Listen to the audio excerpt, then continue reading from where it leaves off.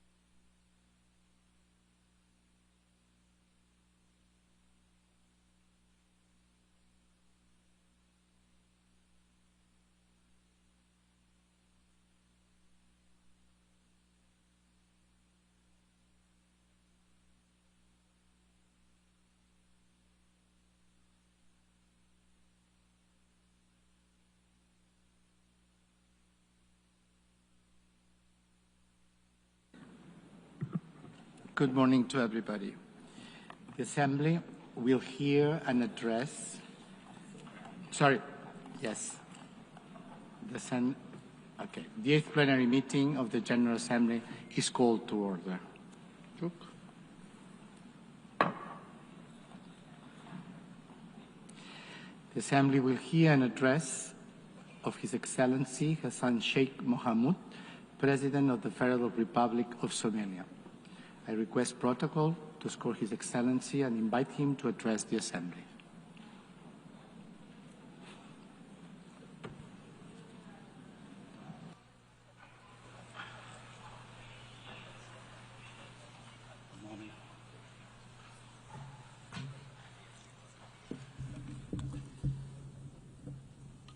Bismillahir Rahmanir Rahim. Your Excellency, Antonio Guterres, the UN Secretary General, Your Excellencies, Heads of States and Governments, ladies and gentlemen, it is a great honor and privilege to address the 8th UN General Assembly today at a time when our world is at a critical juncture. The UN was founded on the principles of advancing peace, security and development, and progress globally after the destruction of the Second World War.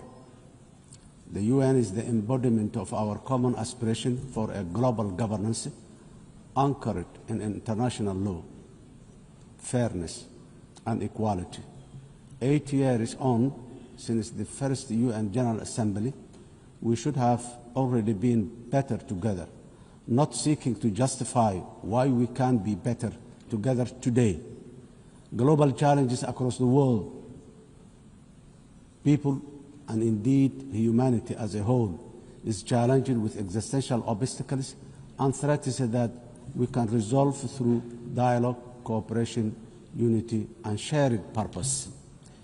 Yet, instead of seeking to strengthen existing and future partnerships and enhancing social solidarity, to achieve this, we are in a world of adverse competition and increasing governance uncertainty.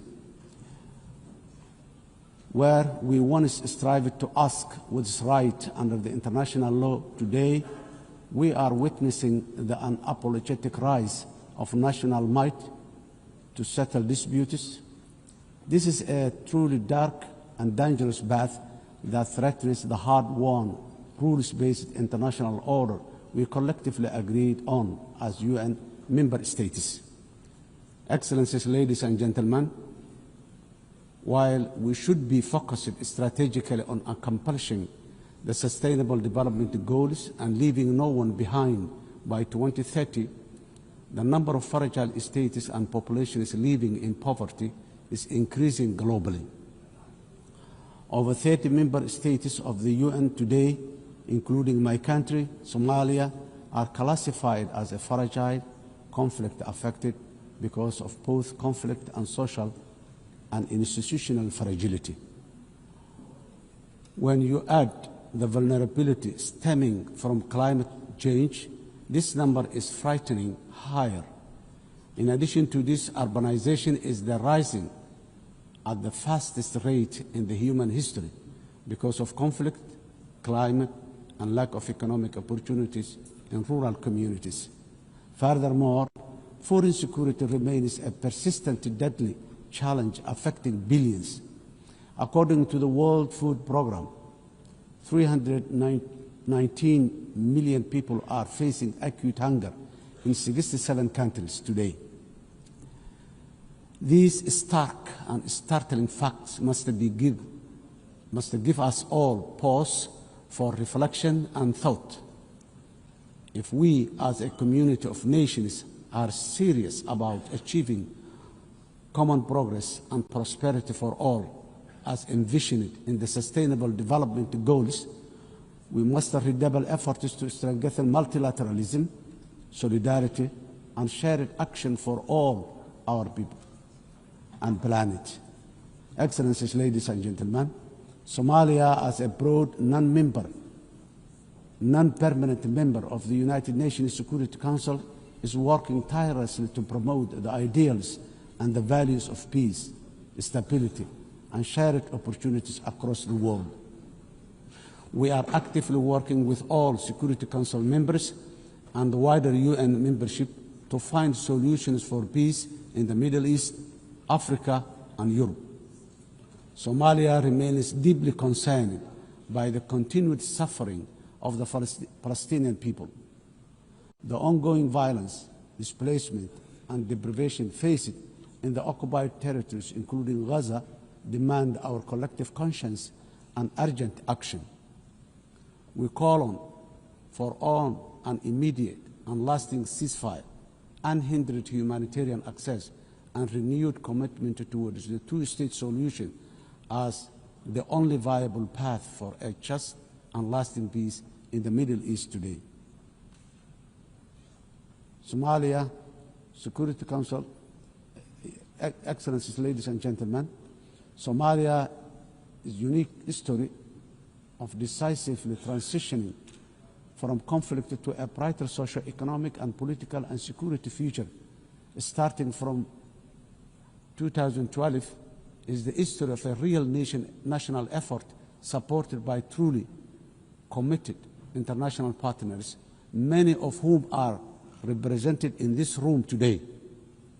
In fact, Somalia is an evidence that multilateralism and global solidarity can make the world a better, safer, and progressive place.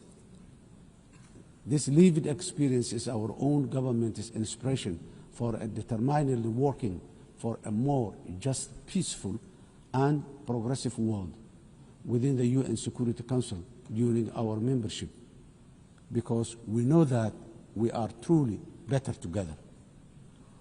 When we all work in unison at home, we are bravely fighting the last remaining pockets of international terrorism while building a strong and sustainable national security architecture.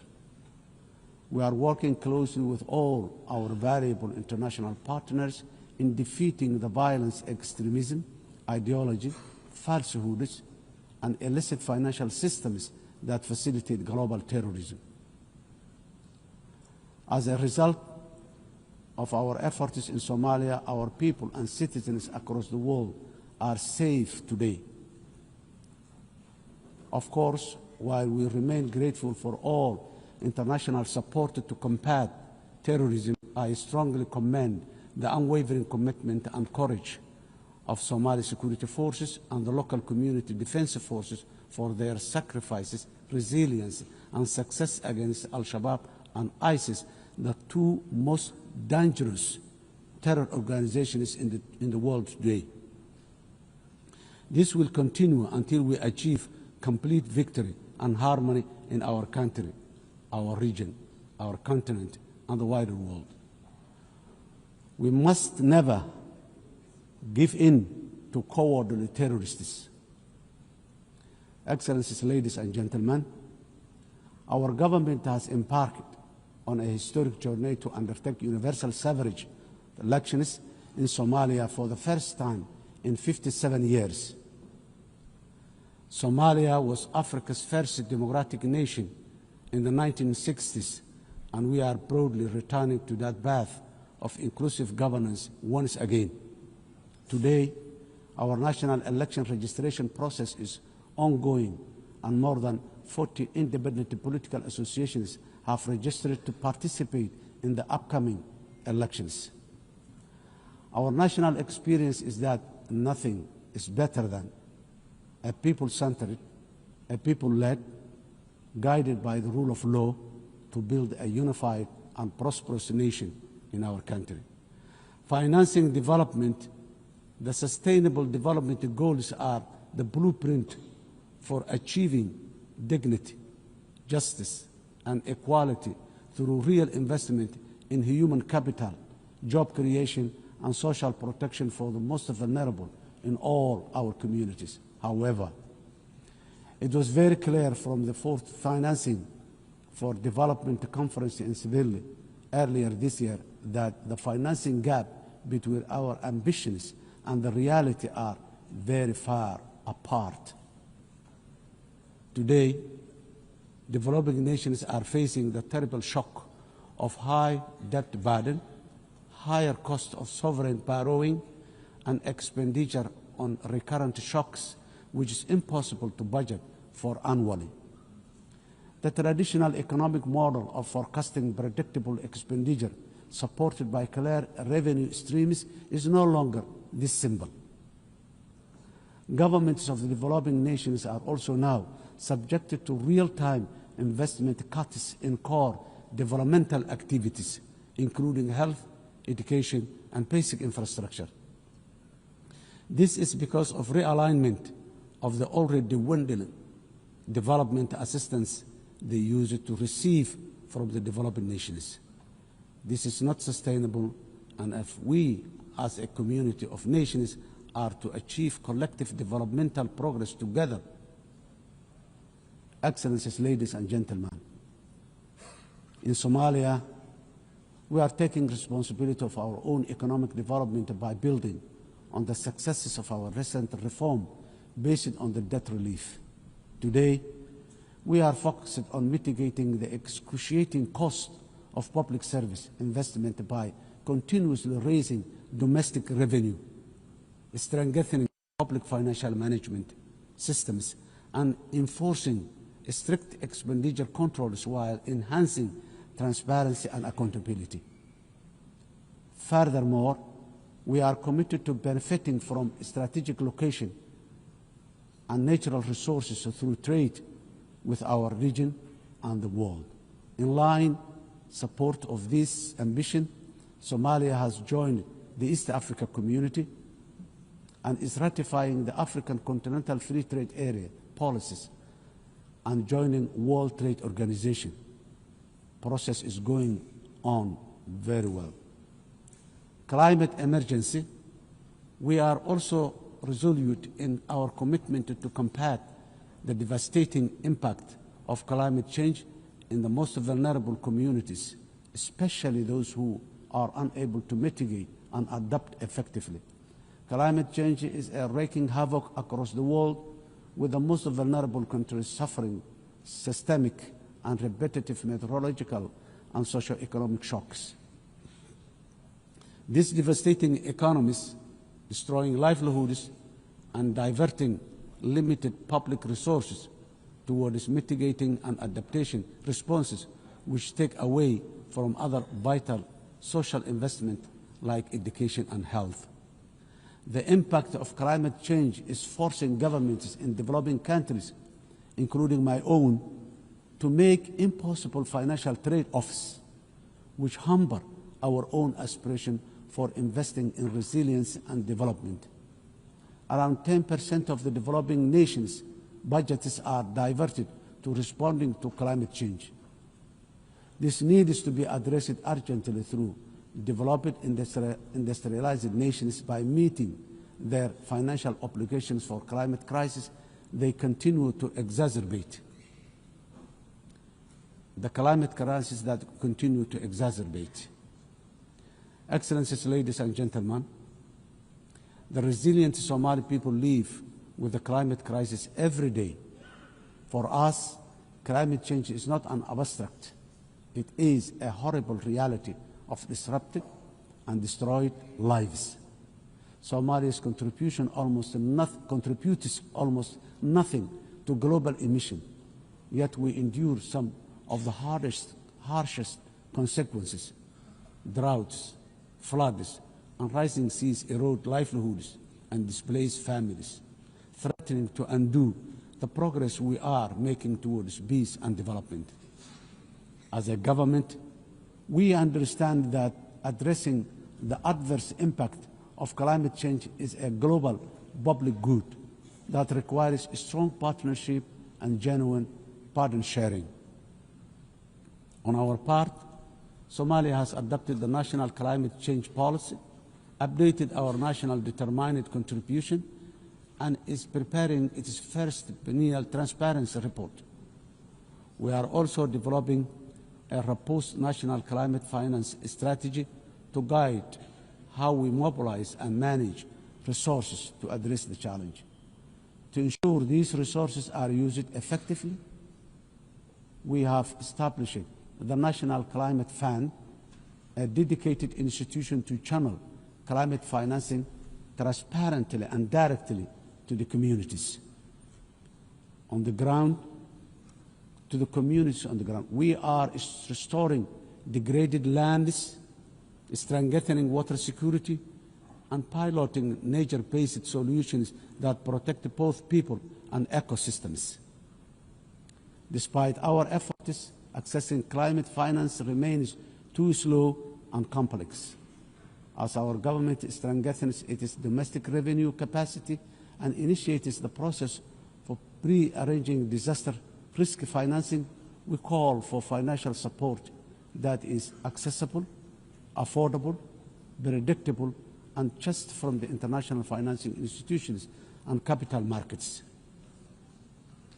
Nations on the front line, like Somalia, cannot be left to face this crisis alone, unsupported by the dominant global financial architecture, which is not fit for the purpose in this age of great challenge. Excellencies, ladies and gentlemen, in conclusion, the 80th anniversary of the UN General Assembly is the best possible opportunity to take stock of our global achievement as far as our common commitments to sustainable development are concerned.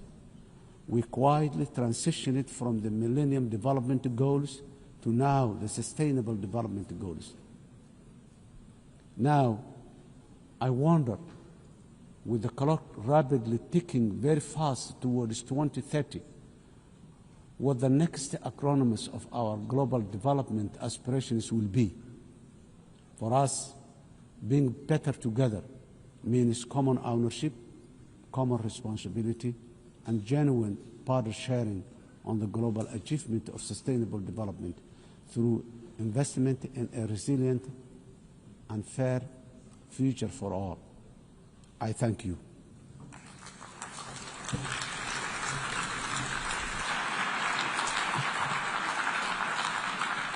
On behalf of the Assembly, I wish to thank the President of the Federal Republic of Somalia.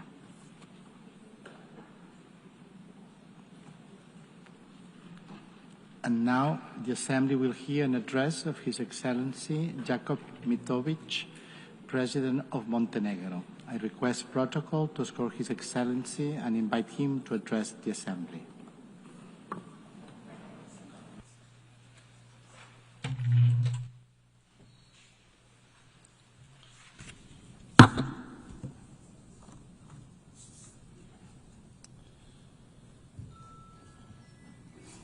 Mr. Speaker, Excellencies, ladies and gentlemen, allow me to convey my warmest congratulations to Her Excellency Annalena Baerbock on her election as the President of the 80th session of the General Assembly. This election is both historic and inspiring, as she is only the 5th woman entrusted with this very high responsibility.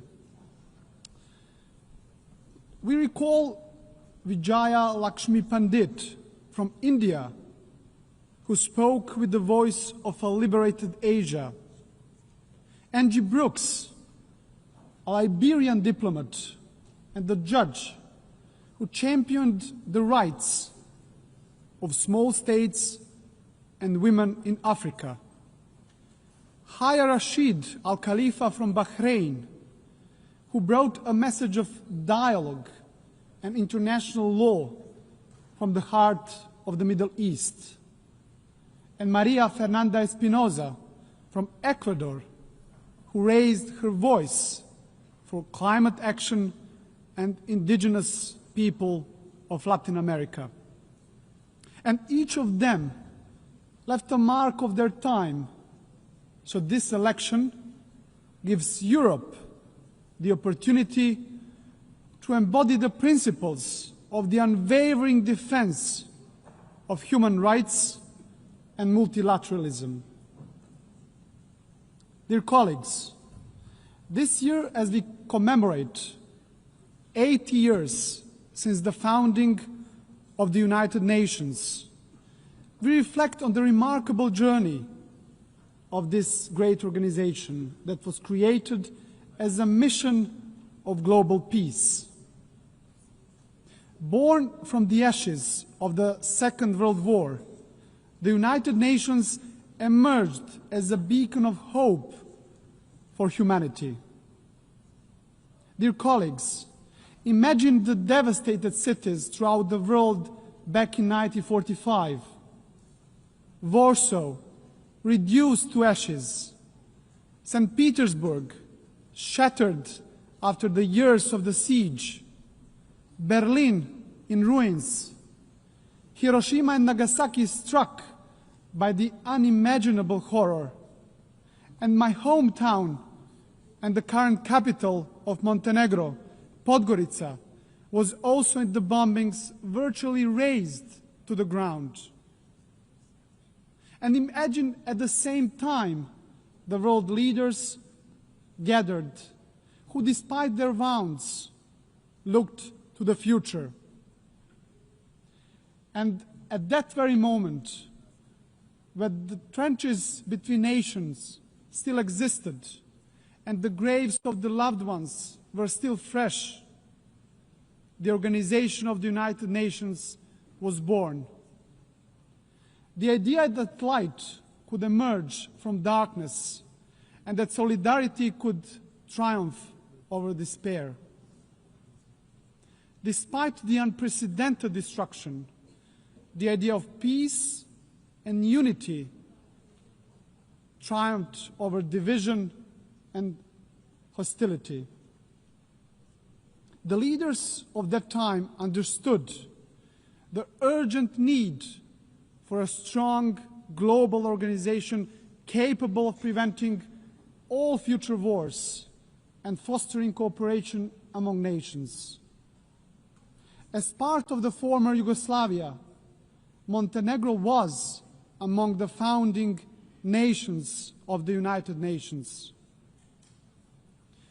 We have so far established an international system that promotes peace, upholds rules-based global order, safeguards human rights, and fosters sustainable development.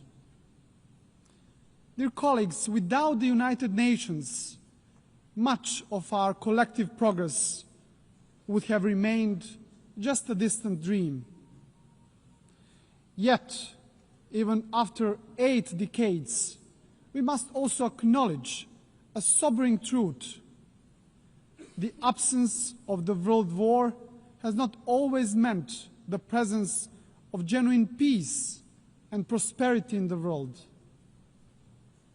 Today, multilateralism is being tested like never before, and our world is confronted with devastating conflicts, rising polarization, grave human rights violations, deep economic inequalities, and the corrosive spread of disinformation.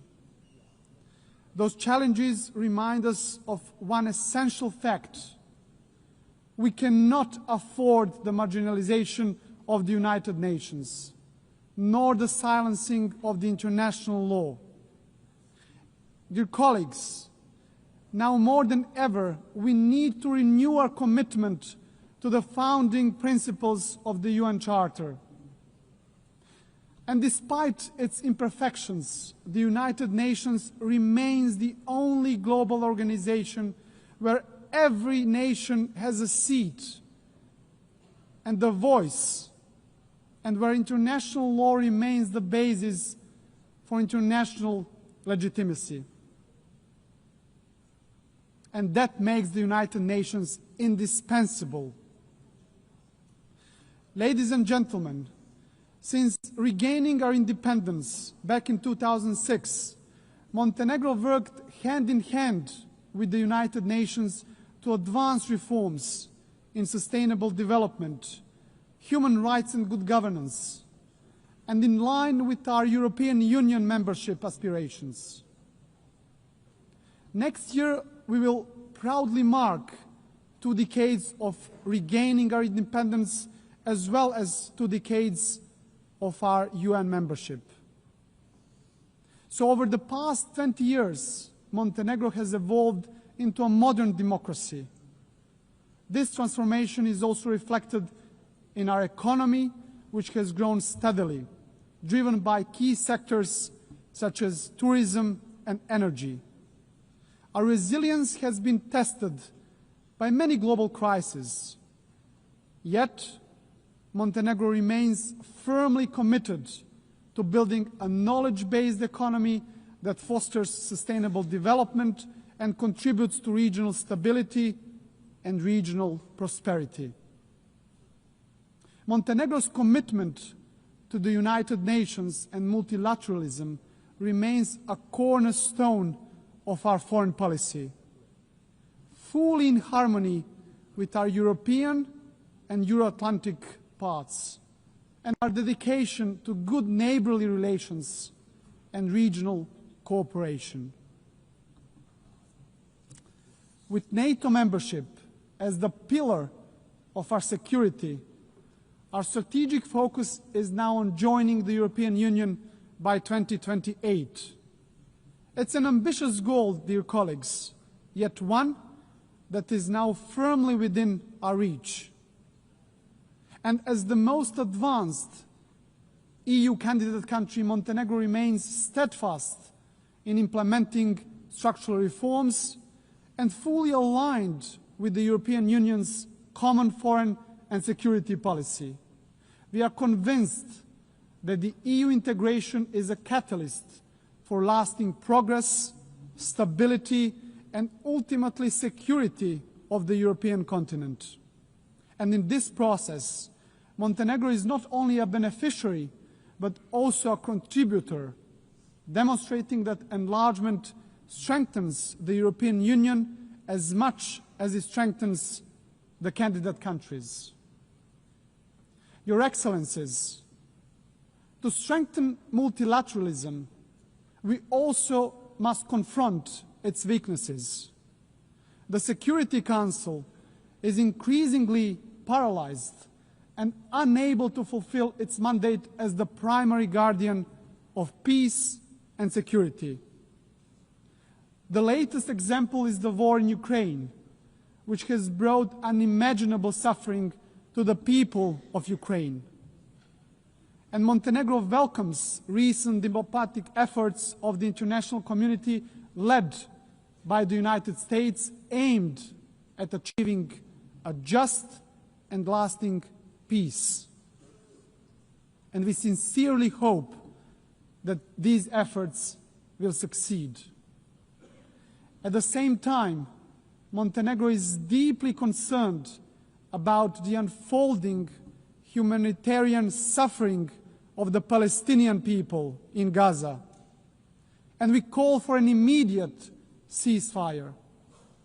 Montenegro also strongly condemned the horrific terrorist attack by Hamas on October the 7th, 2023, and calls for unconditional release of all hostages. Montenegro has consistently supported a peaceful resolution of the Israeli-Palestinian conflict based on the two-state solution in full accordance with international law and relevant United Nations resolutions. And this is why we also endorsed the New York Declaration on the peaceful settlement of the question of Palestine and the implementation of the two-state solution. Dear colleagues, dear delegates, Montenegro fully supports the implementation of the UN Pact for the Future as well as the Seville Compromise, a renewed global commitment for financing sustainable development as important steps in strengthening our collective capacity to respond to global challenges. And we also believe that the upcoming second World Summit for Social Development must move decisively beyond reflection and analysis and deliver concrete, tangible solutions that will improve lives of people across the globe. Ladies and gentlemen, back in 1991, Montenegro proudly became the world's first ecological state, a milestone that proclaimed our commitment to the highest principles of environmental protection, the preservation of nature, and the pursuit of sustainable development. UN Agenda 2030 remains our guiding light for sustainable development, and Montenegro takes pride in being among the first countries in the world to integrate all the SDGs into its national framework almost a decade ago. A further important step in advancing the implementation of the 2030 Agenda was the creation of the SDG Acceleration Fund, a powerful mechanism for financing SDG goals. Ladies and gentlemen, for Montenegro, the priority is clear, which is to create conditions that will enable our young people to build their future at home, offering them equal opportunities to thrive. And by insisting on the value of knowledge and ensuring equal access to education, we strive to reduce inequalities and empower our citizens to reach their full potential. Ladies and gentlemen, climate change must be tackled globally and urgently. And it is no longer just warnings from the scientists. It is floods that swallow villages and cities, fires that destroy forests, fields, and homes, and delaying a more decisive action on the international scale means gambling with the lives of those who live today, but also of the future generations. Dear colleagues, rapid technological change, and particularly the rise of the artificial intelligence, must be harnessed in a safe, responsible, and inclusive manner. Technology should be an evolutionary gift to humanity, developed, founded, and guided with social responsibility, serving the greater good. Ladies and gentlemen, globally, human rights and fundamental freedoms continue to face serious challenges. And while significant progress has been achieved in advancing women's rights since the adoption of the Beijing Declaration, much remains to be done. In this regard, Montenegro is fully committed to gender equality. We have harmonized national policies with the best international standards, strengthened our institutions dedicated to the protection of women's rights, and promoted women's leadership in all spheres of our society. Your Excellencies, as we celebrate today 80 years of shared achievements, our collective task is to reform the United Nations and prepare it for the challenges and opportunities of the future. Criticism of the UN reflects not just on the organization itself, but on all of us as member states. For it is we who have created it, who guide it, and who bear responsibility to strengthen it. This is why Montenegro strongly supports the Secretary General's reform initiative, UN 80. It must not be seen as a mere bureaucratic exercise, but embraced as a commitment, a solemn commitment that the United Nations of tomorrow will be more agile and more efficient. And at the heart of these efforts must remain the UN's three key pillars: peace and security, sustainable development, and human rights, as the bedrock of all United Nations action. To conclude, dear friends, Montenegro is firm in its conviction that the United Nations must remain the cornerstone of peace, international law must prevail over force, and the rule-based order must be further strengthened. For without these principles, there can be no trust among nations, no true security, and no hope for a just and lasting peace in the world. And let me, at the end, quote the most famous writer from our part of the world and the Nobel Prize laureate, Ivo Andrić, who wrote in his masterpiece, The Bridge on the River Drina, of everything that man erects and builds in his urge for living, nothing is, in my eyes, better and more valuable than bridges. They're more important than houses, more sacred than temples, for they belong to all and are equal for everyone. Dear colleagues, this timeless truth reminds us that bridges are not only structures of stone, but structures of peace. It is a dialogue that builds bridges, and it is only through bridges that nations can walk towards peace. So our task is not to be passive heirs of history, but active builders of a better legacy. So let the next 8 years of the United Nations be not years of hesitation, but of courage and solidarity.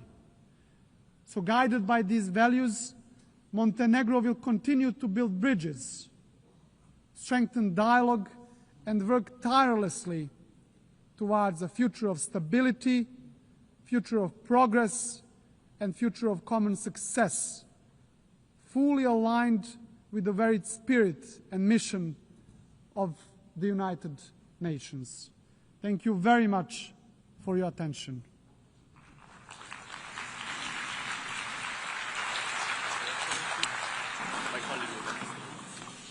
On behalf of the Assembly, I wish to thank the President of Montenegro. In accordance with Resolution 80/1 of 19 September 2025, I give the floor to the distinguished observer of the Observer State of Palestine to introduce an address by the head of the state. Bismillah ar-Rahman ar-Rahim. سعادة أنالينا بيربوك رئيس الجمعية العامة، معالي أنطونيو غوتيريش الأمين العام للأمم المتحدة، أصحاب الفخامة والسمو ورؤساء الوفود، السلام عليكم ورحمة الله وبركاته. أتحدث إليكم اليوم بعد مرور قرابة عامين يواجه فيها شعبنا الفلسطيني في قطاع غزة حرب إبادة جماعية وتدمير وتجويع وتهجير تشنها قوات الاحتلال الإسرائيلي، قتلت وجرحت خلالها أكثر من 220 ألف فلسطيني، غالبيتهم من الأطفال والنساء والشيوخ العزال، وشردت مئات الآلاف، ومنعت وصول المواد الغذائية والطبية، وتسببت في تجويع مليوني فلسطيني، وفرضت حصارا خانقا على شعب بأكمله، ودمرت أكثر من 80% من البيوت والمدارس والمستشفيات والكنائس والمساجد والمرافق والبنية التحتية. إن ما تقوم به إسرائيل ليس مجرد عدوان، بل جريمة حرب وجريمة ضد الإنسانية موثقة ومرصودة، وستسجلها كتب التاريخ وصحف الضمير العالمي كأحد أكثر فصول المأساة الإنسانية فظاعة في القرنين 20 و21. وفي الضفة الغربية بما فيها القدس الشرقية عاصمة دولتنا الفلسطين، تمضي الحكومة الإسرائيلية المتطرفة في تنفيذ سياساتها الاستعمارية عبر التوسع الاستيطاني غير القانوني ووضع مشاريع تضم المستوطنات. كان آخرها خطة البناء في إيوان التي تقسم الضفة الغربية إلى قسمين وتعزل القدس المحتلة عن محيطها وتقوض خيار حل الدولتين في انتهاك صارخ للقانون الدولي ولقرارات مجلس الأمن ذات الصلة، وعلى رأسها القرار 2334.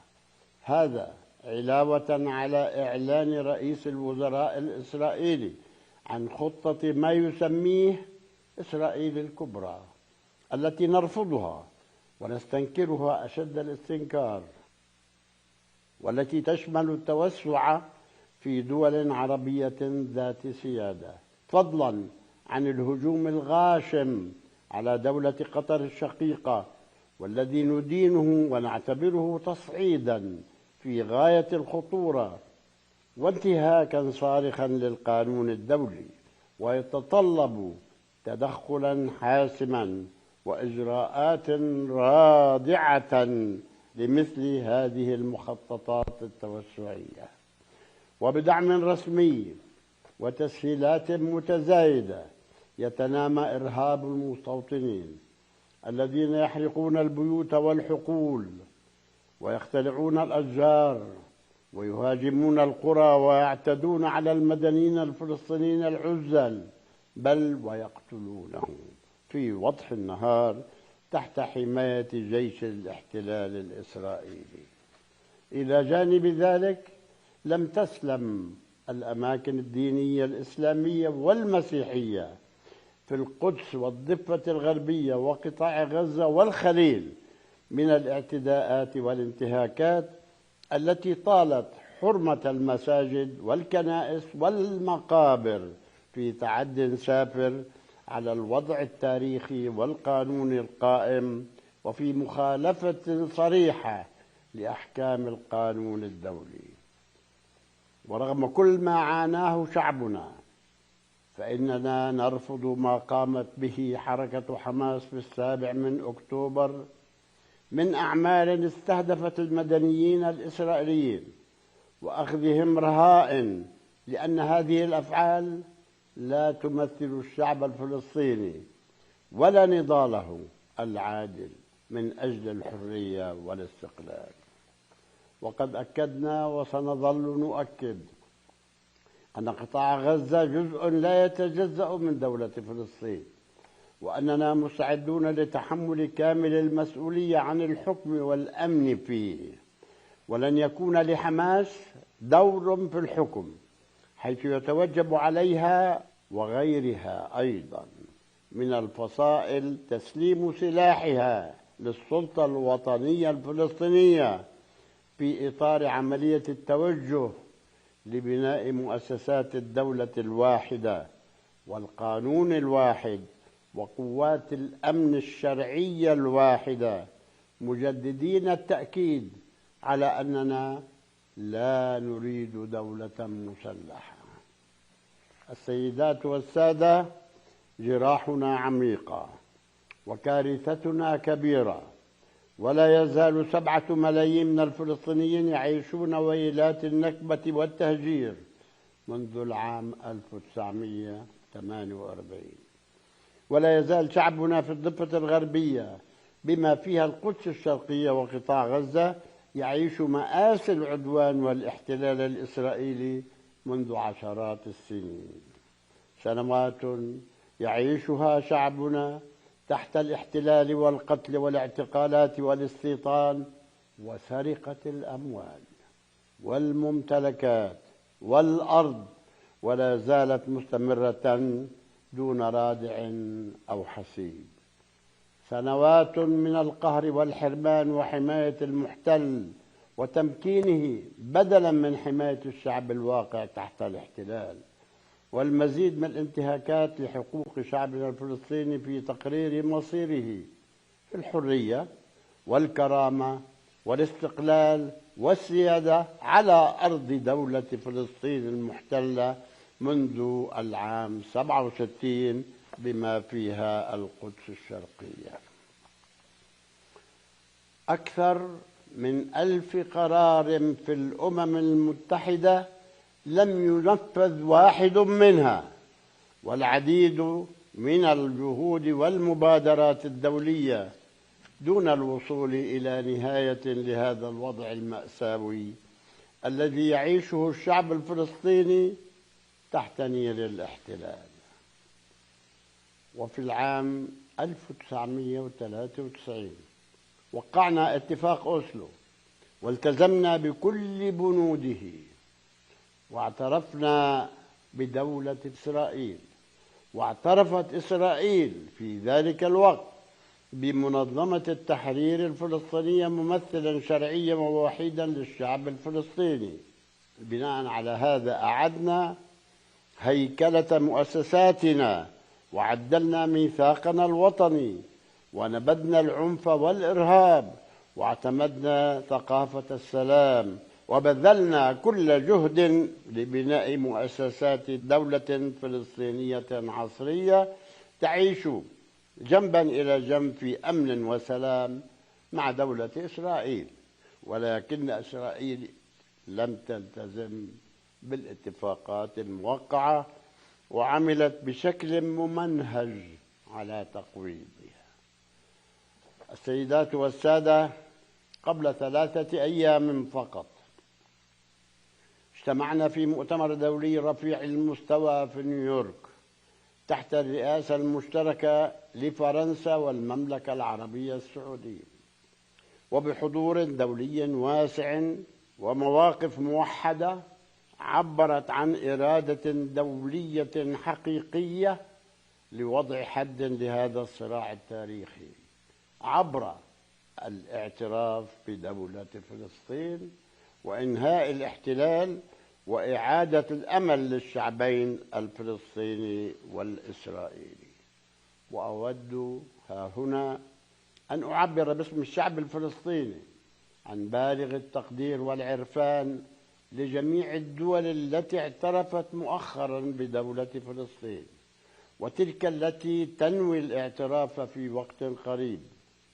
ونحث جميع الدول التي لم تعترف أن تقوم بذلك، ونطالب بدعم حصول فلسطين أيضا على العضوية الكاملة في الأمم المتحدة، علما بأننا سبق وأن اعترفنا بحق إسرائيل في الوجود في عام 1988 وفي عام 1993 ولا زلنا نعترف بها.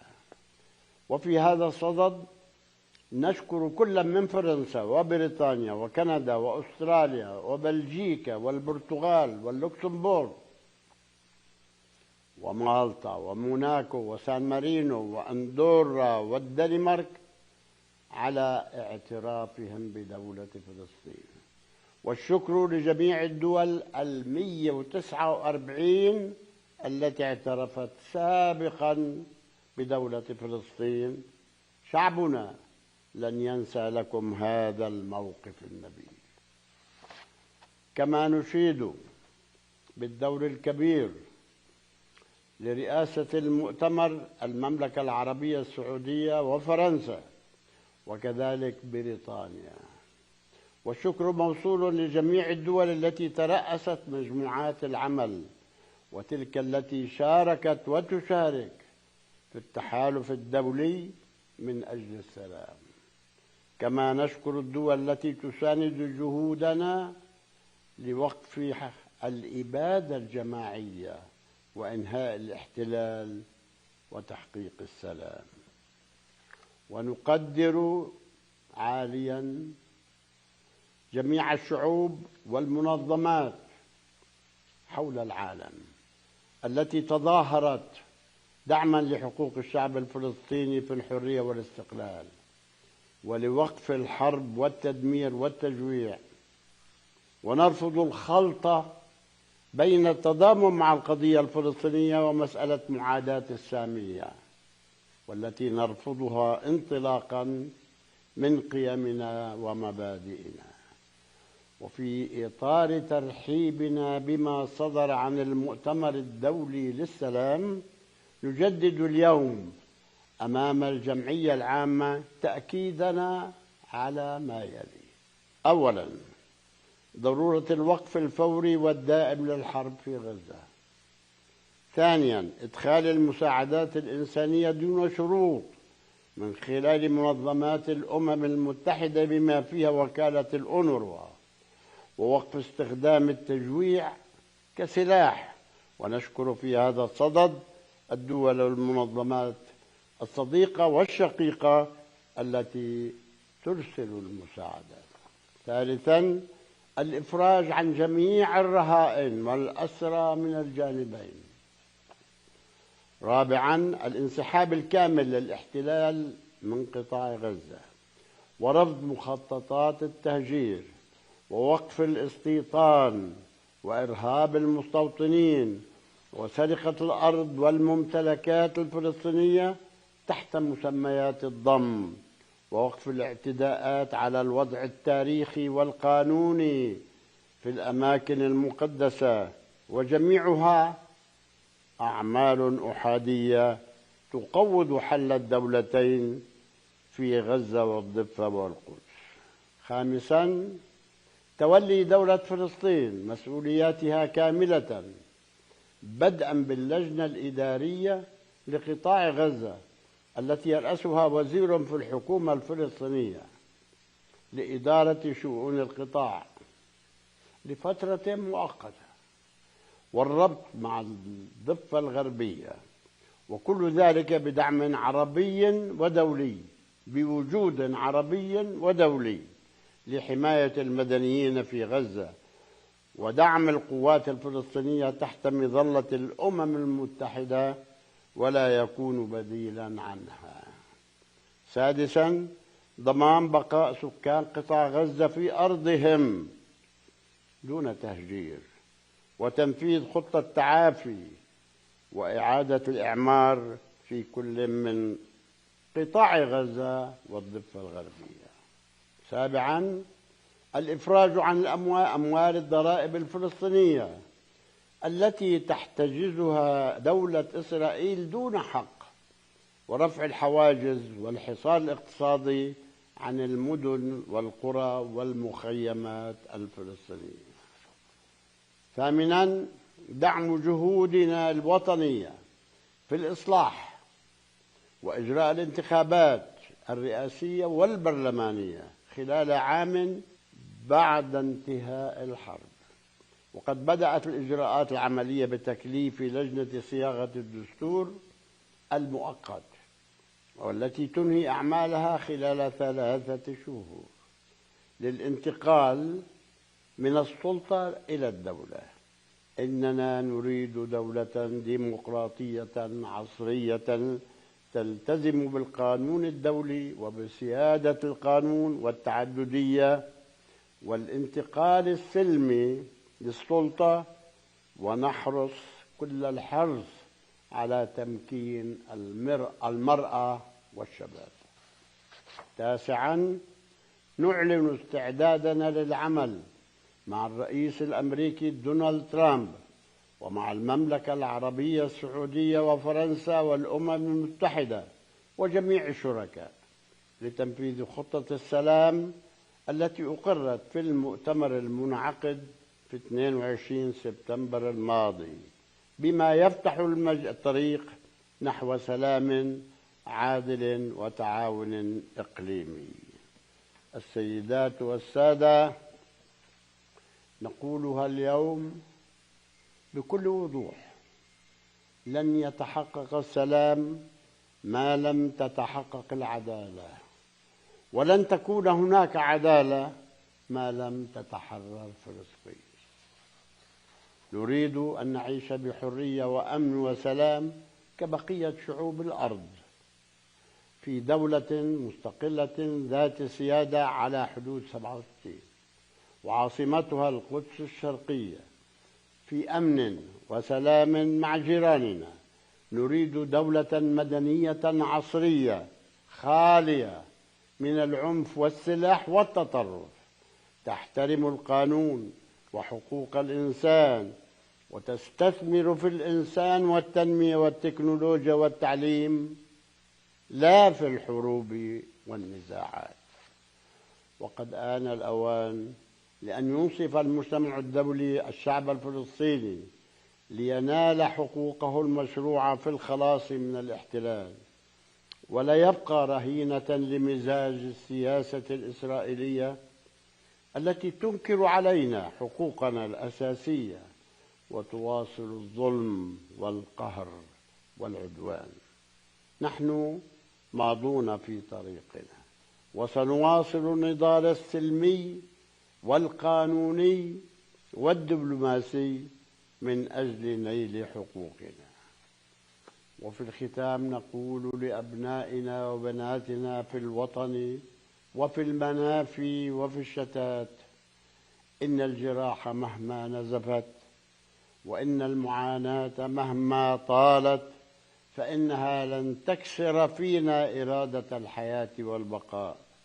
سيبزغ فجر الحرية وسيرفرف علم فلسطين عاليا في سمائنا، رمزا للكرامة والصمود والتحرر من نير الاحتلال. فلسطين لنا، والقدس درة قلوبنا وعاصمتنا الأبدية. لن نغادر وطننا ولن نرحل عن أرضنا، وسيبقى شعبنا متجذرا كالزيتون ثابتا كالصخر، ينهض من تحت الركام ليبني من جديد ويرسل من أرضه المباركة رسائل الأمل وصوت الحق وجسور السلام العادل لشعوب منطقتنا وللعالم بأسره. والسلام عليكم ورحمة الله وبركاته.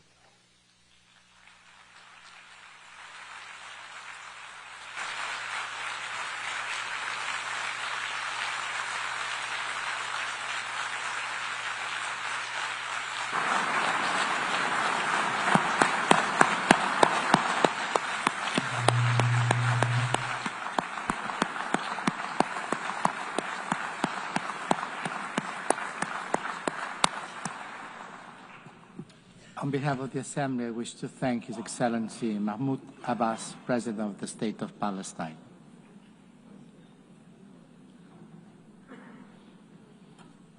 The Assembly will hear an address now by His Excellency Rashad Mohammed Al-Alimi, President of the Presidential Leadership Council of the Republic of Yemen.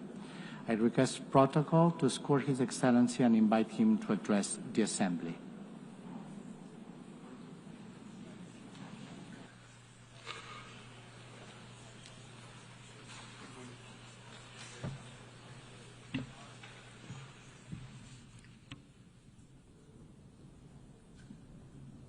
بسم الله الرحمن الرحيم. خطابي اليوم سيكون تحت عنوان من أجل اليمن، من أجل العالم.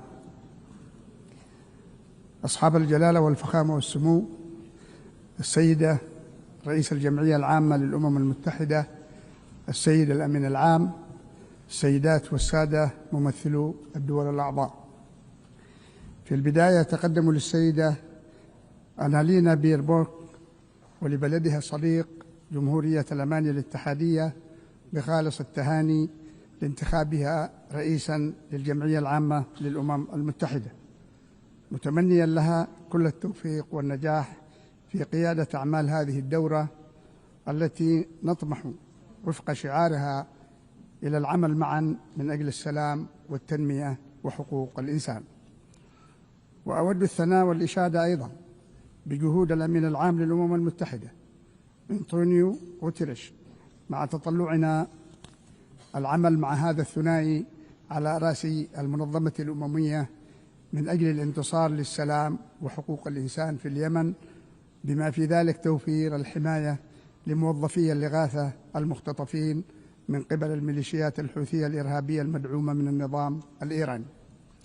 كما أغتنم هذه المناسبة لأتقدم بخالص التهاني إلى أبناء شعبنا اليمني العظيم الذين يحتفلون هذا المساء بذكرى إسقاط نظام الإمامة العنصري قبل 63 عاماً، وميلاد النظام الجمهوري القائم على المبادئ الحرية والعدالة وإزالة الفوارق والتمييز بين الطبقات ومشاركة المرأة وضمان الحقوق والحريات.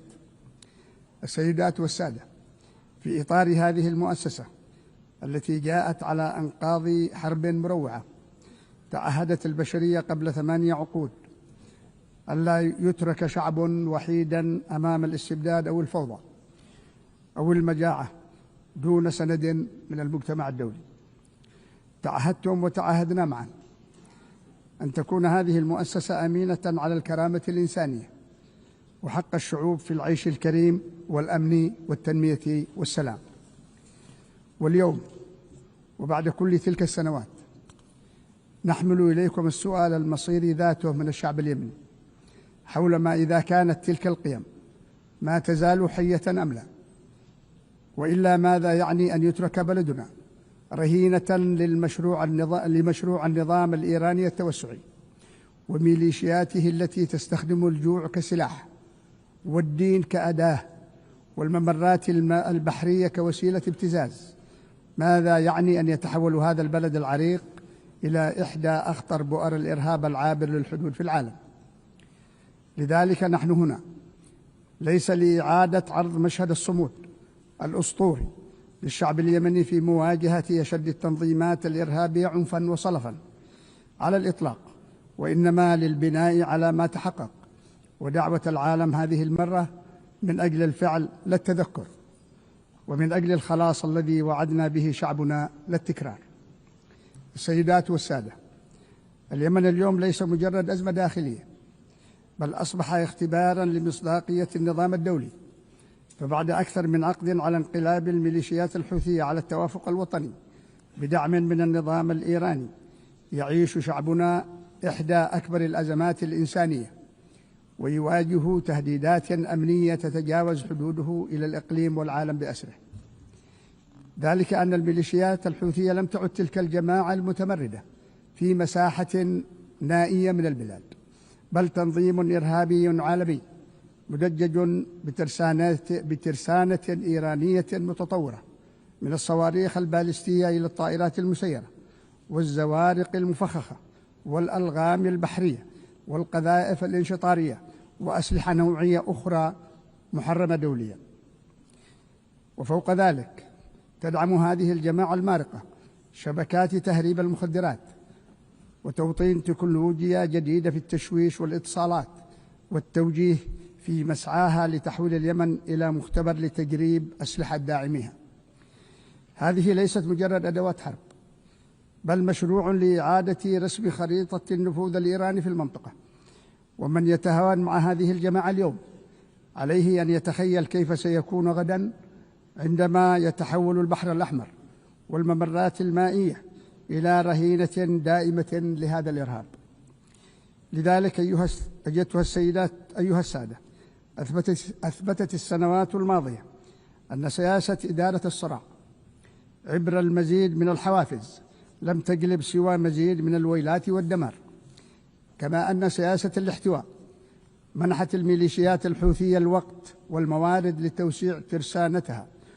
وحين عجزت الأمم المتحدة عن حماية موظفيها المختطفين في صنعاء أو حماية المنشآت النفطية وسفن الشحن البحري، بدا واضحا أن السلام المنشود لا يمكن أن يستجدى بل يفرض بالقوة.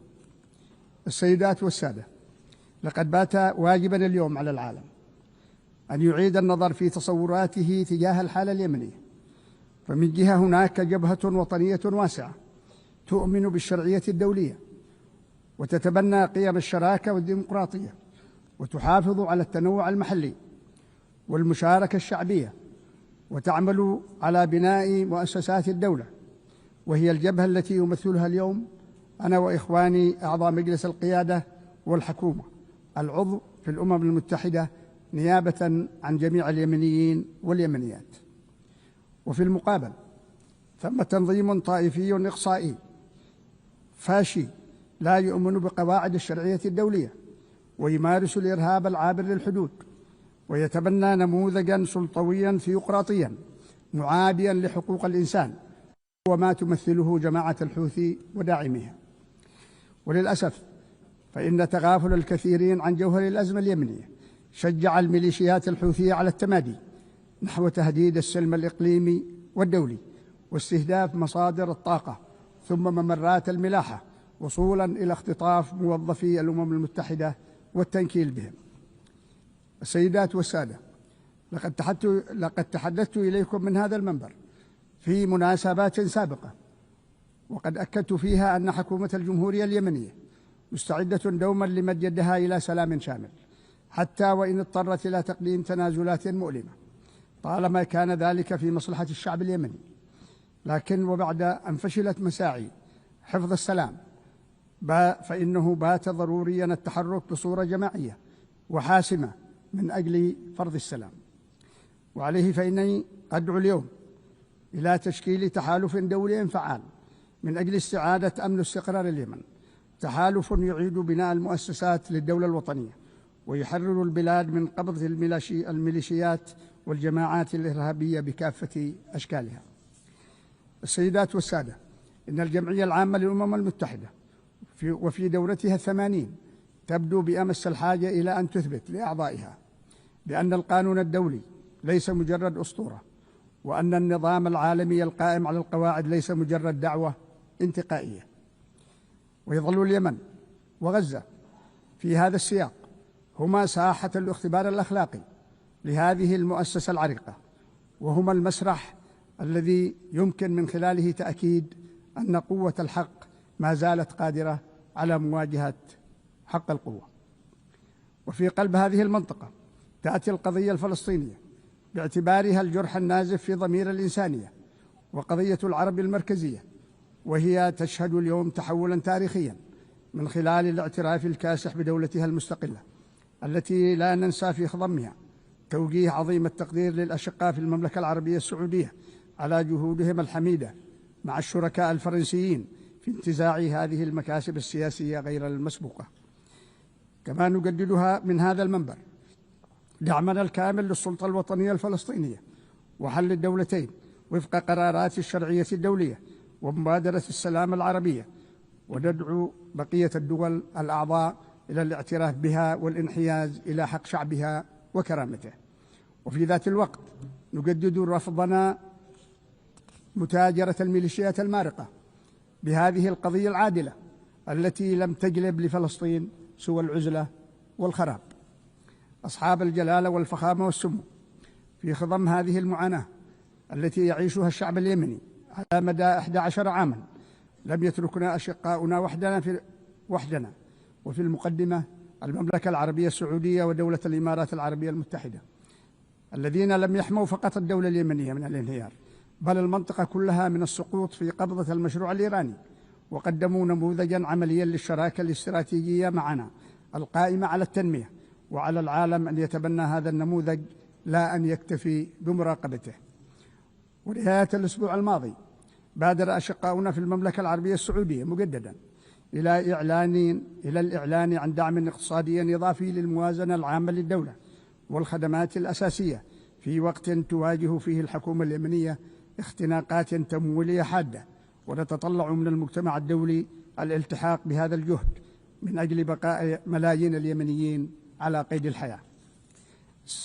سيد الرئيس، السيدات والسادة، كان عنوان بياننا اليوم من أجل اليمن من أجل العالم، إذ أننا لا نناشدكم اليوم من أجل اليمن فقط بل من أجل العالم بأسره. لا يترك اليمن فريسة للابتزاز والإرهاب، يعني فتح الباب لمزيد من الضحايا، وبالتالي ضرب مصداقية هذه المؤسسة ومبادئها في الصميم. إنما نطلبه من هذا الجمع ليس بيانات جديدة بل فعل دولي حاسم إلى جانب الحكومة الشرعية كشريك موثوق على الأرض.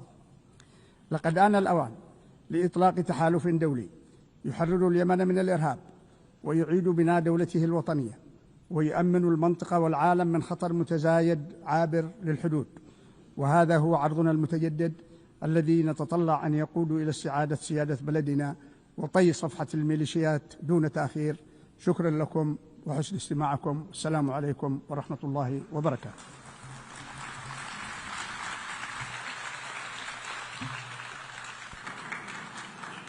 On behalf of the Assembly, I wish to thank the President of the Presidential Leadership Council of the Republic of Yemen.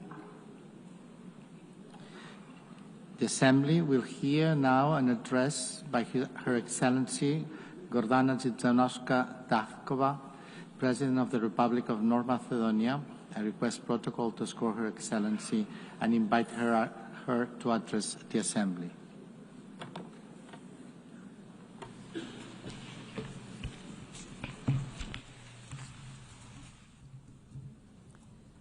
Почитувана председателке на Генералното собрание на Обединетите нации госпоѓа Аналена Барбок, почитуван генерален секретар на Обединетите нации господине Гутереш, ченети екселенции, дами и господа. Како темел на меѓународното право и мултилатерализмот, Обединетите нации спречија нова светска војна, превенираа бројни конфликти и ги ублажија последиците од многу хуманитарни кризи. Им помогнаа на повеќе народи да го изодат патот до суверена еднаквост, издигнаа милиони луѓе од екстремна сиромаштија, описменија цели генерации. Го потикнаа глобалното движење за права и слободи, за социјална правда и еднаквост. Ја пробудија совеста за заштита на животната средина и го мобилизираа човештвото во борбата со климатските промени. За овие и многу други постигнувања, Обединетите нации и нејзините агенции и лидери добија дури 12 Нобелови награди за мир. Но, Обединетите нации денес се соочуваат со геополитички и геоекономски земјотрес, што ги тресе самите темели на поредокот изграден по Втората светска војна. Денешните кризи се последици на длабоки тектонски поместувања, што ги подриваат принципите што го обликуваа светот изминативе 80 години. Пред наши очи започнува нова геополитичка ера. Наместо заедно да одговориме на ургентните предизвици, како што се мирот и безбедноста, климатските промени и уништувањето на животната средина, вештачката интелигенција и растечките нееднаквости, се чини дека одиме кон пост-хопсовска состојба на војна на сите против самите себе. Наместо еден меѓународен поредок, како да никнуваат паралелни поредоци, секој со своји правила, вредности и интереси, што неретко се насочени едни против други. Парализирани и изолирани, баш кога се најпотребни, се прашувам дали можеби Обединетите нации се претвараат во Лигата на народите. Знаците се насекаде околу нас. Наместо да создаваме свест за споделена иднина, човештвото се соочува со војни и со губење на хуманоста. Со се почестото игнорирање на меѓународното хуманитарно право, гладот станува оружје, а хуманитарните работници мета. Во амбиент на секојдневно насилство, светот осцилира меѓу нихилистички песимизам и хедонистички ескепизам, меѓу безнадежно ламентирање и бездушна индиферентност, како во првите децении на 20. век. Потресите на меѓународниот поредок отворија длабоки геополитички раседи. Еден од најактивните е во Украина, каде веќе 3,5 децении, 3,5 години бесна е војна.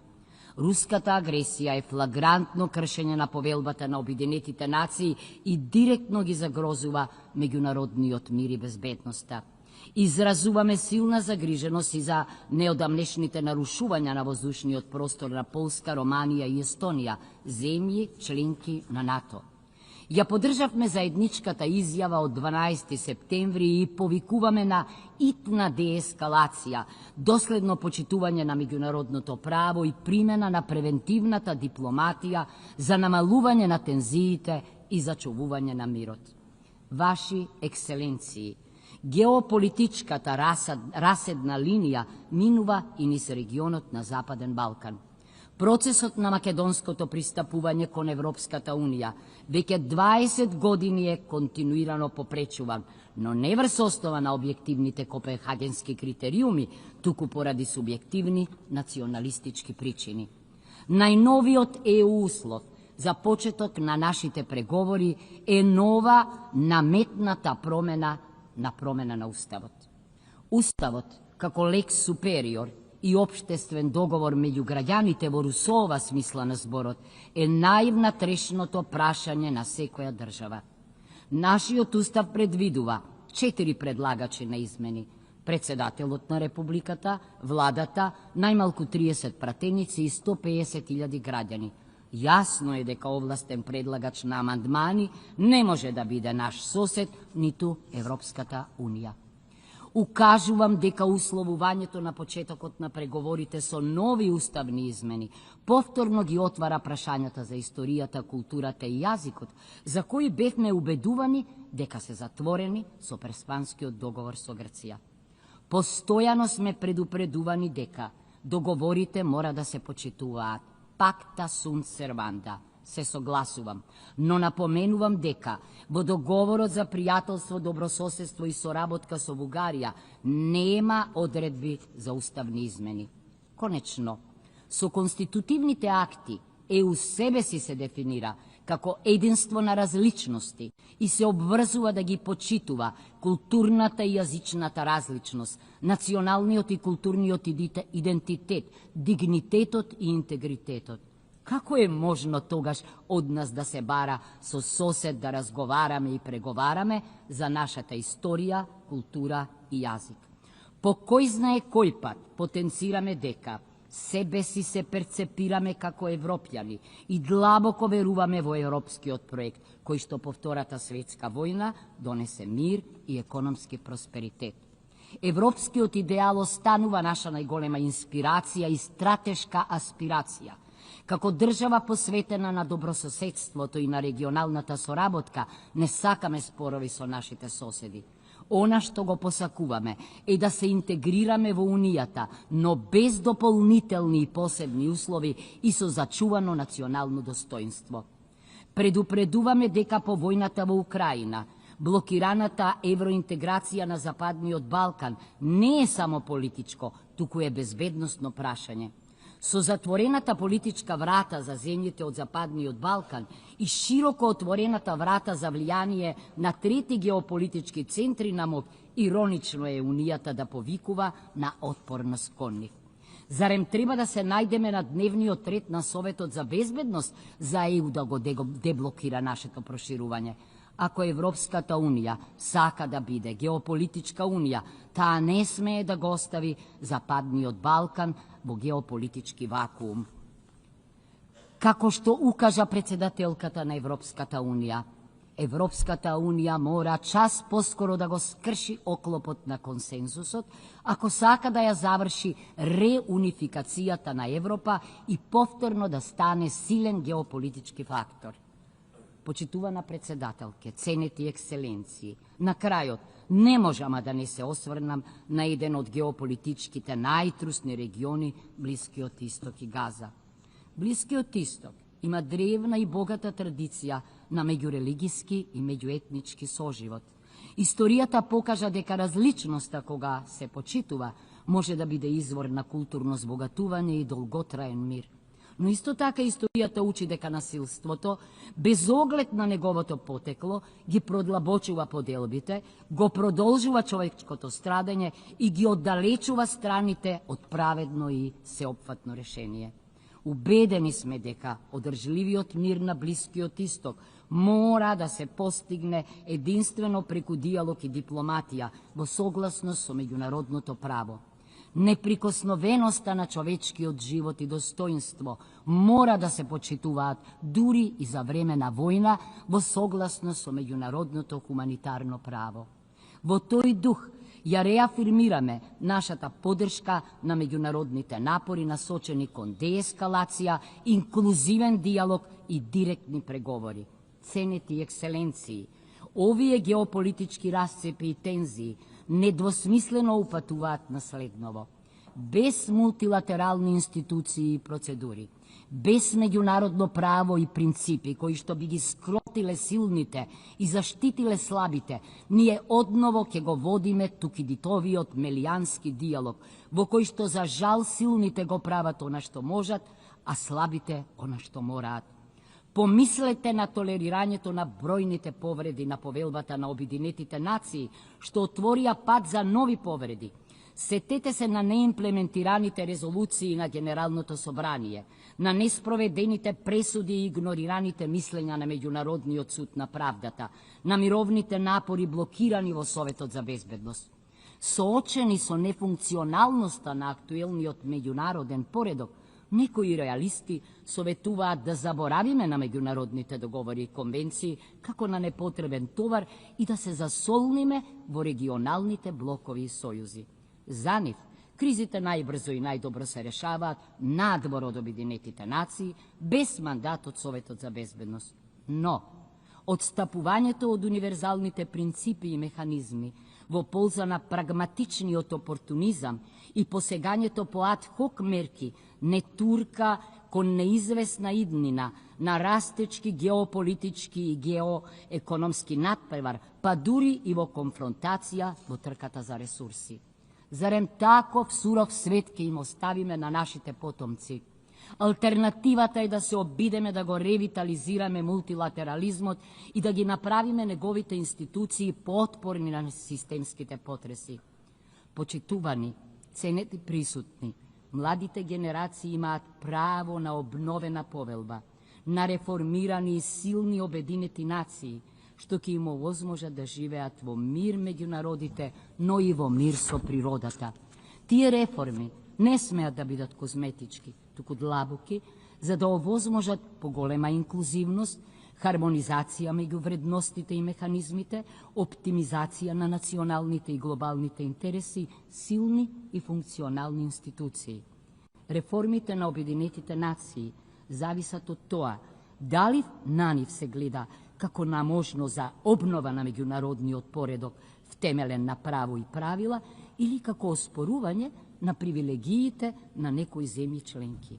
Но, која е поентата да се биде привилегирана земја членка на нефункционална, нерелевантна, маргинализирана меѓународна организација? За ефективни Обединети нации потребно е да се реформира Советот за безбедност, за да биде поинклузивен, поотчетен и поодговорен за одржувањето на меѓународниот мир и безбедноста. Генералното собрание мора да прерасне во представнички орган за креирање политики, наместо да остане дебатен клуб. Имплементацијата на пресудите на Меѓународниот суд на правдата мора да стане задолжителна за сите земји членки, обезбедувајќи владење на правото. Реформата е потребна не само заради старите, туку и заради новите предизвици. Вештачката интелигенција носи огромни можности, но и несогледливи ризици за нашата цивилизација. Таа не е обичен технолошки скок. Незиното влијание може да биде и поголемо од индустриската и дигиталната револуција. Свесни за ова, мојата држава и јас го поддржуваме предлогот вештачката интелигенција да биде еден од приоритетите на 80-та седница. Следната година ќе бираме нов генерален секретар на Обединетите нации. Потребна ни е личност со лидерски вештини, со богато дипломатско искуство, со способност да ги премостува разликите и да гради консенсус, но и да биде длабоко хумана и посветена на ранливите. Идниот прв дипломат на светот мора да има многу знаење, трпенија и такт. По 80 години од основањето, крајно време е за жена генерален секретар на Обединетите нации. Во свет доминиран од силни мажи, често со оружје, потребни ни се силни жени со мудрост и емпатија.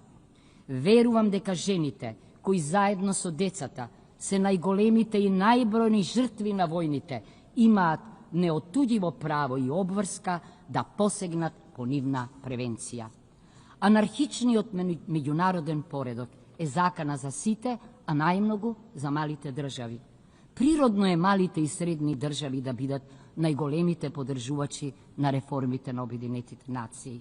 Ценети екселенции, дозволете да споделам што правиме ние на овој план. Го поддржавме усвојувањето на пактот за иднината како нов глобален општествен договор.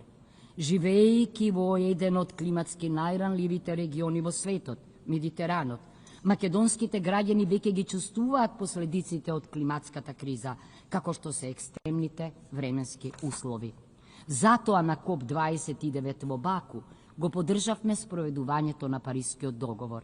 Ја поддржавме обврската од Севилја за финансирање на развојот и ги интегриравме целите за одржлив развој во нашата национална развојна стратегија 2024-2044. На третата конференција на Обединетите нации за океанот во Ница се заложивме за силно меѓународно управување со океаните, поддржувајќи го акцискиот план. Вложуваме големи напори за промоција на женското лидерство и имплементацијата на агендите за жените, мирот и безбедноста. Ја подпишавме новата рамка за соработка со Обединетите нации 2026-2030 заради обезбедување на инклузивен, социјален и човечки развој, одржлива економија и достојна работа, отпорно и зелено општество и екосистеми, владење на правото и добро управување. Почитувани, пред голем испит сме, или ќе го гарантираме меѓународниот поредок врз визионерски принципи, или ќе итаме кон катастрофа со несогледливи размери за човештвото. Поранешниот генерален секретар Даг Хамершелд подсети дека Обединетите нации не се формирани за да не однесат во рајот, туку за да не спасат од пеколот. Треба да ги препознаеме Обединетите нации за она што се, навистина несовршен, но неопходен инструмент на нациите во работењето за мирна еволуција кон поправеден и побезбеден светски поредок. Да им ја дадеме таа шанса. Благодарам.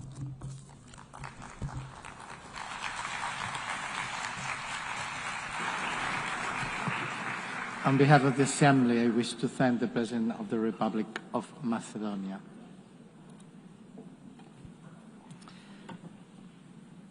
L'Assemblée va entendre l'allocution de son Excellent Monsieur Anthony Frank Laurent Saint-Cyr, président du Conseil présidentiel de transition de la République d'Haïti. J'ai pris le protocole de vouloir l'accompagner, son Excellence, qui m'invite à prendre la parole devant l'Assemblée.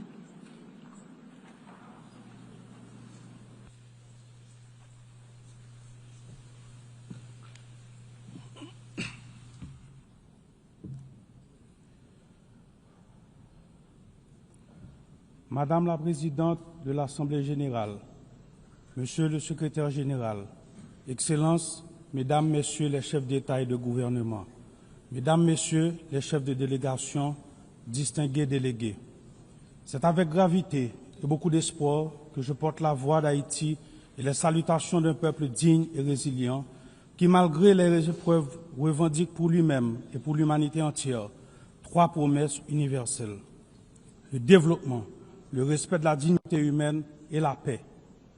La paix qui est aujourd'hui l'urgence absolue du peuple haïtien.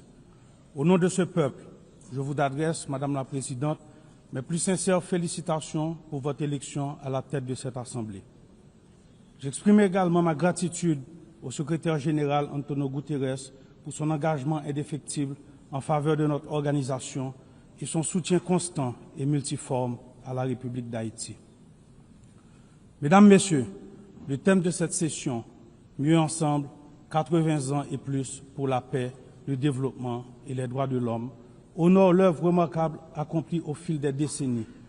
Il rappelle aussi l'impératif de rester unis et résilients face aux crises sans précédent qui menacent l'avenir de la planète, la paix et la sécurité internationale.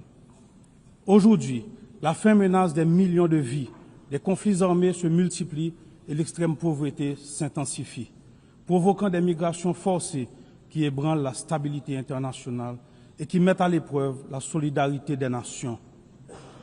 À ces défis s'ajoutent les changements climatiques, la montée du terrorisme, les atrocités de masse, la criminalité transfrontalière, le recul des droits humains, la désinformation.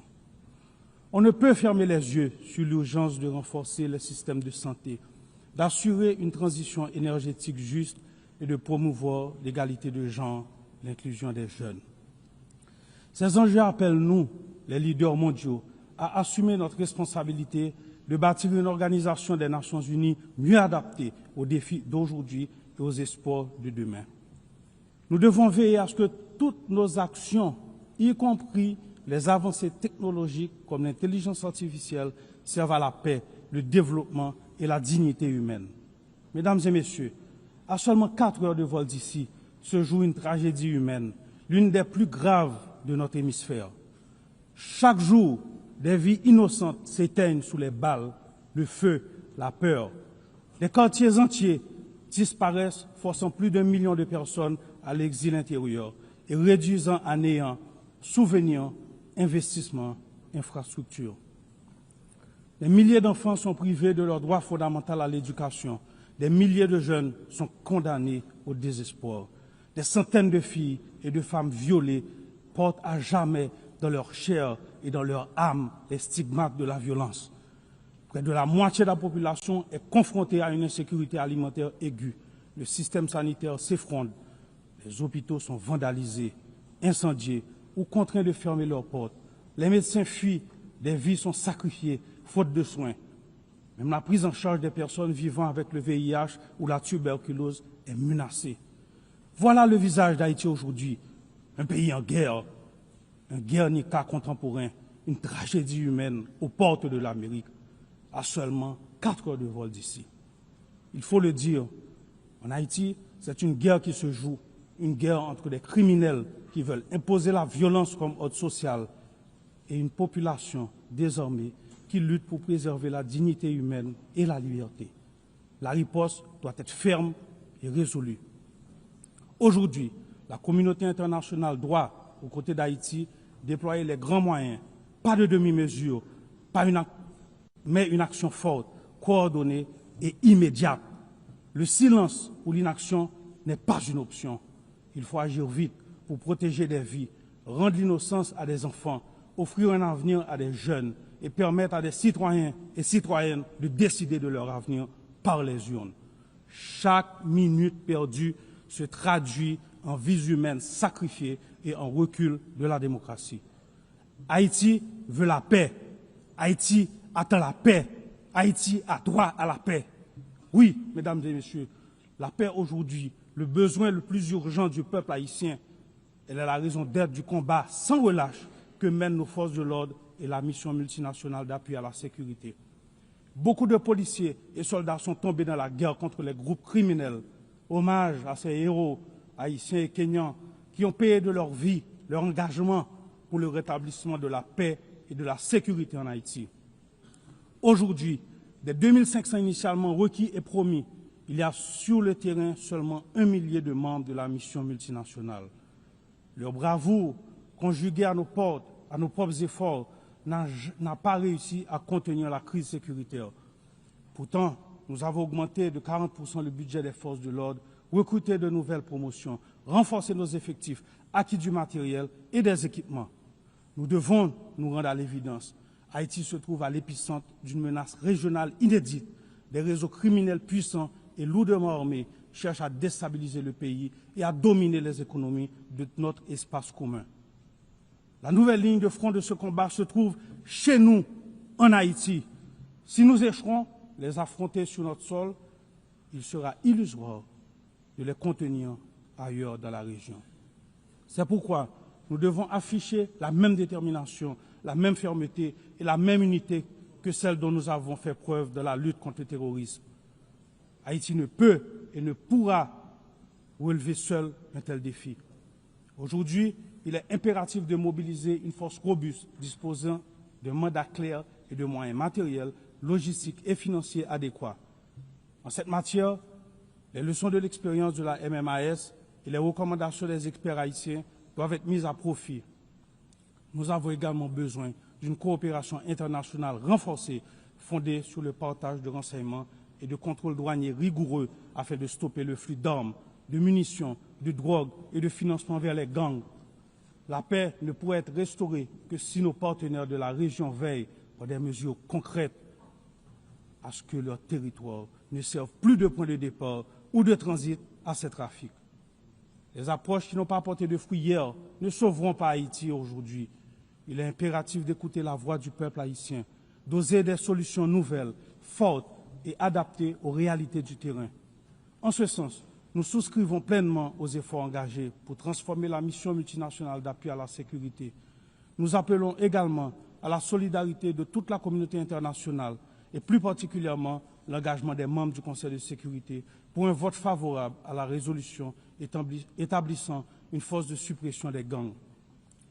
C'est pourquoi je veux exprimer au nom du peuple haïtien ma profonde gratitude aux États-Unis d'Amérique et au Panama pour cette initiative dont la concrétisation marquera un tournant décisif dans la lutte contre l'insécurité qui étouffe notre nation. J'adresse également mes remerciements à l'administration du président Trump pour les efforts déployés afin d'apporter soutien et ressources dans notre lutte commune contre les gangs, ces ennemis qui menacent à la fois Haïti et toute la région. Aujourd'hui, la complexité de la crise haïtienne ne doit pas servir de prétexte à des plaidoyers sans fin, à des négociations interminables ou à des blocages dictés par des considérations géopolitiques. Chaque jour, des décisions profitent aux groupes criminels. L'urgence commande d'être proactif, de s'élever au-dessus des divisions pour agir ensemble, au service des valeurs qui nous rassemblent, la paix et la dignité humaine. Haïti accueillera avec intérêt l'organisation d'une rencontre de haut niveau afin d'aplanir les obstacles et d'avancer concrètement. À cet effet, nous saluons les pays de la région qui ne cessent de nous apporter leurs inestimables soutiens, notamment à travers des déclarations au sein de diverses organisations régionales telles que l'OEA et la CARICOM. Nous apprécions à leur juste valeur leur démarche auprès des partenaires du Conseil de sécurité pour une réelle solution à la crise sécuritaire en Haïti. Nous rendons également hommage à tous les États qui, lors des crises passées, se sont tenus à nos côtés et exprimons l'espoir de pouvoir compter à nouveau sur leur engagement. Ensemble, nous pouvons et nous devons résoudre cette crise qui a trop duré. 12 millions d'hommes, de femmes et d'enfants attendent cet engagement. Mesdames, Messieurs, le Conseil présidentiel de transition est né d'un consensus politique issu d'intenses négociations entre les forces vives de la nation. Ce Conseil, dont la mise en place a été appuyée par d'importants partenaires internationaux et facilité par les éminentes personnalités de la CARICOM, dispose d'un agenda clair, au cœur duquel figure l'organisation d'élections libres et crédibles. Je répète, d'élections libres et crédibles. En dépit des multiples défis liés à la crise sécuritaire, le processus électoral pour lequel le CPT et le gouvernement font preuve d'une volonté politique réelle connaît des avancées significatives. Le Conseil électoral provisoire a déjà identifié plus de 85% des centres de vote, mobilisé plus de 70% du personnel électoral et un financement national de 65 millions de dollars est garanti. Le Conseil présidentiel de transition collabore étroitement avec la mission multinationale d'appui à la sécurité, l'OEA, la CARICOM et le BINU pour préparer des élections libres, transparentes et inclusives, reflétant la volonté souveraine du peuple haïtien et garantissant la participation pleine et effective des femmes, des jeunes, des personnes en situation de handicap et des groupes marginalisés. Dans le souci de maintenir une cohabitation politique productive, des efforts constants sont entamés et poursuivront pour élargir le dialogue avec différents secteurs de la vie nationale, pour renforcer le consensus et prévenir un vide qui serait fatal à la démocratie et à la stabilité. Le peuple haïtien doit pouvoir choisir ses dirigeants. L'État veut organiser des élections crédibles. Notre plus grand obstacle demeure le rétablissement de la sécurité. L'appel urgent et solennel que nous venons, une fois de plus, de lancer pour résoudre la crise sécuritaire en Haïti ne doit pas rester lettre morte, ni se perdre dans des discours ou des promesses non tenues. En Haïti, la paix ne peut plus attendre. Mesdames et messieurs, la période transitoire ne permet pas d'engager toutes les grandes réformes structurelles dont le pays a besoin, mais la crise humanitaire actuelle doit être adressée. À ce jour, l'État haïtien a fourni 72% de l'aide d'urgence destinés aux personnes déplacées internes et accompagne la relocalisation des familles. Nous exprimons notre profonde gratitude aux partenaires internationaux mobilisés à nos côtés de la réponse humanitaire et accueillons avec un vif intérêt les initiatives porteuses de ceux qui, comme l'Association des États de la Caraïbe, choisissent de rejoindre cet élan. Mais notre stratégie ne se limite pas seulement à l'assistance immédiate. Nous devons impérativement passer de l'aide à l'investissement. En ce sens, la volonté du gouvernement est d'initier le développement de deux grands pôles économiques, le Grand Nord et le Grand Sud, autour de filières stratégiques telles que l'agro-industrie, le textile, l'énergie renouvelable, le tourisme et les services. Haïti entend continuer à compter sur ses partenaires clés pour traverser cette période difficile et relancer son économie. Nous appelons à leur soutien à travers la mise en place de mécanismes concrets tels que le renouvellement de la loi Hope Help ou le lancement de projets de rénovation urbaine qui permettront de créer des emplois, de sortir durablement de l'impasse humanitaire et de réduire les pressions migratoires haïtiennes dans la région. Mesdames et messieurs, 2025 marque le bicentenaire de l'ordonnance imposant à Haïti le paiement d'une rançon pour la reconnaissance de son indépendance. Notre voix s'élève pour réclamer réparation, non pas dans un esprit de revanche ni d'acrimonie, mais avec un souci de justice et de vérité. Nous avons accueilli avec satisfaction la déclaration de la présidence française qui reconnaît la nécessité d'ouvrir des espaces de dialogue et de vérité historique, ainsi que la résolution du 5 juin 2025 de l'Assemblée nationale française reconnaissant l'injustice de cette rançon. Haïti a mis en place le Comité national de réparation et de restitution. Nous demandons que ces avancées soient suivies d'actions concrètes. La France, patrie des droits de l'homme, a aujourd'hui l'opportunité d'écrire une nouvelle page de son histoire avec Haïti en honorant les idéaux de liberté, d'égalité et de fraternité qui nous unissent. Mesdames et messieurs, je me dois de souligner l'apport inestimable de la diaspora haïtienne à travers le monde et le sort souvent difficile qui lui est réservé. Qu'ils vivent en Amérique, en Europe, en Afrique ou ailleurs, les millions d'Haïtiens à l'étranger contribuent au développement d'Haïti. Alors que nous traversons une crise multidimensionnelle, nous appelons à la patience et à la compréhension de nos partenaires et amis, afin que nos ressortissants soient toujours traités avec respect et dignité. Derrière chaque migrant, il y a un visage, une famille, une histoire et une contribution au pays d'accueil. Haïti réaffirme son attachement au dialogue et à la coopération bilatérale dans l'esprit du bon voisinage et du respect mutuel, afin d'identifier des solutions équilibrées et durables aux problèmes de l'île.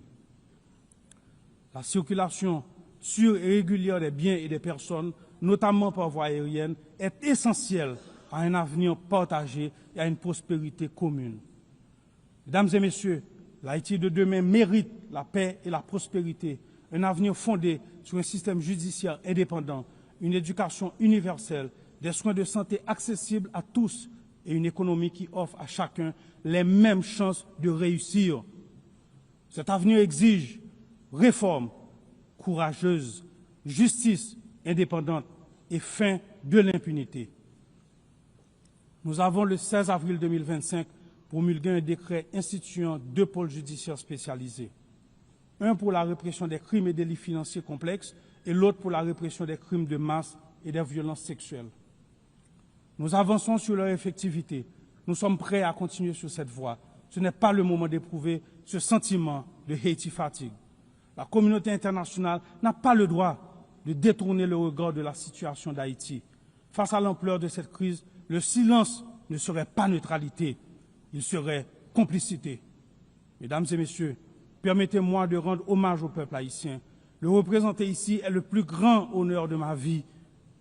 Au-delà de fonction de président du Conseil présidentiel de transition d'Haïti, je suis un citoyen haïtien authentique, engagé et profondément attaché à cette terre. Une terre de liberté et de dignité, de courage et de talent. Haïti n'est pas une nation de résignés. Nous sommes un grand peuple, un peuple solidaire, des femmes et des hommes qui se sont sacrifiés pour leur patrie et pour l'humanité. Haïti n'est pas un territoire livré aux criminels armés, mais une nation debout, composée de familles dignes et résilientes. qui chaque jour, malgré les pires épreuves, luttent pour un avenir meilleur.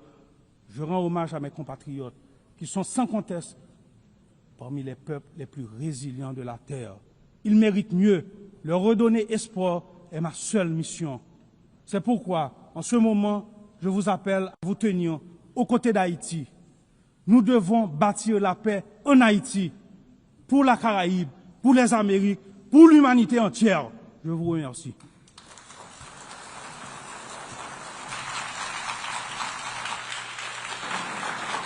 Au nom de l'Assemblée Générale, je tiens à remercier le président du Conseil présidentiel de transition de la République d'Haïti.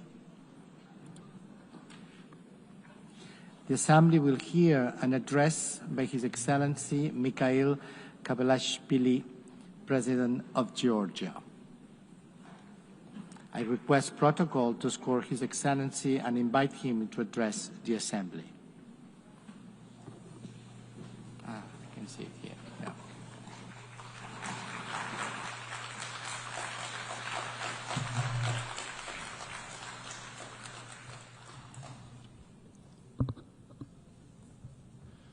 Albatono Presidento, Batono Generalorum Divano, პატივსემულო კოლეგებო, ქალბატონებო და ბატონებო. მე წარმოვადგენ 3000 წლოვანი ისტორიის მქონე ქვეყანას, სოფლიოს ერთ-ერთი უძველესი ცივილიზაციის აკვანს და მამაც ქართველ ერს, რომელიც სიამაყით და ღირსებით ახსავსია. ქვეყანას, რომელსაც სოფლიოში უნიკალური დამწერლობა, უძველესი ენა და 17 საუკუნოვანი ქრისტიანობის ტრადიცია გააჩნია. საქართველოს ისტორია, ეს არის დამპყრობლების წინააღმდეგ ჩვენი ხალხის თვითგადარჩენისთვის ბრძოლის უწყვეტი ქრონიკები, რის შედეგადაც ჩვენ სასწაულებრივად შევძელით ჩვენი კულტურული თვითყოფადობის, ტრადიციების და ეროვნული იდენტობის შენარჩუნება. საუკუნეების მანძილზე დამპყრობლებთან უწყვეტი ომიანობის მიუხედავად, საქართველოში არსებული კულტურული გარემო ყოველთვის გამოირჩეოდა უცხოსადმი განსაკუთრებული შემწყნარებლობით, ჰუმანიზმითა და მოყვასით სიყვარულით. ტოლერანტობა, უცხოს მიმღებლობა, მათთან ერთად ჰარმონიული თარაარსებობა და მრავალფეროვნება ჩვენი უძველესი კულტურის ქვაკუთხედს წარმოადგენს, რაც ბრწყინვალე და აღბეჭდილი ქართულ პოლიფონიაში, ჩვენს ეროვნულ ტრადიციებსა და ყველასათვის კარგად ცნობილ ქართულ ეპოსში, შოთა რუსთაველის ვეფხისტყაოსანში. საქართველო ის ადგილია, სადაც ისტორიის მანძილზე ეთნიკური თუ რელიგიური ნიშნით არასოდეს მომხდარა არც ერთი ადამიანის ჩაგვრა ან მისი დევნა. პირიქით, ჩვენ ყოველთვის გამოგვარჩევდა სამართლიანობის მძაფრი განცდა. მე წარმოვადგენ ქართველ ხალხს, რომელმაც იცის როგორც ომის ფასი, ასევე თავისუფლებისა და მშვიდობის მნიშვნელობა. ხალხს, რომელიც უფრთხილდება თავის მდიდარ ისტორიას და ტრადიციებს, მაგრამ ამავდროულად თვალს უსწორებს და უმკლავდება იმ გამოწვევებს, რომლის წინაშეც ჩვენი ქვეყანა დგას. სწრაფად ცვალებადი გეოპოლიტიკური ლანდშაფტისა და უპრეცედენტო გლობალური გამოწვევების პირობებში, როგორიცაა მიმდინარე კონფლიქტები, კლიმატის ცვლილება, იდეოლოგიური პოლარიზაცია, კულტურული გაუცხოება, ომით გამოწვეული ჰუმანიტარული კრიზისები, საქართველო მტკიცედ დგას დიალოგის, მშვიდობის, სტაბილურობისა და მდგრადი განვითარების სადარაჯოზე. ჩვენს გარშემო არსებული მრავალი გამოწვევის მიუხედავად, ჩვენ შევძელით ჩვენი ხალხის უსაფრთხოების უზრუნველყოფა.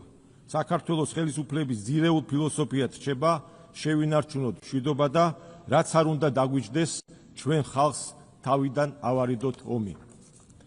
უკვე მე-4 წელია, რაც უკრაინაში საშინელი სისხლისმღვრელი ომი მიმდინარეობს, რომელსაც კატასტროფული შედეგები და უზარმაზარი ადამიანური მსხვერპლი მოჰყვა. 2008 წლის ომის მწარე გამოცდილების გათვალისწინებით, რომლის ზიარები დღემდე არ მოუშუშებია ქართველ ხალხს, ჩვენ ბევრზე უკვე გვესმის ის ტკივილი, რასაც დღეს უკრაინელი ერი განიცდის. დღესაც, როგორც უწინ, საქართველო უკრაინელი ხალხის მიმართ მტკიცე და ურყევი მხარდაჭერას გამოხატავს. იქიდან გამომდინარე, რომ მშვიდობის მნიშვნელობას სიღრმისეულად ვაცნობიერებთ, საქართველოს თავისი წვლილი შეაქვს სამხრეთ კავკასიის რეგიონის ტრანსფორმაციაში და ცდილობს ის კონფლიქტების რეგიონის ნაცვლად ცივილიზაციათა დიალოგისა და ეკონომიკური კეთილდღეობის სივრცედ აქციოს. მივესალმებით პრეზიდენტ დონალდ ტრამპის სამშვიდობო ინიციატივას სომხეთსა და აზერბაიჯანს შორის, ისევე როგორც მის ძალისხმევას მალე დასრულდეს რუსეთ-უკრაინის სისხლისმღვრელი ომი. საქართველო ყოველთვის მხარს უჭერდა და აქტიურად იღვწოდა სამხრეთ კავკასიის რეგიონში მდგრადი და გრძელვადიანი მშვიდობის დასამყარებლად, ისევე როგორც მეზობლებს შორის ურთიერთობისა და თანამშრომლობის გასაღრმავებლად. საუკუნეების მანძილზე ჩვენი ქვეყანა ცივილიზაცია და გზაჯვარედინსა და განსხვავებულ კულტურათა დიალოგის სივრცეს წარმოადგენდა. დღეს საქართველო იბრუნებს თავის ისტორიულ ფუნქციას. სამხრეთ კავკასიისა და ცენტრალური აზიის ქვეყნებთან მჭიდრო ურთიერთობები, ევროკავშირთან არსებული შეთანხმებები და შუა დერეფანში საქართველოს საკვანძო პოზიცია ჩვენი ქვეყნის როლს როგორც რეგიონში, ასევე ევრაზიის კონტინენტზე განსაკუთრებულ მნიშვნელობას ანიჭებს. საქართველო უმოკლესი დამაკავშირებელი გზა და ბუნებრივი ხიდია ევროპასა და აზიას, დასავლეთსა და აღმოსავლეთ შორის. ჩვენი გეოგრაფიული მდებარეობისა და პრაგმატული საგარეო პოლიტიკის წყალობით საქართველო მრავალგანზომილებიან და მულტიფუნქციურ რეგიონულ ჰაბად ყალიბდება, როგორც ვაჭრობის, ასევე ენერგოტრანზიტის მიმართულებით. საქართველოს მნიშვნელოვანი წვლილი შეაქვს შუა დერეფნის სტრატეგიული მარშრუტის განვითარებაში და ყველაფერს აკეთებს იმისთვის, რომ დერეფანი აღმოსავლეთსა და დასავლეთ შორის ყველაზე უსაფრთხო, სანდო და სტაბილურ გამაკავშირებელ მარშრუტად იქცეს. ჩვენ აქტიურად მუშაობთ საერთაშორისო ინვესტორებთან, ვავითარებთ ინფრასტრუქტურას და ხელს ვუწყობთ ახალი ენერგოსატრანზიტო გზების ჩამოყალიბებას. ეს ყველაფერი კი საბოლოო ჯამში აზიური და ევროპული ბაზრის დაკავშირებადობის ხარისხს ზრდის.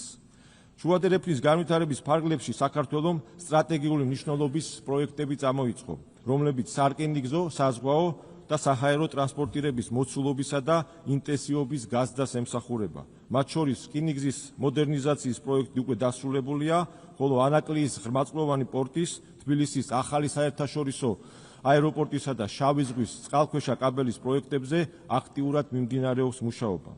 აღნიშნული პროექტები ერთი მხრივ შუა აზიისა და სამხრეთ კავკასიის ზღვაზე გასასვლელი არმქონე ქვეყნების დანარჩენ მსოფლიოსთან საზღვაო კავშირს უზრუნველყოფს, ხოლო მეორე მხრივ ჩვენ მიერ განხორციელებული პროექტები ხელს უწყობს ენერგომარშრუტების დივერსიფიკაციას, რითაც მნიშვნელოვნად გააძლიერებს ევროპისა და სამხრეთ კავკასიის რეგიონების უსაფრთხოებას.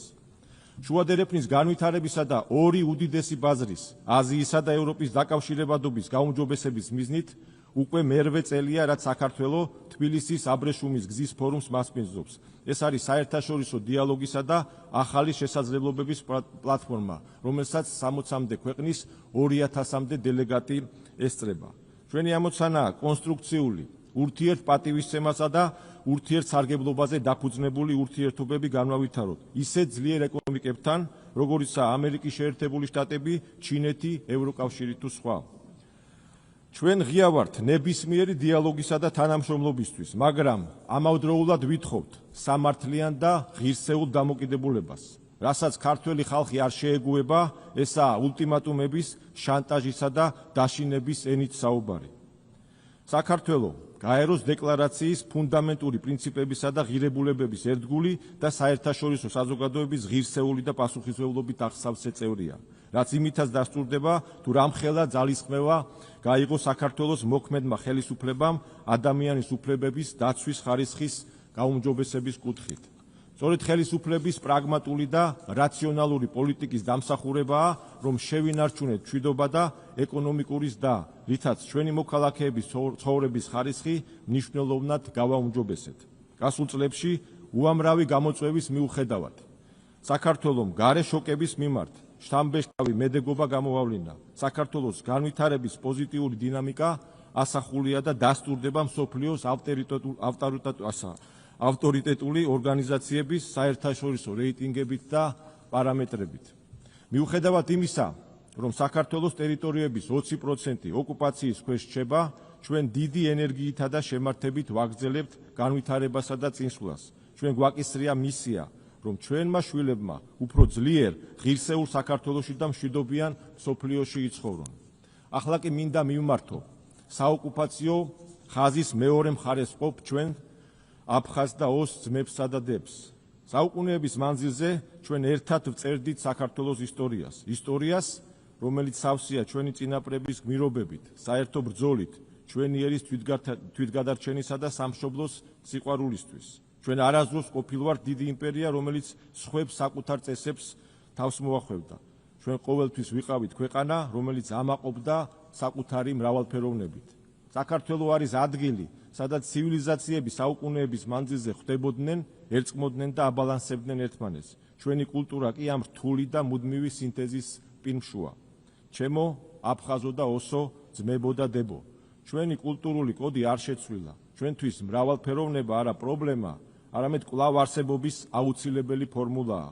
ამიტომ საოკუპაციო ხაზის მიღმა მყოფ თანამოძმეებს ყოველთვის ღია გულით და გაშლილი ხელით შეგხვდებით. ჩვენი ვალია, რომ ერთობლივი ძალისხმევით გადავლახოთ ხელოვნურად შექმნილი დაბრკოლებები, აღვადგინოთ ჩატეხილი ხიდები, წარსული წყენები კი, როგორც გამორჩეულ სუგრძელმა ხალხმა, წარსულს მივაბაროთ. მე მწამს, ერთ დღესაც ჩვენ შვილებთან ერთად, ერთიან, ბედნიერ და განვითარებულ საქართველოში ვიცხოვრებთ, სადაც ჩვენს ჰარმონიულ თანაცხოვრებას ხელს ვერაფერი შეუშლის. აქვე მინდა მადლობა გადაუხადო საერთაშორისო საზოგადოებას საქართველოს სუვერენიტეტისა და ტერიტორიული მთლიანობის ურყევი მხარდაჭერისთვის. საქართველო ისევე როგორც მთელი მსოფლიო თანამედროვე ისტორიის საკვანძო მომენტს გადის. ჩვენ ცხოვრობთ გარდამავალ ეპოქაში, სადაც ჯერ კიდევ ბუნდოვანია თუ როგორი იქნება მომავალი საერთაშორისო წესრიგი. გაერთიანებულმა ერების ორგანიზაციამ უნდა უზრუნველყოს ჩვენი პლანეტის ტრანზიცია მშვიდობიან, სტაბილურ და სამართლიან მრავალპოლუსიან საერთაშორისო წესრიგზე. საქართველო როგორც საერთაშორისო საზოგადოების პასუხისმგებლიანი წევრი მზადაა ხელი შეუწყოს გაერთიანებული ერების ორგანიზაციას გახდეს ომის გარდაუვალი ალტერნატივა და მშვიდობის მთავარი გარანტორი.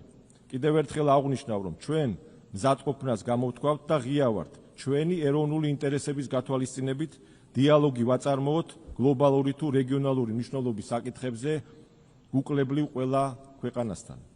არსებული რეალობა ჩვენგან მოითხოვს, რომ რთულ საკითხებს თვალი გაუსწოროთ და დავიწყოთ ღია, პრაგმატული და შედეგებზე ორიენტირებული დიალოგი.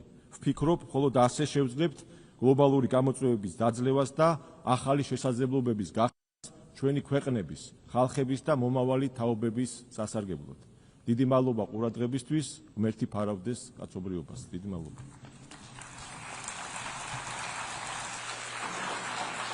On behalf of the Assembly, I wish to thank the President of Georgia.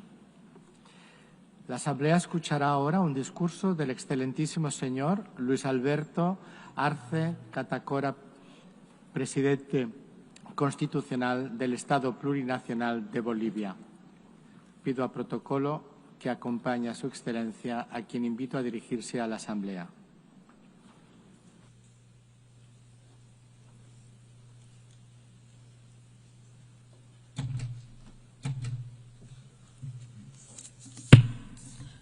Muy buenos días a todas y a todos. En primer lugar, permítanme expresar un fraternal saludo a la Presidenta de la Asamblea General de Naciones Unidas, Annalena Baerbock, y por su intermedio a toda la Asamblea. El 80º periodo de sesiones no es un dato cualquiera, es un espacio de un momento histórico que nos invita a detenernos y mirar hacia atrás para recordar por qué nació esta organización y se dio los resultados que la humanidad esperaba después de 2 guerras mundiales en las que la lucha por la riqueza y las áreas de influencia dejó millones de muertos, desplazados y heridos. Vivimos con una verdadera lacerante que pretendemos ignorar. En 8 décadas se han desarrollado en el concierto de las naciones narrativas que, usando la habilidad de las potencias con larga experiencia en el derecho internacional, han camuflado heridas profundas y recuerdos desgarradores de la humanidad.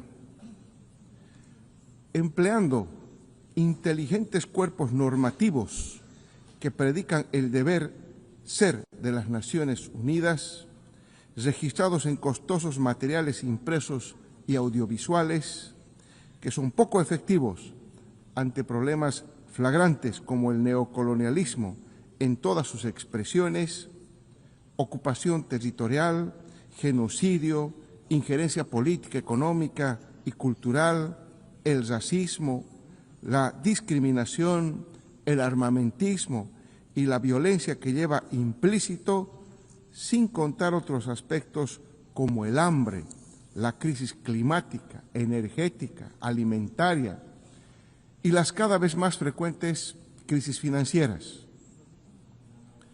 Los efectos de esta realidad son claros: confrontación y discursos que promueven el odio y la división entre naciones hermanas, inequidad, exclusión, pobreza y desigualdades e injusticia producidas aún en instituciones creadas para resguardar los derechos de los más débiles. Ya ni hablar de los derechos económicos, sociales y culturales de los pueblos, y más si se tratan de los pueblos indígenas. Una evaluación sincera nos lleva a confirmar que a 80 años los resultados no son los esperados. Por consiguiente, no estamos bien. El mundo actualmente está igual de dividido y confrontado más que hace 80 años atrás. En el mundo existe mayor inequidad en la distribución de la riqueza que hace 80 años atrás. Las cifras de pobreza, desigualdad e injusticia, en lugar de reducirse, cada vez son mayores. El riesgo de que la paz que aún exista desaparezca y que una tercera guerra mundial de nuevo tipo enlute el planeta es muy cercano si no reaccionamos a tiempo. El peligro de que el irrefrenable desarrollo de las fuerzas productivas en el capitalismo, con un mal empleo de la inteligencia artificial, incremente la crisis climática, liquide al planeta y convierta a la inmensa mayoría de la población en innecesaria, es también algo no muy lejano. No estamos bien. La ONU se erigió sobre las osamentas que entre el 50 y 70 millones de vidas que perecieron en el Holocausto y la destrucción de naciones que quedaron en ruinas, no solo físicas, sino también morales, debido a la violencia que aplicó el fascismo, pero también el naciente imperialismo con el uso de 2 bombas atómicas. Uno de los objetivos con que nació las Naciones Unidas fue no repetir la barbarie de la guerra. Hoy suenan los ecos de tambores de guerra en todos los continentes.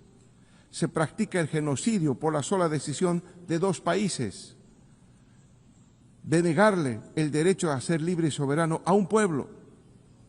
Se usan armas sofisticadas en clara señal de provocación contra un país soberano y se impulsa una mayor militarización de una región con la doble moral de la lucha contra las drogas.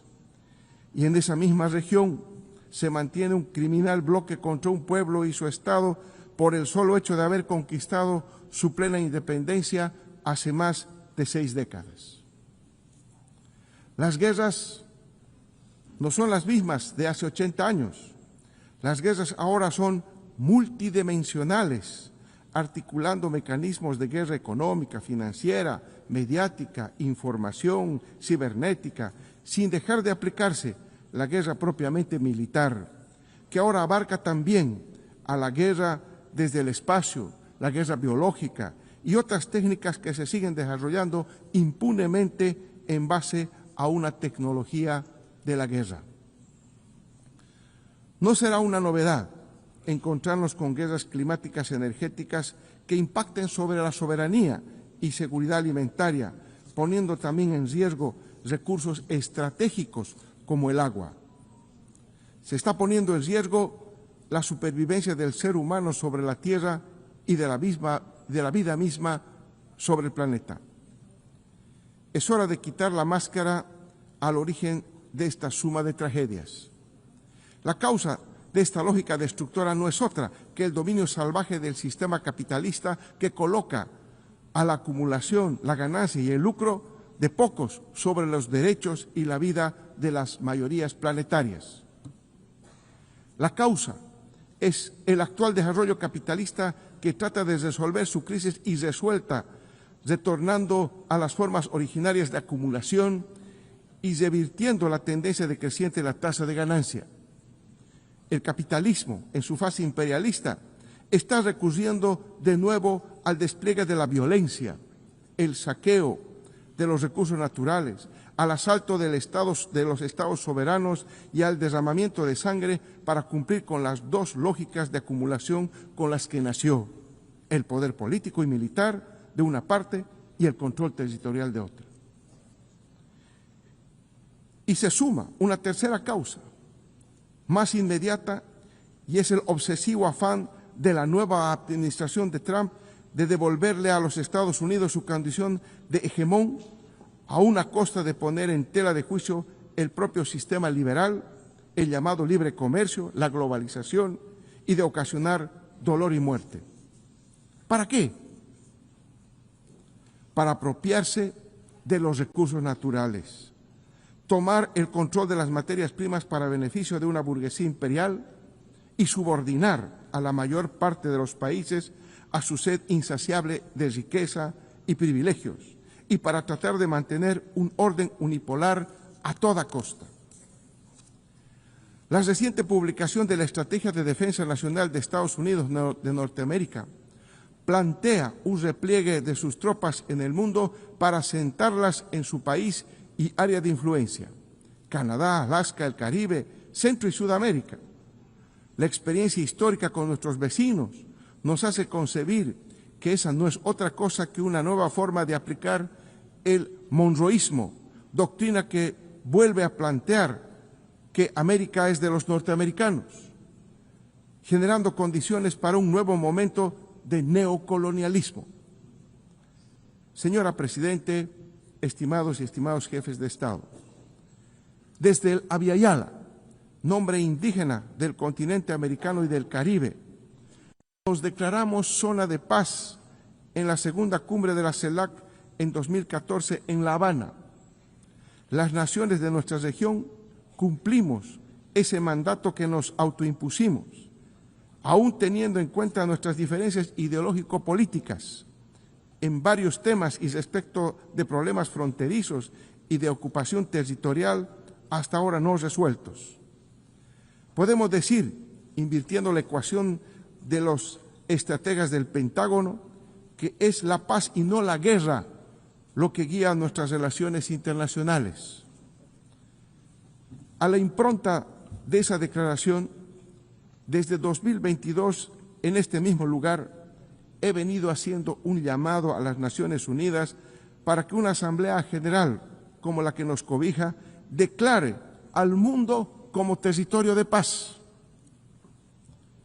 Han pasado 11 años desde aquella histórica declaración de la CELAC y 3 años desde ese periodo que hice en esta Asamblea, y no solo que no hemos declarado al mundo como zona de paz, sino que enfrentamos la dura realidad de ver cómo la muerte en el sello que se va usando con normalidad en las relaciones internacionales.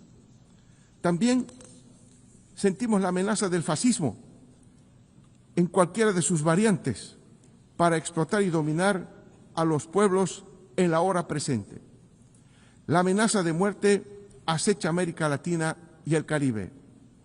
La quinta flota norteamericana, dependiente del Comando Sur, está movilizada con un potencial bélico que contempla desde lanchas patrulleras hasta misiles, pasando por aviones, helicópteros y submarinos, usando el pretexto de que ese espacio marítimo está siendo utilizado contra la seguridad nacional de los Estados Unidos, a partir de la introducción ilegal de cocaína por parte de bandas criminales pertenecientes a carteles de drogas. Más allá de violaciones de derechos internacionales, esta acción provocadora del imperialismo tiene dos intenciones. Primero, la intervención sobre nuestra hermana República Bolivariana de Venezuela, que desde 1999 levante en alto las banderas de la independencia efectiva, la libertad de su pueblo y la soberanía de su Estado, y que posee importantísimos recursos naturales, especialmente petróleo, que desde el norte se pretende controlar y apropiar.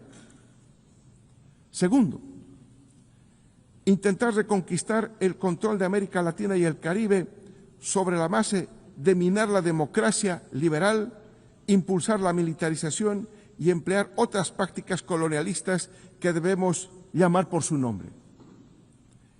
El imperialismo dice que interviene para luchar contra el tráfico de drogas y combatir el crimen organizado, lo cual es una falacia, pues si fuera verdad empezaría a enfrentar efectivamente ambos hechos dentro de su propio país, donde la demanda de consumo de todo tipo de drogas es alta y en ascenso, y donde se plasman distintas modalidades de crimen organizado.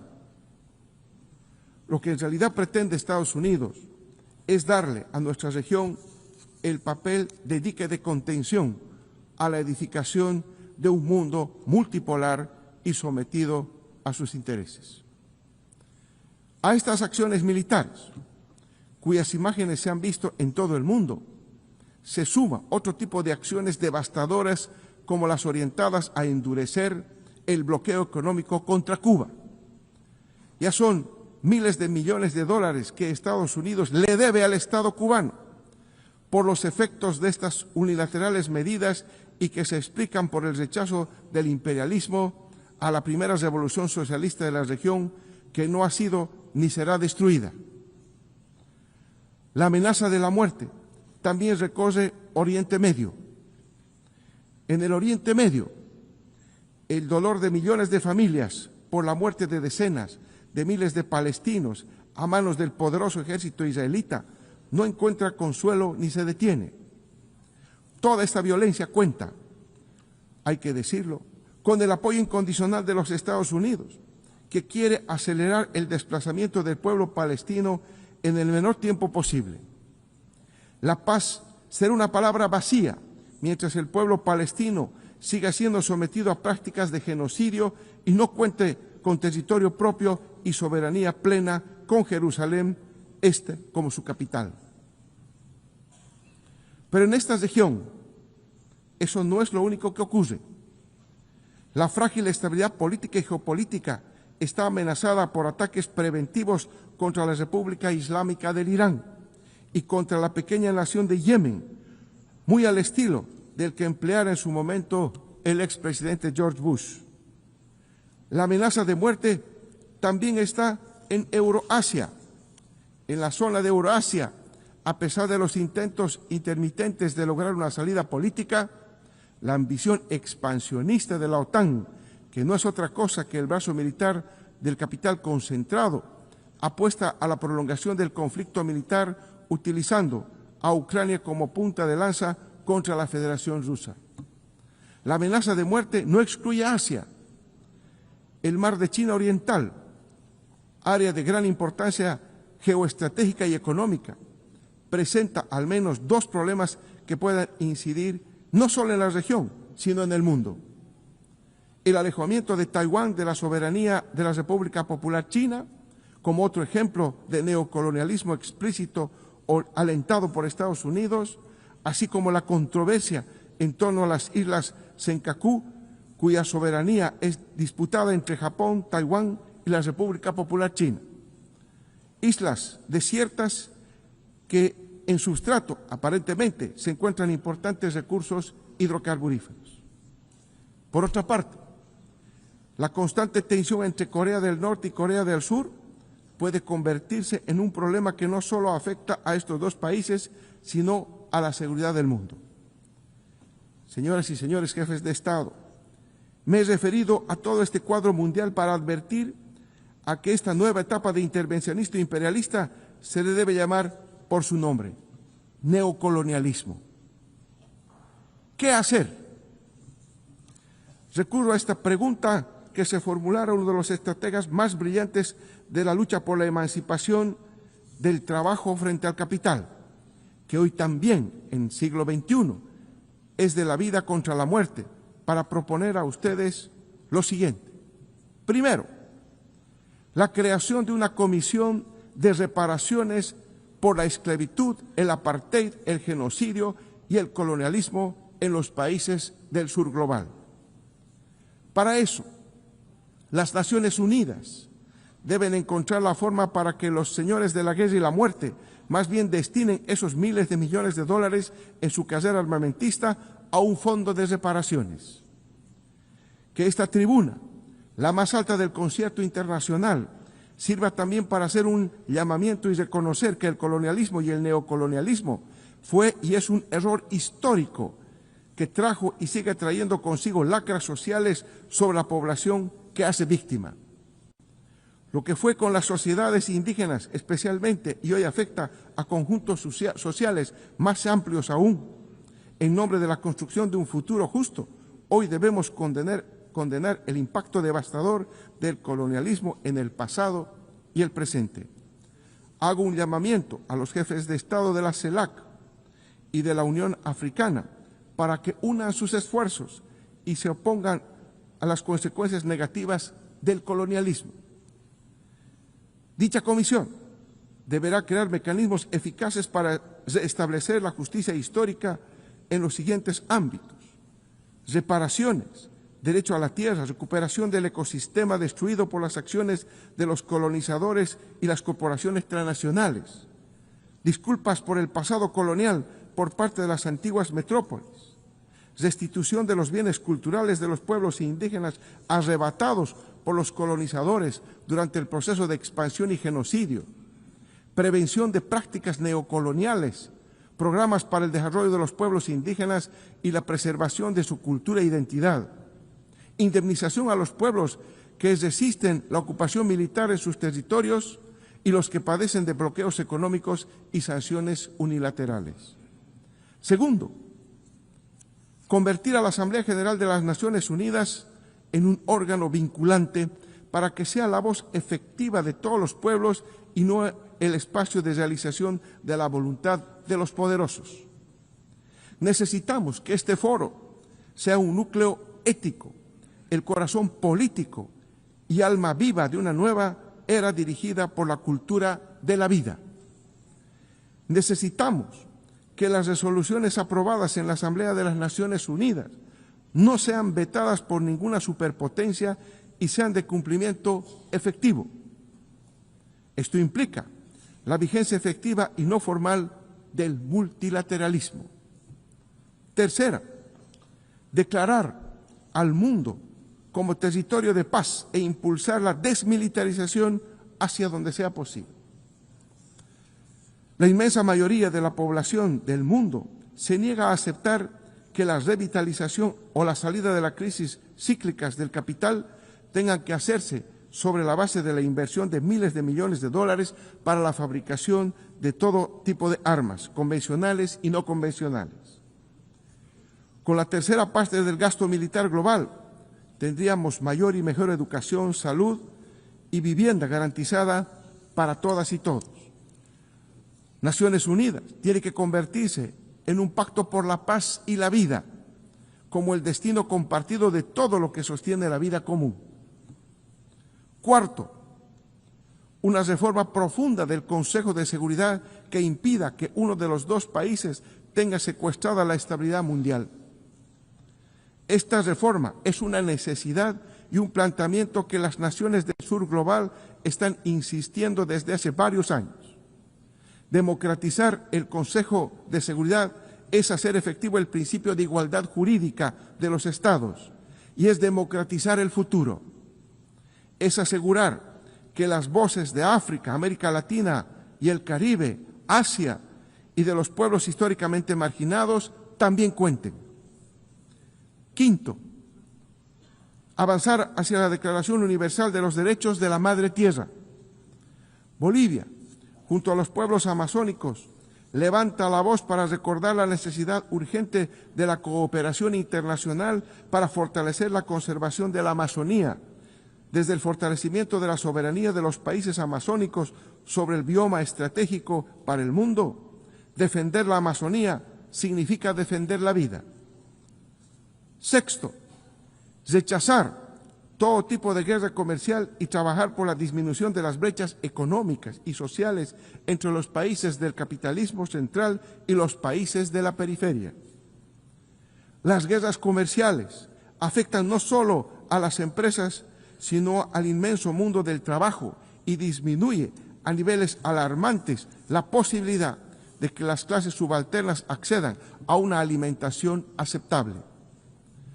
Las pugnas intercapitalistas, y mucho menos las ambiciones hegemonistas, no tienen el menor derecho de ahondar las relaciones de intercambio desigual y mucho menos de ir reduciendo a límites inimaginables al derecho al trabajo, la alimentación y la educación de las clases trabajadoras.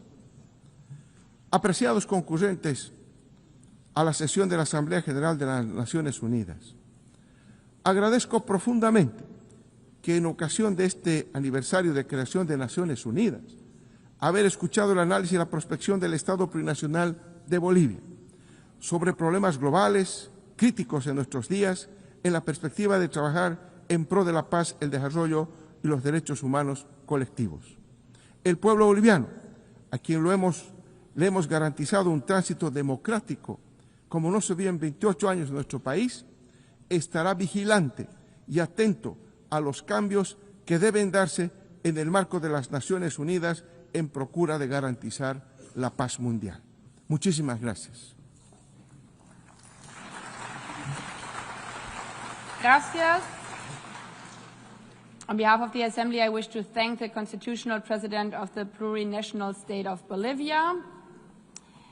The Assembly will hear an address by His Excellency Brice Clotaire Oligui Nguema, President of the Gabonese Republic, Head of State and Head of Government. I request protocol to escort His Excellency and invite him to address the Assembly.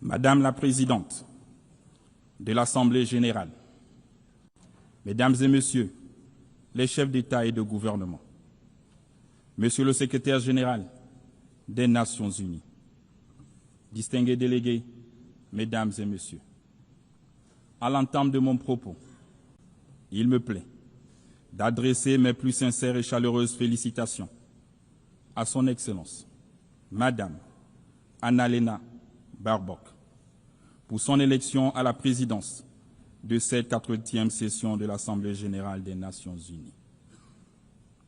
Madame la Présidente, votre expérience vous permettra, j'en suis convaincu, d'accomplir avec efficacité les missions inhérentes à votre haute fonction. Soyez assurés de l'entière coopération de mon pays. À Son Excellence, Monsieur Philemon Yang, votre prédécesseur, j'adresse mes compliments pour le remarquable travail accompli durant son mandat. Enfin, je voudrais saluer à nouveau l'action de Son Excellence, Monsieur Antonio Guterres, secrétaire général de notre organisation, pour tous les efforts qu'il ne cesse de déployer depuis sa prise de fonction. Le Gabon, mon pays, est particulièrement attentif à l'initiative ONU 80 qui vise l'efficacité opérationnelle face aux défis mondiaux et à la rationalisation des mandats au sein du système des Nations Unies. Madame la Présidente, il y a un an, devant cette auguste Assemblée, en qualité de président de la transition de la République gabonaise, je présentais le processus politique entamé dans mon pays depuis le coup de la libération opéré le 30 août 2023. Au terme de l'élection présidentielle du 12 avril 2025, dont le processus et les résultats ont été unanimement salués par la communauté internationale. Cette transition s'est achevée par mon investiture le 3 mai 2025, en qualité de premier président élu de la République gabonaise, établissant ainsi les bases de l'ordre démocratique. Comme vous le savez, le Gabon a connu une transition pacifique, exemplaire, marquée par l'inclusion de l'ensemble des forces vives de la nation. Cette transition apaisée, ouverte à un dialogue national inclusif et à un référendum constitutionnel est conforme au chronogramme qu'il s'est fixé, lequel se poursuivra par l'organisation des élections législatives, locales et sénatoriales, libres et transparentes. Pour ce faire, le premier et le second tour des élections jumelées, législatives et locales, se tiendront le 27 septembre et le 11 octobre 2025. En ce qui concerne l'élection des sénateurs, celle-ci aura lieu le 8 novembre et le second tour est fixé au 29 novembre 2025, en vue d'un retour définitif à l'ordre constitutionnel dès janvier 2026. Nous pensons légitimement ce processus pacifique et historique pourrait d'ailleurs faire l'objet d'enseignements et d'études dans divers milieux. Le peuple gabonais a puisé les ressorts de ce succès dans son histoire, sa culture de paix et sa vision partagée du futur.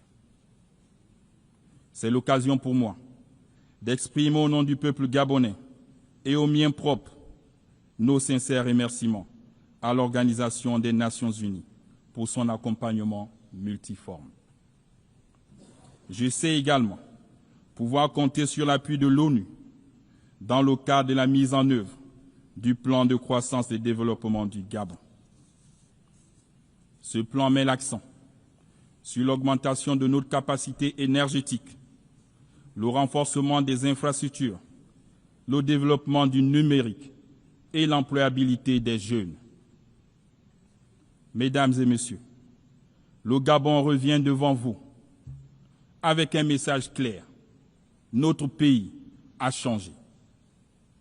Après des décennies de tensions et de dérives politiques et économiques, le peuple gabonais a choisi la voie de la réconciliation et du renouveau, devenant ainsi le symbole et la preuve qu'il est possible de transformer l'épreuve en espérance, la dépendance en unité, la division en unité, le tout sans effusion de sang.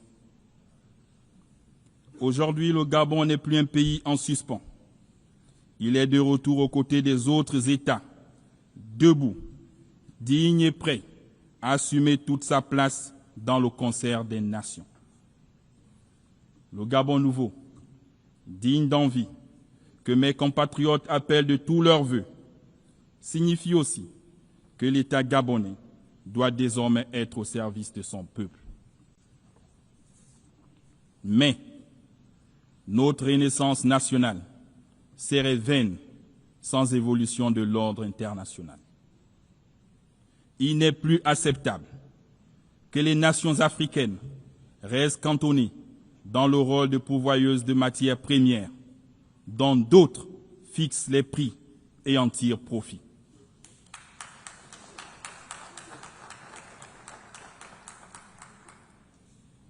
C'est donc le lieu pour moi d'inviter les investisseurs publics et privés à nous accompagner dans le cadre de partenariats gagnant-gagnant.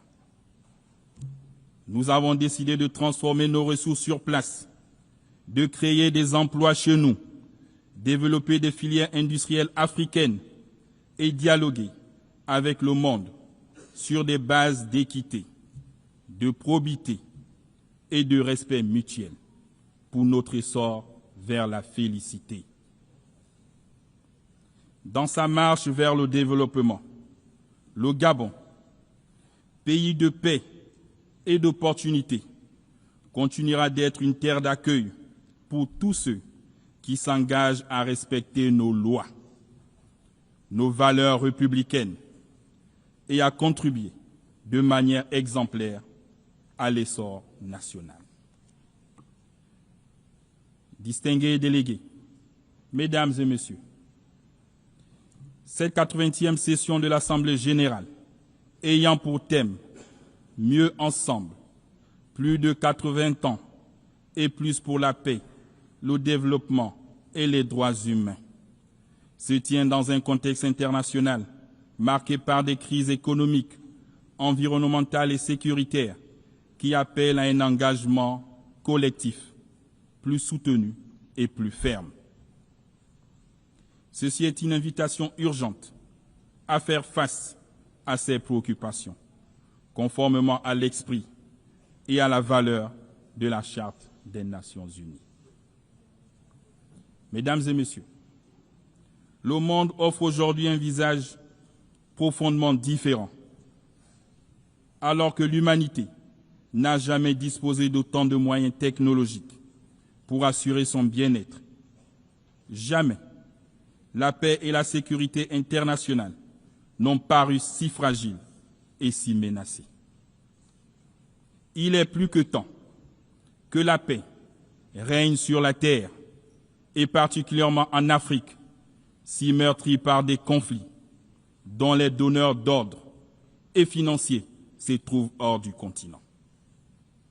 Que les armes se taisent en République démocratique du Congo, au Soudan, dans la Corne de l'Afrique et au Sahel.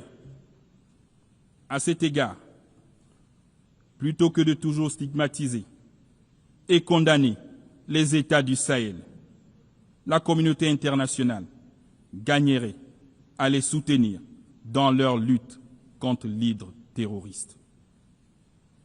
Mesdames et Messieurs, le 12 décembre 1988, le Gabon reconnaissait officiellement l'État de la Palestine.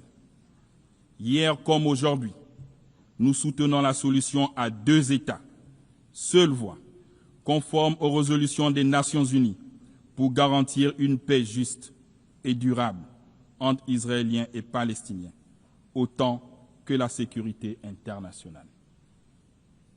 De même, le Gabon ne peut que réitérer sa position en faveur de la levée de l'embargo imposé à Cuba en raison de son impact négatif sur le bien-être des populations. Nous réaffirmons solennellement notre plein appui aux efforts internationaux menés à travers le monde pour parvenir à la paix. Ces efforts devraient être centrés sur l'humain, notamment les femmes et les jeunes. Dans le cadre du pacte pour l'avenir de 2024, l'ONU doit continuer à encourager et appuyer l'action cruciale des femmes, résultant de la déclaration et du programme d'action de Beijing, dont nous célébrons les 30 ans cette année. Madame la Présidente de l'Assemblée Générale, Monsieur le Secrétaire général des Nations Unies, la triple crise planétaire, des changements climatiques, de l'appauvrissement de la biodiversité et de la pollution est une menace existentielle pour l'humanité. Pourtant, les efforts de la communauté internationale face à ces défis restent dramatiquement insuffisants. Le traité de la biodiversité, au-delà des juridictions nationales que nous venons de ratifier, vient combler un vide juridique et offre un cadre ambitieux pour une gouvernance équitable et durable dans la biodiversité. Ensemble, nous avons une réelle opportunité de faire de ce traité un véritable levier de transformation pour les générations présentes et futures. Le Gabon est le gardien d'une partie du bassin du Congo, deuxième poumon vert de la planète. Ce patrimoine exceptionnel ne sera pas sacrifié aux appétits financiers.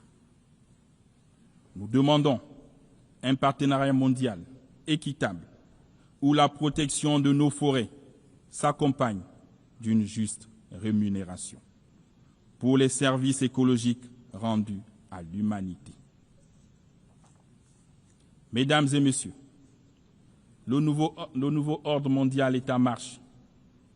Les mutations en cours dans nos sociétés sont inévitables et ne peuvent pas continuer d'être ignorées.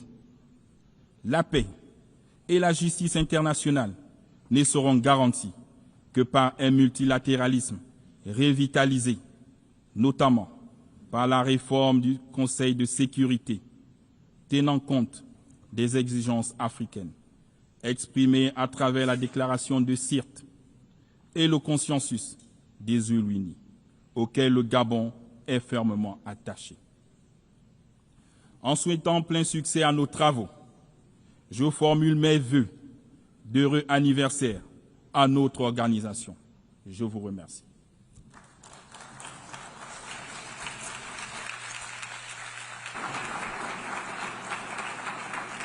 I thank you and happy birthday to all of us. On behalf of the Assembly, I wish to thank the President of the Gabonese Republic, Head of State and Head of Government. The Assembly will hear an address by His Excellency John Dramani Mahama, President of the Republic of Ghana. I request protocol to escort His Excellency and invite him to address the Assembly.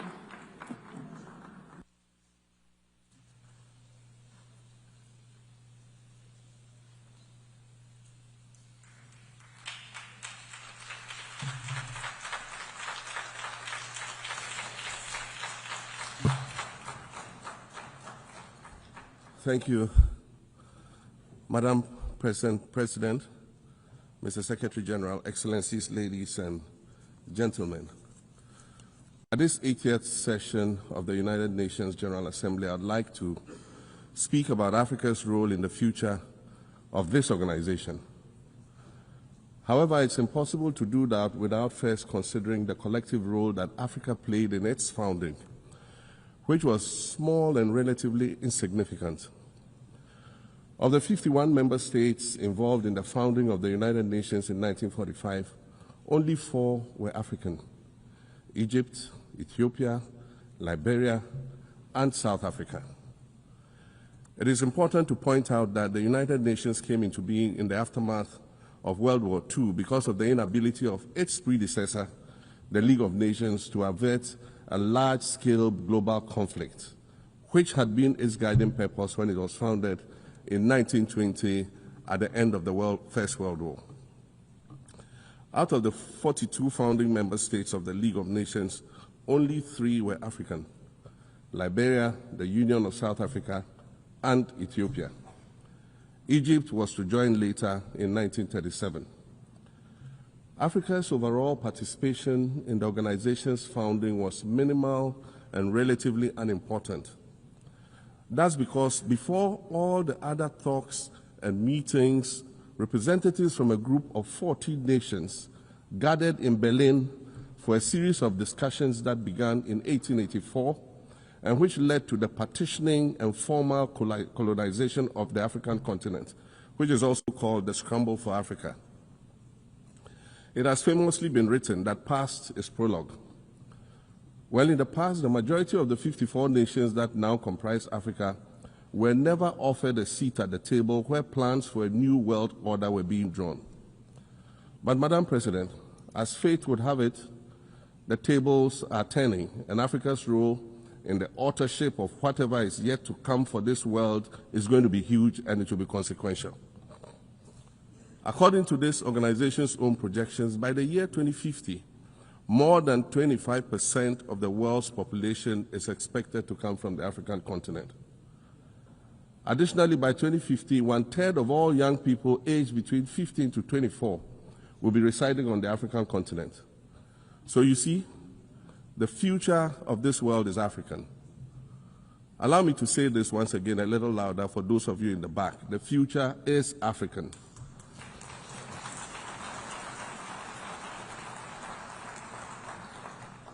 Already today, Africa is a catalyst for human potential and development, as well as for economic reform and ecological stability. Africa is a catalyst for systemic change. If this reality, which is fact-based and straightforward, seems provocative or unsettling, perhaps it's because you are viewing it through the lens of centuries of filters, colonialism and imperialism, and the resulting implicit bias. Maybe you are unaware of the resilience of African nations or their remarkable ability to make a strong comeback just when you think it's safe to count them out. That is what is happening right now in my own country, Ghana. Our constitution limits leaders to 2 4-year terms. In January, I was sworn in for a second term, which, let me point out, was non-consecutive with my first term. Our currency, the Ghana cedi, was rapidly depreciating, faced with rising inflation, a huge debt burden, and low morale amongst our citizens. My new administration settled down quickly and embarked on an ambitious program of comprehensive transformation designed to restructure Ghana's economic foundation and enhance our competitive standing globally. We refer to this process of recalibration as our reset agenda. In just 8 months, we have achieved significant reduction in inflation from 23.8% in December 2024 to 11.5% in August 2025, restoring price stability for our citizens. Additionally, our currency, the Ghana cedi, has appreciated considerably against other currencies, with Bloomberg reporting it as the best performing currency in the world at one point. Our improved sovereign credit rating reflects increasing investor confidence in our economy, and our 24-hour economy initiative promises to transform our economy. And there's a renewed willingness amongst our people to trust that their elected officials have Ghana's interests at heart and that we're progressing together. Madam President, I believe that in honor of this milestone celebration, the United Nations should also embark on a process of serious recalibration and establish its own reset agenda. Since the organization's founding, the number of UN member nations has nearly quadrupled. And quite frankly, it is not the same world that it was back then when the UN was formed. I mentioned earlier that I began my second non-consecutive term as president this past January. My first term ended in January 2017. In that span of time, 8 years, the world has changed with such ferocity.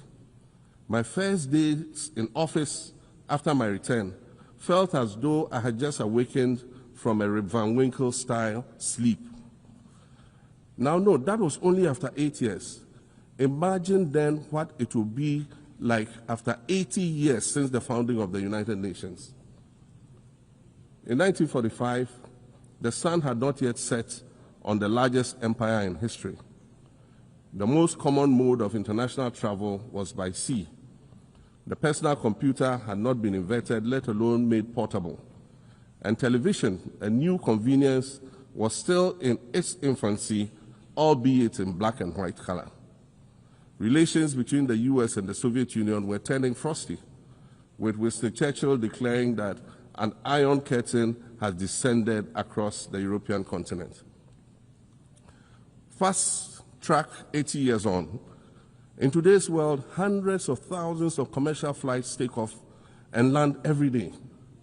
Libraries have been digitized so that volumes of literature can exist on a small device, small enough to fit inside your pocket.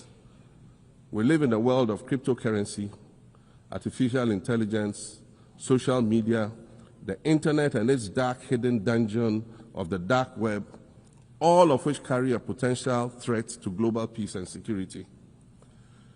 Climate change is real, and we're fighting a losing battle against the loss of Maldives and other island nations to the rising sea level, against the loss of Timbuktu to desertification, and the Amazon forest to global warming and deforestation. Madam President, the UN Founding Charter is outdated when it comes to representation in this August Assembly. The most powerful post-World War II nations are still being rewarded with an almost totalitarian guardianship over the rest of the world.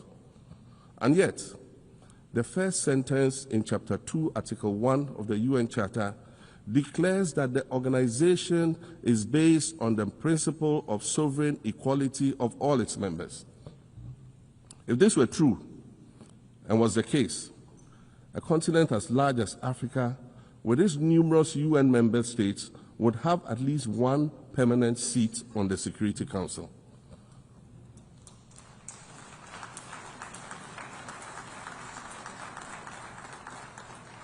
Furthermore, we believe that veto power should not be restricted to only 5 nations, nor should it be absolute. There must be a mechanism in this House for the General Assembly to challenge a veto.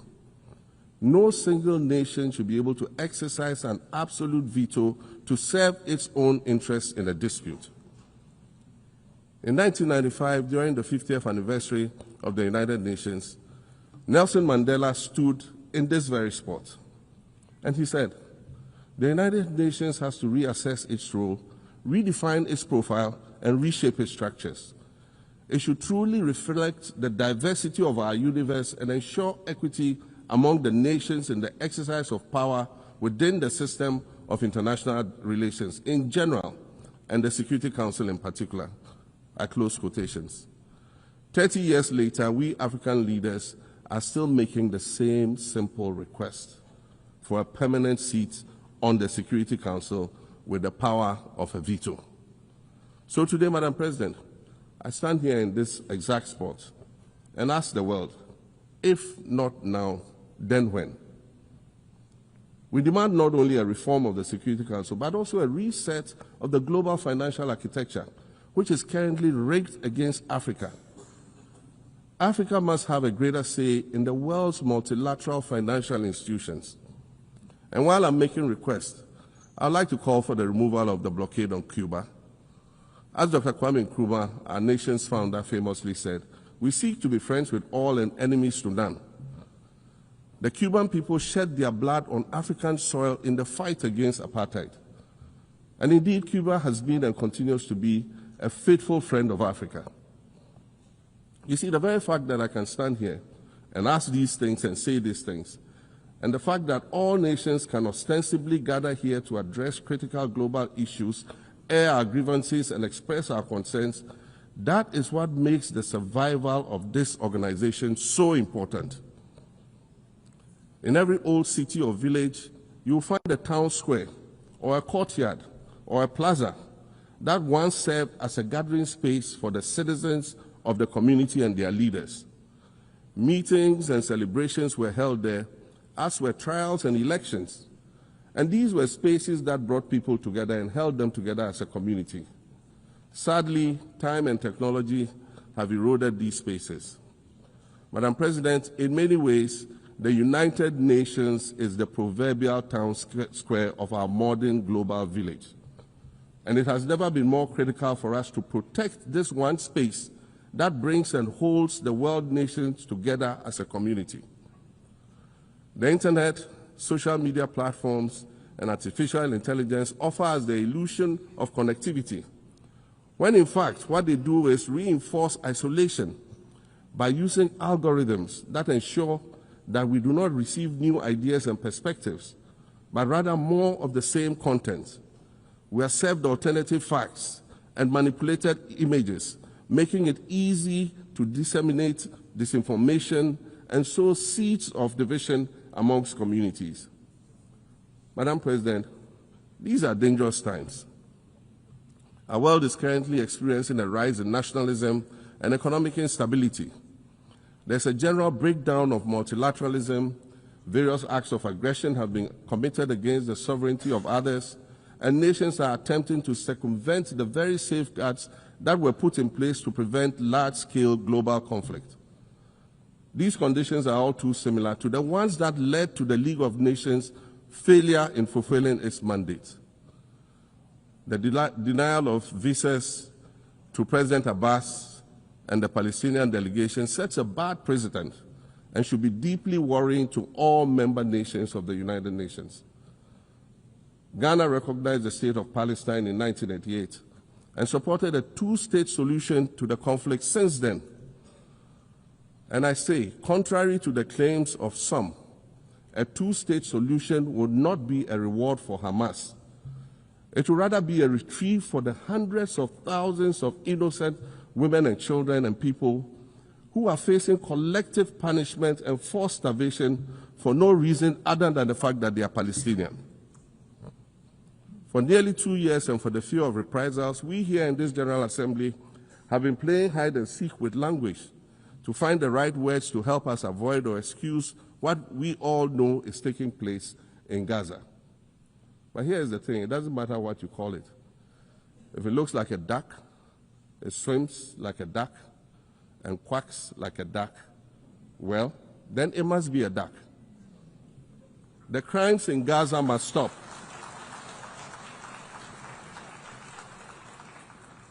The crimes in Gaza must stop.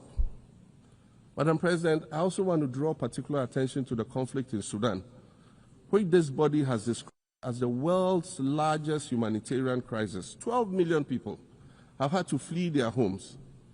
And when we speak of migration, we refer to the 12 million new Sudanese refugees, whom we as a global community should be willing to assist in much the same way that many member nations readily assisted new refugees coming out of Ukraine.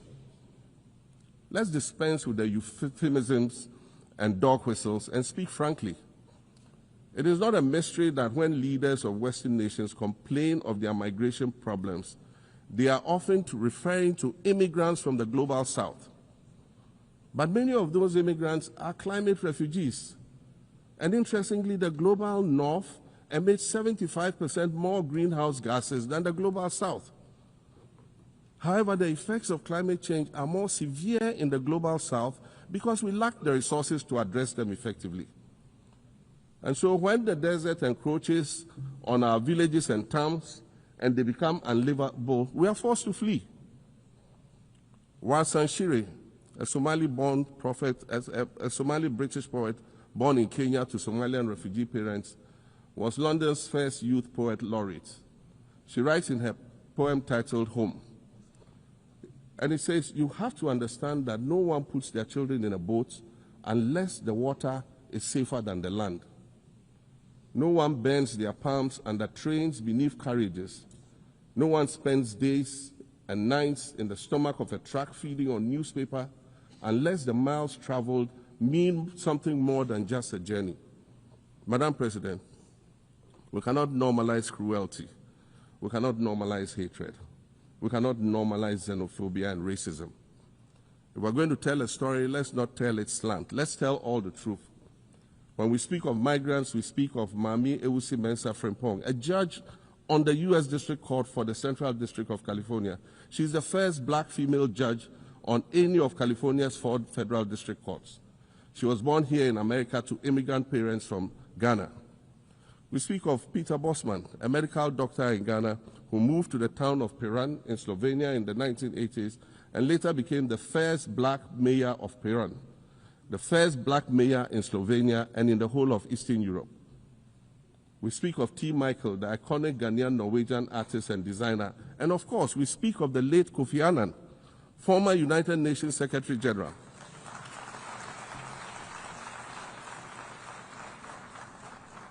Former United Nations Secretary General and Nobel Peace Prize recipient, who was born in Ghana but spent his adulthood in various places in America and Europe. These are people who have brought great distinction to the countries that they decided to call home. Just as the migrants and the children of migrants before them did, I dare say these are not invaders. These are not criminals. Madam President, the slave trade must be recognized as the greatest crime against humanity. As the African champion on reparations, Ghana intends to introduce a motion in this August body to that effect. More than 12.5 million Africans were forcibly taken against their will and transported to create wealth for the powerful Western nations.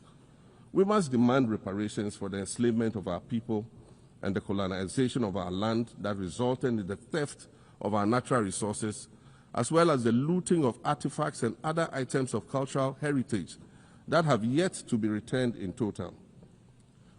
We recognize the value of our land and the value of our lives, as did our colonizers. as well as the governments that happily paid reparations to former slave owners as compensation for the loss of their property, in quotes, and that property for which they received compensation was paid referred to enslaved people who had been freed. Madam President, an increasingly insecure world is witnessing upward spending on defense budgets of bilateral partners and steep cuts in official development assistance. Since July 2024, it is estimated that there's been a 40% drop in humanitarian aid globally. In this era of global uncertainty, Africa must exercise sovereignty over its natural resources to raise the necessary funds to ensure the well-being of its citizens. The days of parceling out vast concession areas to foreign interests for exploitation must come to an end. We'll continue to welcome foreign investment, but we must negotiate better for a bigger share of the natural resources that belong to us. And we must insist on value addition to these resources. We're tired of the continued image of poverty-stricken, disease-ridden rural communities living at the periphery of huge foreign-controlled natural resource concession areas. We're tired of having people extract the most they can from us and in return offer us the very least by way of respect, consideration, and dignity. We're tired of not being represented in ways that reveal the richness and complexity of our history or acknowledge all that we have overcome to arrive here in this liminal space of untold possibilities. Allow me to echo the Indian-American writer Arundhati Roy, who wrote, "Another world is not only possible, she is on her way. On a quiet day, I can hear her briefing." I want to add that for the sake of Africa, and quite selfishly for the sake of my 18-year-old daughter, I hope that this new world that is arriving is a place of safety and equality for women and girls. To succeed, we must empower everyone, including women and girls, to reach their full potential. In closing, Madam President, I'd like to congratulate you on your election to preside over this historic 80th General Assembly and on being the 5th woman to hold this distinction. I'd also like to congratulate Her Excellency Nana Jane Opoku-Agyeman on being the first woman Vice President of Ghana.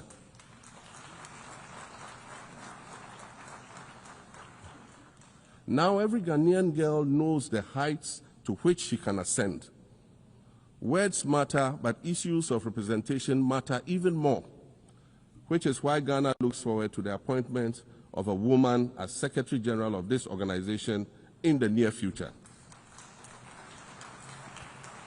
Madam President, Your Excellencies, I thank you for your kind attention.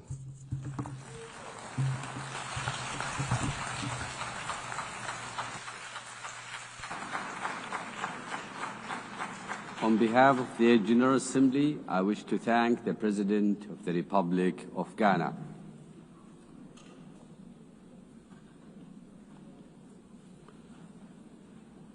The Assembly will hear an address by His Excellency Omaho O.C.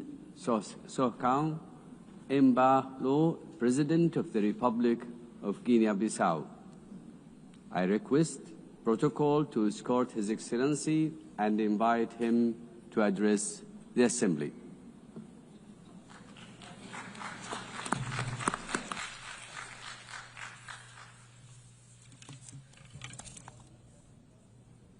Senhora Presidente da Assembleia Geral, ilustres chefes de Estado e de Governo, Senhor Secretário-Geral, minhas senhoras e meus senhores.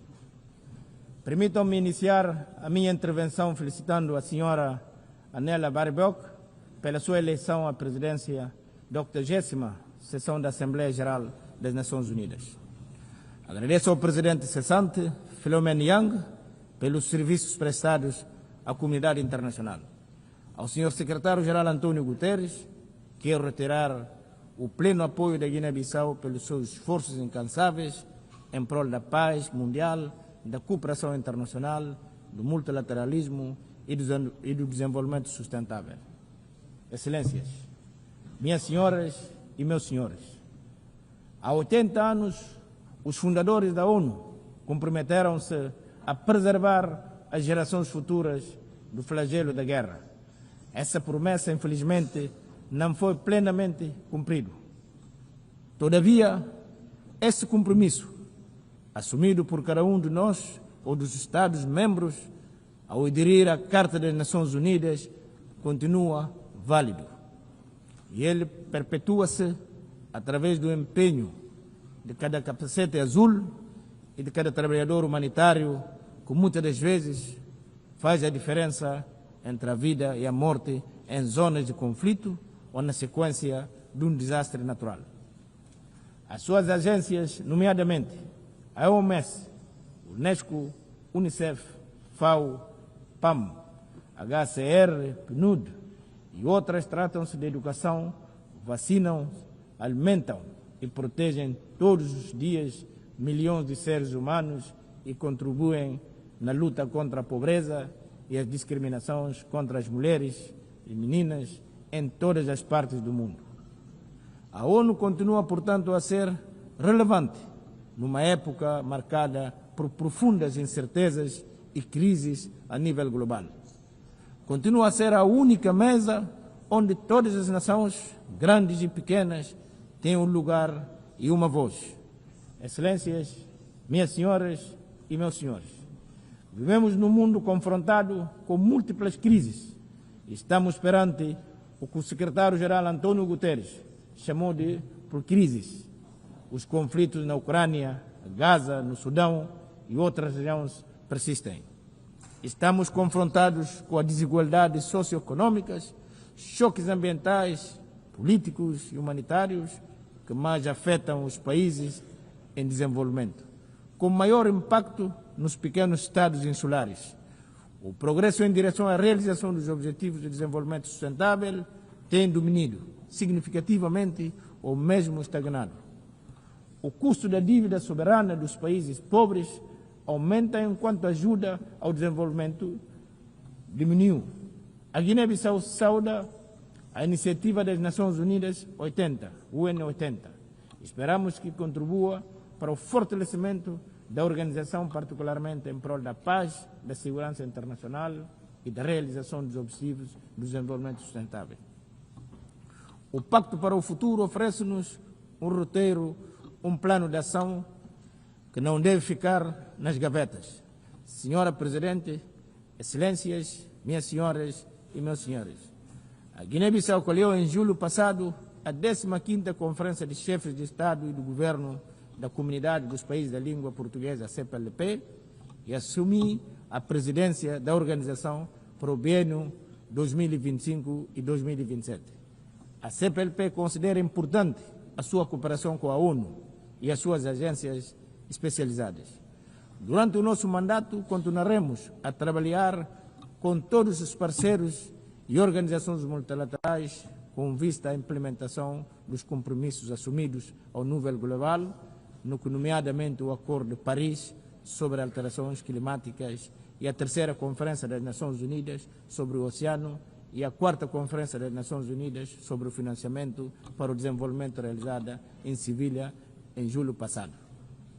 Estamos convictos de que os 2 encontros internacionais previstos no próximo mês de novembro, nomeadamente a COP30, a realizar-se em Belém, no Brasil, bem como a 2ª Cimeira Mundial para o Desenvolvimento Social, que terá lugar em Doha, no Catar, constituem plataforma e oportunidades para reforço da nossa cooperação com vista à realização dos nossos objetivos. Senhora Presidente, Excelências, minhas senhoras e meus senhores, a Guiné-Bissau tem eleições presidenciais e legislativas marcadas para o dia 23 de novembro do ano em curso. Estão a ser criadas todas as condições necessárias para a realização na data indicada de um pleito eleitoral pacífico, livre, transparente e credível. Durante os últimos 5 anos, tenho primado pelo diálogo, a inclusão, a estabilidade política e a consolidação do Estado de Direito e democrático. Estou convicto de que as próximas eleições vão confirmar o caráter irreversível da cidadania e dos valores democráticos na Guiné-Bissau. Senhora Presidente, minhas senhoras e meus senhores, permitam-me concluir: no mundo cada vez mais interdependente, precisamos mais do que nunca de ordem mundial assenta nos princípios sagrados da Carta das Nações Unidas, no respeito ao direito internacional e na consistência pacífica. Este respeito a Guiné-Bissau reitera o seu apelo para pôr fim ao embargo econômico e outros tipos de restrição impostas contra Cuba e a Venezuela. 80 anos depois da criação da ONU, o mundo mudou. E hoje somos mais de 51 Estados signatários da Carta das Nações Unidas. Em 1945, hoje as Nações Unidas, como nós, todos nós, os 193 Estados membros, mas os Estados observadores, a ONGs, Organização da Sociedade Civil e outras entidades presentes nesta magna Assembleia.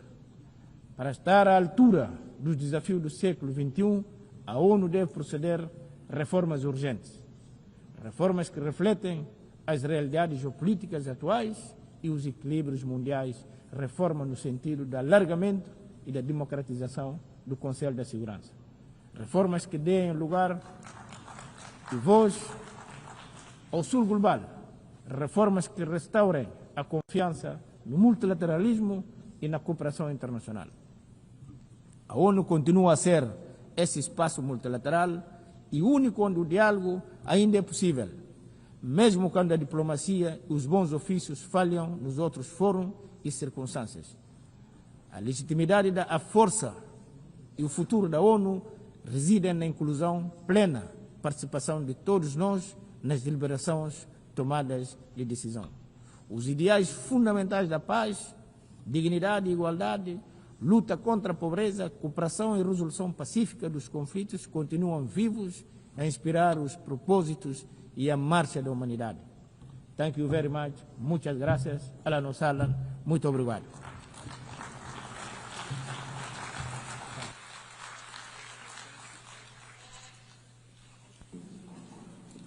On behalf of the Assembly, I wish to thank the President of the Republic of Guinea-Bissau.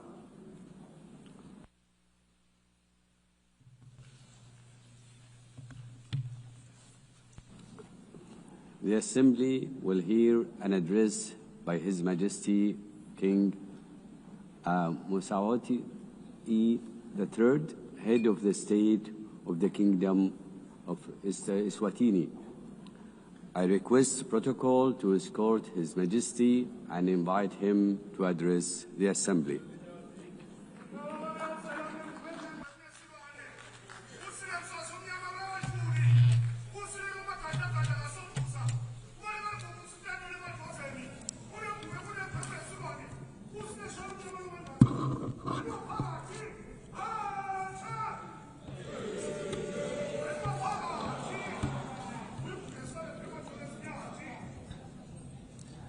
Your Excellency, Madam President of the General Assembly, Your Majesties, Excellencies, Heads of State and Government, UN Secretary General, distinguished delegates, ladies and gentlemen. It is a great pleasure to address the 80th session of the United Nations General Assembly under the theme Better Together, 80 years and more for peace, development, and human rights. At the outset, we wish to assure you, Madam President, of Eswatini's unwavering support during your tenure. We also commend the UN Secretary General and the Secretariat for their steadfast leadership in navigating our world through unprecedented challenges. As we gather today, mankind is confronted with many challenges, including conflicts around the world. We must remind ourselves that when the United Nations was established in 1945, it was during a time of widespread global strife. Its founding fathers resolved that no country or people should endure suffering due to conflict. the UN Charter and structure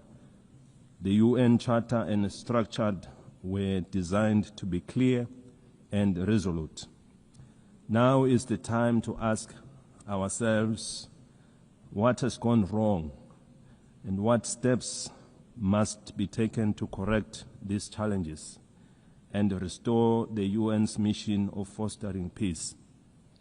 The question we must ask ourselves further is, what is the UN doing to address these issues effectively? I propose that the United Nations establishes ad hoc committees to tackle global conflicts and promote peace. These committees should have equitable representation in dealing with the relative conflicts in the diverse regions of hotspots, including Africa, the Middle East, Europe, and beyond, ensuring that all affected nations have a voice. Supported by the Secretariat of the United Nations, these ad hoc committees would visit conflict zones, engage with local communities, and work towards peaceful resolutions. For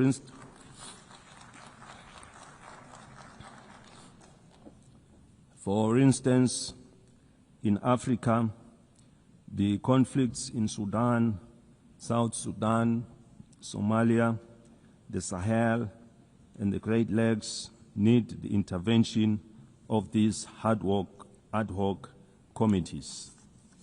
In the Middle East, they should facilitate dialogue with all parties involved.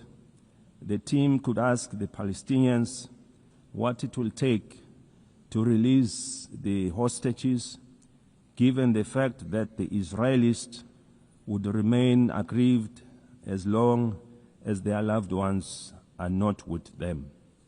Similarly, the ad hoc committee should engage the Israelis to ascertain what it will also take for them to stop the bombardment, to avoid loss of more innocent lives, widespread destruction of property, and a growing refugee crisis. By engaging directly with the affected communities, these communities could help broker solutions that address the concerns of all sides to reduce tensions, suffering, and foster stability. In the conflict between Russia and Ukraine, these ad hoc committees could mediate discussions to identify pathways to peace. Their role would be to engage in meaningful dialogue and report back to the United Nations with actionable recommendations on what it would take to end the war. In Eswatini, we encourage that yield positive outcomes, proving that dialogue is the cornerstone in nation building. We thank those countries already making means in finding solutions. This suggested approach is not meant to undermine their efforts, but it would complement them as they are already working towards peaceful resolutions. We must avoid actions that could escalate tensions further and instead focus on saving innocent lives. Millions of lives have already been lost during the COVID-19 pandemic. We therefore cannot afford to lose any more to conflict.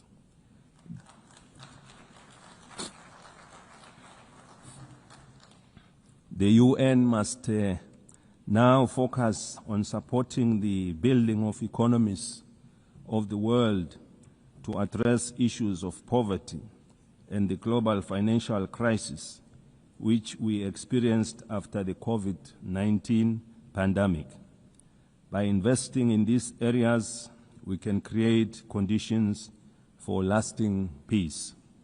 We therefore need one another in building and supporting our development initiatives in our respective countries. The time for action is now. The UN was established in pursuit of international law and peace, and its mandate dates back decades. In 2025 and onwards, we must renew our commitment to this mission by forming these ad hoc committees and making informed, inclusive decisions. We can work towards a world where peace prevails and no nation or people suffer needlessly.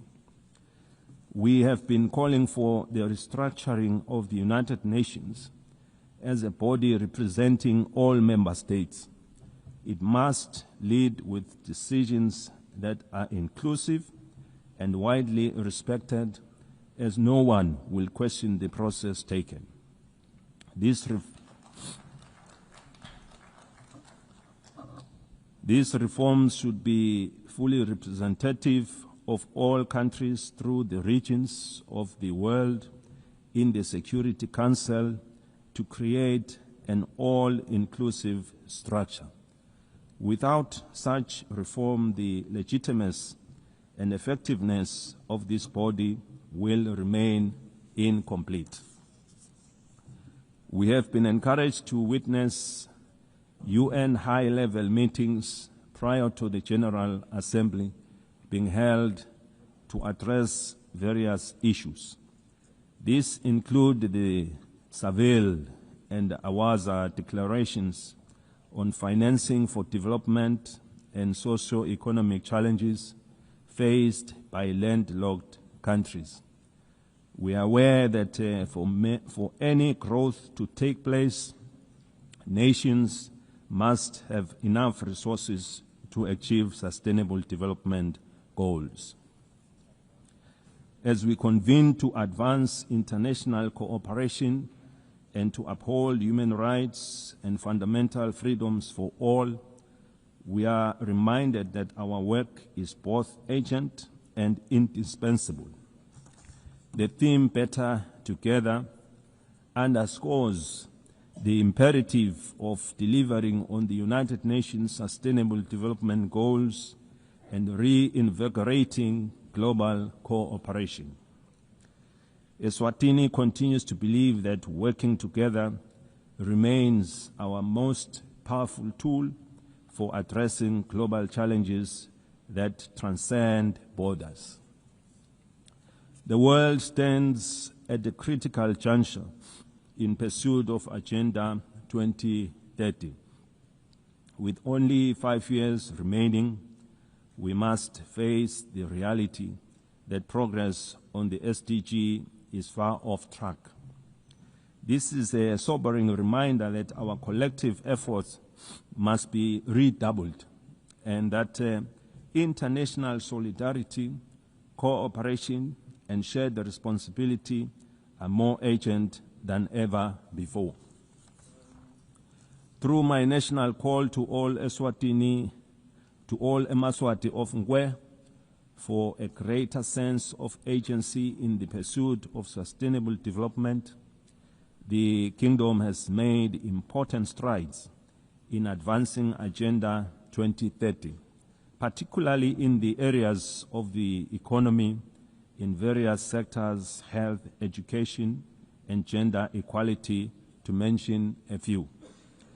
Furthermore,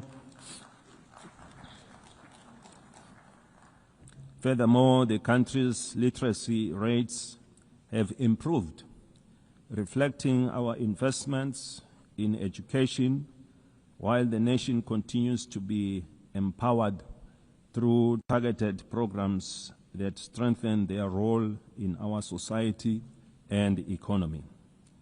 These achievements demonstrate what is possible when determination and partnership come together.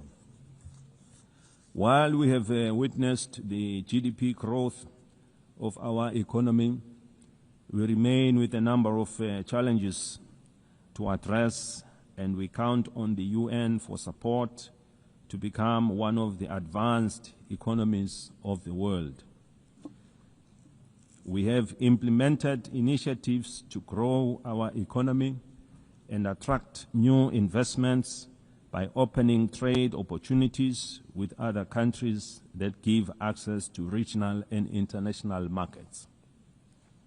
Your Excellencies, the global economy remains fragile. Persistent inflation resulting in rising food and energy prices, as well as tightening financial conditions, have eroded fiscal space for many developing nations. Across sub-Saharan Africa, countries spend on average 12% of government revenues on debt servicing, diverting resources urgently needed for social cohesion programs. Eswatini also advocates for trade facilitation and economic diversification, simplifying customs procedures, reducing regulatory barriers, and enabling greater participation in regional and global value chains. In this regard, the African Continental Free Trade Area has the potential to boost intra-Africa trade by up to 52%, drive industrialization, and create millions of jobs. For countries like Eswatini, the AfTA offers more than market access. It provides a pathway to overcome geographic constraints through regional integration, cooperation, and efficient trade corridors.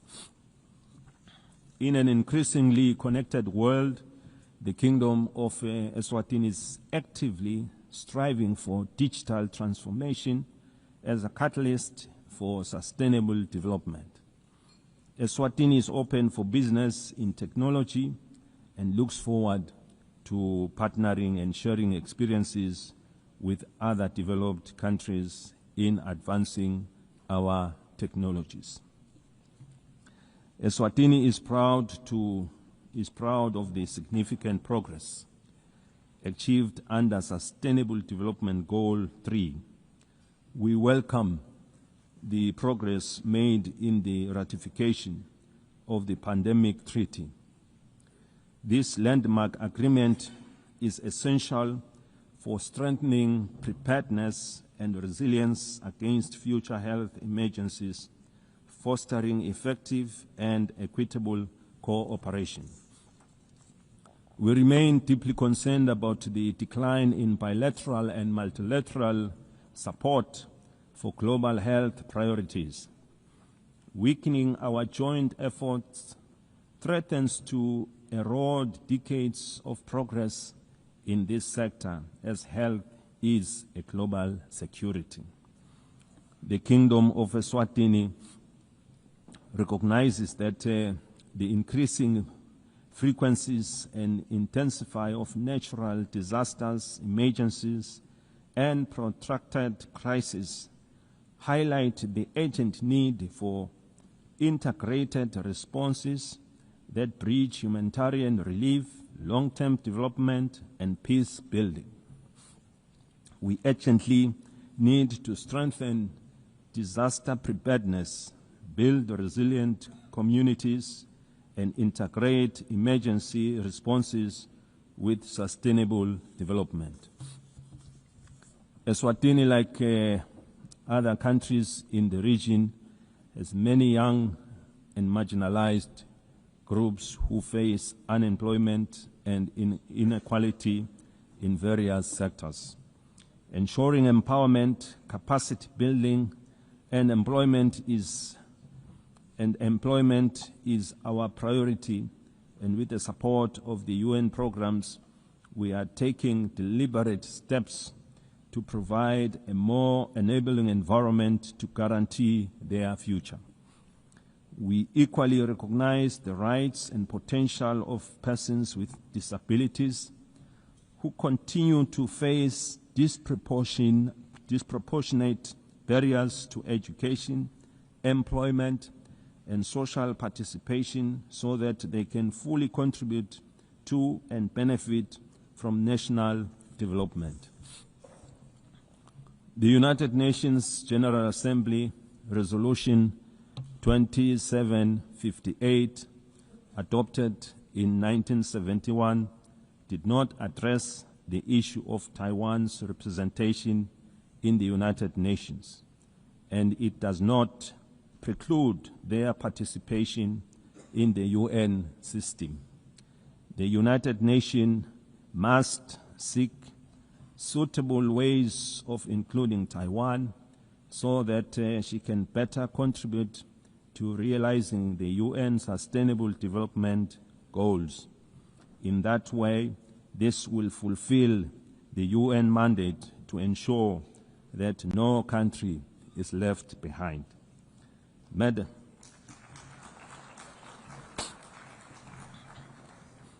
Madam President, in conclusion, we are entrusted with the hopes of our people and the future of our children. Let us not leave this assembly without reaffirming our commitment to justice, peace, and sustainable progress for all. The Kingdom of Eswatini stands ready to play its part. The international community must remain united in addressing shared global challenges, from hunger and malnutrition to climate change, under the guiding spirit of better together. I thank you. May Almighty God bless us all.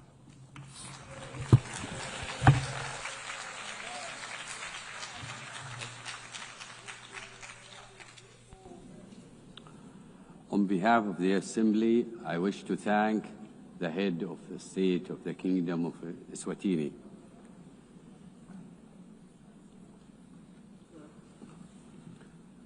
The Assembly will hear an address by His Excellency Solan Jilwept, President of the Republic of Palau. I request protocol to escort His Excellency and invite him to address the Assembly.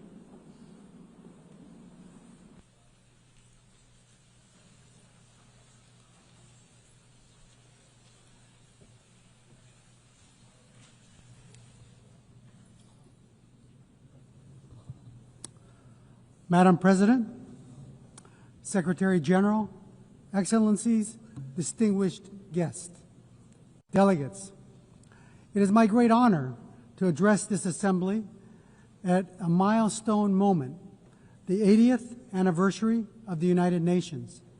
80 years ago, nations scarred by war came together to say, never again. They built this organization on the belief that cooperation, not conflict, could guide humanity forward. Today, as we reflect on that founding vision, let us remember the United Nations was not built for the powerful, but for all nations, large and small. In Palau, we have a saying, "Ndisen son embrari akloes." Small twigs banded together can light the fire that can bring the pot to boil. This wisdom reminds us that even the smallest among us, when united and determined, can drive meaningful change. The recent International Court of Justice advisory opinion affirms this truth, that our voice, though often overlooked, carries the weight of justice. We thank Vanuatu for their leadership and recognize the Pacific youth who co-led this charge. The advisory opinion confirmed that we what we have always known. 1.5 degrees is not optional. It is now the benchmark for international law. Let us defend this limit as the political, moral, and legal anchor of the Paris Agreement. The world is at war. Defense spending is at an all-time high, approaching $3 trillion annually. We have many problems. And now more than ever, we need to come together. We are also at war. Our shores are being invaded by seawater. Our homes are being blown away by storms. Our roads are being washed away by torrential rains. Our reefs are overheating. Our fish are disappearing. And our land is on fire. This is our daily battle. And ahead of COP30 in Belém, we must see new nationally determined contributions submitted without delay, particularly from major emitters. And they must be aligned with the 1.5 degree trajectory. We applaud Australia's leadership in setting incredibly ambitious and achievable 2035 emissions reduction targets and developing clear strategies to reach its net zero emissions pathway by 2050. Australia leads the way in supporting Pacific Islands in accelerating the energy transition. This is a testament to the kind of leadership needed to defend and ensure a safe and prosperous future for all. However, ambition without implementation is an empty promise. For SIDS, the fight depends on climate finance. Too often, our countries are trapped in systems that are overly complex, slow, inaccessible. Finance must be predictable and adequate. It should not create new debt. It should free us to implement our NDCs, adapt to climate change impacts, and address loss and damage. The 1.5 degrees Celsius limit remains our lifeline, and finance is the key to achieving it. We need investment, not in defense, but for us to combat our greatest threat, climate change. It is not aspirational. It is the scientifically grounded guardrail that protects the most vulnerable from the worst climate impacts. Madam President, our region has served as the world's moral compass on climate justice. We have helped secure the 1.5 degree goal in Paris. We have pushed for a mechanism on loss and damage. If the world is serious about 1.5, we urge you to come to our region, to see with your own eyes what the Pacific is facing, and be moved to act. That is why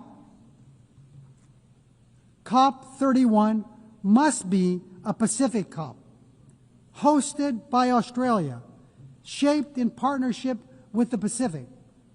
Madam President, on the issue of climate solutions, deep-sea mining has been incorrectly promoted as a silver bullet for the climate crisis. If we rush forward without understanding the consequences, we risk inflicting irreparable harm.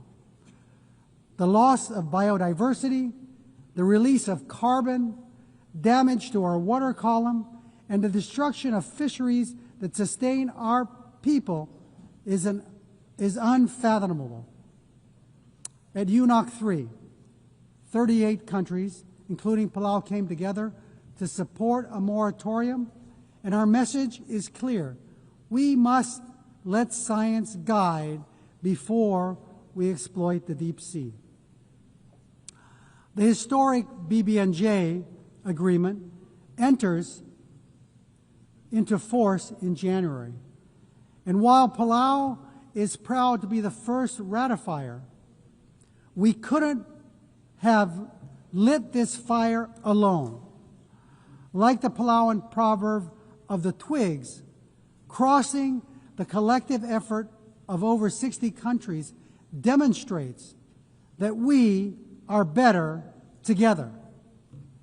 While we celebrate this achievement, we need even more nations to join this commitment to truly safeguard our ocean's future. Colleagues, the BBNJ agreement presents an unprecedented opportunity to design new ocean governance institutions where SIDS have a voice from the start. We are big ocean states, and we call on our partners, including the EU, to support a SIDS seat in the BBNJ governance structure. Excellencies, the stakes for SIDS could not be higher. Our economies are small, our vulnerabilities are acute, and our physical space is painfully narrow. The Antigua and Barbuda agenda for SIDS gives us a blueprint for resilient prosperity, but it cannot stand without tools. That is why the Seville commitment matters. The world has finally recognized that the financial system cannot be fair if it measures only income and ignores vulnerability. Multilateralism is our only shield, yet too often it is sidelined, blacklisted, and cut off from finance and boxed in by rules we did not write. We demand a seat not as bystanders, but as equal architects of our shared future. We call for the full and immediate integration of the multidimensional vulnerability index into the policies and frameworks of international financial institutions, multilateral development banks, and international organizations. It is time that we move the MVI from theory to practice.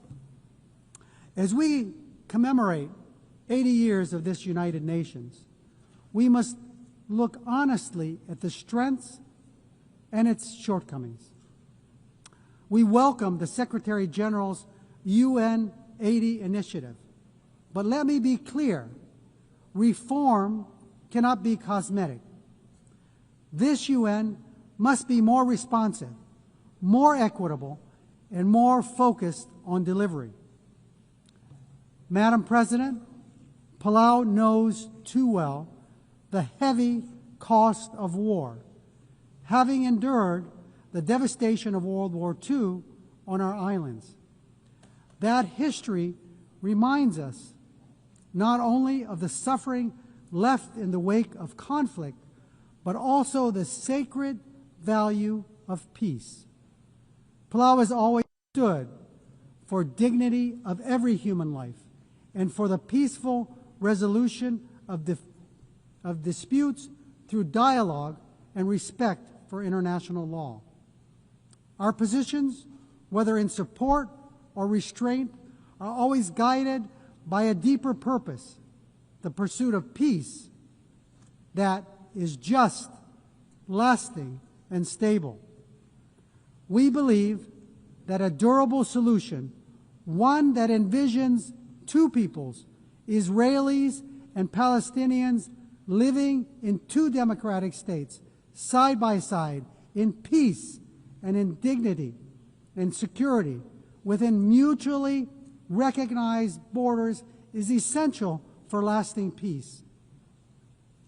Russia's unprovoked war against Ukraine is a stark reminder that when international law is disregarded, peace everywhere is placed at risk. It is only through respect for the rules-based order that all nations, large and small, can live securely.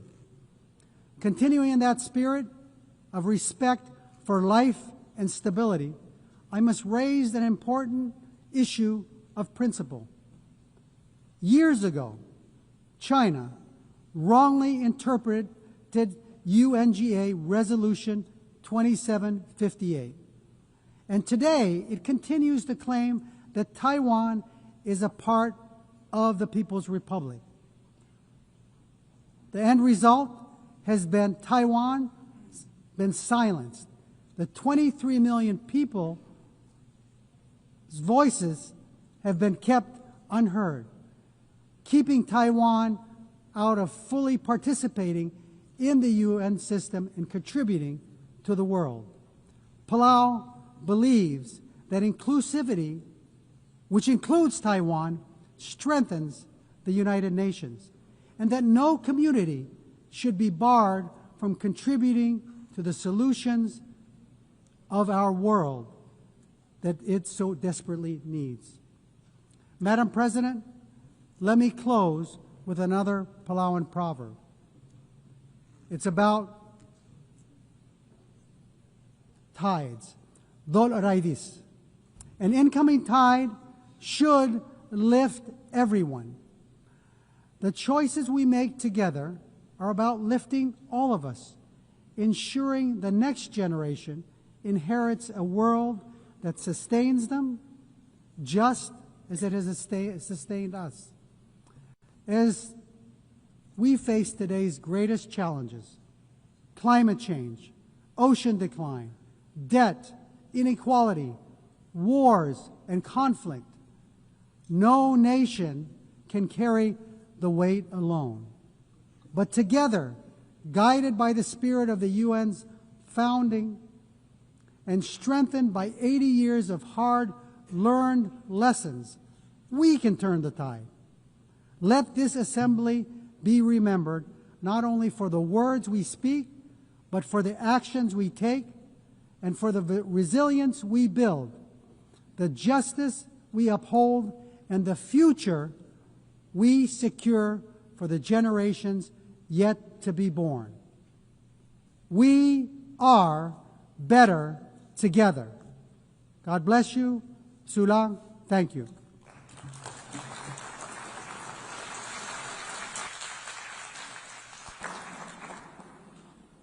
On behalf of the Assembly, I wish to thank the President of the Republic of Palau. The Assembly will hear an address by His Excellency Ilhamu Haydar Ogolo Aliou, President of the Republic of Azerbaijan. I request protocol to escort His Excellency and invite him to address the Assembly.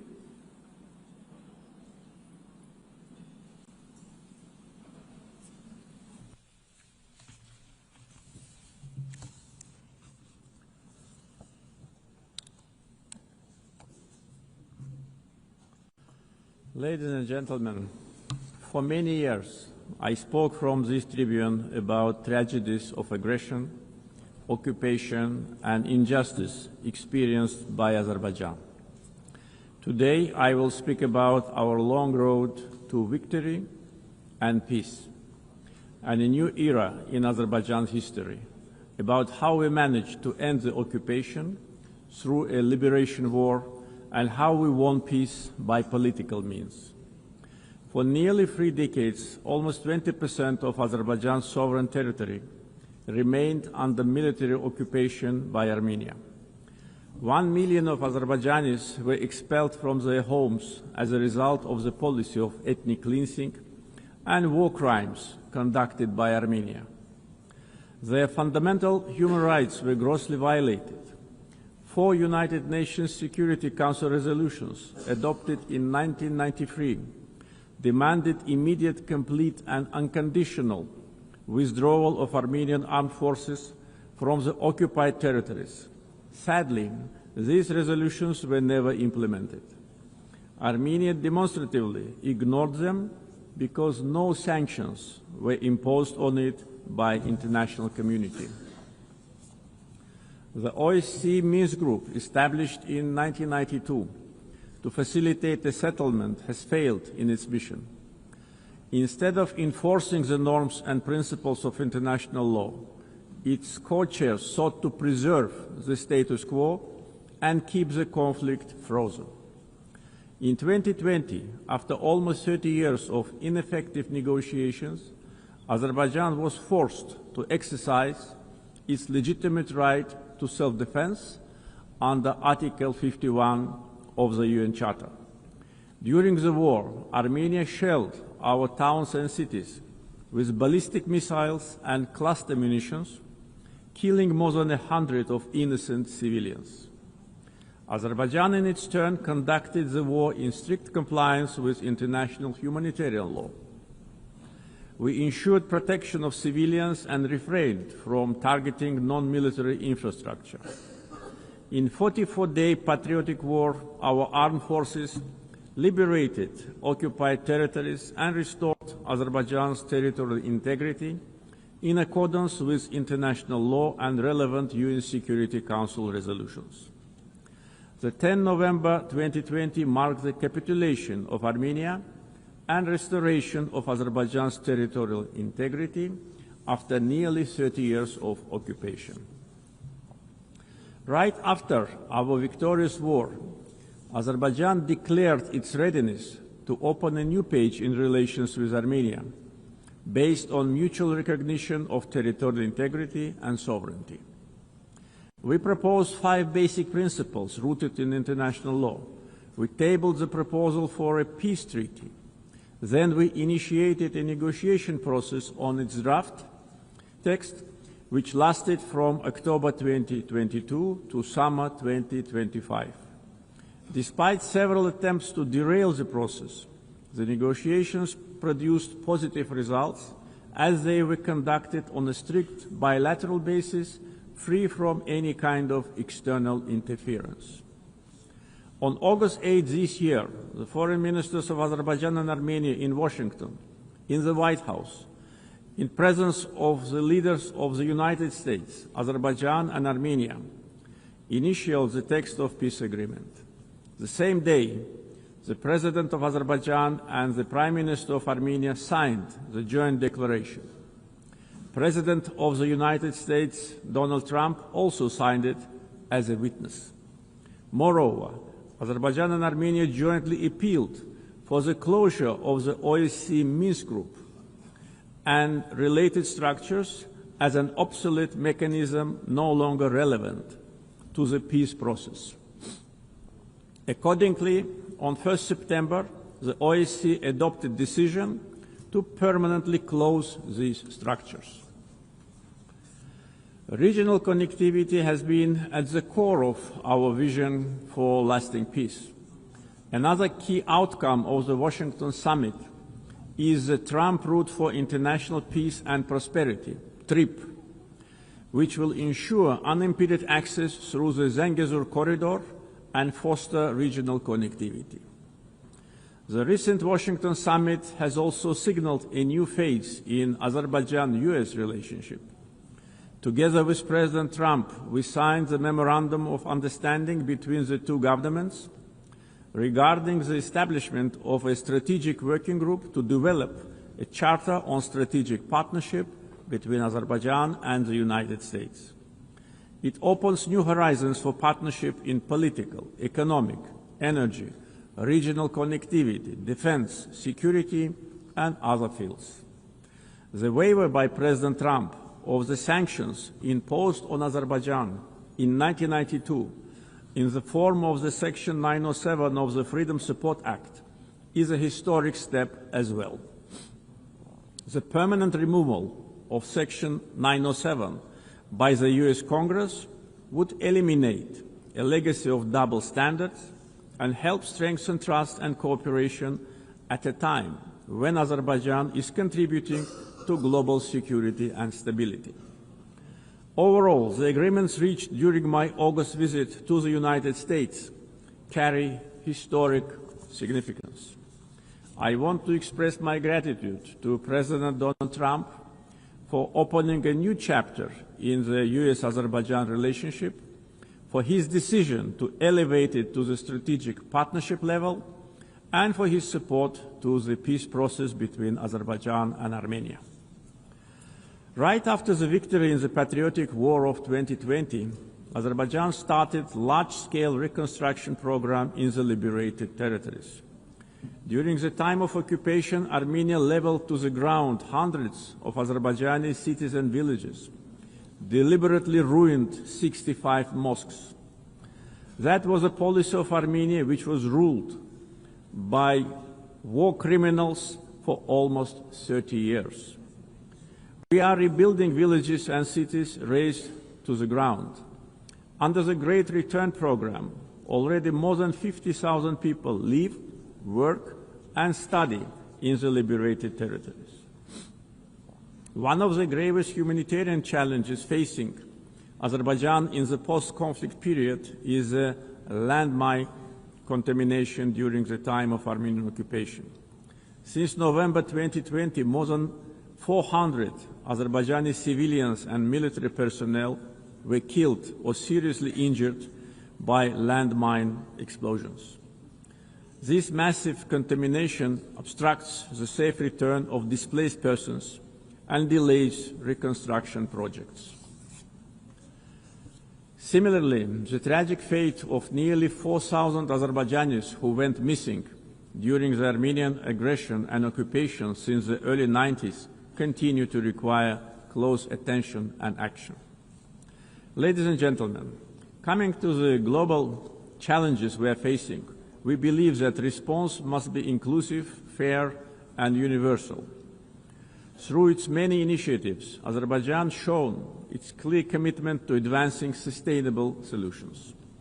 Azerbaijan is proud to have hosted COP29 last year, where we achieved important outcomes in advancing climate action, the green transition, and equitable access to financing. As a host of COP29, we guided negotiations towards ambitious and balanced outcomes, ensuring that all voices, particularly those of the developing world, were heard. The adoption of the new collective quantified goal at COP29, also known as Baku Finance Goal, is a historic milestone in global climate finance. This commitment brings previous $100 billion annual climate finance goal to at least $300 billion per year through 2035 from public sources in developed countries to developing countries. Azerbaijan also successfully finalized the long-awaited framework for carbon markets under Article 6 of the Paris Agreement, making the Paris Agreement fully operational 9 years after its adoption. Several key agreements were signed at COP29 to make the Loss and Damage Fund fully operational, providing critical support for vulnerable communities impacted by climate change. Being strongly committed to the green transition, we at the same time should not put unrealistic targets in front of us. The world cannot live without fossil fuels today and in the foreseeable future. Energy security is closely linked to peace, regional connectivity, and economic development. Azerbaijan continues to play a proactive role in advancing these objectives globally. Azerbaijan has established itself as a reliable and indispensable partner in providing energy security to many countries. We play a strategic role connecting the Caspian region with international markets through diversified oil and gas pipeline systems.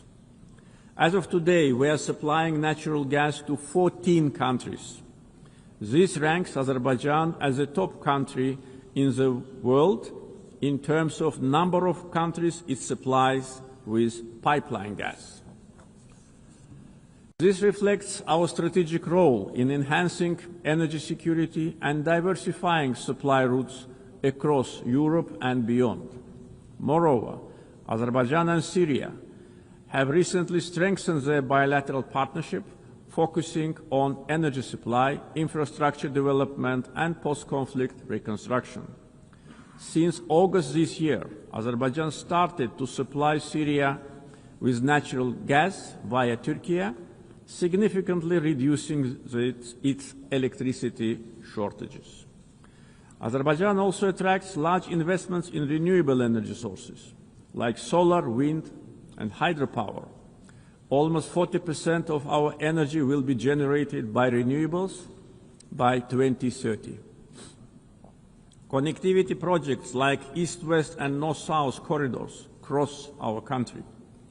We have witnessed almost 90% growth in cargo volumes through the Middle Corridor since 2022. The transit time along the corridor has been significantly reduced.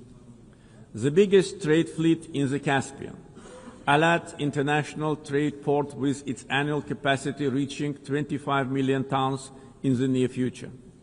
The Baku-Tbilisi-Kars Railroad, 9 international airports, the biggest air cargo company in the region, and many other factors have turned Azerbaijan into one of international transport hubs. There is a great potential for cooperation in digital connectivity. Azerbaijan leads the Digital Transformation Initiative through such ambitious projects as the Digital Seaway. This project includes plans for the advanced fiber optic cable network under the Caspian Sea, establishing Azerbaijan as a key regional digital hub. Azerbaijan achieved significant economic growth by focusing on diversifying its economy beyond oil and gas, developing the non-oil sector and improving the investment climate through reforms and transparency. Reducing poverty and unemployment to the historic low of 5% is another achievement of our country. Recently, 2 major international rating agencies, Moody's and Fitch, have increased Azerbaijan's ranking. Azerbaijan was provided with favorable investment-grade status, citing very strong external balance, low public debt, and substantial sovereign wealth assets as a key strengths. This underscores our economic resilience, strong fiscal discipline, and favorable investment climate.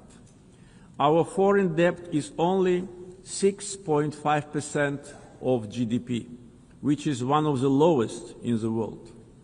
Azerbaijan's foreign exchange reserves exceed its foreign debt almost 16 times. Back in 2022, at the summit of the Caspian littoral states, I raised the issue of environmental degradation of the Caspian Sea. Today's situation is much worse. Caspian Sea is shrinking rapidly. The main reason is not climate change. Joint efforts of littoral states are needed to stop ecological catastrophe with unpredictable consequences. Azerbaijan is also ready to cooperate closely with the UN to tackle this problem. Ladies and gentlemen, Azerbaijan is proud of its global humanitarian assistance efforts. We are providing aid to countries affected by natural disasters, conflicts, and public health emergencies. Azerbaijan contributed to the COVID-19 response, donating financing, protective equipment, medical devices, and vaccines to more than 80 countries in need. Azerbaijan has entered a new era. We won both war and peace. We ended the occupation and started reconstruction. Justice has triumphed. Sovereignty has been consolidated, and peace is de facto reached. We stand prepared to share our positive experience. The achievements of the recent years are not only a victory and success of Azerbaijan, they are also a demonstration that international law must ultimately prevail. Our vision is clear: peace and development based upon international law, non-interference in internal affairs of states, mutual respect and cooperation. Let us together build a world without double standards, where justice is not selective, the rule of law is respected, and peace is achieved not through words alone, but through actions. Thank you.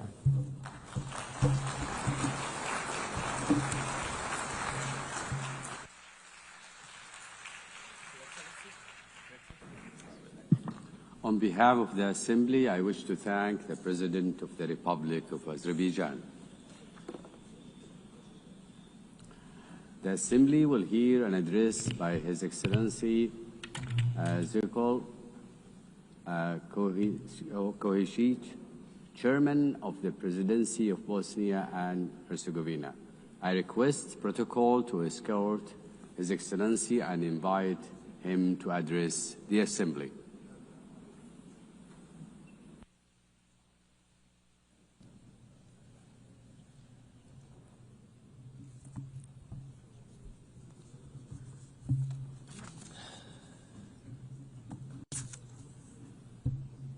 Gospodine predsjedavajući, gospodine generalni sekretaru,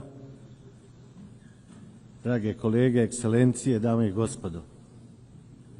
Polazeći od teme ovogodišnjeg zasjedanja Generalne skupštine Ujedinjenih nacija, koja glasi bolje zajedno, 80 godina za mir, razvoj i ljudska prava, dozvolite mi da sa ovog značajnog mjesta u ime Bosne i Hercegovine i svih njenih građana izrazim čestitke Organizaciji Ujedinjenih nacija koja obilježava 80 godina od svog osnivanja, ali istovremeno i 80 godina neprekidnog rada na onome što je temeljni cilj ove organizacije, a to je obezbeđivanje i održavanje mira u svijetu. Koliko je u tome bilo uspjeha u prethodnom periodu, kao i u rezultatima rada i učešća više generacija u samim Ujedinjenim nacijama, u njenim tijelima, organizacijama, svakako će konačni sud dati istorija. Ali istovremeno smatram da je važno da se i danas jasno iskaže naš zajednički stav da mir u svakom dijelu svijeta nema alternativu i da na tome moramo i trebamo nastaviti zajedno uporno raditi. Želio bih vjerovati da svi dijelimo isto pozitivno mišljenje, da moramo zaštititi mir u svakom dijelu svijeta. Međutim, realnost i ono što se danas dešava u različitim dijelovima naše planete jasno nam ukazuje da mir u svijetu često nije interes pojedinih geopolitičkih aktera kojima je sukob ili rat sredstvo za realizaciju njihovih političkih i ekonomskih interesa koji u najvećoj mjeri odudaraju od ciljeva utvrđenih u Povelji Ujedinjenih nacija. Ako tome pridodamo i to da se putem oružane sile nastoje mijenjati granice država u svijetu na način koji je suprotan Povelji Ujedinjenih nacija, onda možemo izvesti jednostavan zaključak da se međunarodno pravo ne primjenjuje istovjetno prema svim državama, subjektima tog istog međunarodnog prava. Svjedočimo da se u proteklom periodu svjesno i planirano isprovocira određeni oružani sukob, da bi se zatim kroz korištenje značajne oružane sile koja se neka država sa manjom ili slabijom oružanom silom ne može oduprijeti. Nakon toga se od napadnute države zahtjeva da sjedne za pregovarački stol i potpiše odricanje od dijelova svoje teritorije, navodno u ime mira, a zapravo u ime sile.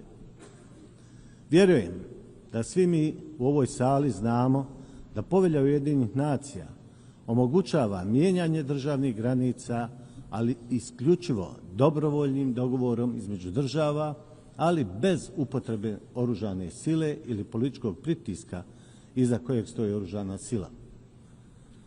Međutim, ako se oružana sila koristi da bi druga strana se prisilila da pristane nametnuti dogovor u kojem gubi dio svoje teritorije, onda tu nema dobre, iskrene volje, već ima samo prisile, što je u suprotnosti sa više akata međunarodnog prava.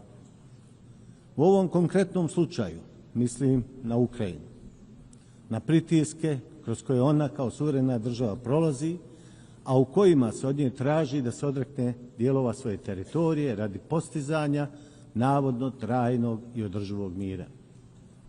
Jesmo li u tom konkretnom slučaju sudionici promjene svjetskog poretka u kojem se mir ne postavlja kao konačni cilj, već se rat i oružana sila pojavljuju kao legitimno sredstvo za postizanje političkih ciljeva velikih geopolitičkih aktera?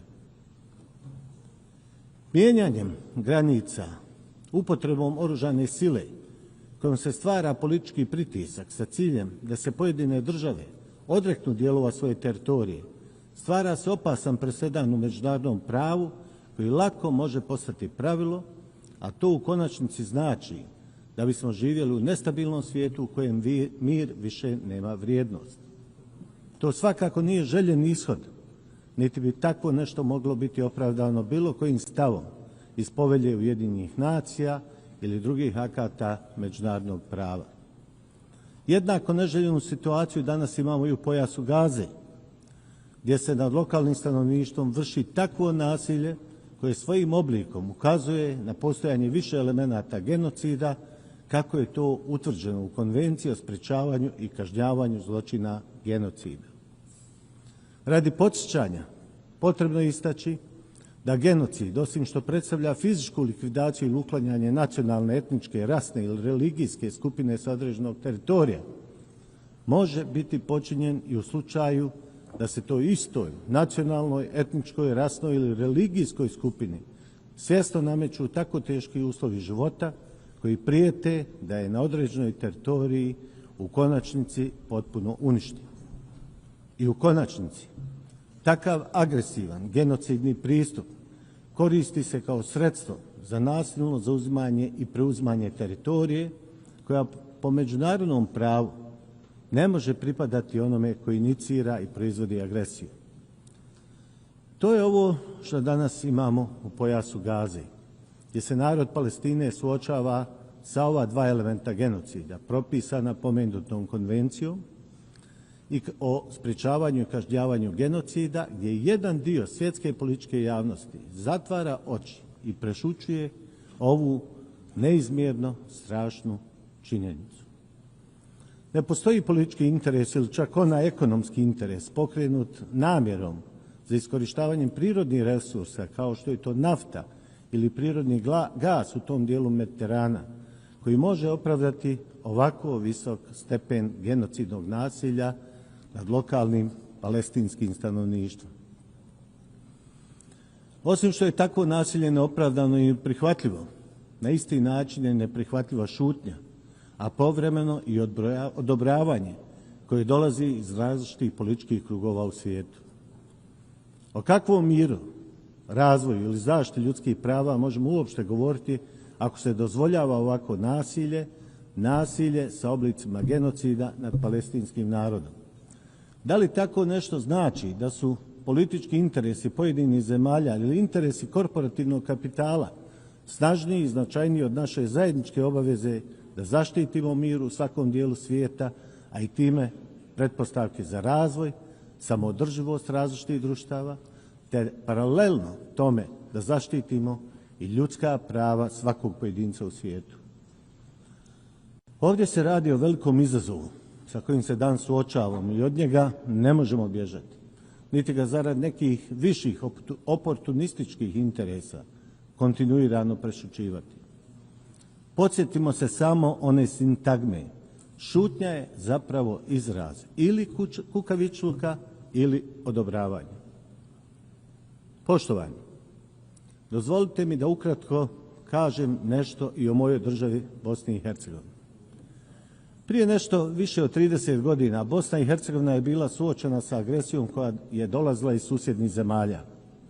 U to vrijeme Organizacija Ujedinjenih nacija formirala je mirovne vojne snage pod nazivom UNPROFOR u čijem sastavu su učešće uzele zemlje koje su za tako nešto izrazile interes.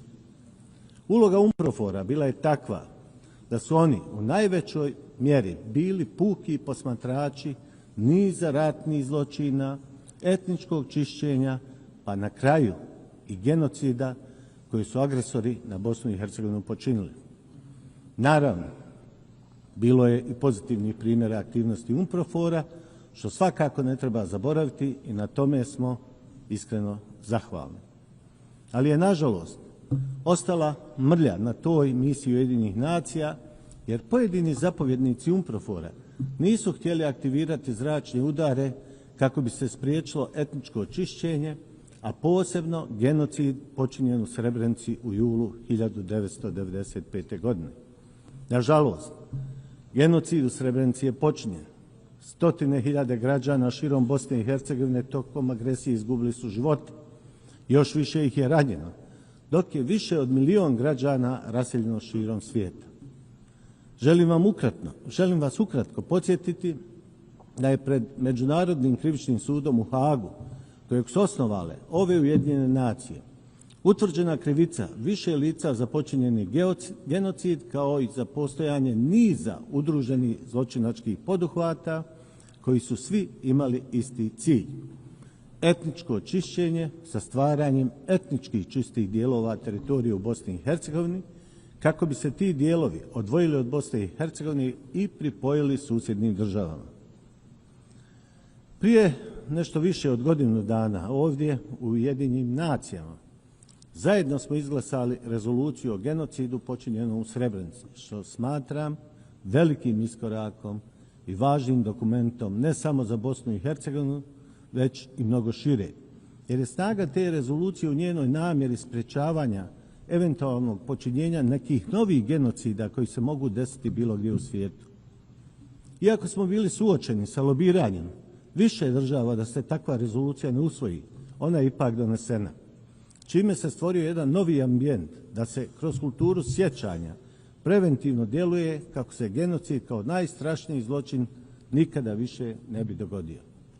Tada smo vidjeli da postoje i one države koje radi vlastitih političkih razloga ili političkog komoditeta nisu bile spremne da podrže tekst rezolucije, koji je bio oslonjen na već donesene presude Međunarodnog krivičnog suda iz Haga, a kojeg su, ponovit ću još jednom, osnovale ove Ujedinjene nacije.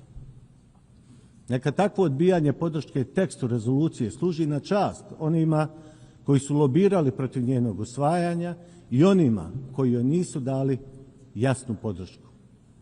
Želim vas podsjetiti da je u tom periodu, 90. godina prošlog stoljeća, međunarodna zajednica kroz organe Ujedinjenih nacija uvela embargo Bosni i Hercegovini na kupovinu odbrambenog naoružanja i time spriječila odbranu naše države od dvostruke agresije. To bi u svakom slučaju značajno skratilo trajanje ratnog sukoba, mnogi životi bi bili spašeni, jer bi se mnogo prije došlo do mirovnog sporazuma, za što je bio neophodan uslov stvaranje balansa u vojnoj moći između Bosne i Hercegovine i dvije susjedne zemlje koje su počinile agresiju. Radi tog embarga agresija na Bosnu i Hercegovinu je trajala skoro 4 godine i nepotrebno izgubljen veliki broj ljudskih života. Takav ratni sukob okončan je potpisivanjem Dejtonskog, odnosno Pariškog mirovnog sporazuma koji je donio neophodan mir i na tome smo također zahvalni, ali je istovremeno stvorio takav sui generis politički sistem u Bosni i Hercegovini koji danas, 30 godina nakon njegovog stvaranja, predstavlja problem za normalno funkcionisanje države Bosne i Hercegovine. Takav politički sistem ne sadrži demokratiju, već neki njen devijantni oblik, nezabilježen u praksi bilo gdje u svijetu, u kojem se etnička pripadnost stavlja u prvi plan i time u cijelosti negiraju osnovna ljudska prava, te paralelno tome podriva demokratija u tolikoj mjeri da ona više skoro i ne postoji. Taj politički sistem možemo nazvati incidentnim političkim sistemom koji neprekidno destabilizuje državu Bosnu i Hercegovinu. Zašto ovdje spominjem demokratiju? iz najmanje dva razloga. Prvi je da one države koje su se opredijelile za demokratiju i njene principe trebale bi imati mogućnost da tu demokratiju u cijelosti primijene u svom okrilju, potpuno svjesni da postoji jedan broj država koje iz njihovih razloga, bili oni historijski, kulturološki, religijski, ne žele demokratiju i njene principe. Bosna i Hercegovina se jasno opredijelila za demokratiju i tranziciju iz prethodnog političkog sistema u neki novi demokratski i politički sistem, ali nam se to kroz elemente političkog sistema koji živimo, koji je utvrđen Dejtonskim Pariškim sporazumom, u stvarnosti kontinuirano onemogućava. Drugi razlog odnosi se na to da nakon što smo bili suočeni sa embargom na uvoz odbrambenog oružja tokom 90. godina prošlog stoljeća, u ovo današnje vrijeme Bosna i Hercegovina se suočava sa embargom na demokratiju, što svojim političkim i diplomatskim aktivnostima nastoje obezbijediti čak pojedini akteri iz međunarodne zajednice. Dakle, nakon što smo imali embargo da se branimo, danas imamo embargo na demokratiju i demokratski razvoj. Jer kako drugačije objasniti takvu aktivnost tog dijela međunarodne zajednice koja na različite načine nastoji obezbijediti ovaj incidentni politički sistem u kojem manjina upravlja većinom, rušeći jedan od temeljnih principa demokratije koji nalaže da takav sistem u kojem bi zapravo politička većina trebala upravljati svojom državom zapravo ne postoji u Bosni i Hercegovini. Iako takvi akteri to opisuju kao navodnu raspodjelu političke moći između etničkih zajednica, u Bosni i Hercegovini to u svom korijenu toliko podriva demokratiju da ona u mojoj državi skoro više ne postoji, jer postoji nešto što se jednostavno zove etnokratija u kojoj politička manjina upravlja državom, jer joj to ovaj sadašnji devijantni politički sistem omogućava. Da li takvi akteri međunarodne zajednice nastoje zabraniti ili uvesti embargo na demokratiju u Bosni i Hercegovini radi njene demografske slike ili nastoje proizvesti takvu situaciju da se ponovo otvore razgovori o Bosni i Hercegovini sa neizvjesnim ishodom za njeno postojanje u sadašnjim granicama, ostaju otvorena pitanja. Podsjetit ću ovdje kako bez demokratije nema ni vladavine prava, a bez vladavine prava nema ni zaštite individualnih ljudskih prava. Kao argument za takvo postupanje dijela međunarodne zajednice može se pokazati takozvani predmet Kovačević pred Europskim sudom za ljudska prava. Predmet koji vama je nepoznat, možda i nebitan, ali nama u Bosni i Hercegovini je iznimno važan. To je predmet u kojem je apelant tražio jednostavnu, opravdanu i logičnu zaštitu svog aktivnog biračkog prava koje mu je onemogućeno. Predmet je u prvostepenom postupku riješen u korist apelanta uz utvrđeno postojanje etnoteritorijalne diskriminacije, što je onda dio međunarodne zajednice, ulažući enormne diplomatske i financijske napore, nastoje anulirati u drugostepenom postupku. Jedna od zemalja, što je potpuno neshvatljivo i neprihvatljivo, dala je financijsku donaciju Europskom sudu za ljudska prava i pojavila se kasnije u tom istom predmetu kao zainteresovana strana, što je klasični izraz političke korupcije. Zato se ovdje postavlja logično pitanje, da li se presude međunarodnih sudova mogu kupiti? U obaranju te presude aktivno je učestvovao i visoki predstavnik međunarodne zajednice u Bosni i Hercegovini, iako mu to nisu ovlaštenja data Dejtonskim Pariškim sporazumom, ulažući također enormna financijska sredstva iz nepoznatih izvora, za čije korištenje nije imao potrebnu saglasnost Vijeća za implementaciju mira. Dakle, desila se potpuno istovjetna situacija kao i kod donošenja rezolucije o genocidu u Srebrenici, gdje su pojedine zemlje lobiranjem protiv rezolucije nastojali negirati presude Međunarodnog krivičnog suda u Hagu, dok su u predmetu koji navodim kao primjer neke druge zemlje nastojale još uvijek nastoje poništiti presudu kroz njihovo lobiranje i širu diplomatsku aktivnost. Što nas onda dovodi do zaključka da postoji dio međunarodne zajednice koja ne dozvoljava demokratiju u Bosni i Hercegovini. Jučer embargo na oružje je neophodno za odbranu zemlje, Danas embargo na demokratiju i ljudska prava. Zbog toga želim vas ukratko podsjetiti na još jedan dokument Ujedinjenih nacija pod nazivom Međunarodni pakt o građanskim i političkim pravima, kojim se između ostalog garantuje birati i biti biran na periodičnim izborima koji se održavaju sa opštim i jednakim pravom glasa, tajnim glasanjem, uz jamstvo slobodnog izražavanja volje svakog birača, što se, nažalost, u Bosni i Hercegovini ne dozvoljava, uz velike napore međunarodne zajednice koja nastoji da sačuva diskriminaciju, negira demokratiju, a što za posljedicu ima nedostatak vladavine prava i u konačnici nedovoljnu i skoro nikakvu zaštitu individualnih ljudskih prava.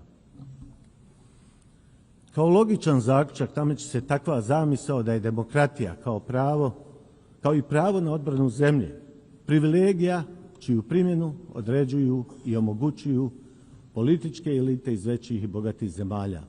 Dok se one male i siromašnije zemlje mogu nadati da će dobiti demokratiju samo onoliko koliko im to veći i bogati dozvoli. To svakako nije izraz jednakosti niti ravnopravnosti koje svi zajedno danas treba težiti.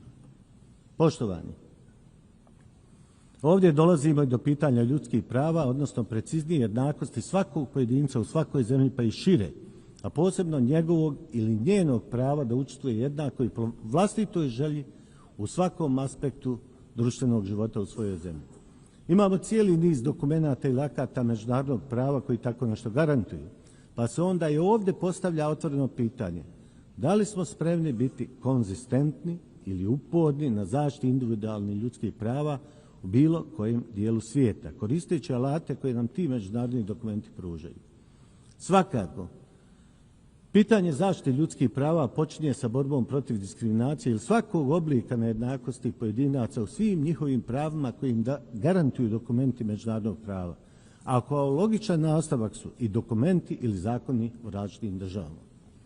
Diskriminacija u bilo kojem obliku je zabranjena aktima međunarodnog prava, ali nažalost veoma se često susrećemo sa situacijama u kojima se diskriminacija prešućuje, a nakon šutnje čak i ohrabruje. Govoreći iz ugla Bosne i Hercegovine imamo 5 presuda Europskog suda za ljudska prava u kojima je utvrđeno postojanje diskriminacije građana na osnovu njihovog etničkog porijekla ili mjesta gdje žive. Dio političke elita u Bosni i Hercegovini kao i dio međunarodne zajednice prisutne u Bosni i Hercegovini to neće da prihvati i kroz izmjenu Ustava implementiraju. Uz neprovođenje navedenih 5 presuda Europskog suda za ljudska prava, ova 6. presuda u predmetu koji se traži odbacivanje etno-teritorijalne diskriminacije, koja je oborena zahvaljujući pritisku, donacijama i sličnim djelovanjima od strane pojedinih zemalja, kao i od osobe koja je mirovnim ugovorom ovlaštena da taj ugovor realizuje i da štiti sve aspekte tog ugovora, i uključujući i sve akte međunarodnog prava koji govore o ljudskim pravima, dovede nas do teških pitanja, ali još težih odgovora. Da li su ljudska prava i njihova zaštita privilegija većih, bogatijih društava i država, dok se manji i siromašniji svjesno ili namjerno zaobilaze u zaštiti ljudskih prava, počevši od prava na život, pa sve do prava na jednakost i demokratiju. Na kraju, dozvolite da istaknem da je na sva 3 otvorena pitanja koje su tema zasjedanja Generalne skupštine Ujedinjenih nacija, možemo ih gledati i možemo odgovoriti samo kroz konzistentnost i principijelno insistiranje zaštiti mira, kako bismo stvorili uslove za nesmetan razvoj društava u državama članicama Ujedinjenih nacija, a da se u konačnici zajedno pojavimo kao aktivni zaštitnici ljudskih prava u bilo kojem dijelu svijeta. Bez te konzistentnosti u ovim pitanjima bit ćemo još jednom samo skupina koja izražava zabrinutost nad devijantnim pojavama u svijetu, kao što su to ratovi, nasilno mijenjanje granica, genocid, ratni zločini, negiranje ljudskih prava, a da zapravo nećemo učiniti ništa više od izražavanja zabrinutosti. Konzistentnost na koju se referiram znači potpunu odlučnost da se suprotstavimo različitim devijantnim pojavama u svijetu kroz alate koje nam pruža međunarodno pravo. Moramo biti odlučni i nepokolebljivi u namjerama da zaštitimo temeljne vrijednosti Ujedinjenih nacija, bez pravljenja bilo kakve razlike među državama kao subjektima međunarodnog prava. U toj odlučnosti pozivam vas da ne pravimo razliku među nama, dijeleći nas na velike i male države, na bogate i siromašne, već da zajedno kao organizacija aktivno tražimo i omogućimo rješenje za sva otvorena pitanja koja se pojavljuju u svijetu. Mir nije privilegija. Mir je obaveza svih nas da ga u svakom trenutku i na svakom mjestu obezbijedimo. Isto tako, ljudska prava nisu privilegija, već trajna civilizacijska obaveza koju moramo kontinuirano ispunjavati. To je svakako trajan izazov sa kojim se suočavale generacije i prije nas i sa kojim će se suočavati generacije koje dolaze nakon nas. Naša misija je takva da im ostavimo svijet boljim nego što je on sada, a za takav cilj potreban je uporan i neprekidan i efektivan rad. Dame i gospodo, ekscelencije, hvala vam na pažnji.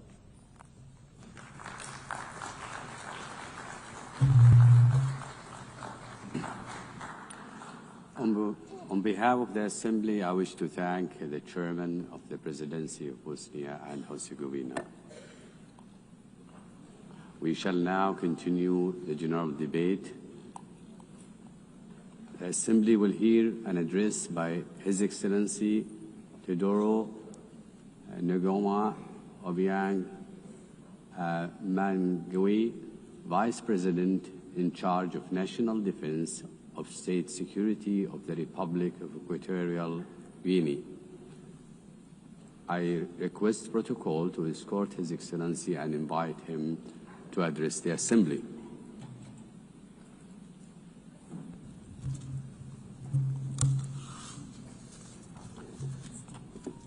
Excelentísima señora Annalena Baerbock, Presidenta de la 80 Asamblea General de las Naciones Unidas.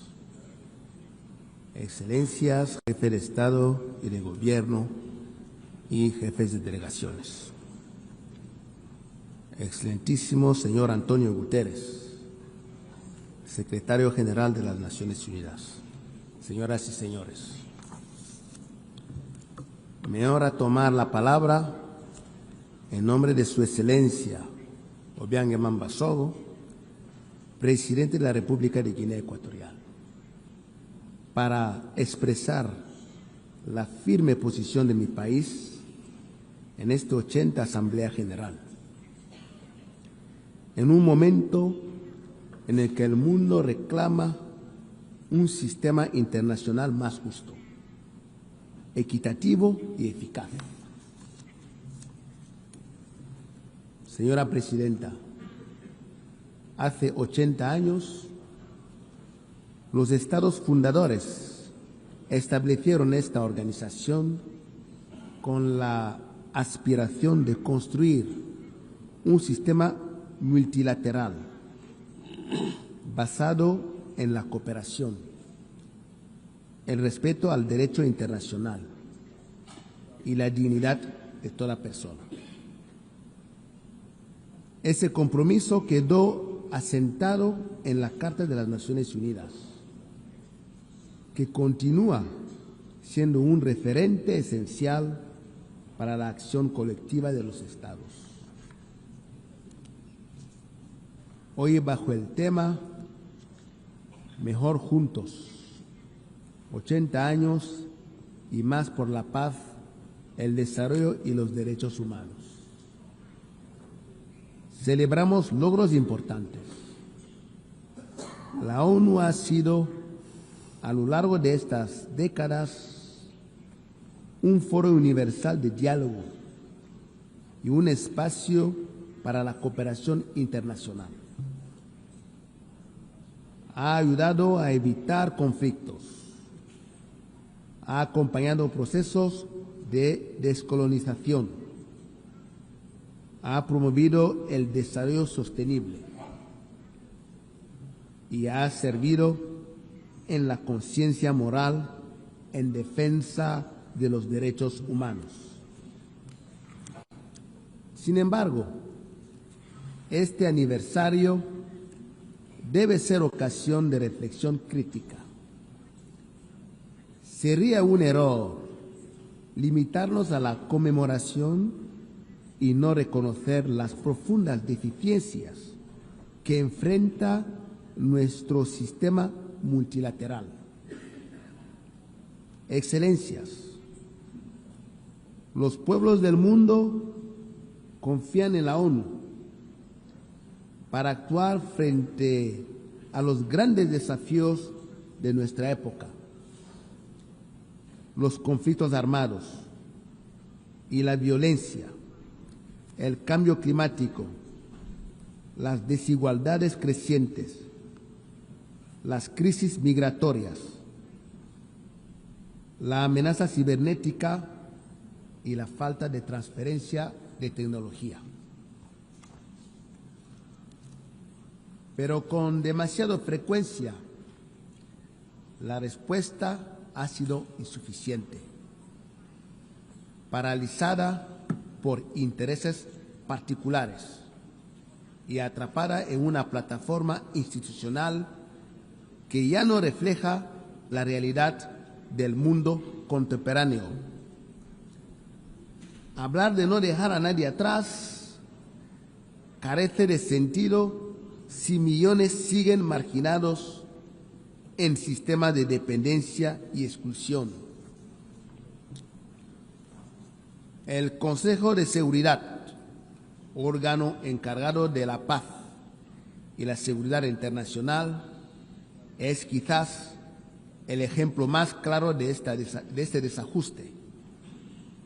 8 décadas después de su creación, su composición sigue anclada en la geopolítica de 1945 y no en la del siglo XXI. En consecuencia, su legitimidad y representatividad se ven con razón cuestionadas. La reforma del Consejo de Seguridad es una necesidad urgente.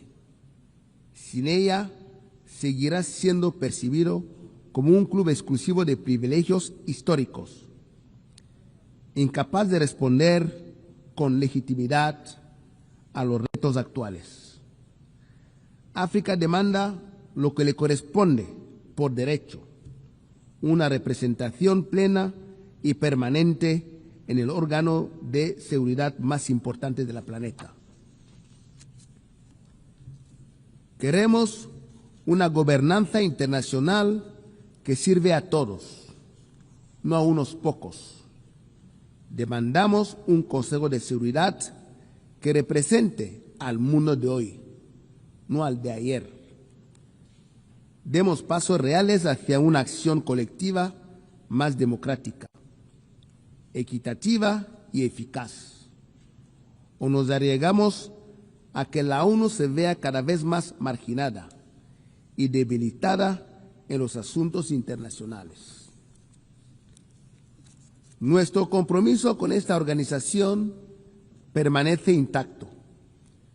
Creemos en la ONU, creemos en la fuerza del derecho internacional, creemos en la cooperación internacional como único camino para enfrentar desafíos que ninguna nación, por poderosa que sea, puede resolver sola.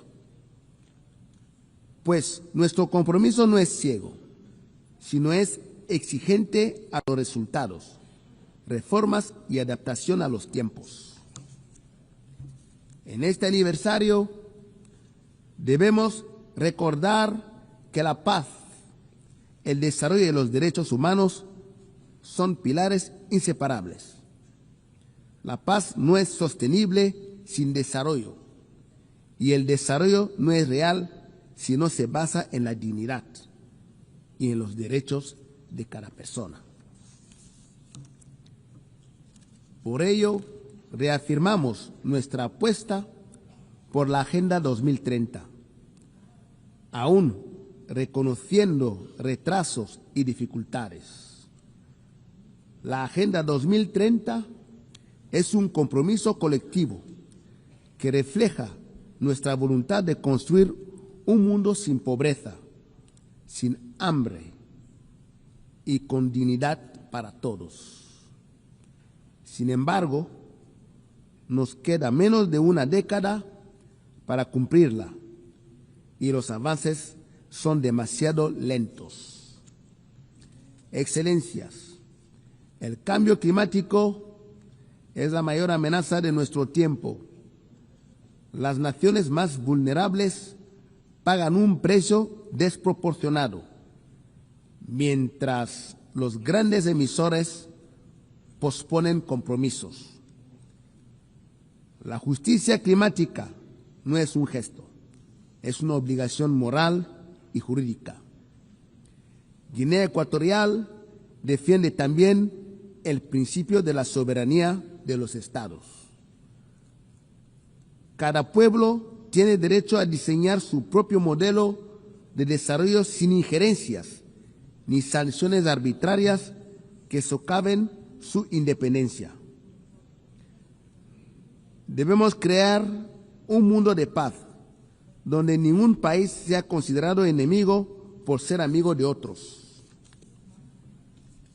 Permítanme compartir un ejemplo reciente de la contribución de Guinea Ecuatorial a la paz internacional.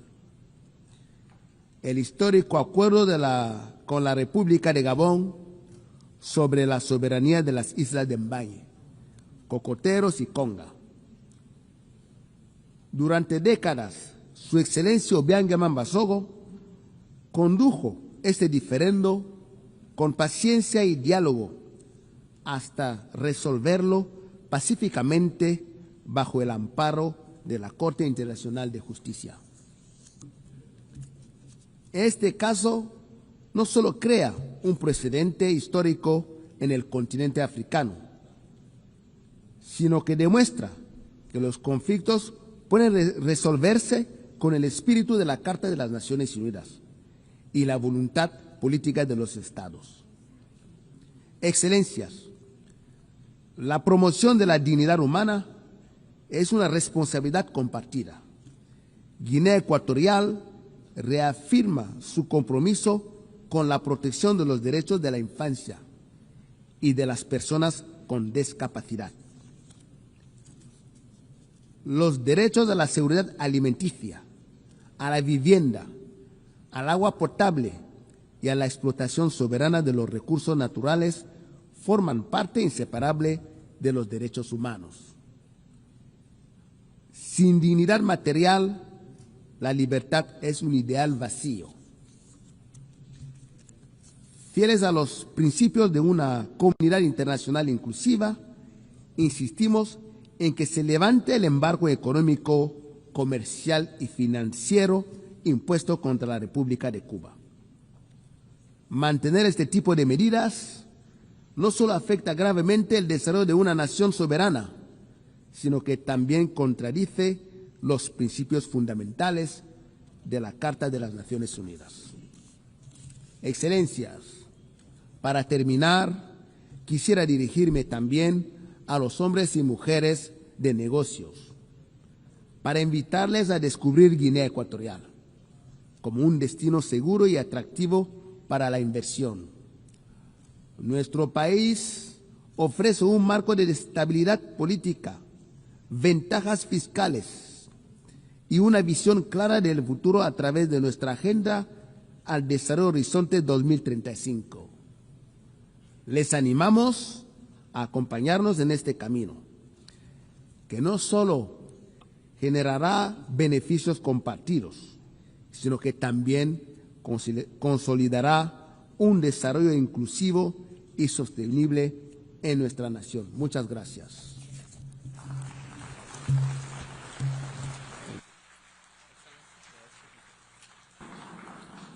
On behalf of the Assembly, I wish to thank the Vice President in charge of National Defense and State Security of the Republic of Equatorial Guinea. The Assembly will hear an address by Her Excellency Josephine Joseph Rago, Vice President of the Republic of South Sudan. I request protocol to escort Her Excellency and invite her to address the Assembly.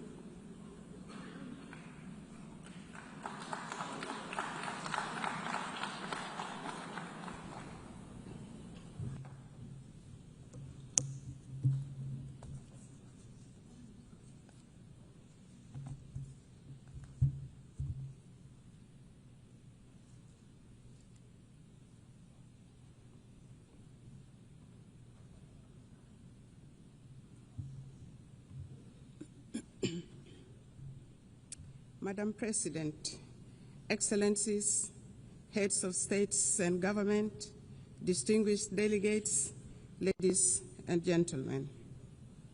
I bring you warm greetings and best wishes from my President, His Excellency Salva Kiir Mayardit, the President of the Republic of South Sudan.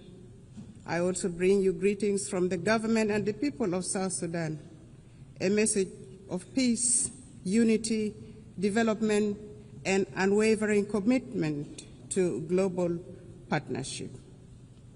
I wish to extend my sincere congratulations to you, Madam President, on your election to preside over the 80th session of this esteemed Assembly. I also express appreciation to the General Secretary, Antonio Guterres, for his steadfast commitment to advancing the principles and objectives of the United Nations.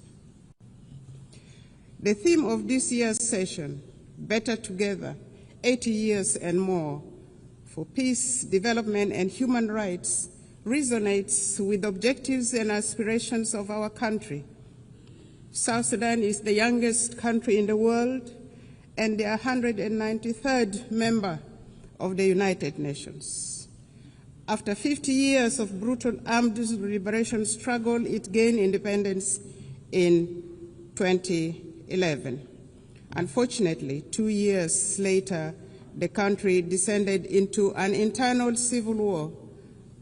With the support of regional and international community, a peace agreement was signed between the warring parties in 2018, known as the Revitalized Agreement for the Resolution of the Conflict in South Sudan. This led to the formation of the current revitalized transitional government of national unity, a coalition government comprising the warring parties, other peace partners, and stakeholders. The peace agreement has provisions on governance structure, security sector reforms, transitional justice mechanism, economic sector reforms, and Truth and Reconciliation Commission. The agreement also stipulates 35% affirmative action on women representation at the national, state, as well as local government levels. The presidency consists of a president and 5 vice presidents, 2 of whom are female, thus achieving 40% of female representation at the highest level of government. In the first phase, the unified forces have been trained, some of the forces have been deployed, and the rest are waiting deployment. The second phase of the security sector reforms is due to start imminently this October 2025. This will complete the second phase of the second protocol of the agreement. Other protocols, including public finance management reforms, are ongoing. Transitional justice mechanisms are in progress, and the Truth and Reconciliation Commission will be established under the auspices of the African Union. Although the implementation of the peace agreement has been slower than we would have wanted due to financial constraints, some of the members of the international community have been contributing in kind. On the whole, the implementation of the peace agreement is about 60% executed. The agreement has held for 7 years, and a relative peace has been attained, thus giving hope to our people. Many South Sudanese have returned from the neighboring countries and the diaspora and are rebuilding their lives and contributing to national development. Work is ongoing, including preparations for general elections in December 2026. Until recently, the permanent cessation of hostilities was observed and relative peace attained throughout the country. Climate change and environmental sustainability. South Sudan is one of the countries adversely affected by the impact of climate change. despite contributing minimally to global emissions. For the last 5 years, our country has suffered recurrent floods on the one hand and prolonged droughts on the other, thus contributing to crop failures, biodiversity loss, and mass displacement. These challenges intensify food insecurity, undermine livelihood support, and threaten social stability. In this regard, the government of the Republic of South Sudan calls on equitable and predictable climate financing to strengthen adaptation and resilience. The Paris Agreement and subsequent COP summits made commitments which must be honored. South Sudan requires support in technology transfer, capacity building, and foreign direct investment in national frameworks such as the South Sudan Development Plan, nationally determined contribution, and national adaptation plan. This support is essential to address the intertwined challenges of development and environmental stability. The global community cannot afford to ignore climate injustice. Collective action is imperative for these challenges which transcend national borders to be addressed effectively. South Sudan has embarked on planting of 100 million trees by 2030, expanding renewable energy generation and strengthening water infrastructure with women, youth, and people with disabilities at the center of these efforts. Our commitments to sustainable development goals. At independence, South Sudan inherited rudimentary state structures and hardly any infrastructures such as roads, electricity. We inherited poor health care, inadequate educational infrastructure, abject poverty, and food insecurity. The SDGs are aligned to our national priorities. For example, each vice president is in charge of a cluster which includes governance cluster, economic cluster, service delivery cluster, infrastructure cluster, and gender, youth, and humanitarian cluster. Madam President, the 2030 Agenda remains a vital framework for peace and prosperity. South Sudan has made some remarkable progress in agricultural transformation, including commercialization and value addition, which will create jobs for women and youth, including in crop production, livestock, and fisheries. This will enable people to produce their own food rather than relying on imported foods. Our policy is, let us produce what we eat. And as a consequence, some states in our country now are self-sufficient in food production, which contributes eminently to reduction of poverty, thus the attainment of SDG 1 and SDG 2. In collaboration with our development partners, government is providing health care, building health care infrastructure, improving maternal and child care, raising awareness about communicable diseases, and providing vaccinations for diseases such as cholera, mpox, and malaria. Access to clean water and sanitation is being improved. As part of the health sector transformation program, we aim to attain universal health care for all in South Sudan. The recent pandemic outbreaks around the world revealed the urgencies of strengthening health systems and equitable vaccine access. South Sudan advocates for global health framework that prioritizes preparedness for pandemics and embraces health as a universal human right. In his latest statement to Parliament in June 2025, His Excellency President Salva Kiir Mayardit identified education as a key priority area for the government.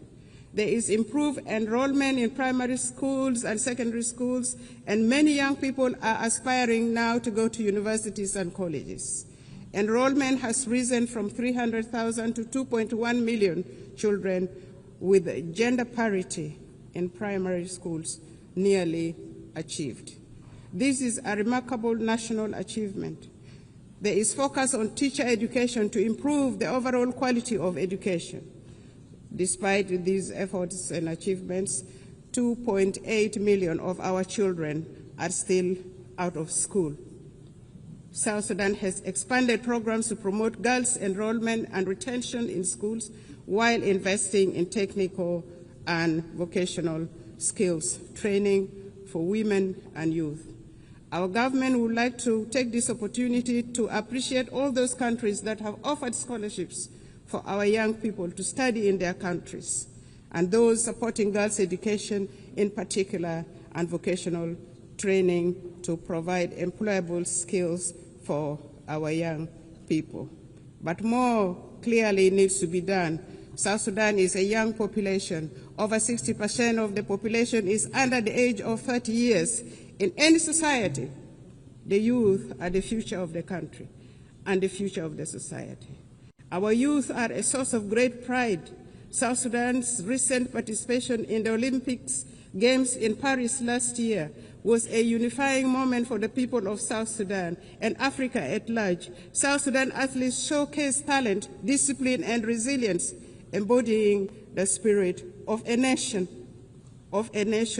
determined to rise. Sports have become a powerful force for unity, inspiring hope, and bringing communities together across our young nation. The South Sudan basketball team emerged as the best team in the continent of Africa during the last Olympic Games and nearly beat the defending champion in the world. Since independence, and in line with the Transitional Constitution 2011 as amended, we have taken steps to integrate gender equality into our governance and development agenda. Notably, South Sudan has enshrined the 30% of women participation in public life at all levels of government.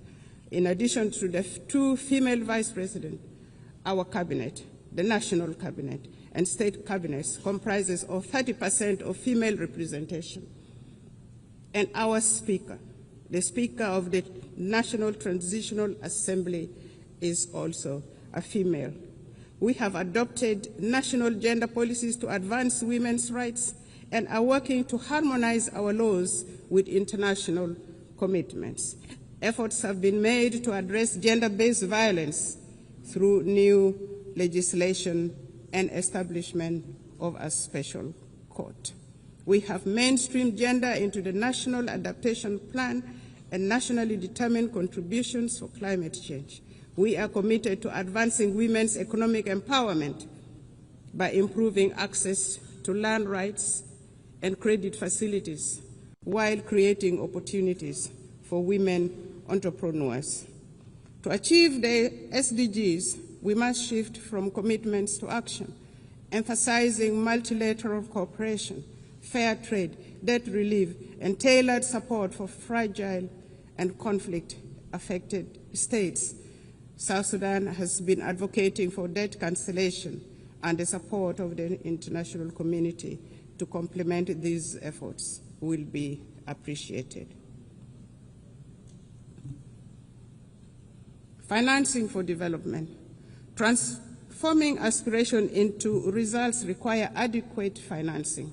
We urge developed nations to scale up contributions to the International Development Association, which plays a central role in protecting vulnerable populations, reducing poverty, and financing sustainable development in fragile states. South Sudan supports reforms of international financial institutions to enhance the representation of developing nations, ensuring that financing mechanisms align with objectives of development priorities.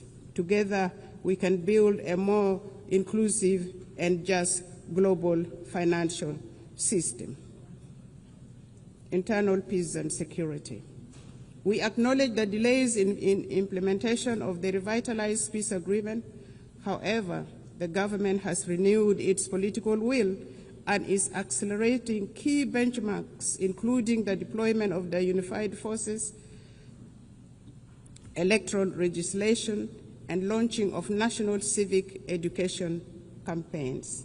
His Excellency President Salva Kiir Mayardit announced on several occasions that he will not take this country back to war.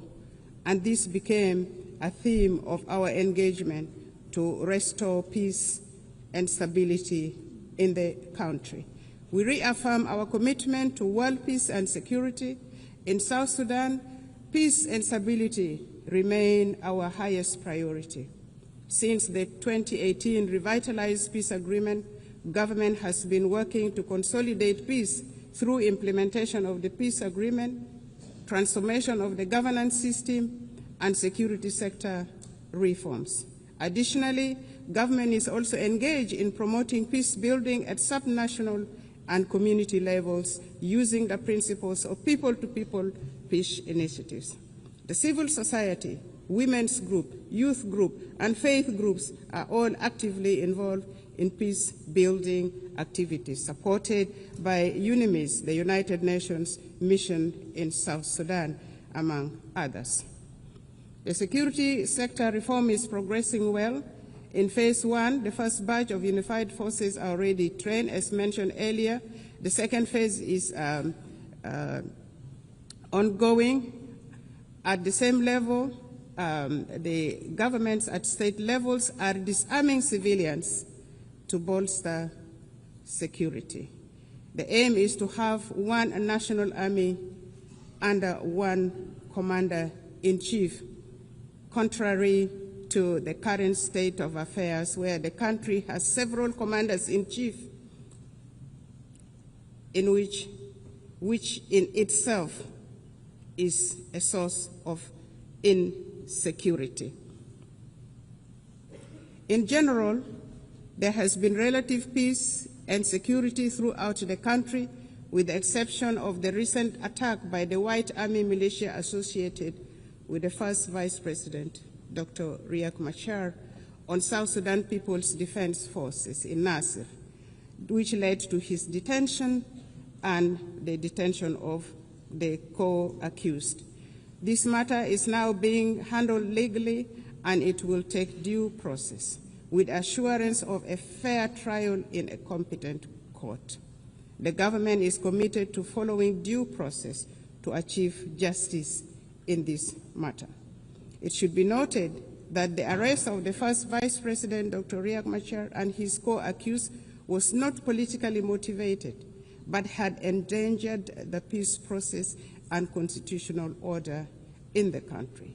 Notwithstanding the legal proceedings, Dr. Riek Machar and others have been formally charged and presented to court. Their legal rights have been respected, including granting access to their legal team, and they appear on their behalf in court. South Sudan remains open to meaningful dialogue with other holdout groups. In this regard, the government is considering resumption of the Tumaini Peace Initiative and welcomes facilitation from regional and other partners. We urge regional and international communities to urge the holdout groups to renounce armed violence and engage in political dialogue.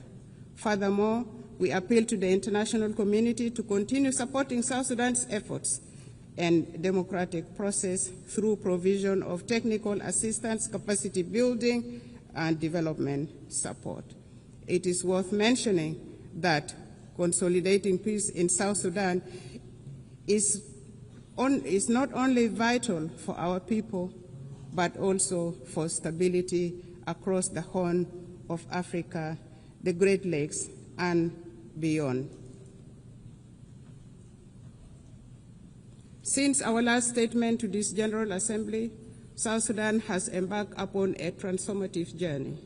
We have launched the South Sudan Development Plan 2026 to 2036, a forward-looking 10-year blueprint to diversify our economy, fortify our institutions, and reduce reliance on oil.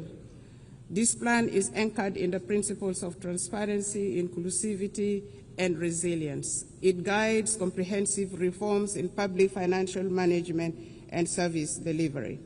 We have initiated independent audits, strengthened procurement oversights, and recommitted ourselves to the fiscal reforms outlined in the 2018 Revitalized Peace Agreement. We are determined to foster a culture of integrity, accountability, and good governance. Determined to shift from oil dependency to a green, sustainable economy, South Sudan is investing in the future of its land and people. The Agriculture SME Grant Initiative 2025 now empowers farmers, agro-processors with vital tools, training, and market access. Our investment in irrigation, seed distribution, and post-harvest technologies are boosting productivity and strengthening food security. We have successfully established effective governance structures both at the national and local level, including establishment of relevant commissions such as the Constitutional Review Commission, the Judicial Review Commission, among others. The constitutional making process is in progress. Civic education and voter rights training have commenced and are progressing well. The National Bureau of Statistics will advise on options available for elections. The Political Parties Council has been established and has started registering political parties intended to contest in elections. Therefore, with these positive developments, the government of the Republic of South Sudan appeals for the removal of targeted individual sanctions and the arms embargo on South Sudan. Elections. According to the peace agreement, the transitional period must end with the conduct of general elections currently scheduled for December 2026. This will enable the people of South Sudan to democratically elect their leaders for the first time in the history of this young nation. His Excellency President Salva Kiir has reaffirmed the government's determination to deliver credible, inclusive, and peaceful elections. The establishment of electoral institutions, namely the National Election Commission, the Political Parties Council for registration of political parties, and voters' right education have been established. The Bureau of Statistics has been restructured to deal with the issues of census. The restructured Permanent Constitution Review Commission has been actively working to ensure that the country has a new permanent constitution by the time of the general election in December 2026. Civil society groups are being facilitated and have started civic education of the general public, especially among women and the youth. South Sudan is committed to promoting and protecting human rights. We are strengthening national institutions, promoting accountability, empowering women and youth. We have taken steps to integrate gender equality into our governance and development agenda, not forgetting the people with disability. Civil society is actively engaged in the promotion of human rights and civic education. We believe constructive engagement and dialogue are the best path for building resilient and just institutions. Some regional concerns. Madam President, South Sudan and Sudan share deep historical and economic ties, as well as the longest border in the region. For instance, South Sudan's oil is at the moment being transported through Sudan. Developments in Sudan directly affects development in South Sudan. Since the outbreak of conflict in Sudan in 2023, South Sudan has opened its doors for Sudanese refugees and returnees from Sudan. In partnership with the international aid agencies, we are providing humanitarian assistance, and we have also gone further and given plots of land for refugees to cultivate and produce their own food, thus integrating them into our local communities. However, there are still outstanding issues with respect to the comprehensive peace agreement 2005. Among these are issues of border demarcation and final status of Abyei, including the status of the Ngok Dinka of Abyei, which remains unresolved. We are committed to working with the government of Sudan to amicably resolve these outstanding issues. Furthermore, the current composition of the Security Council no longer, in our view, adequately reflects the realities of today. And for this reason, South Sudan supports the call for the expansion of the permanent membership to include African representation. Furthermore, we advocate for the removal of sanctions and arms embargo on South Sudan and other sisterly countries. Madam President, at independence, South Sudan inherited rudimentary state structures, hardly any infrastructures. The government is now working simultaneously on nation building, state building, provision of services including healthcare, education, capacity building, poverty reduction, and food security. South Sudan is seeking to transition from humanitarian aid to development aid. What we are asking for is for the international community to continue supporting South Sudan, a country with immense potential, abundant natural resources, and a young population.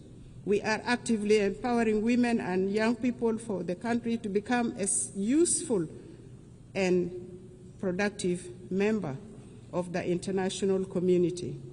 And we are already seeing signs of progress.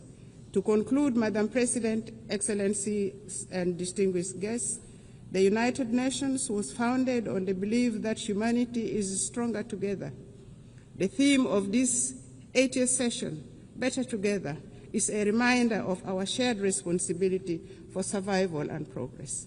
Notwithstanding the challenges, South Sudan, with the resilience of its people under the leadership of His Excellency President Salva Kiir Mayardit, remains committed to a multilateral solidarity and partnership with an aim of building a fairer, safer, and more prosperous world for all, for us in South Sudan.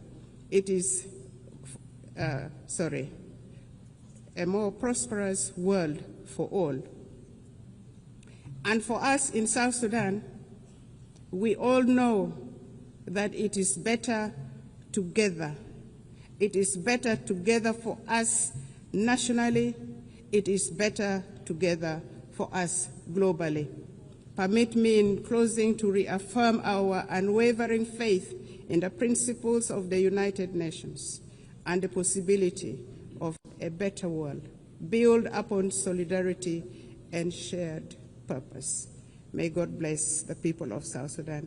May God bless the nations of the world. I thank you for listening. Thank you.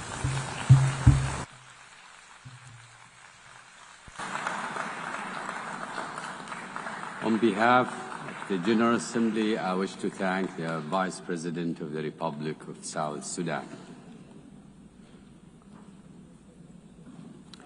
The Assembly will hear an address by His Excellency Mohamed Jalo, the Vice President of the Republic of Gambia. I request protocol to escort His Excellency and invite him to address the Assembly.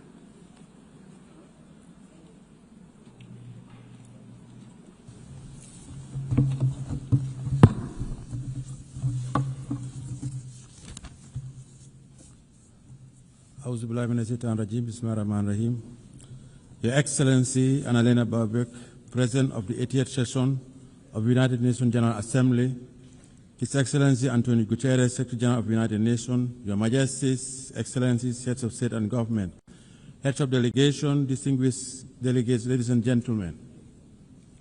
As we commemorate the 80th anniversary since the founding of the United Nations, it is with great honor and profound sense of commitment that I stand before you to deliver this statement on behalf of His Excellency, Mr. Adama Barrow, who could not be here due to circumstances beyond his control. At the outset, allow me to convey warm greetings and best wishes for a successful session from His Excellency, Mr. Adama Barrow, the President of the Republic of the Gambia, and government and people of the Gambia. Madam President, let me also use this opportunity to congratulate you on behalf of the government of the Gambia on your election as President of the 88th session of the United Nations General Assembly. Your election is a testament to the importance our organization attaches to gender mainstreaming and the empowerment of women. It constitutes an affirmation that more than ever, women are capable of leading organizations like the United Nations and achieving remarkable success. The Gambia, therefore, assures you of its unwavering support and continued cooperation in the discharge of your duties while reaffirming our faith in the relevance of multilateralism and the sacrosanct foundational principles of the United Nations Charter. Allow me to seize this moment to also thank and congratulate Mr. Philomen Yang, President of the 79th session of the General Assembly, for his leadership and for competently guiding the work of the Assembly during his tenure. The 80th session of the General Assembly is being held at a very pivotal moment for the international community. The enormity of the challenges of managing and resolving various wars, conflicts, and ongoing threats to international peace and security require all member states to reaffirm their collective commitment to abiding by the noble principles stipulated in the United Nations Charter. The Charter, crafted with great optimism and anchored in the ideals of maintaining and promoting world peace, security, human rights, and development, promise a new age and a new world. A world that comes together to reverse the hurdles of the past and define a common destiny premised on our shared humanity. Let us rekindle the ethos of solidarity through more multilateral engagement with all states, small or big, developed or developing, fight poverty and address climate change. Madam President, the 80th session of the General Assembly conveys a profound symbolism for the Gambia. Our long-standing commitment to the United Nations and our election as chair of the second committee during this session is not only historic, but speaks to the great strides we have been making towards shaping a stable and prosperous multilateral global order. Let me assure you that the Gambia will continue its active participation in the work of the Assembly. We remain committed to supporting optimal ways in the search for innovative and timely solutions to the common challenges facing us and would collaborate with all member states as we address these pressing global challenges. Madam President, in 1945, the world stood united with a deep sense of solidarity, strong commitment, and an enduring hope to establish the United Nations to save the succeeding generation from the scourge of war. The creation of the United Nations served as a driving force for multilateralism by affirming our collective faith in the sanctity of human rights while guaranteeing international peace and security to all peoples around the world. Our collective security arrangements were rooted in multilateralism. Our commemoration of the founding of the United Nations this year is a clarion call to the future, a reaffirmation of its fundamental role as the premier global institution entrusted with the destiny of humanity towards prosperity, peace, security, and human rights. Madam President, last year our Assembly adopted the Pact of the Future to revive multilateral engagement and rekindle global solidarity. We must do more to fulfill the commitments that we assured under the Pact. 80 years on, the world is still encountering the challenges of protracted conflicts and geopolitical fragmentation, including the threat to the spirit of multilateralism under the United Nations. As the world continues to grapple with complex and unprecedented challenges on different fronts, the peace and security landscape of our world is becoming increasingly fragile. Amid the changing nature of conflicts, we are also witnessing a serious disregard for the principle of international humanitarian law in conflict zones. What is even more profound is that the rules-based international order is under enormous stress, losing its momentum, relevance, and moral underpinnings. Today, we live in a world that is undergoing profound geopolitical transformation, presenting unique emerging challenges and reflecting an international community that is still trying to find answers to the challenges it faces in the 21st century. However, despite the challenges we are confronting, the Gambia believes that the United Nations' enduring relevance and structural institutions contributed to significant historic achievements in the past, particularly for countries in the global south. The United Nations holds forth the hope for global stability and good governance by translating ambitions into actions and championing issues of immense international importance. In the case of the Gambia, the United Nations used its convening power and preventive diplomacy through the Peace-Building Commission to support a democratically elected government that assumed power in 2017. The support was key to upholding the will of the Gambian people as they assured in the present government and launched our transitional justice system to promote the rule of law and respect for human rights. Madam President, as we assemble and reflect on this important and timely theme for this 88th session, Better Together, 80 years and more for peace, development and human rights, we must admit that the daunting challenges we are facing today require us to deliberately invest in sustainable development, climate action, peace and security. We must equally continue to foster resilience and growth for the realization of inclusive development and shared prosperity for all. Since the change of government in 2017, the administration of His Excellency President Adam Barrow had strived towards a path of development, peace, and respect for fundamental rights and freedoms.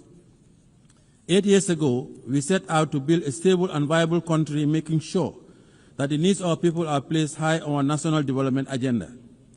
With our current reform agenda that is inclusive, the Gambia is eyeing a future without the realm of immense potential and possibility. By addressing the grievances of the past through the implementation of recommendation of the Truth, Reconciliation and Reparations Commission. In the past 8 years, the government has also organized several elections in a credible, impartial and transparent manner, in line with domestic laws and international norms and standards, and plans are on for holding presidential elections next year. We are committed to consolidating participatory democracy, sustainable development and good governance, as we have done for the past 8 years.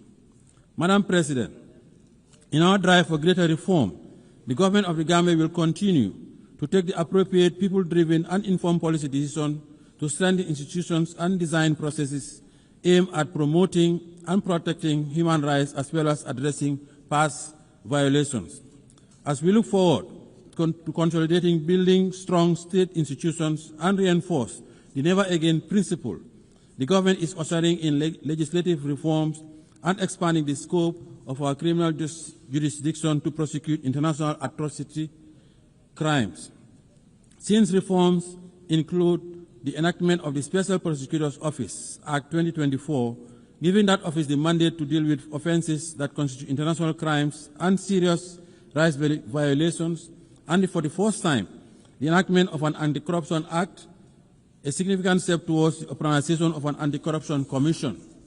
These are all part of our national efforts to deliver restorative and transformative justice, build a clear path towards nation building, and lay a foundation for social justice, as well as prevent impunity.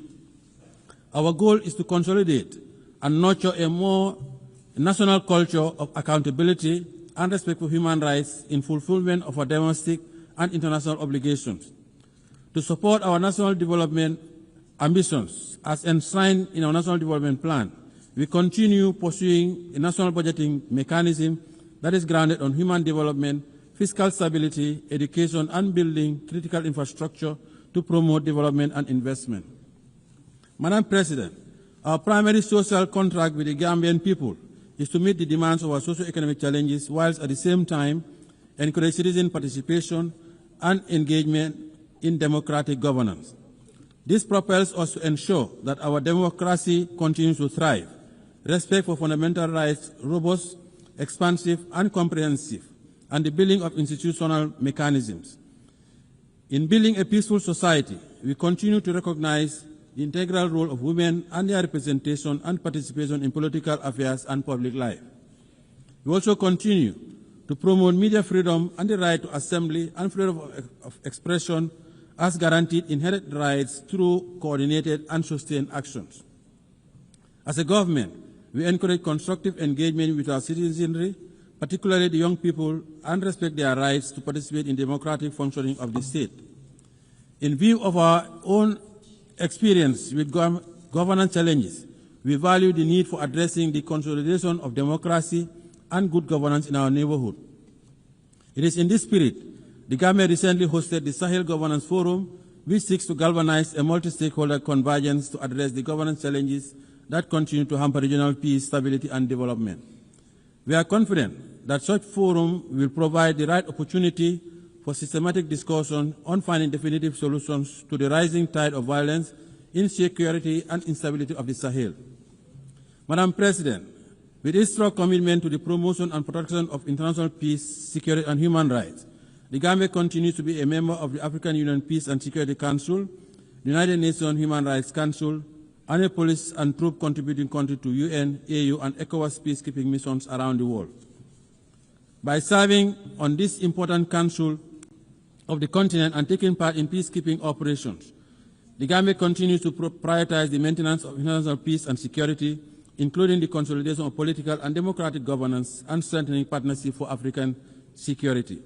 It is significant that the African Union and the United Nations continue to work together to address regional peace and security matters, including the recalibration of our preventive diplomacy tools for maximum impact.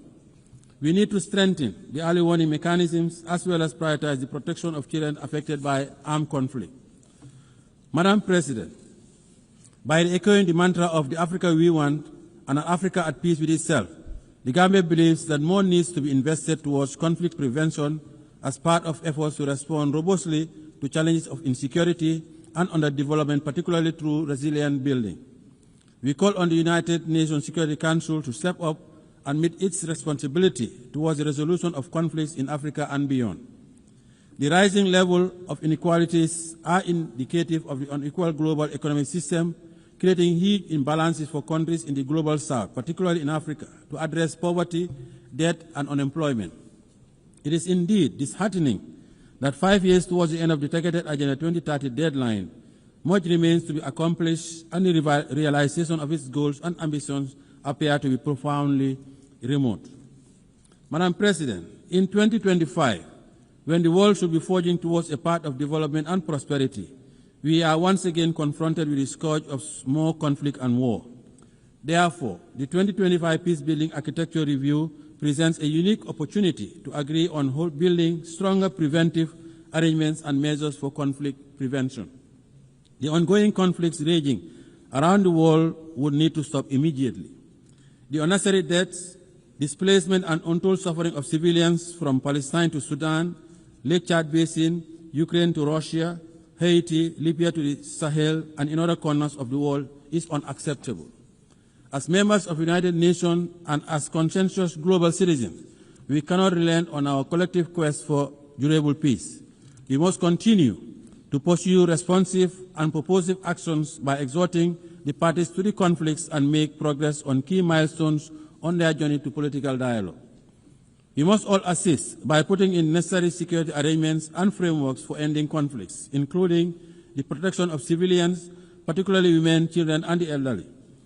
Parties to the conflicts must allow immediate and uninterrupted humanitarian aid to reach the suffering population, and they must commit to ending the hostilities. It is the responsibility of the international community to collectively muster the necessary political will and courage to end intractable conflicts. The bleeding must stop. Madam President, as we celebrate the 80th anniversary of the founding of the United Nations, the plight of the Palestinians remains unresolved, with the people continuing to face alarming difficulties under dire humanitarian conditions. The situation of Palestine continues to be about the core principles of justice, respect for international humanitarian law, and self-determination. The ongoing situation needs to stop. We cannot remain unperturbed by these worsening conditions, and it is imperative that we act urgently and collectively by utilizing our leverage to revitalize the prospects of an inclusive peace process for Israel and Palestine and the region. In this context, we reaffirm our call for the two-state solution to urgently enable the Palestinian people to regain their legitimate national rights as recognized by the international community through its recognition of the State of Palestine within the 1967 borders with Al-Quds al-Sharif as its capital. We also support the membership of the Palestine in the United Nations. In this spirit, we express our appreciation to the Kingdom of Saudi Arabia and France for the recently concluded high-level conference on the question of Palestine. Madam President, as part of our call for proactive engagement towards the resolution of global conflicts, the Gambia reaffirms its support for the efforts undertaken by UN Secretary General in relaunching the roundtable process in the Moroccan Sahara to achieve a realistic pragmatic and sustainable political solution to regional dispute over the Moroccan Sahara.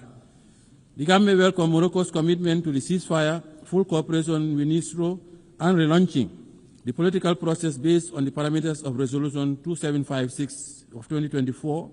In this regard, we call on Polisario to abandon its unilateral withdrawal from the ceasefire, lift restrictions imposed on the freedom of movement and the provision of supply to MINUSO, and urge all parties, Morocco, Algeria, Mauritania, Polisario, to work towards a realistic, pragmatic, and sustainable political solution based on compromise. The positive impact of the Moroccan Autonomy Initiative, a realistic, credible, and serious effort for the settlement of this regional dispute, is already well recognized, and the people of the region continue to enjoy peace and development and protection of their human rights, thanks to the government of the Kingdom of Morocco's new development model for the Moroccan Sahara region.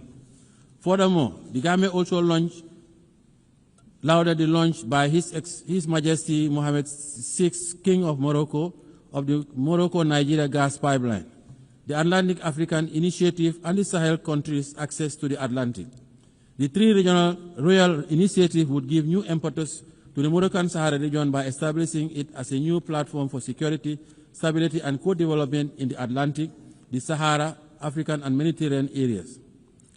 Madam President, the Gambia also continues to stand with the government and people of the People's Republic of China on the One China policy. China's commitment to international cooperation and support for the critical spaces of development in different sectors demonstrate that the sustainable development of South-South and triangular cooperation are possibilities. The Gambia continues to reiterate the call for the lifting of economic embargo against the brotherly people of Cuba. The embargo continues to inflict undue hardship and economic devastation, occasioning substantial challenges for the government and people of Cuba. We believe it should come to an end now. Friendly cooperation is the way forward. Madam President, as we mark 25 years since the adoption of Security Council Resolution 1325 on women, peace and security, we should take a moment to renew our firm conviction that the attainment of sustainable development and the consolidation of peace and security are anchored in the full and inclusive representation of women in all spheres of political and decision-making processes. While considerable progress has been made towards the realization of women's inclusion, women's participation in the consolidation of peace and security, there continues to be significant impediments that we must overcome. Women must always have a seat at the negotiating table. They usually bear the brunt of conflicts. Therefore, as we prepare for the Fourth World Conference of Women, and as nations sharing the same destiny, we have a moral obligation and a collective responsibility to act swiftly to address all issues hampering the empowerment of women, including institutional advancement and their contribution to the consolidation of peace and security. Madam President, in view of the outcome of FFD4, it is our hope that international financial architecture and mechanism will change for the better, as the current international financing architecture, especially as it relates to debt restructuring, continues to hamper the development aspirations of developing countries. Due to limited fiscal space exerted by debt distress, developing countries find it hard to make significant investment in the social sector. The challenge is even more profound when it comes to investment in the productive base of their economies to engender growth, employment, and development. This situation significantly contributed to the dismal attainment of only 17% of the SDGs. Therefore, to accelerate the full and effective implementation of the SDGs within the targeted framework, we must enhance international finance cooperation and review of the international financial architecture to create arrangements, facilities, and mechanisms that would cater for targeted investments in industrialization, mechanized agriculture, provision of quality education, energy, health, and water. Madam President, the Pact of the Future adopted last year at the 79th session of the General Assembly presents a unique opportunity to review our realities, invigorate the implementation of the SDG Agenda 2030, and intensify our efforts towards confronting the pressing challenges of our time. The Pact is about advancing our advanced prosperity. The Gambia supports the convening of the preparatory process for the review of the Pact in 2028 to align effectively with the prevailing and upcoming intergovernmental processes such as the 2025 Peacebuilding Architecture Review, the high-level plenary meeting to commemorate the 30th anniversary of the World Programme of Action on Youth and the World Social Summit. The success of these reviews will depend primarily on our commitment and concerted push to build a more equitable and resilient global governance framework that supports the attainment of our global goals. Madam President, our reform agenda is still incomplete without reform of the Security Council. The Gambia supports the reform of the United Nations Security Council and the Common African Position on the reform of the Council as set out in the CIRT Declaration and the Eswatini Concession. We strongly believe that the ongoing review and reform process of the United Nations needs to make good progress, and Africa's underrepresentation in the permanent and non-permanent categories of the Security Council is a historical injustice that urgently needs to be corrected. Africa has always contributed to global peace, and Africans also paid the ultimate price during the 2 world wars. Hence, the Gambia believes that the time has come for the international community to support Africa's call for meaningful representation in the Security Council. The reform of the Council guarantees its legitimacy and credibility as the body responsible for the maintenance of international peace and security. We commend the AU Committee of 10 heads of state and government on the United Nations Security Council reforms, chaired by His Excellency President of the Republic of Sierra Leone, for their leadership in this legitimate quest. Madam President, as the world continues to witness heightened level of insecurity, the threat of climate change continues to aggravate security challenges, especially in the Sahel. We must address the impact of the climate crisis as part of the vital resilient measures that mitigate climate-related risks where they intersect with political, social, and economic factors. The Gambia would like to acknowledge the progress made at COP29 in Baku, Azerbaijan, for moving from $100 billion to the new collective quantified goal, which is still not adequate to finance all the mitigation and adaptation actions, especially for countries in special circumstances. We need to take concrete decisions at COP30 in Belém, Brazil, to galvanize support for more climate financing. The Gambia calls for more ambitious national determined contributions by all states due to their submission this year to achieve net zero emissions by 2050. Madam President, as I conclude, allow me to call on member states to use this 88th session of the General Assembly to forge a new consensus to confront our new reality, a consensus that unites us behind our shared determination to make the United Nations a potent instrument to serve our common purposes and aspirations as one human family. This is our only planet. Let us preserve it for posterity. The Gambia is ready to play its part in making our world a better place for all. On behalf of His Excellency President Adama Barrow, the government and people of the Gambia, I wish you all fruitful deliberation towards advancing the theme of the 88th session of the General Assembly. I thank you for your kind attention.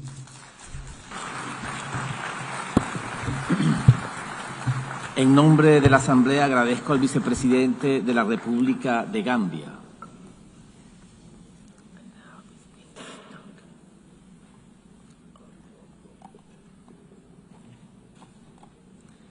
Doy ahora la palabra a la excelentísima señora Sabine Monauni, viceprimera ministra y ministra de Asuntos Exteriores, Medio Ambiente y Cultura de Liechtenstein.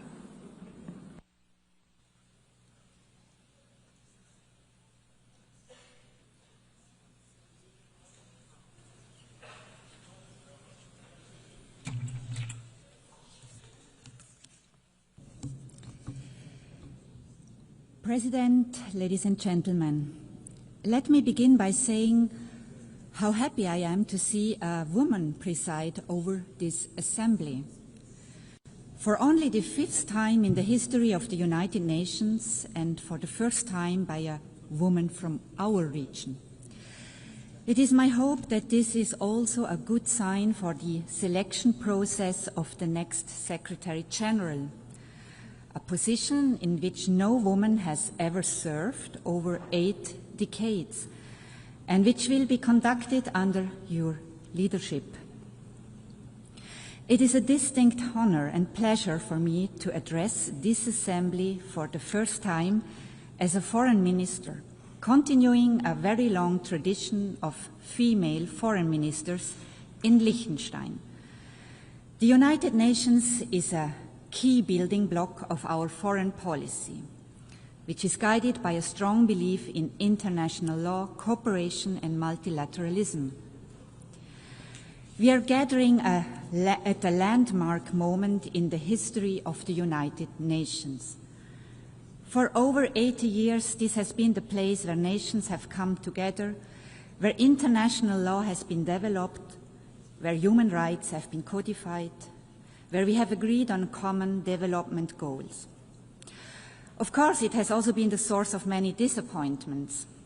Too often people around the world have been looking to this assembly and at the Security Council chamber next door in the hope of decisive action to secure peace. The key purpose of this organization, only to realize that political paralysis was shattering these expectations, justified as they were. In Ukraine, our system has allowed the aggressor to veto collective action supported by the vast majority of the House. In Gaza, we have become bystanders, despite the fact that the two-state solution was one of the first decisions of the United Nations many decades ago. We are merely witnesses to the unprecedented and unjustifiable suffering of civilians in spite of our pledge to end and prevent atrocity crimes. The people of Sudan must have concluded that indifference is the guiding principle of our rare discussions, and that the outrage over a cynical veto wears off after a few weeks, if not days. These challenges to the credibility of the United Nations would be massive enough in and of themselves. But if we are looking at a completely uncertain future for this organization today, it is for largely different reasons. The very foundations of the United Nations are being challenged in a way we have not seen before. Such efforts threaten to undermine our joint commitments to solve common problems together on the basis of the principle of sovereign equality, the principle that we set ourselves rules that apply to us all equally and that they are enforced equally, and the belief in the value of international law as the common ground that allows us to govern world affairs in a way that is predictable, equitable and fair. For us in Liechtenstein, the United Nations, which we joined 35 years ago, occupies a special place. It has been instrumental in our progress towards gender equality. Our membership in the organization has helped to put human rights at the center of our foreign policy. The Sustainable Development Goals have been embraced by civil society and the private sector. Most essentially, the Charter of the United Nations is the guarantor of our sovereignty. The United Nations is also our window to the world and the one place where we can connect with everyone. And it offers a unique foreign policy platform where we can present our initiatives and ideas as a sovereign equal.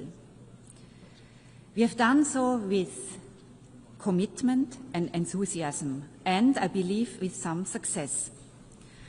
Today we feel a special bond with every other state, which is small in size, but not small in ambition and vision. Today we realize more than ever that we need this organization. We need a world based on rules that we have all agreed to. And especially now, those who share these views need to join together in common purpose to safeguard our common interests. The times we live in are fast-paced and full of challenges that can seem incredibly daunting. Many years ago, we identified climate change as the biggest threat to us all, big and small, wherever we are located on the globe. And yet, we are ever closer to the climate abyss and ever further away from agreeing on a path away from disaster. Artificial intelligence is developing with lightning speed, largely unchecked, with obvious risks to our social fabric, but without any agreement on rules and boundaries. In my part of the world, priorities have shifted dramatically in the last 3 years. We are now mostly preoccupied with the fallout of the destruction of the European security architecture by the Russian Federation and with preserving our trade relationships, which we had believed were on a firm basis. Liechtenstein is no different to our neighbors in this regard, and any responsible state will prioritize imminent challenges as we have to. But none of this will be meaningful if it is not embedded in a larger vision, if we do not give ourselves the space to tackle the long-term risks and dangers. The place for us to do this is the United Nations, and we are committed to doing this together with all of you represented in this room. President, today the continued existence of the United Nations is at stake. This is a sobering observation, certainly. But we must find the opportunity that lies in this moment of existential crisis. We have allowed a system to grow that is plagued by duplication, inefficiency, and poor governance. The UN 80 process is the chance, the only chance that we will have to make the organization leaner, more effective in its use of resources, and more productive in generating meaningful outcomes. When we adopted the Pact for the Future a year ago, Liechtenstein made a clear call for this organization to embrace its original purpose as the guardian of peace and security. For our people, our parliamentarians, our civil society, the United Nations is a peace organization. We have to find a way to make it effective in fulfilling this task.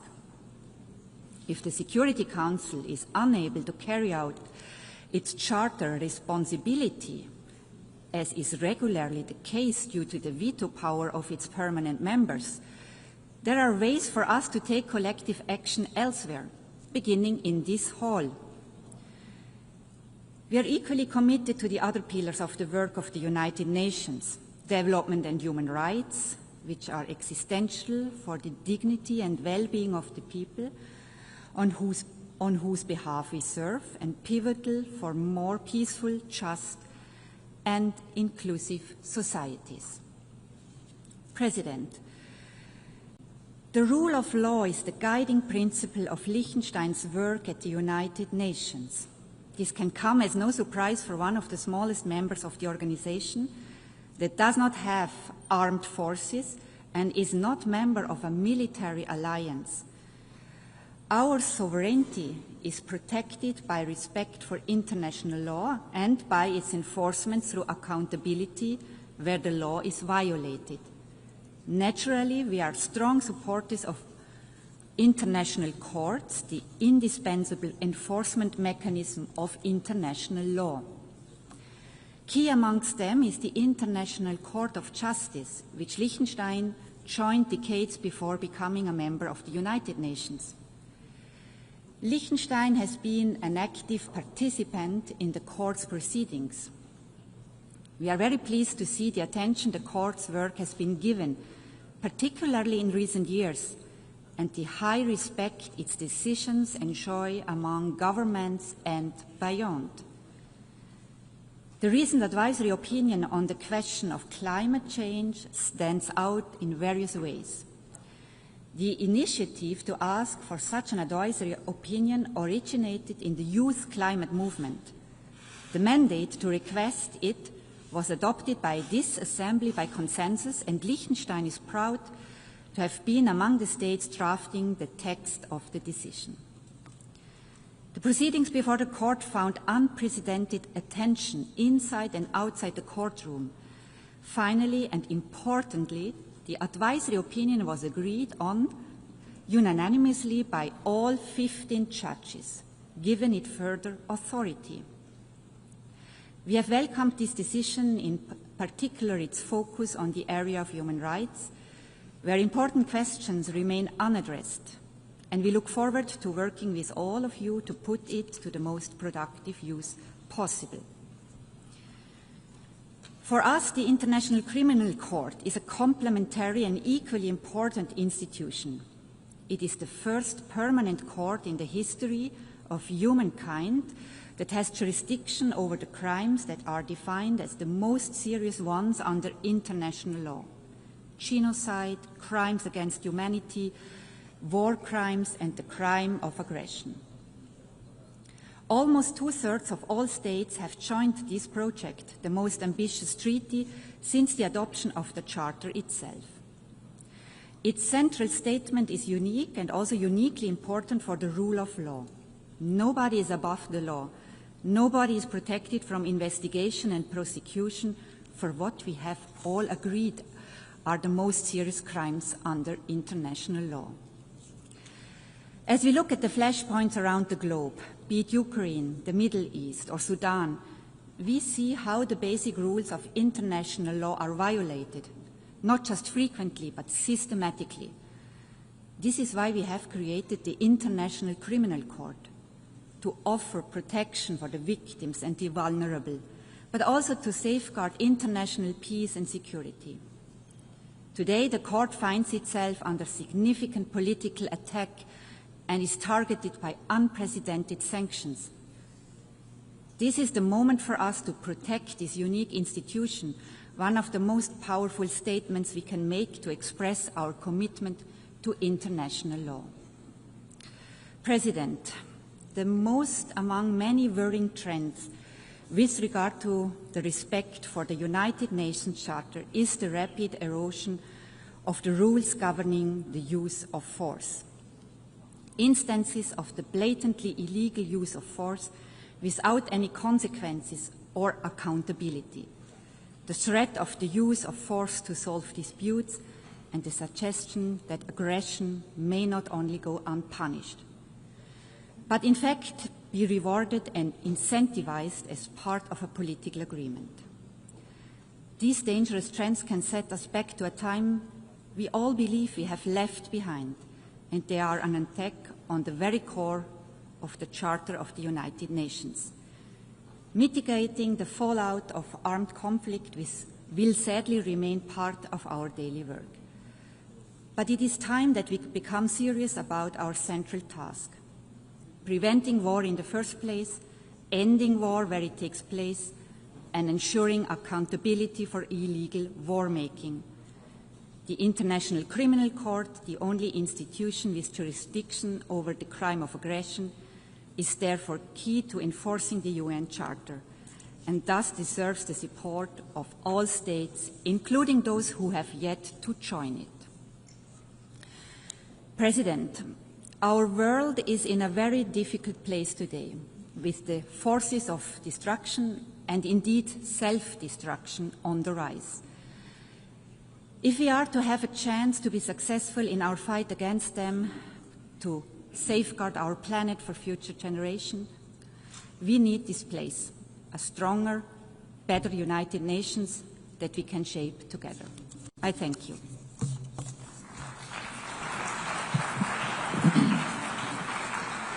Muchísimas gracias a la viceprimera ministra y ministra de Asuntos Exteriores, Medio Ambiente y Cultura de Liechtenstein.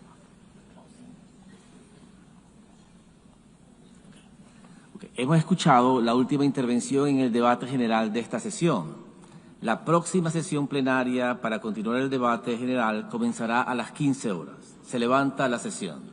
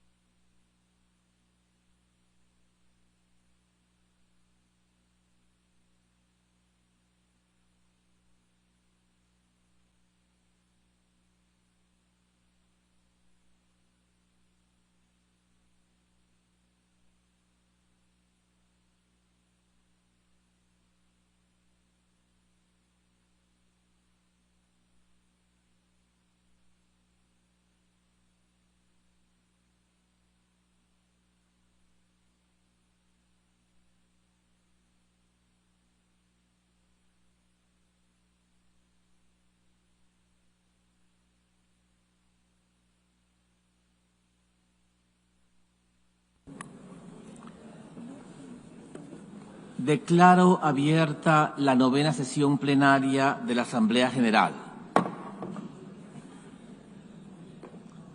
La Asamblea escuchará ahora un discurso del excelentísimo señor Mohamed Yunus Menfi, presidente del Consejo Presidencial de Estado de Libia. Pido a protocolo que acompañe a su excelencia, a quien invito a dirigirse a la Asamblea.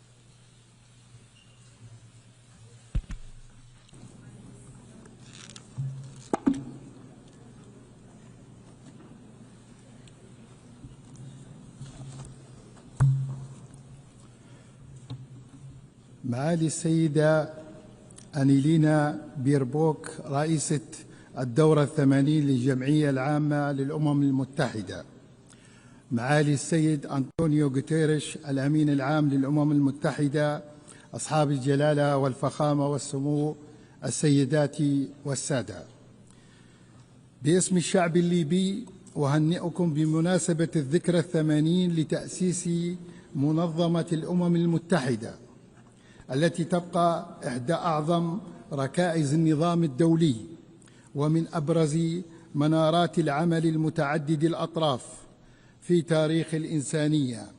كما نعرب عن تقديرنا لانعقاد هذه الدورة تحت شعار السلام والتنمية وحقوق الإنسان، وهي مبادئ نؤمن بها إيمانا راسخا ونعمل على ترسيخها في وطننا وفي محيطنا الإقليمي والدولي.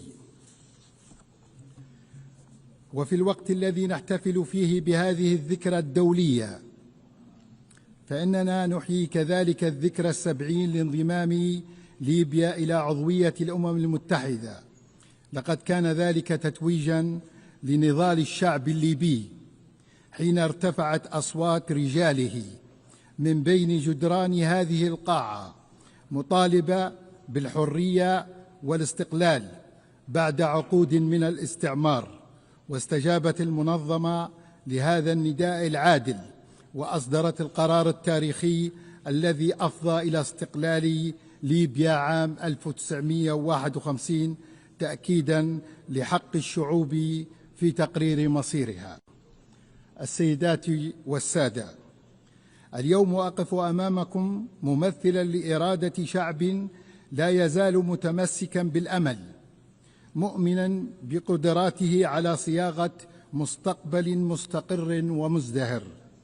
ليبيا ليست جغرافيا للصراعات، وليست ساحة لتصفية الحسابات أو تصدير الأزمات، بل وطنا يتمتع بثروات طبيعية وعمق اجتماعي متماسك وطاقات شبابية هائلة تشكل العمود الفقري لبناء الدولة الحديثة.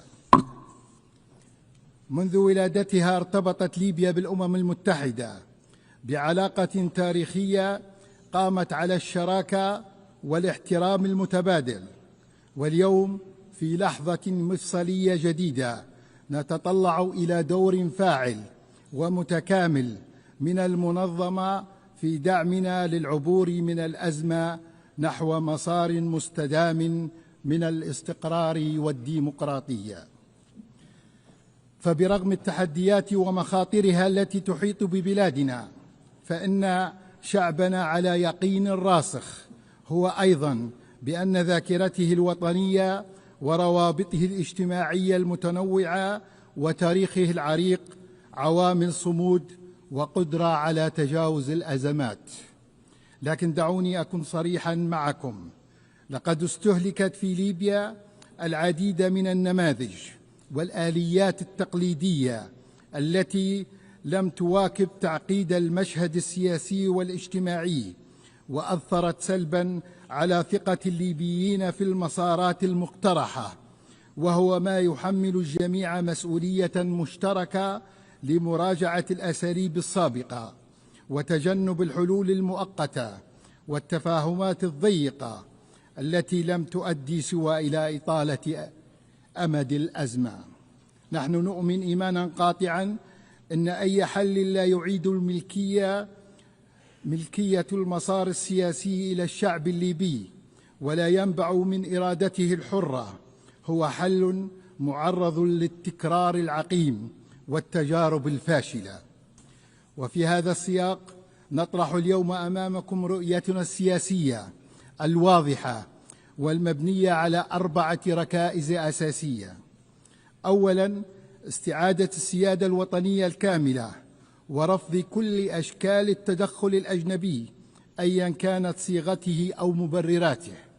ثانياً، للوصول إلى توافق وطني جامع أدعو إلى عقد حوار وطني صادق وشامل يعقد داخل ليبيا بمشاركة كل الأطراف الفاعلة دون إقصاء.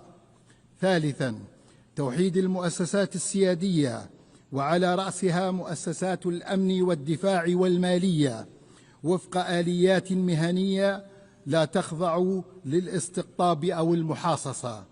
رابعاً، إنهاء المرحلة الانتقالية عبر قاعدة دستورية واضحة وانتخابات حرة وشفافة يختار فيها الليبيون من يحكمهم بإرادتهم دون وصاية أو فرض خارجي.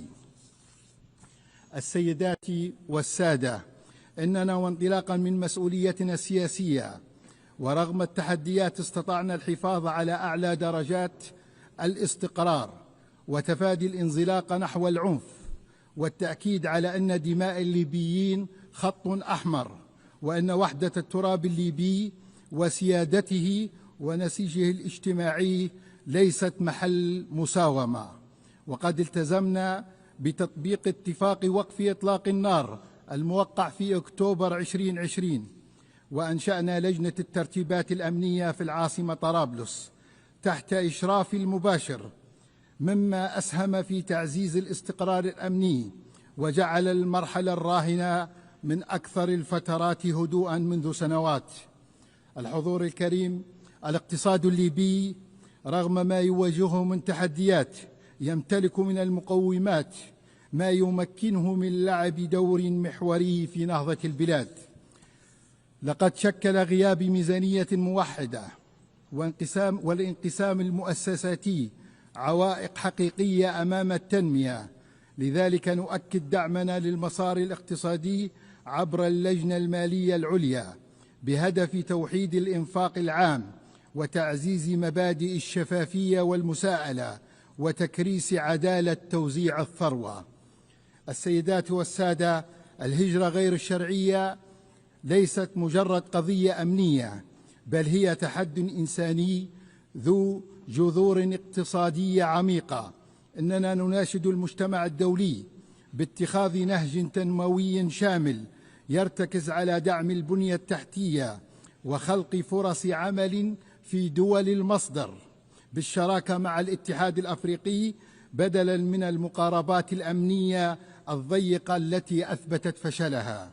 وقد عملنا في هذا الإطار على دعم مشاريع الربط الاقتصادي بين شمال أفريقيا وعمقها الجنوبي سعياً إلى خلق بيئة تنموية تغني الشباب عن الهجرة وتعيد التوازن الديمغرافي والاقتصادي في القارة الأفريقية. السيدات والسادة، إن موقفنا الثابت من القضية الفلسطينية ينبع من مبادئنا الإنسانية وعمقنا العربي والإسلامي، وبهذا ندين بأشر العبارات مواقف بعض الدول التي لا تزال تختبي خلف حياد غير أخلاقي اتجاه ما يتعرض له الشعب الفلسطيني، لا سيما في قطاع غزة، من جرائم إبادة وانتهاك صارخ للقانون الدولي.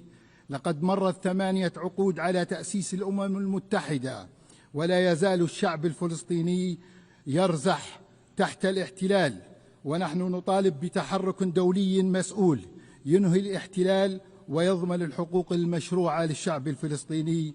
الحضور الكريم، رغم كل ما مرت به ليبيا من صراعات وانقسامات، فإن الشعب الليبي لا يزال متمسكا بخياره الديمقراطي، مؤمنا أن دولة القانون والمؤسسات ليست حلما بل هي حق مشروع. لقد آن الأوان بأن ينظر العالم إلى ليبيا كقصة صمود وإرادة وطن يمتلك كل مقومات النجاح: تاريخا مشرفا، مجتمعا متماسكا، موارد واعدة، وشعبا حرا طامحا للسلام والديمقراطية والازدهار. فكما أن الديمقراطية خيار لنا، فالسلام والمصالحة قدرا محتوما في وجداننا، وهذا ما تؤكده تجاربنا التاريخية، أن قدرة شعبنا على الصفح والتسامح والإنصاف مثبتة تاريخيا، ففرص تجاوز الماضي وطي صفحاته فرص واسعة في ليبيا. والمصالحة الوطنية قبل أن تكون ضرورة لبناء الدولة هي إرث وطني نحتز به، وإننا نرى ليبيا المستقبل دولة مستقرة ذات سيادة، موحدة المؤسسات، قوية بشعبها، متصالحة مع ذاتها، منفتحة على العالم، وشريكا فاعلا في كل من محيطها الإقليمي والدولي. عاشت ليبيا واحدة مستقلة، وعاش شعبها حرا كريما. والسلام عليكم ورحمة الله وبركاته. En nombre de la Asamblea agradezco al presidente del Consejo Presidencial del Estado de Libia. La Asamblea escuchará ahora un discurso del excelentísimo señor Duma Gideon Boko, presidente de la República de Botswana. Pido a protocolo que acompañe a su excelencia, a quien invito a dirigirse a la Asamblea.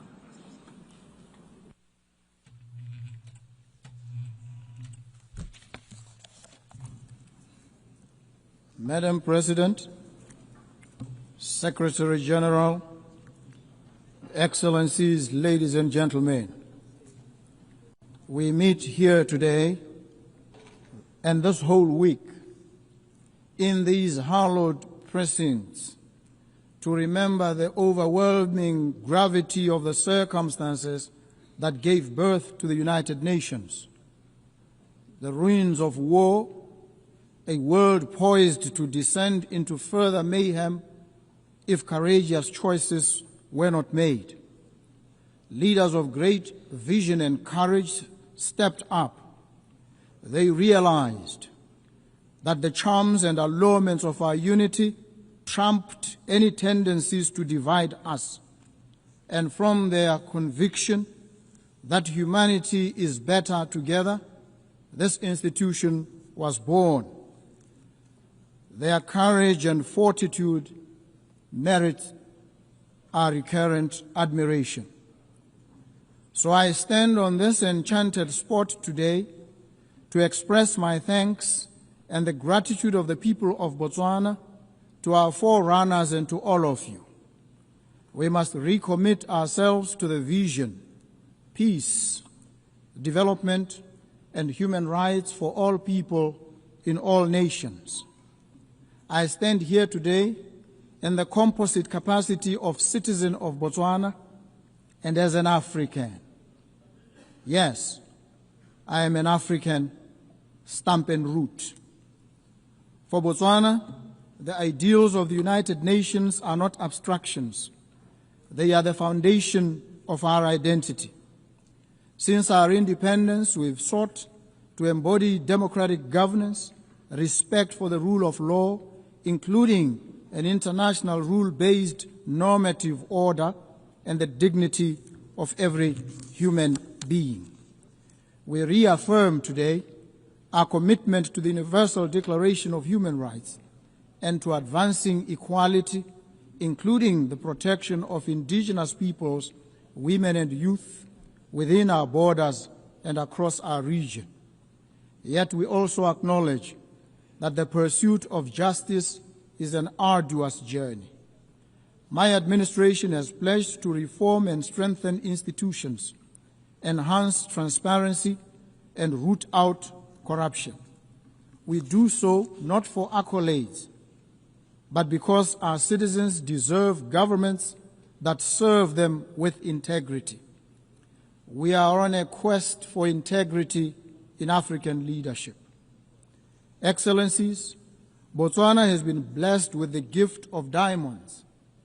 For decades, this resource has financed schools, hospitals, and infrastructure. But today, we confront the fragility of that reliance. Diamond markets fluctuate. Our people's needs do not recede. Our vision is clear: to diversify our economy, empower our people, and create resilience. We invite global partners to invest in renewable energy, technology, sustainable agriculture, and value-added industries. We extend an open hand to businesses, innovators, and institutions ready to work with us on this journey of transformation. Botswana is a semi-arid country. Our people know the meaning of drought. We know the anxiety of scarce water, of crops that wilt and wither under a relentless sun, of livelihoods eroded by forces beyond our control. Climate change is not a distant threat, it is a present reality. That is why I've joined the Global Center for Adaptation, because adaptation must be at the center of sustainable development. I call on this Assembly to scale up financing for climate adaptation. Let us invest in water infrastructure, early warning systems, and climate-smart agriculture. Let us ensure that the promise of the Paris Agreement is not confined to paper, but realized in the lives of farmers, of herders, and children across the global South. Earlier this year, Botswana faced an acute shortage of essential medicines. This crisis exposed not only the vulnerabilities of our supply chains, but the wider inequities of the global health system. Access to medicines is a human right, not a privilege. We call upon the United Nations, international financial institutions, and the private sector to work with us to build resilient health systems.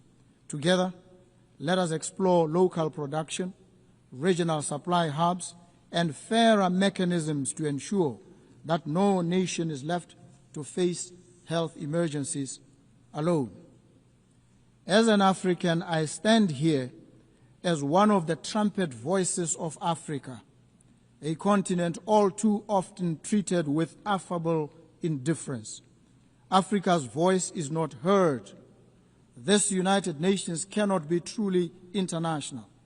It cannot be truly together and will not be better until our continent, home to 1/5 of the population of the world, is afforded an equal voice at the highest body of this organization.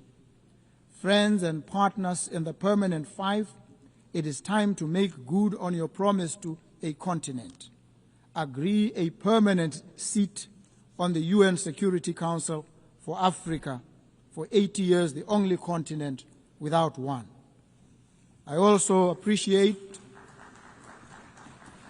the decision by Britain, Australia, Canada, and France, among others, to give heightened attention and consideration to the Palestinian crisis.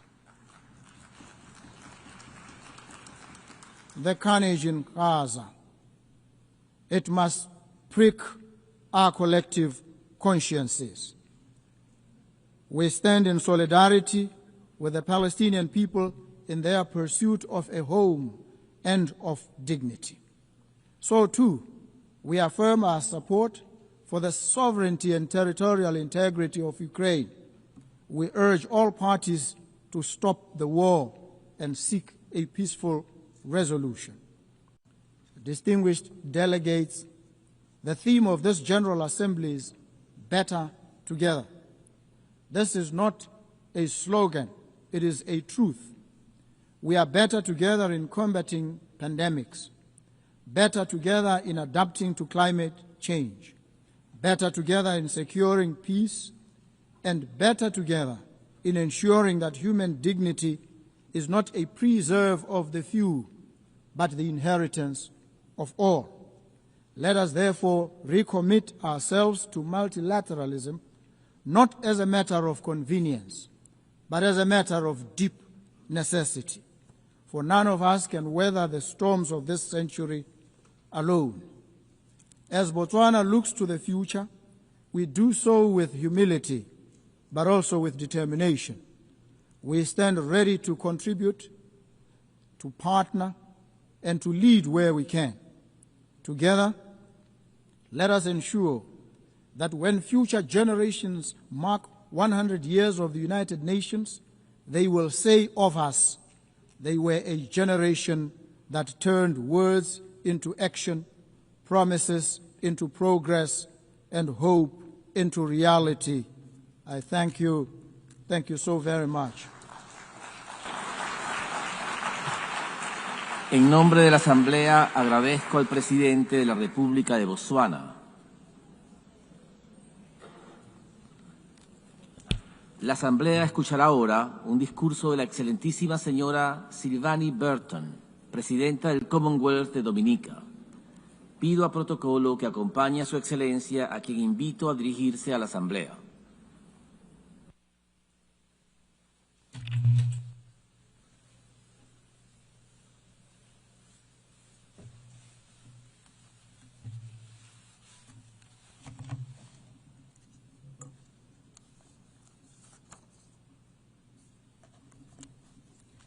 Excellencies, distinguished delegates, ladies and gentlemen, Mabrika, Mabrika, I bring you greetings in my native Kalinago language, the language of the first people of the Caribbean, whom I am proud to call my ancestors.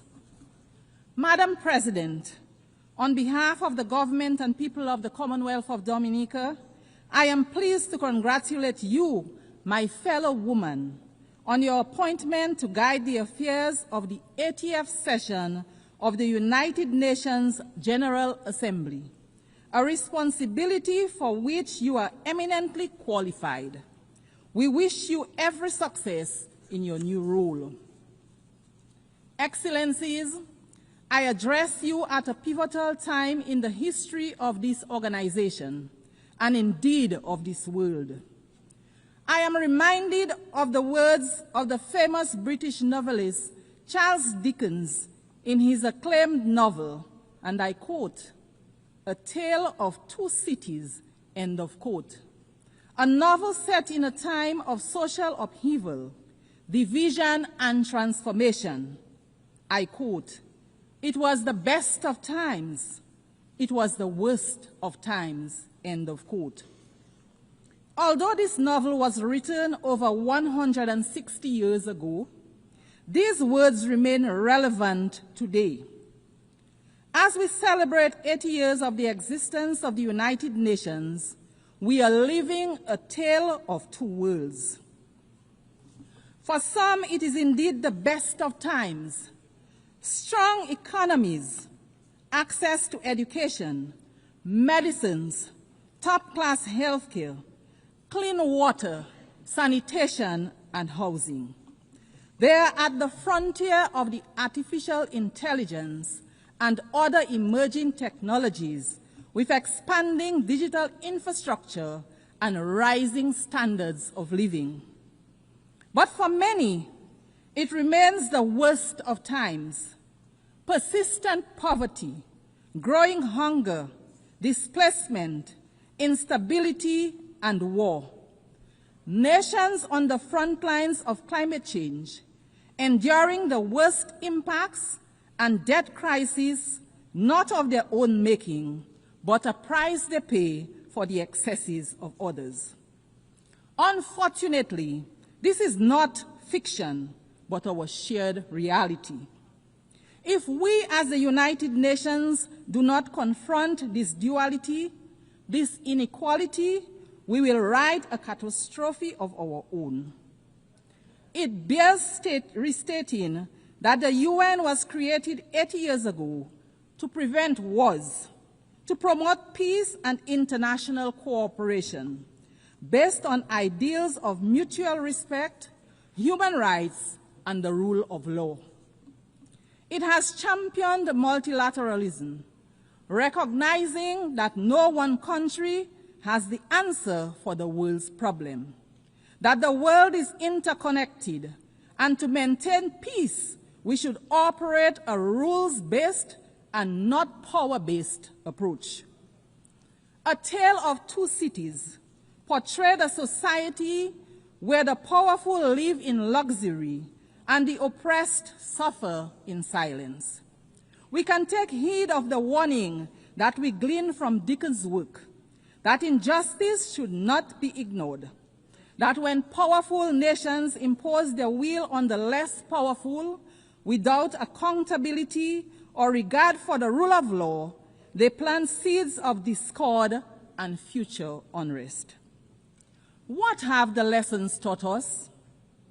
What should we ask ourselves as we gather year after year in this chamber? Are we truly listening to the nations that take the podium every year to decry poverty, inequality, climate change, underdevelopment, and conflict? Do we have a system where resources and decision-making are truly being equitably shared, or are we instead operating a system where power protects itself? I am reminded of the old African proverb, and I quote, "When elephants fight, the grass gets trampled," end of quote. We, the small island developing states, we are the grass.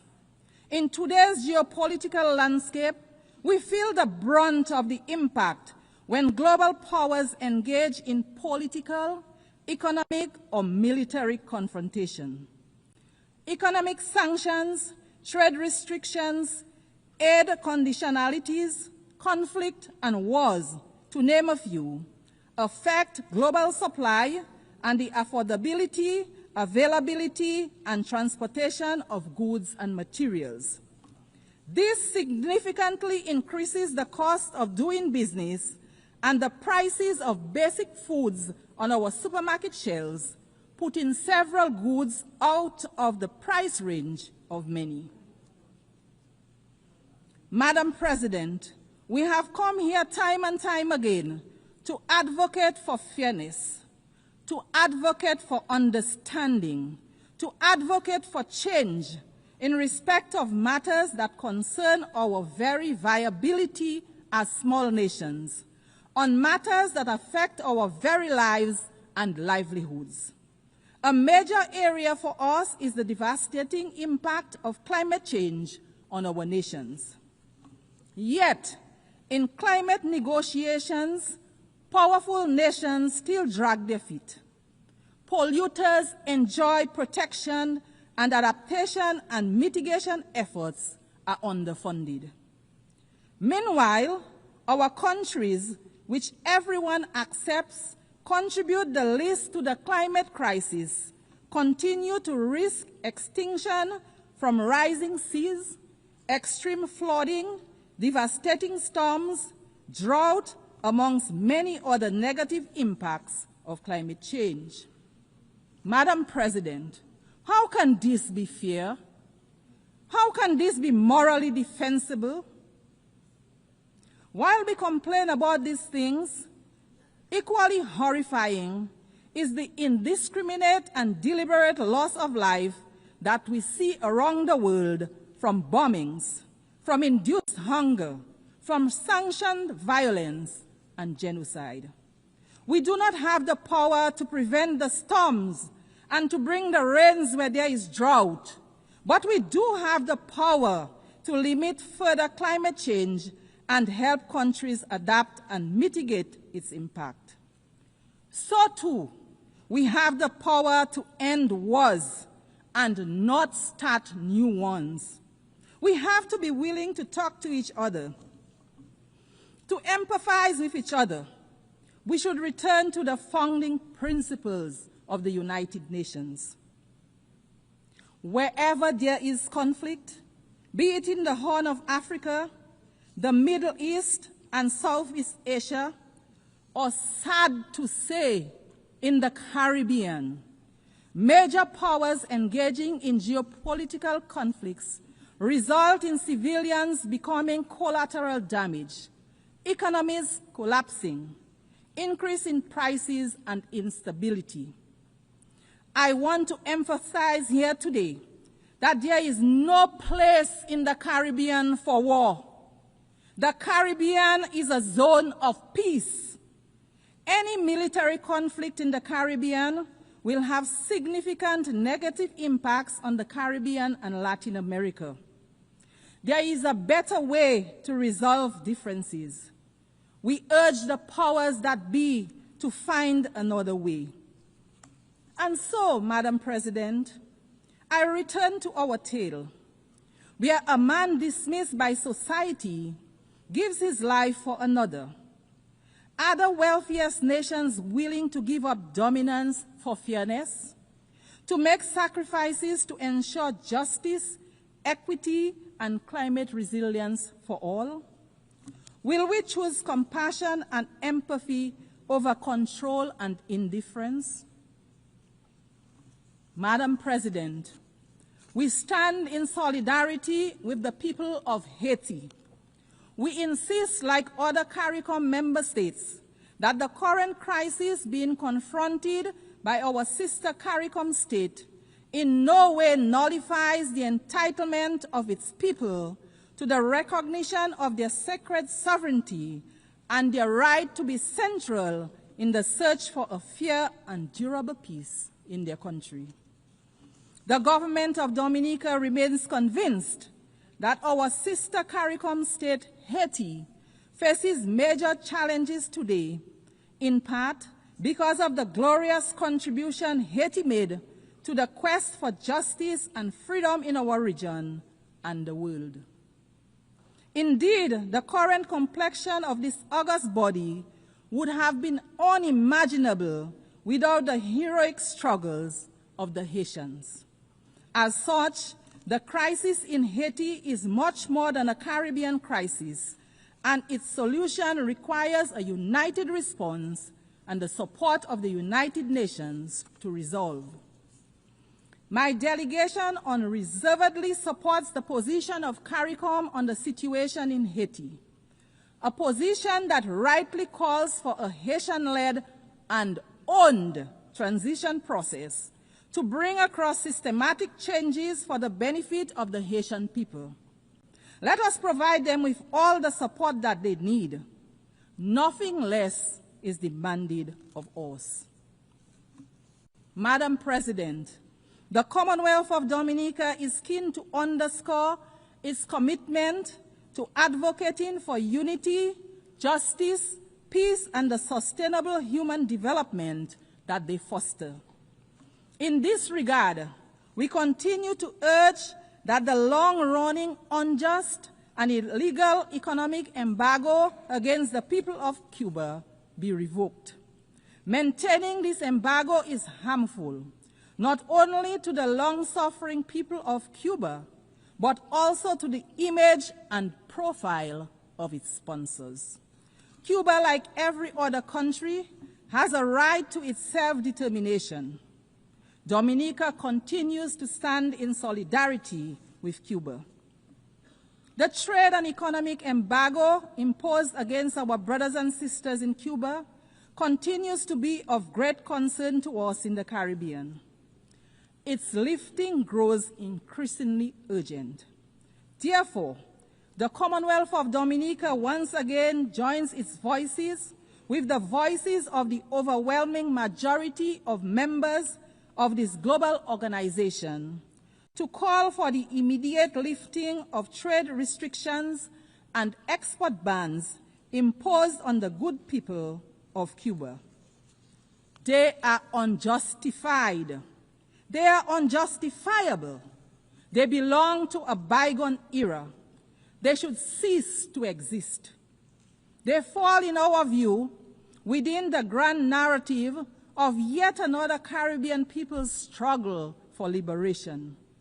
It is for these reasons that the government of Dominica strongly urges a radical reconsideration of these actions. Madam Speaker, our steadfast advocacy for respect for the United Nations norms of sovereignty and non-interference impels us as well to urge that the right of the government and people of Venezuela to resolve internal challenges without outside interference be respected. We renew our condemnation of the imposition of sanctions on Venezuela. The resulting hardship forced upon the people of Venezuela needs an immediate and complete end. We also call for restrained and strict adherence to the rule of law as it relates to the presence of U.S. military assets in the blue waters of the Caribbean Sea. The solution to conflict, to challenges, should never be aggression and war. We urge that all diplomatic efforts be pursued to respect the sovereignty of states, preserve the dignity of human life, and promote peace. Madam President, as we celebrate this 80th year of these United Nations under the theme, and I quote, 80 years and more for peace, development, and human rights, end of quote, let it not be just mere words. Let it instead be a call for respect and adherence to a rules-based order that applies to all nations equally, weak and strong, not just when it is convenient to the most powerful. The UN arose out of the ashes of a world torn by devastating wars. Let us not return to those dark days, but instead be guided by law, diplomacy, and shared values. Let us reform the system where small and developing nations have a real seat at the table, that we may have the opportunity to influence decisions that shape global climate policy, security, and economic well-being for all. Let it be where we build solidarity and cooperation, and where power is exercised with humility, compassion, and restraint. Madam President, let the history books say that in this chamber, in our time, we chose a better path. In the words of Charles Dickens, and I quote, "It is a far, far better thing that I do than I have ever done," end of quote. Let those words not only be the end of a novel, but also the beginning of a new era for us, the beginning of our collective resolve, where our actions are guided by the desire for true peace, by respect for others and the rule of law, for upholding the sanctity of human life, of ensuring true development and prosperity for all. Let us judge the strength of our global system, not by how loudly the elephants roar, but by how well we protect the grass beneath them. Excellencies, the challenges before us are too great and complex for any one nation to solve alone. We all need each other. So let us leave this hall committed to action, committed to partnership, and committed to each other. Because the truth is simple, yet profound. We are always stronger, wiser, and better together. Madam President, I look forward to the day when a woman leads this great institution as Secretary General, which to my mind would be a symbol of true equality. I thank you for the courtesy of your attention. Thank you. Muchísimas gracias a la presidenta de Commonwealth de Dominica. La Asamblea escuchará ahora un discurso del excelentísimo señor Wesley Simina, presidente y jefe de gobierno de los Estados Federados de Micronesia. Pido a protocolo que acompañe a Su Excelencia, a quien invito a dirigirse a la Asamblea.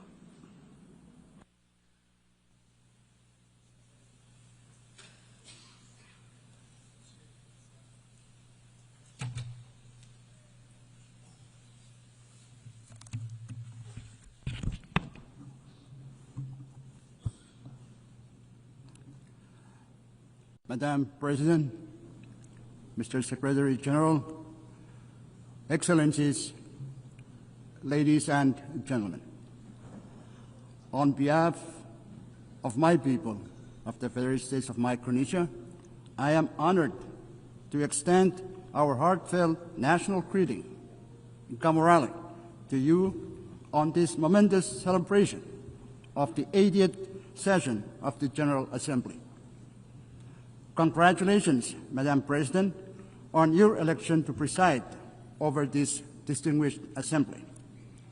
Your leadership and insights will guide us moving forward. I also wish to commend the leadership of our outgoing president. At this time, I also want to express my gratitude to the Secretary General for his tireless and unwavering commitment in guiding our collective work. We are grateful for your dedication and efforts in keeping hope and cooperation alive across our global community. Madam President, Micronesia joins the United Nations in commemorating its 80th anniversary. This milestone calls on us to renew our collective commitment to strengthen multilateralism for the challenges ahead. Reiterating our commitment to multilateralism and inclusive reform, Micronesia emphasizes that any measures taken under the UN-80 initiative must reflect the delicate balance and unique vulnerabilities faced by small island developing states. It is paramount that structural adjustments must enhance, not limit our access to critical support and representation. We urge that reforms ensure the continued resilience, tailored assistance, and participatory voice of small island developing states in the evolving UN system, so that no one is left behind. Madam President, the climate crisis is not up for debate.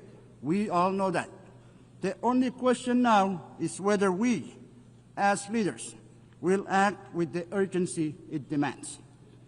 The landmark ICJ's advisory opinion reminds us that climate action is not only a moral imperative, but also a legal one.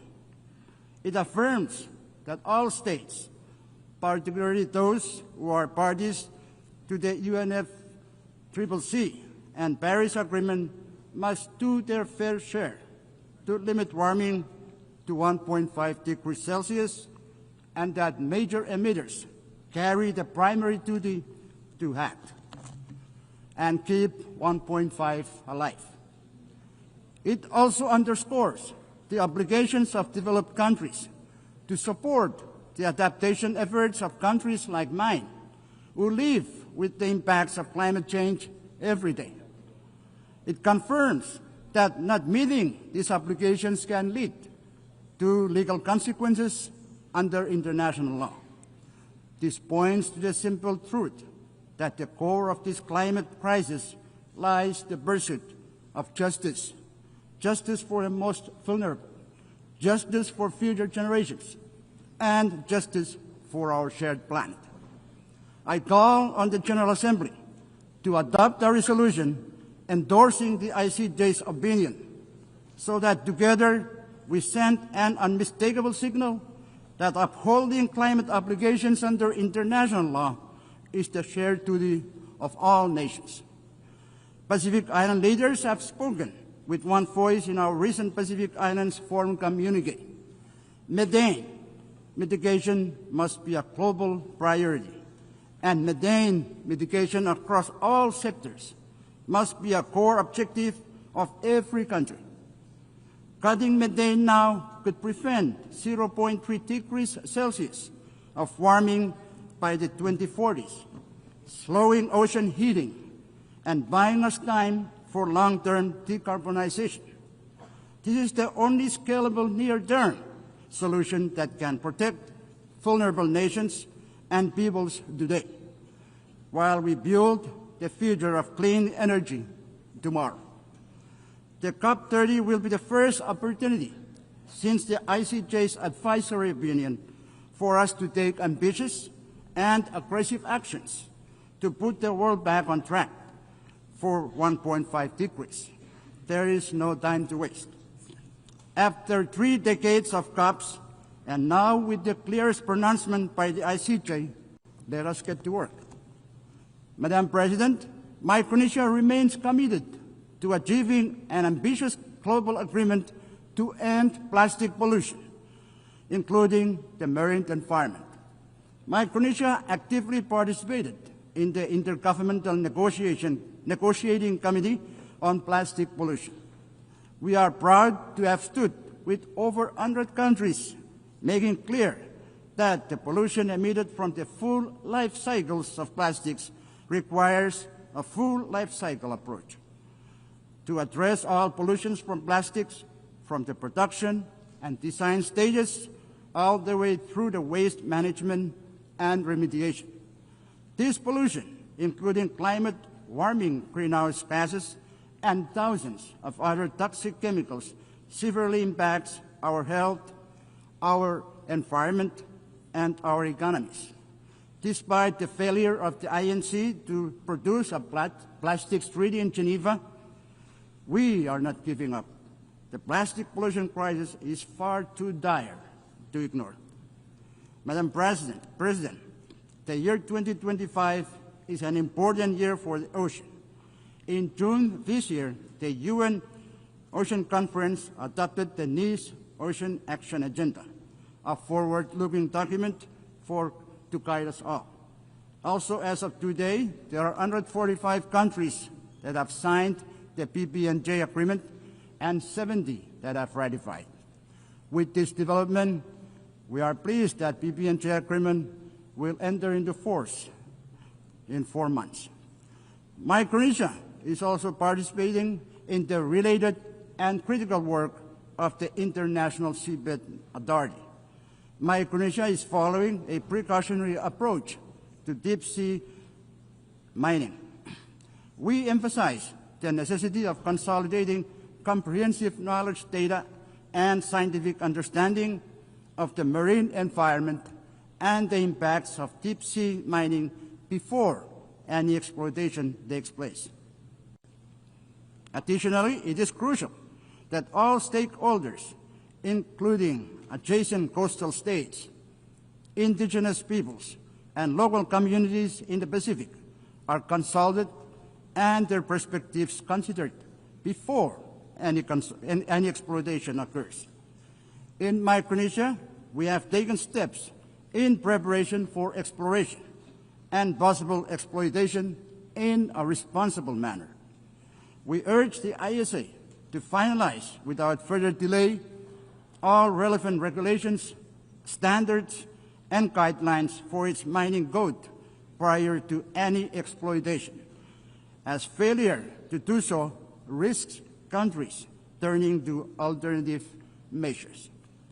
Madam President, small island developing states face unique and heightened vulnerabilities to climate change shaped by geography and scale. Disaster risk reduction and resilience strategies must reflect these realities.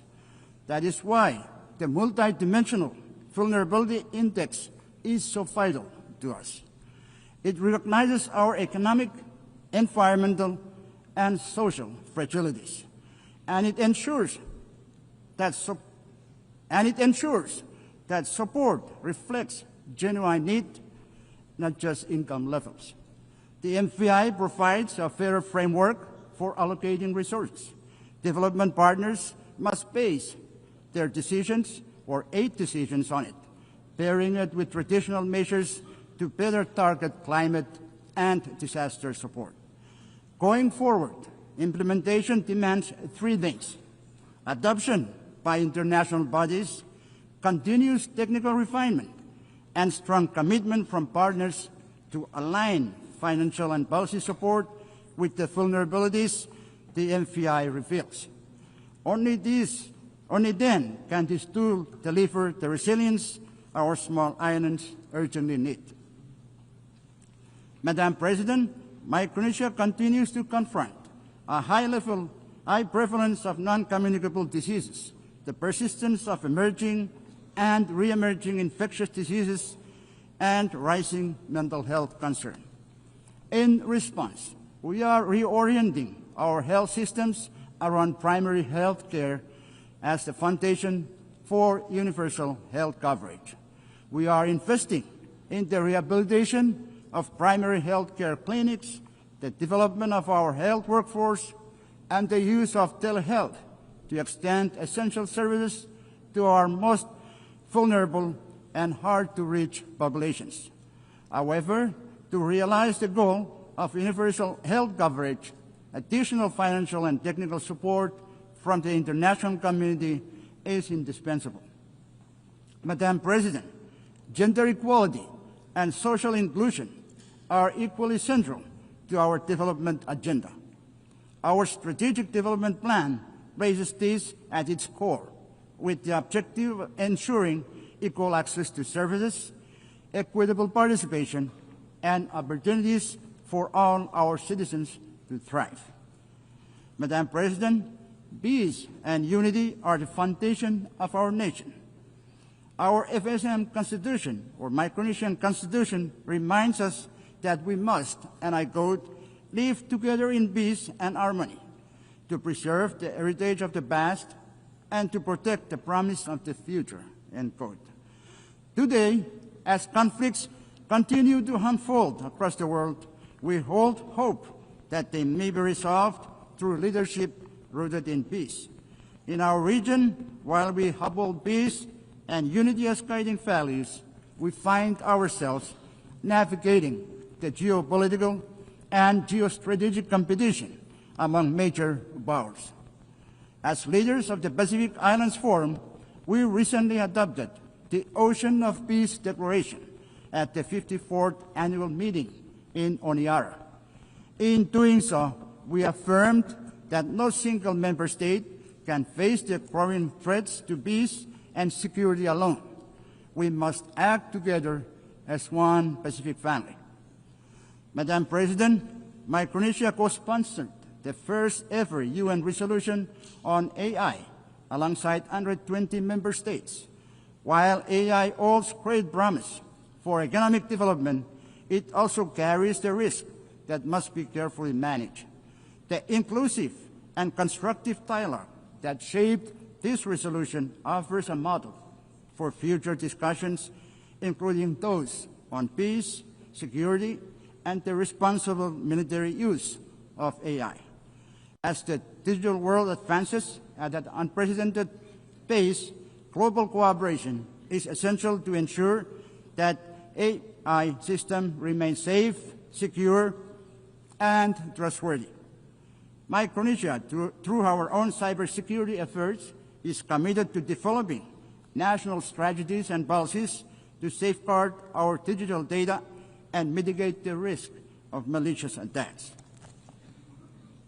Madam President, food and water security remain pressing challenges for Micronesia, as fragile freshwater sources and climate extremes undermine agriculture, marine ecosystems, reduce yields of traditional crops, and increase reliance on costly, less nutritious imports. Compounding these challenges, just days ago, I was compelled to declare a national state of emergency due to an ongoing oil leak from a World War II sunken vessel in Juke Lagoon. This ship, together with more than 60 other wartime wrecks, has rested in our waters for nearly 80 years since the war's end. But now, these remnants of conflict pose new dangers as toxic oil seeps into our ocean, threatening our fisheries, coastal communities, and livelihoods. The scale of this crisis far exceeds Micronesia's capacity to address alone. As we mark the 80th anniversary of the war's end, we appeal to the international community to work with us in transforming this legacy of war into an opportunity for cooperation. Madam President, Micronesia again emphasizes the urgent need to address the current structure of the United Nations Security Council, which fails to represent the geopolitical realities of the 21st century. The exclusive nature of its permanent membership creates inequities and hampers effective responses to global crises. To enhance legitimacy and accountability, we must restructure the Council to include underrepresented voices, including Japan, India, Germany, Brazil, and the African continent. Such reforms would better reflect modern international dynamics and strengthen the Council's role in promoting peace and security. Madam President, 8 years ago, the United Nations was founded on a simple but enduring truth. Every nation, big or small, has a voice, a vote, and a role to play in shaping the world we share.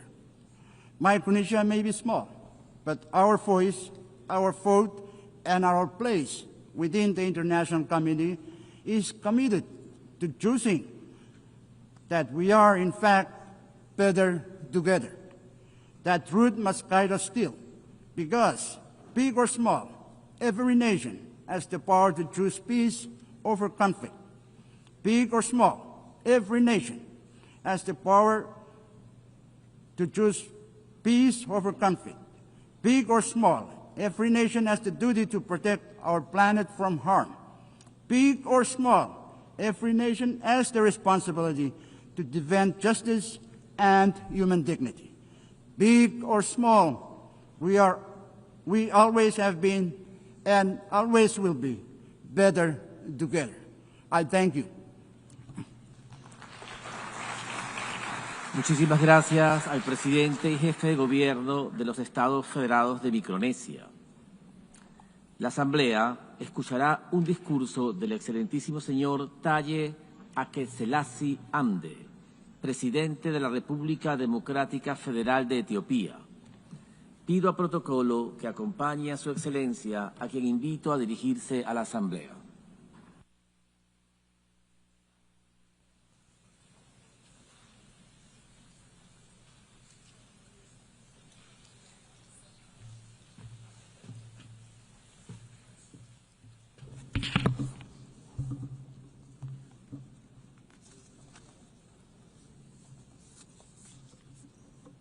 ክብርት የጠቅላላ ጉባኤው ፕሬዝዳንት፣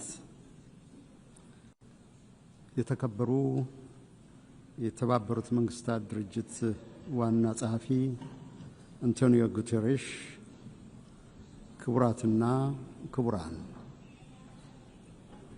ክብርት ፕሬዝዳንት አናሊና ቤርቦክ የ80ኛው ጠቅላላ ጉባኤ ፕሬዝዳንት ሆነው ስለተመረጡ ለርሶና ለአገሮ ጀርመን ደስታዬን እየገለጽኩ ውጤታማ የሥራ ዘመን እንዲሆንልዎት እመኛለሁ።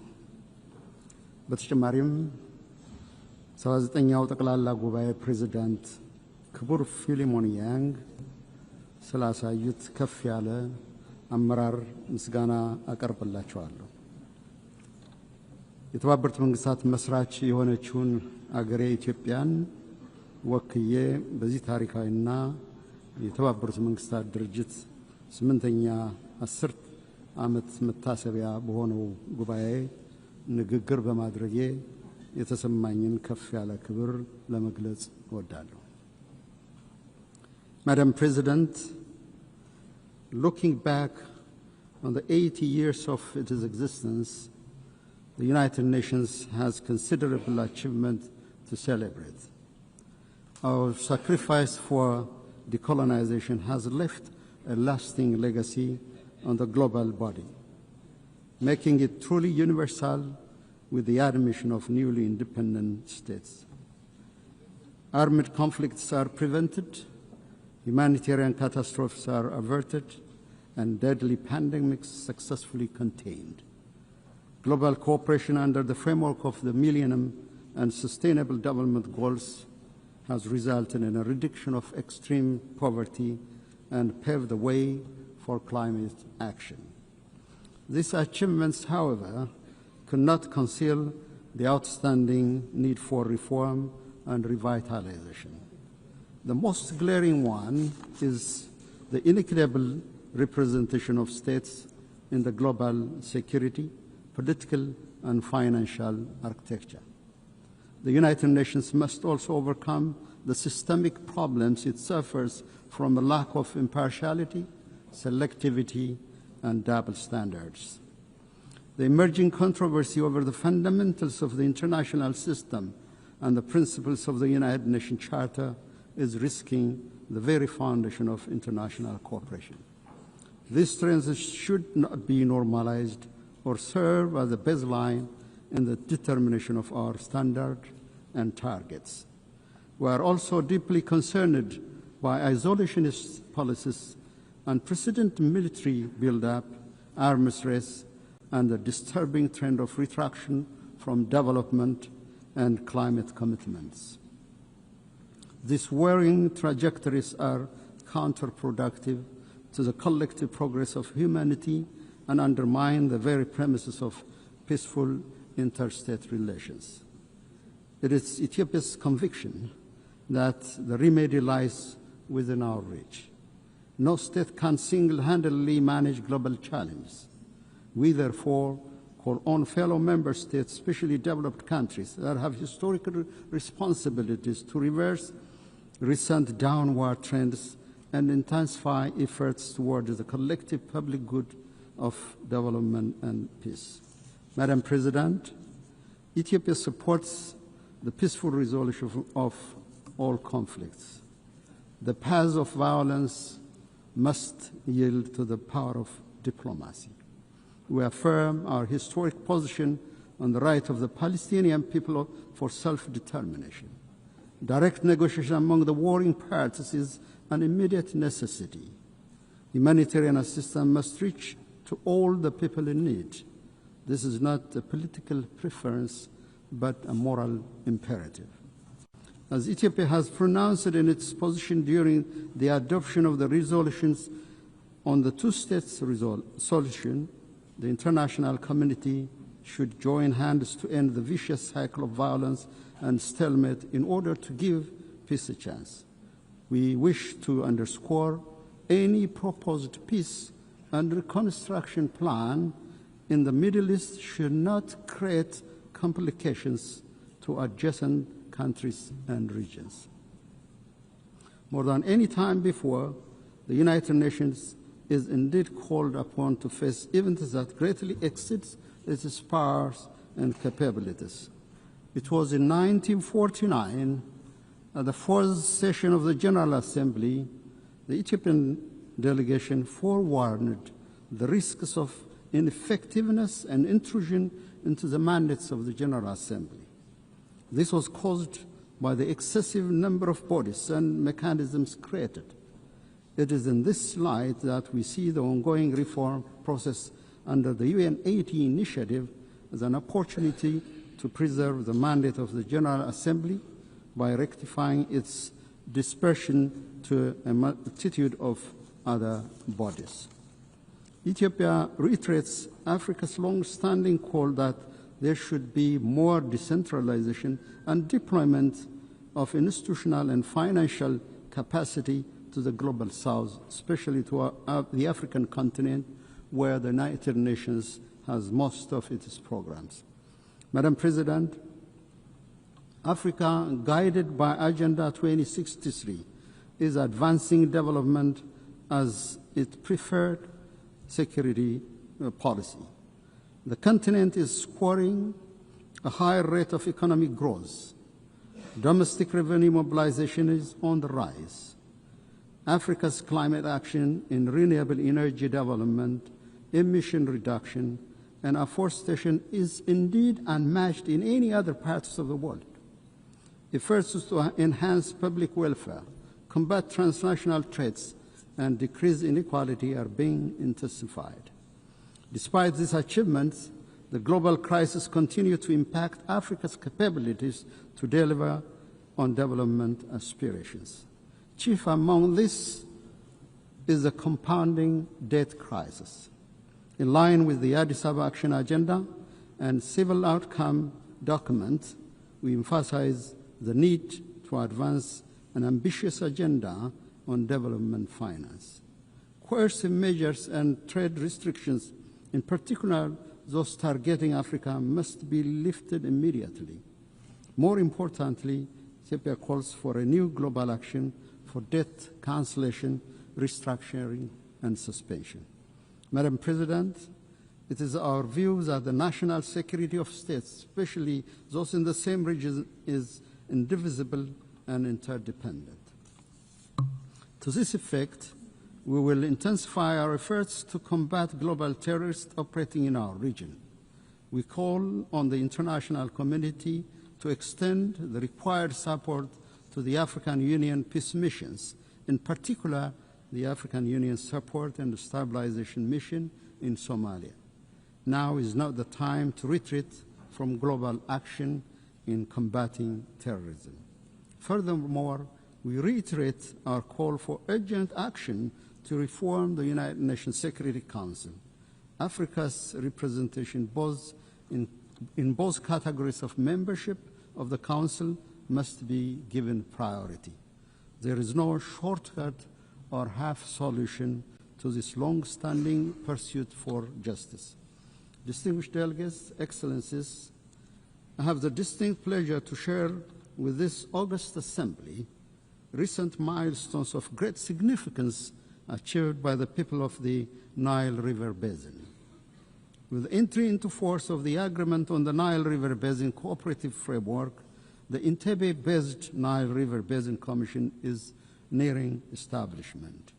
This year, we also celebrated another milestone. On the eve of the Ethiopian New Year, Ethiopia commissioned the Grand Ethiopian Renaissance Dam, which transforms Ethiopia's renewable energy generation capacity. The Grand Ethiopian Renaissance Dam, with an installed capacity of over 5,000 megawatts, signifies our commitment to clean energy for all. Its true meaning is found in the lives it transforms. The Renaissance Dam brings light to 60 million Ethiopians who currently lack access to any form of clean energy.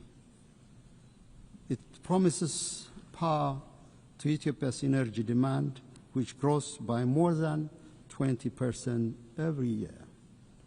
It is a symbol of liberation of millions of Ethiopian women and girls, freeing them from the back-breaking search for firewood.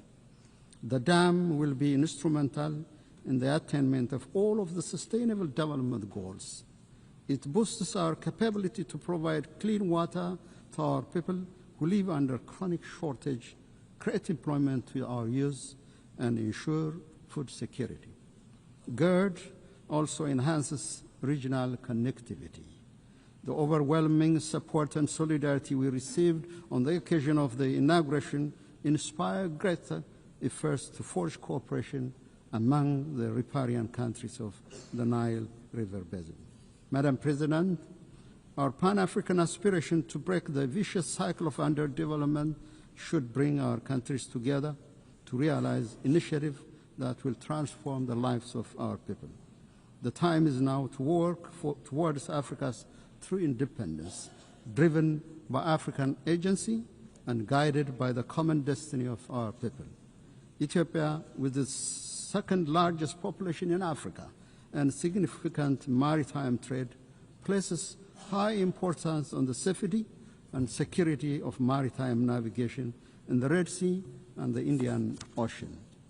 We concur with the Secretary General's statement during the Awaza conference that no state should be locked out of opportunities for growth, finance, and technology due to geographical circumstance. The international law maxim that defines the high seas as a common heritage of mankind and guarantees equal right of access and use to all states must be brought to reality. In collaboration with other states, Ethiopia will work towards a comprehensive approach to ensure equal development and security for all states along the Red Sea and the Indian Ocean. Ethiopia will also keep on advancing this legitimate policy objective through diplomacy and peaceful engagement. Madam President, in conclusion, I'm convinced the spirit, genius, and competence of humanity towards unity, justice, and collective well-being will triumph over the current atmosphere of rivalry and hopelessness. For its part, Ethiopia is firmly committed to upholding multilateralism centered on the Charter of the United Nations and to contributing to the maintenance of collective security and sustainable development. I thank you, Madam President.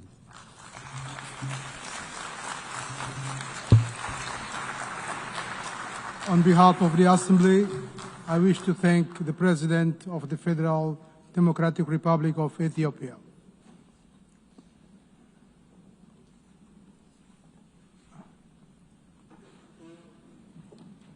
We shall now continue the general debate. The Assembly will now hear an address by His Excellency Antonio Costa, President of the European Council of the European Union. I request protocol to escort His Excellency and invite him to address the Assembly.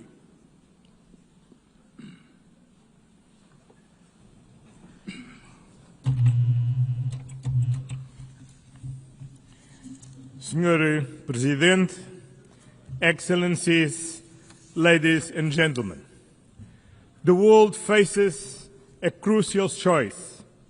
Do you want a rules-based international order that upholds multilateralism and the United Nations Charter, or a chaotic world based on unilateralism, violence, and disruption?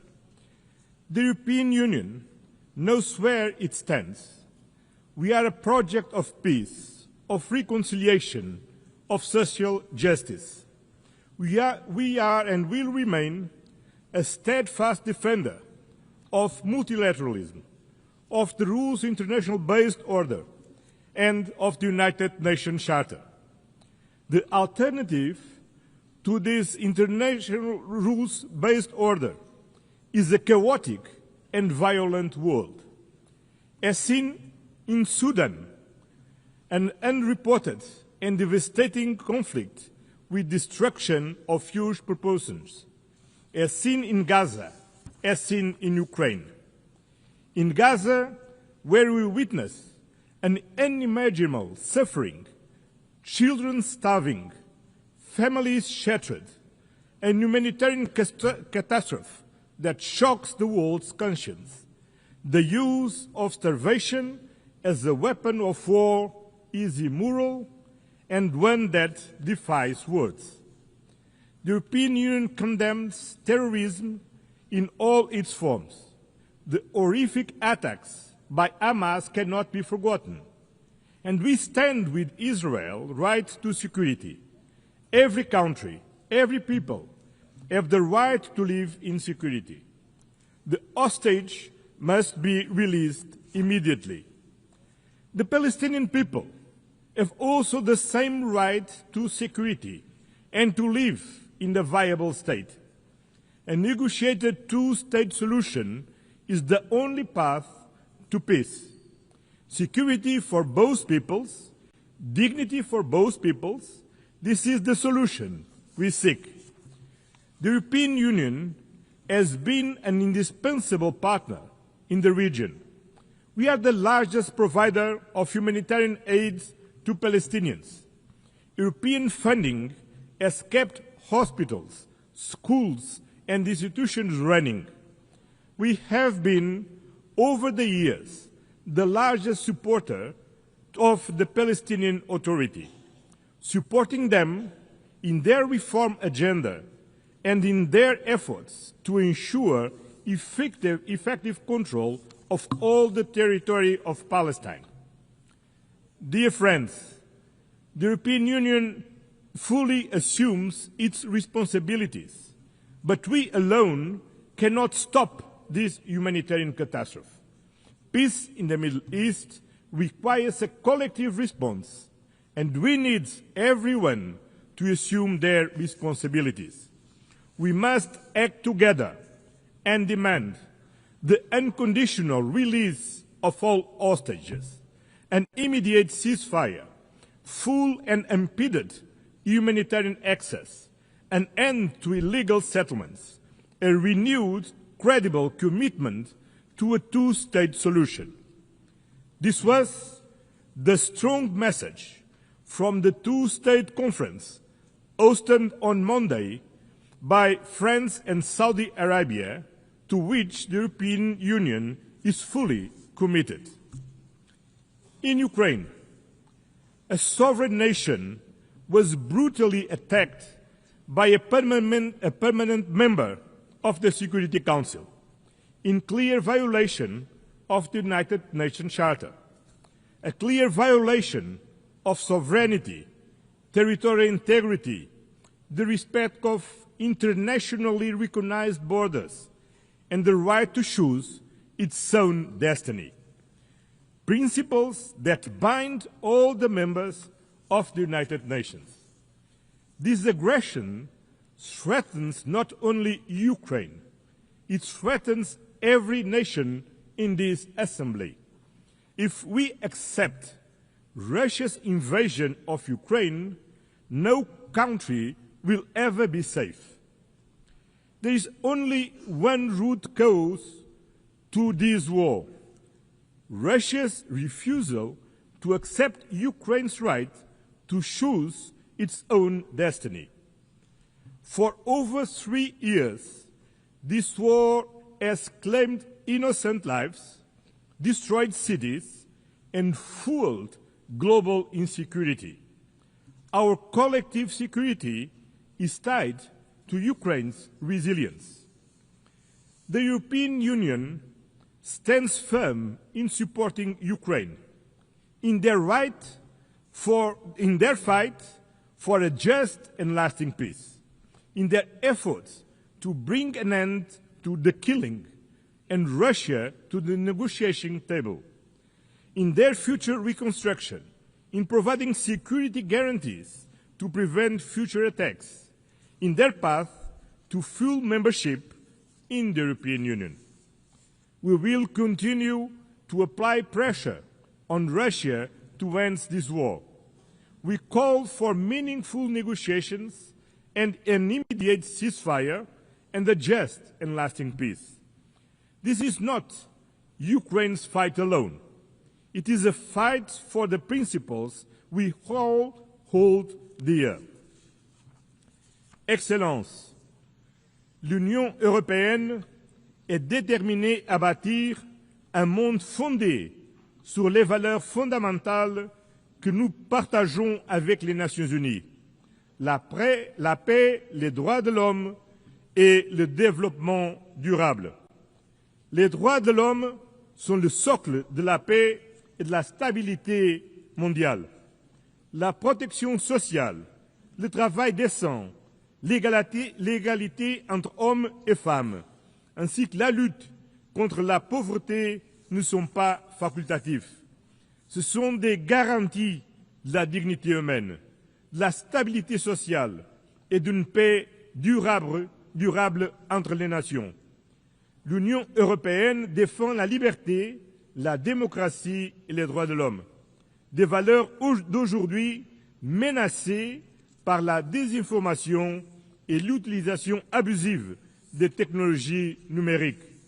Nous avons besoin de normes mondiales, de transparence et de mécanismes de responsabilisation qui soient aussi dynamiques que les technologies que nous cherchons à encadrer, pour faire en sorte que les technologies numériques donnent des moyens d'action aux citoyens et non aux autocrates ni aux nouveaux oligarques de la technologie. L'Union européenne défend une approche de l'intelligence artificielle centrée sur l'humain. Nous sommes à l'avant-garde du premier cadre réglementaire global pour une intelligence artificielle responsable. Et nous appelons à un niveau d'ambition équivalent à l'échelle internationale, en nous appuyant sur nos valeurs fondamentales, la dignité, la démocratie et l'état de droit. Excelencias, el cambio climático no son fake news. Es un hecho contrastado científicamente que afecta a nuestro presente y a nuestro futuro.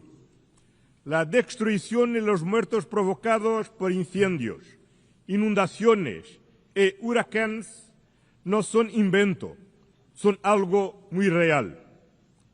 Además, invertir en la descarbonización es clave para la soberanía energética de cada país, para la innovación y la competitividad de nuestras economías. Por eso, la Unión Europea asume plenamente los compromisos del Acuerdo de París, la reducción de las emisiones en un 55% de aquí a 2030 y la consecución de la neutralidad climática de aquí a 2050. Seguiremos fomentando de forma activa la protección de nuestros océanos, pulmones y salvavidas de nuestro planeta. Celebramos la ratificación del Tratado de Naciones Unidas sobre alta mar para salvaguardar la biodiversidad más allá de las jurisdicciones nacionales. El desarrollo sostenible también significa construir alianzas, no dependencias. Estamos a la cabeza de la lucha contra el cambio climático. A través del programa Global Gateway, la Unión Europea está movilizando 300.000 millones de euros de aquí hasta 2027 en inversiones sostenibles y de conectividad en todo el mundo. Una contribución decisiva para alcanzar los objetivos del desarrollo sostenible.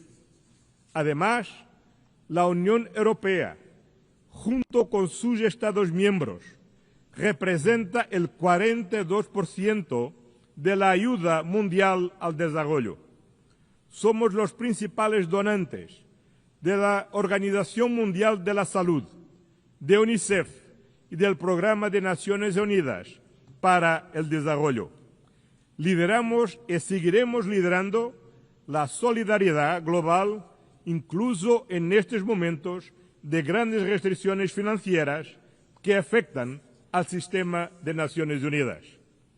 Por último, debemos avanzar en la reforma de la arquitectura financiera internacional, en la gestión de la deuda, para que sea más justa, más inclusiva y adaptada a los desafíos actuales, para que nos pueda ayudar también a cerrar la brecha de la financiación para el desarrollo, siguiendo el camino marcado por el compromiso de Sevilla. Excellencies, the European Union is a global partner. The European Union and its member states are staunch political supporters and the largest collective donors to the United Nations. As the pillar of the multilateral system, we are working closely with other regional partners. That is why we are building stronger trade and industrial partnerships across the globe.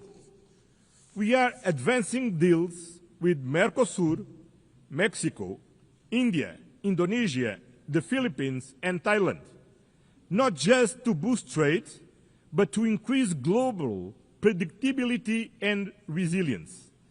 The trade and investment agenda based on fairness, sustainability, digital innovation, labor rights, and climate alignment.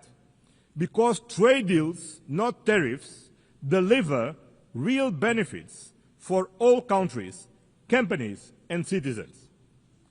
In the multipolar world, we are building a powerful global network of partnerships with Africa, Latin America, and the Caribbean, United States and Canada, the Arab world, Asia, and the Pacific, as well with our European neighbors.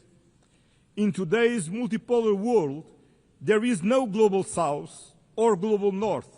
Both are plural. And the European Union will continue to work with all partners in the spirit of global solidarity and meaningful partnership. Because multipolarity needs an effective multilateral system, a rules-based international order under the United Nations Charter. And this commitment stems from our own history. Europe rebuilt itself from the ashes of World War II through peace, through reconciliation, and through integration. We know these principles work because they worked for us. At a time when international cooperation is being tested, the value of reliable partnerships has never been greater. The European Union is a reliable and predictable partner and stands firmly with the United Nations.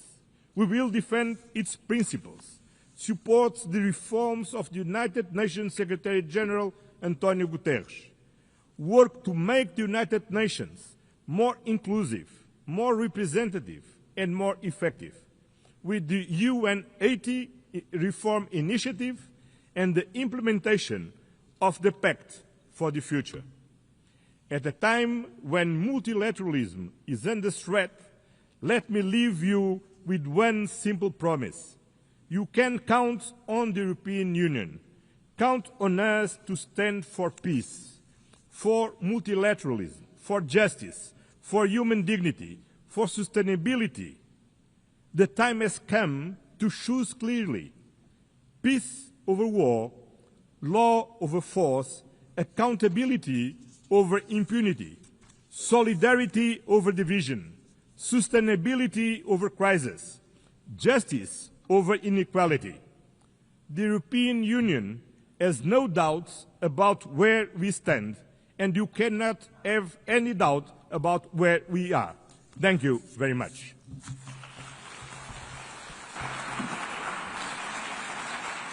On behalf of the Assembly, I wish to thank the President of the European Council of the European Union.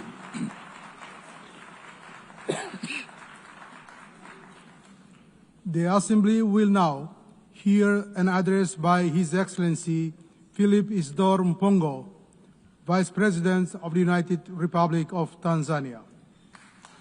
I request protocol to escort His Excellency and invite him to address the Assembly.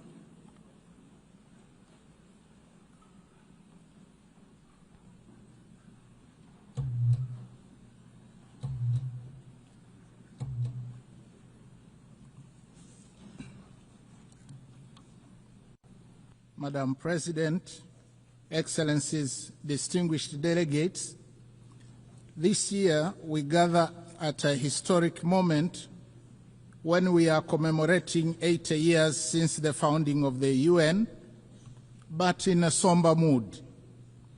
The theme of this general debate, that is better together, 80 years and more for peace, development and human rights, reminds us that determined cooperation remains our best vehicle for addressing urgent global challenges of this century and beyond. Yet, we are faced with chaos in the form of unilateralism with arrogance, barbaric wars, persistent poverty, injustice, pandemics, as well as an impending climate catastrophe. As we mark 80 years of the UN, we are called to rekindle the vision of its founders, anchored on two pillars. First, nations can overcome difficulties and accomplish more when they work together in solidarity. Second, peace is humanity's truest desire, which we must seek and pursue relentlessly on the basis of international law. By contrast, war is undesirable.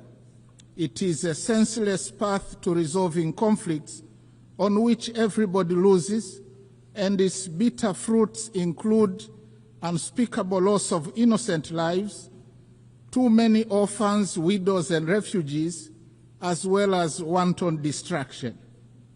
Yet the United Nations Charter has guided us through many challenges over the past 80 years, reminding us to uphold peace, justice, cooperation, and dialogue to resolve conflicts. Today, as the world faces new tests, we must therefore hold firmly to these same principles, for it is only by respecting and living by the Charter that we can honor the past and build a safer and better future for all of us.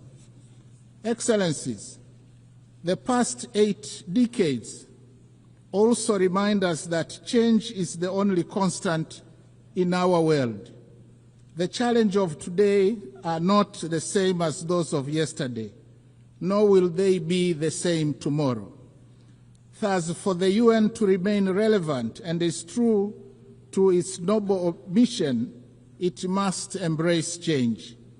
Tanzania welcomes the UN 80 reform initiative unveiled in March this year, which seeks to enhance efficiency across the UN system and strengthening effectiveness.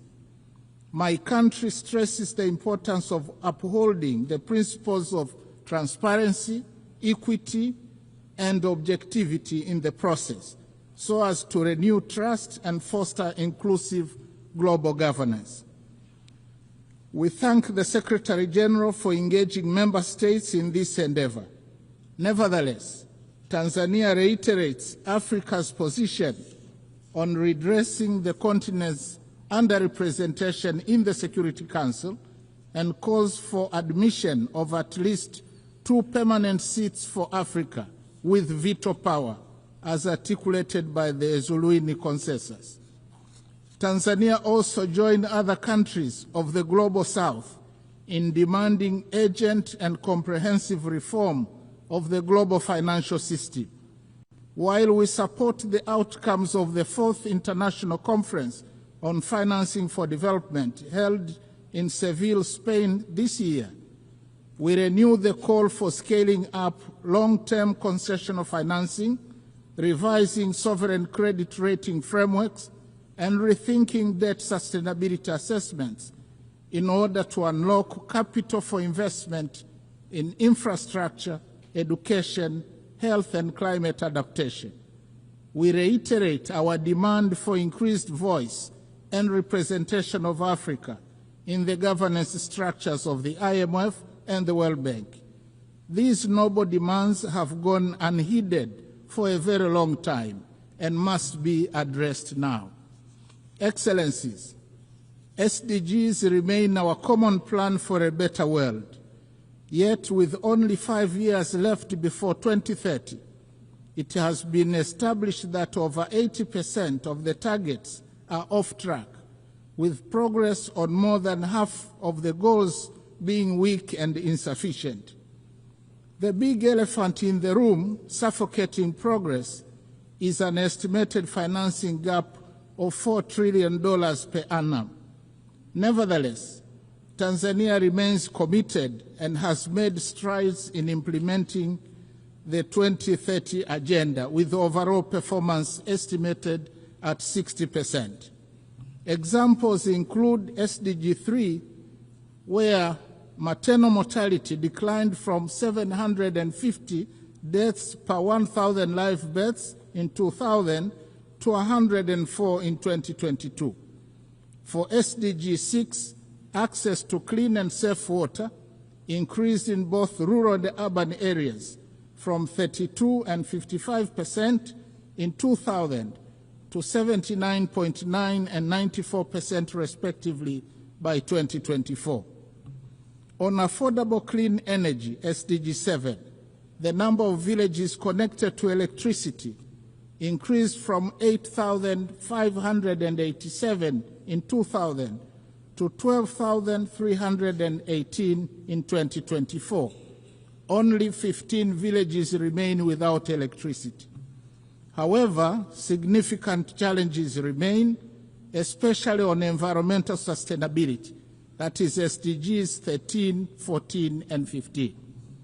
Going forward, we urge the international community to strengthen collective response to climate change, seizing the opportunity presented by COP30 in Belém, Brazil, prioritizing delivery on the pledges for climate action, including capitalization of the Loss and Damage Fund. We call for increased long-term concessional financing, technology transfer, and fairer trade terms to complement our zeal in domestic revenue mobilization, reversing capital flight, and pursuit of win-win partnerships in the exploitation of our natural resources. I am glad to inform the Assembly that in June 2025, we launched the Tanzania Vision 2050 that articulates our long-term development aspirations and dovetails quite well with the SDGs agenda. Excellencies, peace is not a bonus. It is a prerequisite for socio-economic development. We must therefore seek and pursue peace tirelessly. We commend the efforts of the UN Secretary General, world leaders and organizations that are active in conflict mediation and resolution in countries and regions such as Eastern DRC, Sudan, Russia, Ukraine, and the Middle East. As we commemorate the Beijing +30 and celebrate the progress made in promoting gender equality and the empowerment of women, we call for full involvement of women in the quest for peace. In this regard, I must say Her Excellency Dr. Samia Suluhu Hassan, the first woman president of Tanzania, has shown the way in articulating policies and actions that strengthen the role of women across all sectors of our society. Regionally and internationally, she has been a champion of peace, justice, security, and clean cooking. Tanzania, as a member of the African Union Peace and Security Council, and in our then role as chair of the SADC organ on politics, defense, and security cooperation over the past year, actively contributed to peace initiatives and supported measures to prevent and resolve conflicts. In this spirit, Tanzania announces its candidacy for a non-permanent seat on the UN Security Council for the term 2029-2030, reaffirming our commitment to global peace and security. Excellencies, Tanzania opposes the continued imposition and proliferation of unilateral coercive measures which undermine the principles of sovereign equality and peaceful coexistence enshrined in the UN Charter.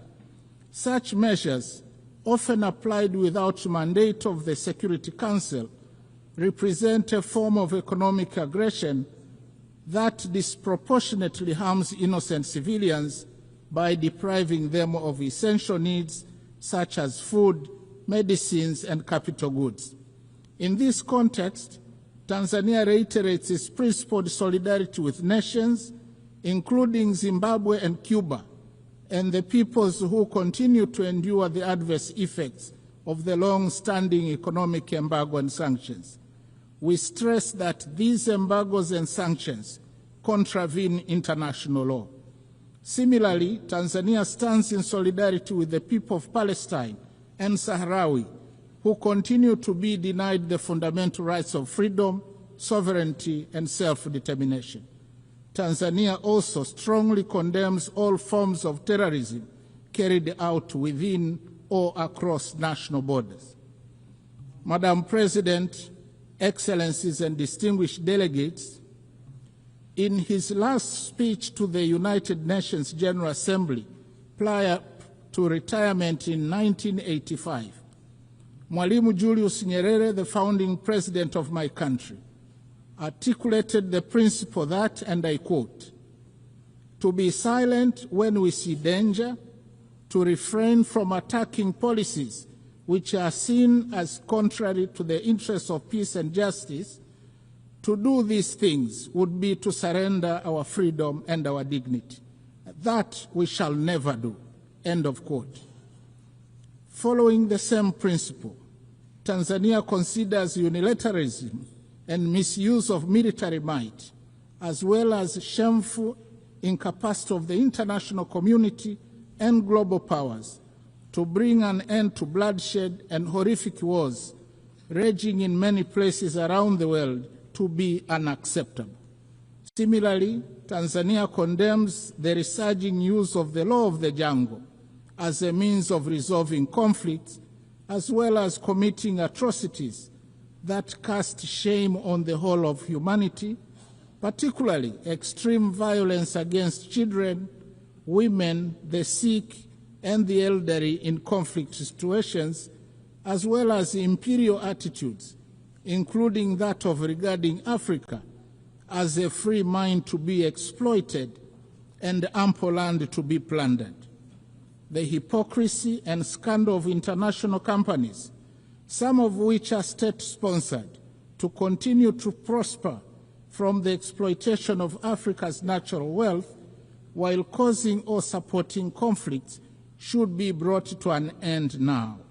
Instead, Africa needs win-win partnerships in the exploitation of our natural wealth. Tanzania also reminds the international community that increased military spending on research and manufacture of weapons for money is tragic and morally wrong. It obstructs the quest for peace in the world and takes away an enormous amount of resources that could have been used to propel sustainable development and prosperity for all humanity. I thank you.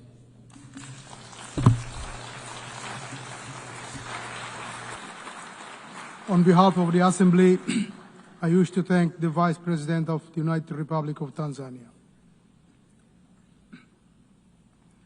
The Assembly will now hear an address by Her Excellency Jessica Rose Epelalupo, Vice President of the Republic of Uganda.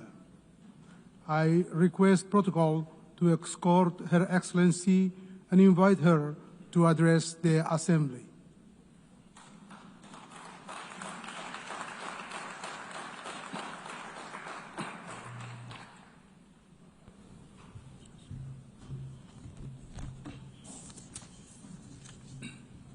The President of the UN General Assembly, Excellencies, Heads of State and Government, distinguished delegates, ladies and gentlemen, I bring you warm greetings from His Excellency, General Yoweri Kaguta Museveni, who could not be present personally on this and on whose behalf I am privileged to address this 80th session of the UN General Assembly. Madam President, let me begin by warmly congratulating you on your election as the President of the 80th session of the UN General Assembly. Uganda assures you of its full support throughout your tenure, and I also extend our appreciation to His Excellency Philomen Yang for his capable leadership during the 79th session. We commend the Secretary General, His Excellency Antonio Guterres, for his continued commitment to the roles and responsibilities of the United Nations. This year marks 80 years since the founding of the United Nations, born out of the devastation of the Second World War, with the aim of preventing future wars and promoting global cooperation.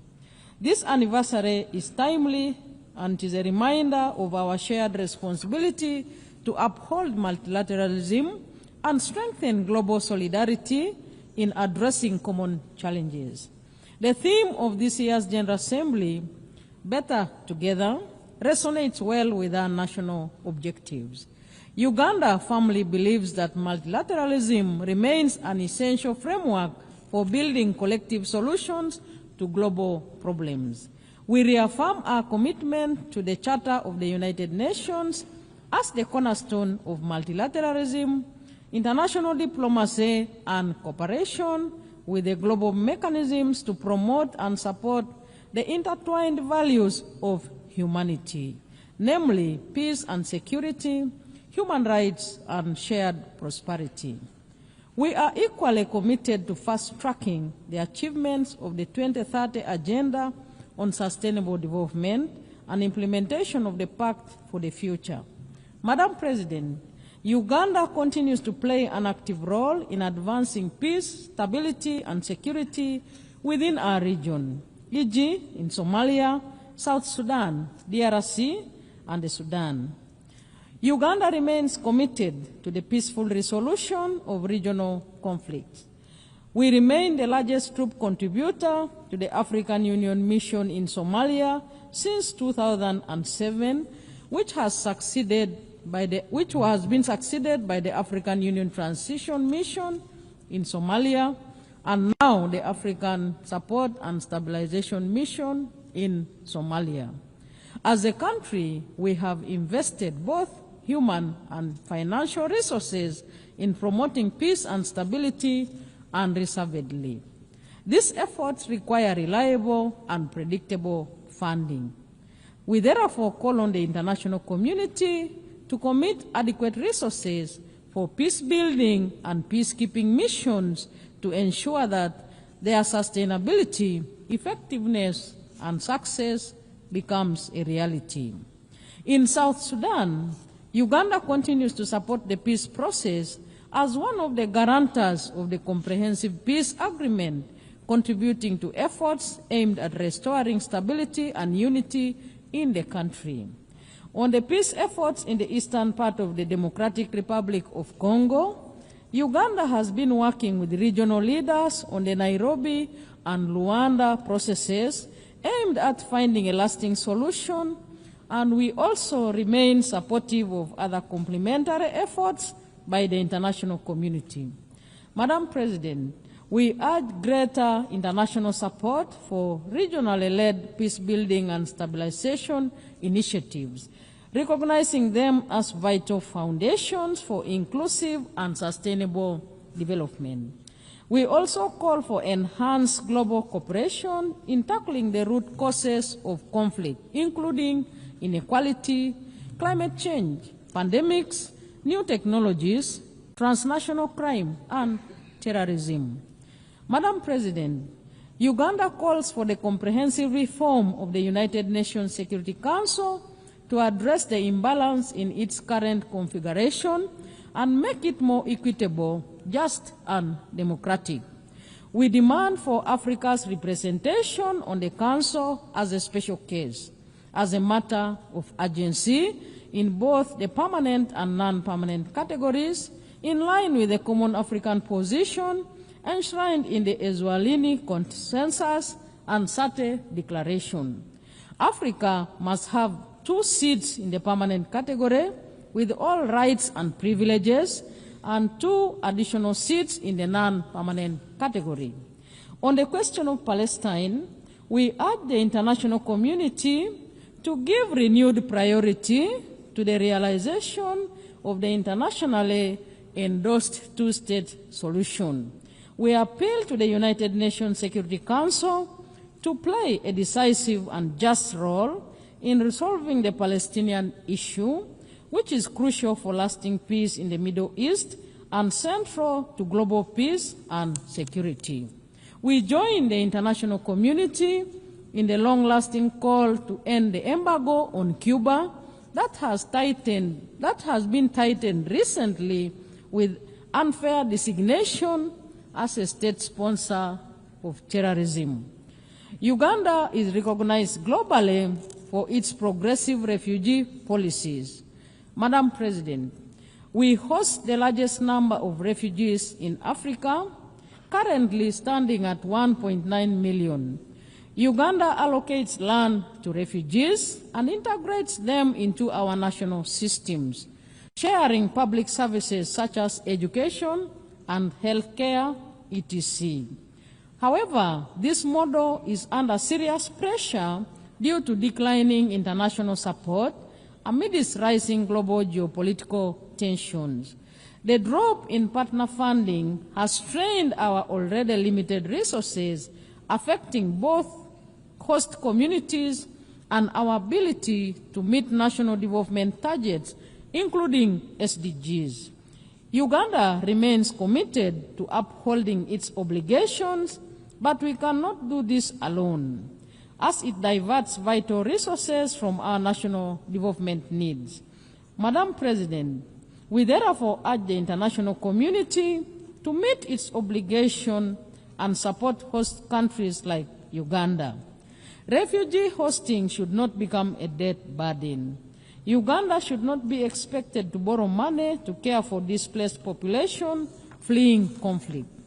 Madam President, with just 5 years remaining to achieve the 2030 Agenda for Sustainable Development, progress in many developing countries remains far off track.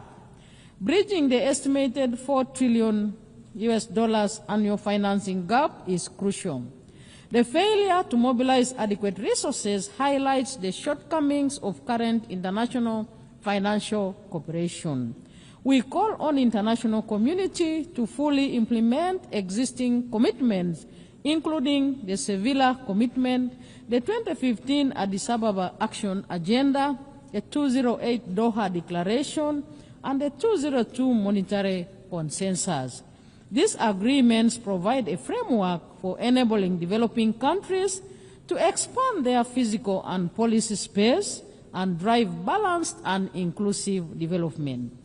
Accelerating the SDGs requires renewed commitment to multilateralism, global solidarity, and the strengthening of international cooperation mechanisms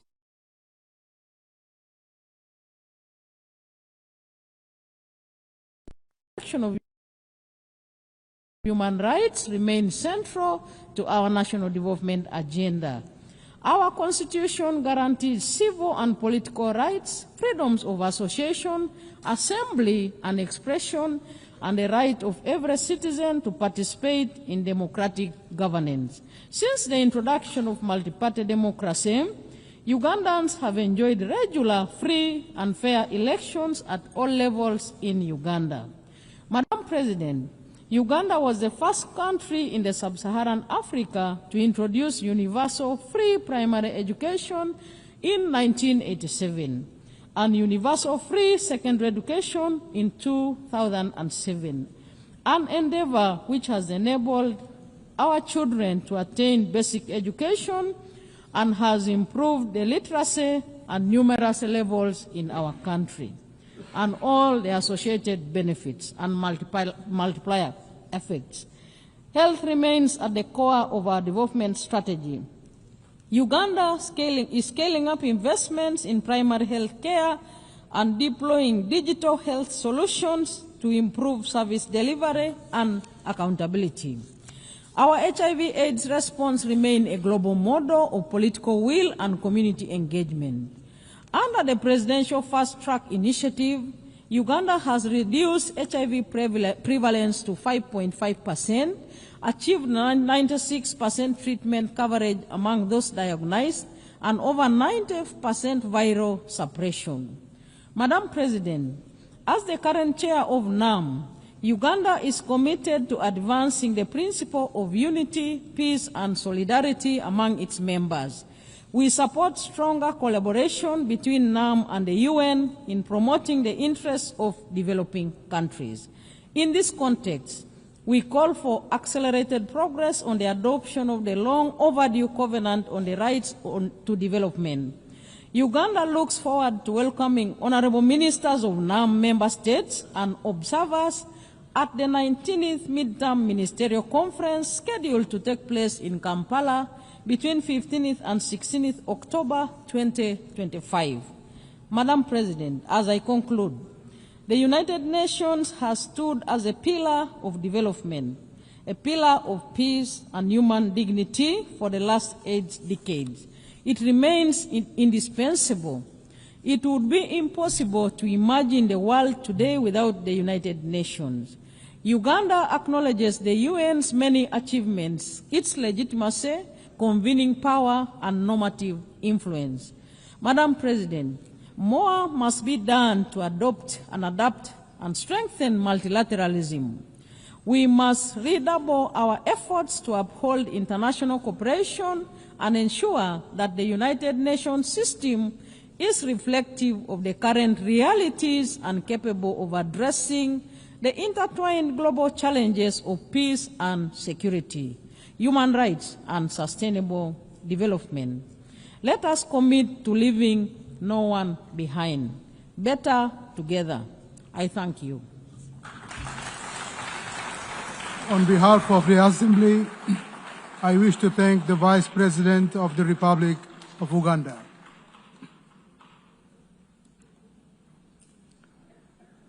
The Assembly will now hear an address by His Excellency Dick Schoof, Prime Minister of the Kingdom of the Netherlands.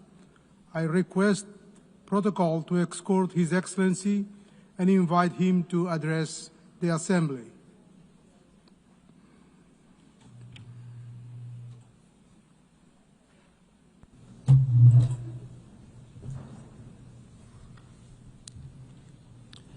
Mr. President, Your Excellencies, ladies and gentlemen, back in 1947, a 7-year-old boy, a Dutch boy called Dirk Salemans, and his father made a long car journey to the German city of Cologne. When they arrived, Dirk couldn't believe his eyes. It was a shocking sight, he said in a recent newspaper interview. Rubble everywhere, people living in abject poverty, the entire city flattened by bombing. Today, almost 80 years later, those images are still seared in Dirk's memory, and that was precisely his father's intention. He wanted to show me what war can do to a city, Dirk recalled in the interview. At the same time, he added, we were also hearing radio reports about the establishment of the United Nations in New York, and all my father's hope was invested in that.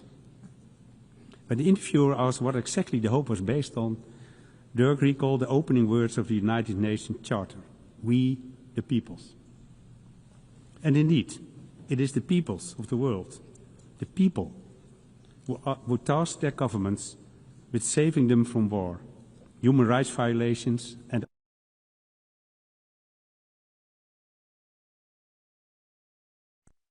inspired Dirk Salemans to embark on a career as a UN diplomat that spanned almost 30 years. And it is those same words, 80 years on from the UN Charter, that still remind him and us of that task. Of course, the world has changed dramatically since then, and unfortunately we must acknowledge that the mission, No More War, has failed. In fact, this year, even as we celebrate the United Nations 80th anniversary, we have heard it said that the UN can no longer justify its existence. Anyone who says that, however, has forgotten where we came from. Without the UN, there will be no disarmament treaties, no International Court of Justice, no climate agreements on sustainable development goals. Without the UN, which is often the only organization capable of supplying aid in the toughest places on the earth, millions of people would be deprived of food, clean water, and medical aid.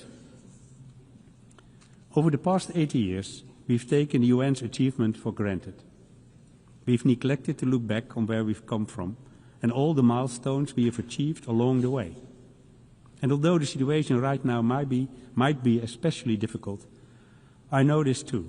It has never been easy. Every achievement was preceded by the lengthy consultations. Countries were often at loggerheads, and sometimes it was tempting to throw in the towel. But that never happened. And the reason can only be that, despite our many differences, we all understand what's at stake. That's the context in which I view the increasingly frank debate on the UN future. Yes, the world has changed. Yes, international relations have changed. And yes, the way we work together has changed. But I believe that this can lead us to only one conclusion. that we must change with times. And that's exactly what we do.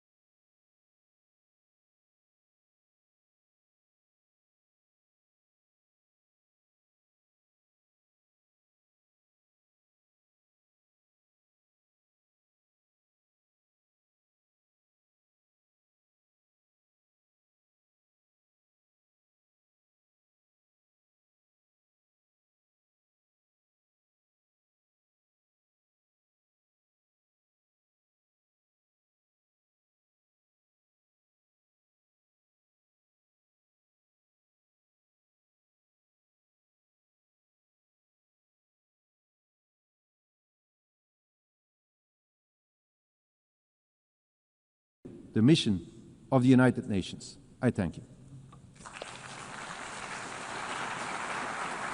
On behalf of the Assembly, I wish to thank the Prime Minister of the Kingdom of Belgium. The Assembly will now hear an address by His Excellency Allah Maye Halina, Prime Minister and Head of Government of the Republic of Chad. I request protocol to escort Her Excellency and invite her to address the Assembly.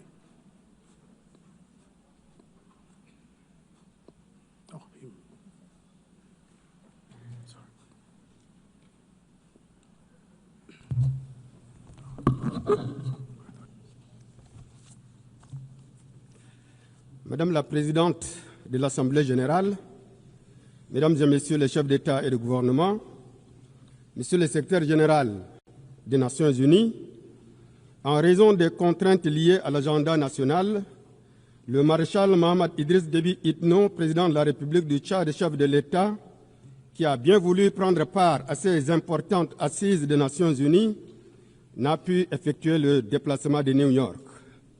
Il tient à exprimer ses sincères regrets pour cette absence et me charge de vous livrer son message qui réaffirme l'attachement du Tchad au principe du multilatéralisme et de la souveraineté des peuples.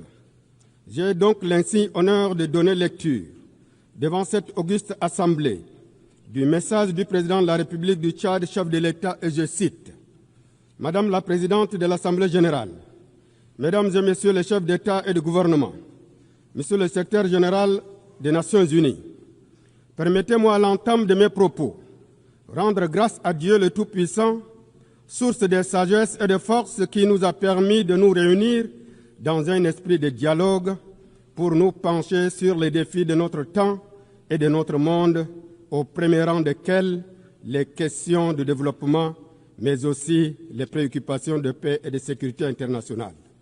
Je tiens à adresser toutes nos félicitations à Madame Annela Baerbock, présidente de la 80e session de l'Assemblée générale, pour son élection et l'assurer du plein soutien de mon pays dans l'accomplissement de son mandat. De même, je voudrais exprimer nos infinis remerciements à l'ambassadeur Philemon Yang, président sortant, pour sa brillante direction de la session précédente. Aussi, voudrais-je exprimer notre sincère appréciation et tout notre soutien au secrétaire général, M. Antonio Guterres, pour ses efforts inlassables en vue de maintenir haut le flambeau du multilatéralisme incarné par l'ONU, dont la mission, voire la raison d'être, se trouve mise à rude épreuve par de nombreux défis de l'heure qui ne cessent d'assaillir de tous les côtés ce socle commun de l'humanité. Madame la Présidente, Mesdames et Messieurs, je me tiens devant cette auguste assemblée avec le poids de l'histoire et la force d'une conviction profonde. L'Organisation des Nations Unies, 80 ans après sa naissance, dans la douleur de guerre, doit aujourd'hui renaître dans la vérité de nos espoirs. Le thème choisi cette année, Mieux ensemble 80 ans, est pour la paix, le développement et les droits de l'homme, est plus qu'une célébration. Il est une interpellation, une invitation à réexaminer le rôle, la pertinence et surtout la légitimité politique et morale de notre organisation commune. Il serait injuste de nier les mérites historiques de l'ONU. Elle a contribué à préserver la paix mondiale, encadrer la décolonisation, faire progresser les droits humains et offrir un cadre de coopération multilatérale.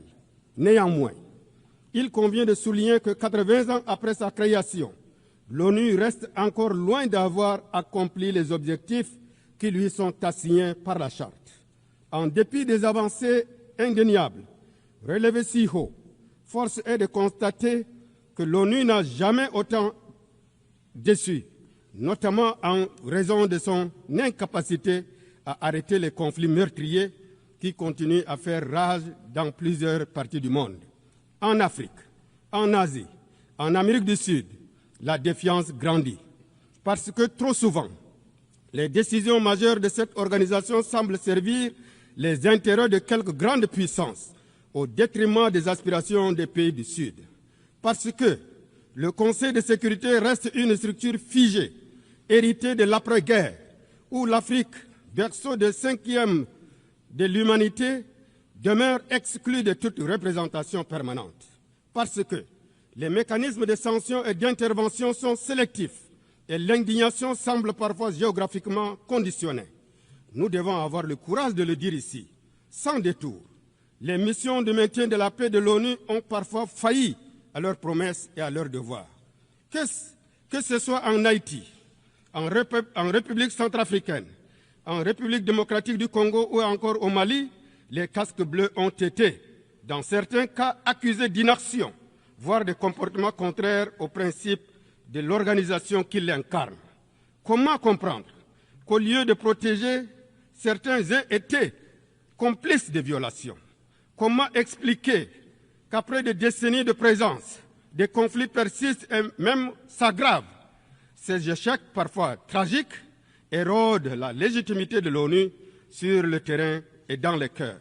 Il est impératif que les opérations de maintien de la paix soient réformées en profondeur, évaluées de façon transparente et recentrées sur leur mission fondamentale, protéger les populations civiles. Madame la Présidente, Mesdames, Messieurs, depuis plus de 7 décennies, le monde assiste impuissant à un drame humain et politique. Je vais parler du conflit israélo-palestinien. La situation à Gaza, marquée par des bombardements indiscriminés, des morts de civils par milliers et la destruction systématique d'infrastructures vitales, constitue un échec collectif de la communauté internationale. Il ne s'agit plus d'un conflit, il s'agit d'un scandale humanitaire et un défi moral sans précédent. La guerre larvée entre Israël et Iran, les tensions régionales et l'incapacité de l'ONU à imposer une solution durable mettent en péril non seulement la stabilité du Moyen-Orient, mais surtout la paix dans le monde. Tant que la justice n'aura pas triomphé à Jérusalem et à Gaza, il n'y aura pas la paix de conscience ici à New York. Tant que le droit international sera bafoué en Palestine, il sera affaibli partout ailleurs. Nous appelons, comme chaque année depuis des décennies, à la reconnaissance effective de l'État palestinien dans les frontières de 1967, la fin immédiate de colonisation illégale et une solution politique garantissant la coexistence des deux États viables, libres et sécurisés. À ce titre, mon pays se félicite de l'adoption à une très large majorité de la déclaration de New York sur la Palestine du 12 septembre 2025, qui constitue une avancée historique et une étape majeure dans la quête d'une paix juste, globale et durable au Proche-Orient. Notre devoir collectif à partir de cet instant est de transformer une forte déclaration en acte concret et faire de l'espérance du peuple palestinien une réalité. Madame la Présidente, Mesdames et Messieurs, dans le monde du développement, l'ONU peine à susciter le grand sursaut collectif indispensable pour matérialiser la mise en œuvre des agendas internationaux, au premier rang desquels le programme 2030. À 5 ans de l'échéance fatidique, il va falloir mobiliser annuellement plus de 4 000 milliards de dollars pour combler le déficit de financement du développement dans les pays pauvres. À cet égard, l'engagement de ces villes constitue, à n'en point douter, la dernière chance pour passer de la parole à l'action en vue d'accélérer la mise en œuvre des ODD. Madame la Présidente, Mesdames et Messieurs, qu'il s'agisse de la paix et de la sécurité internationale et du développement ou de l'action climatique, l'avenir du multilatéralisme auquel nous sommes tous attachés est mis véritablement en jeu.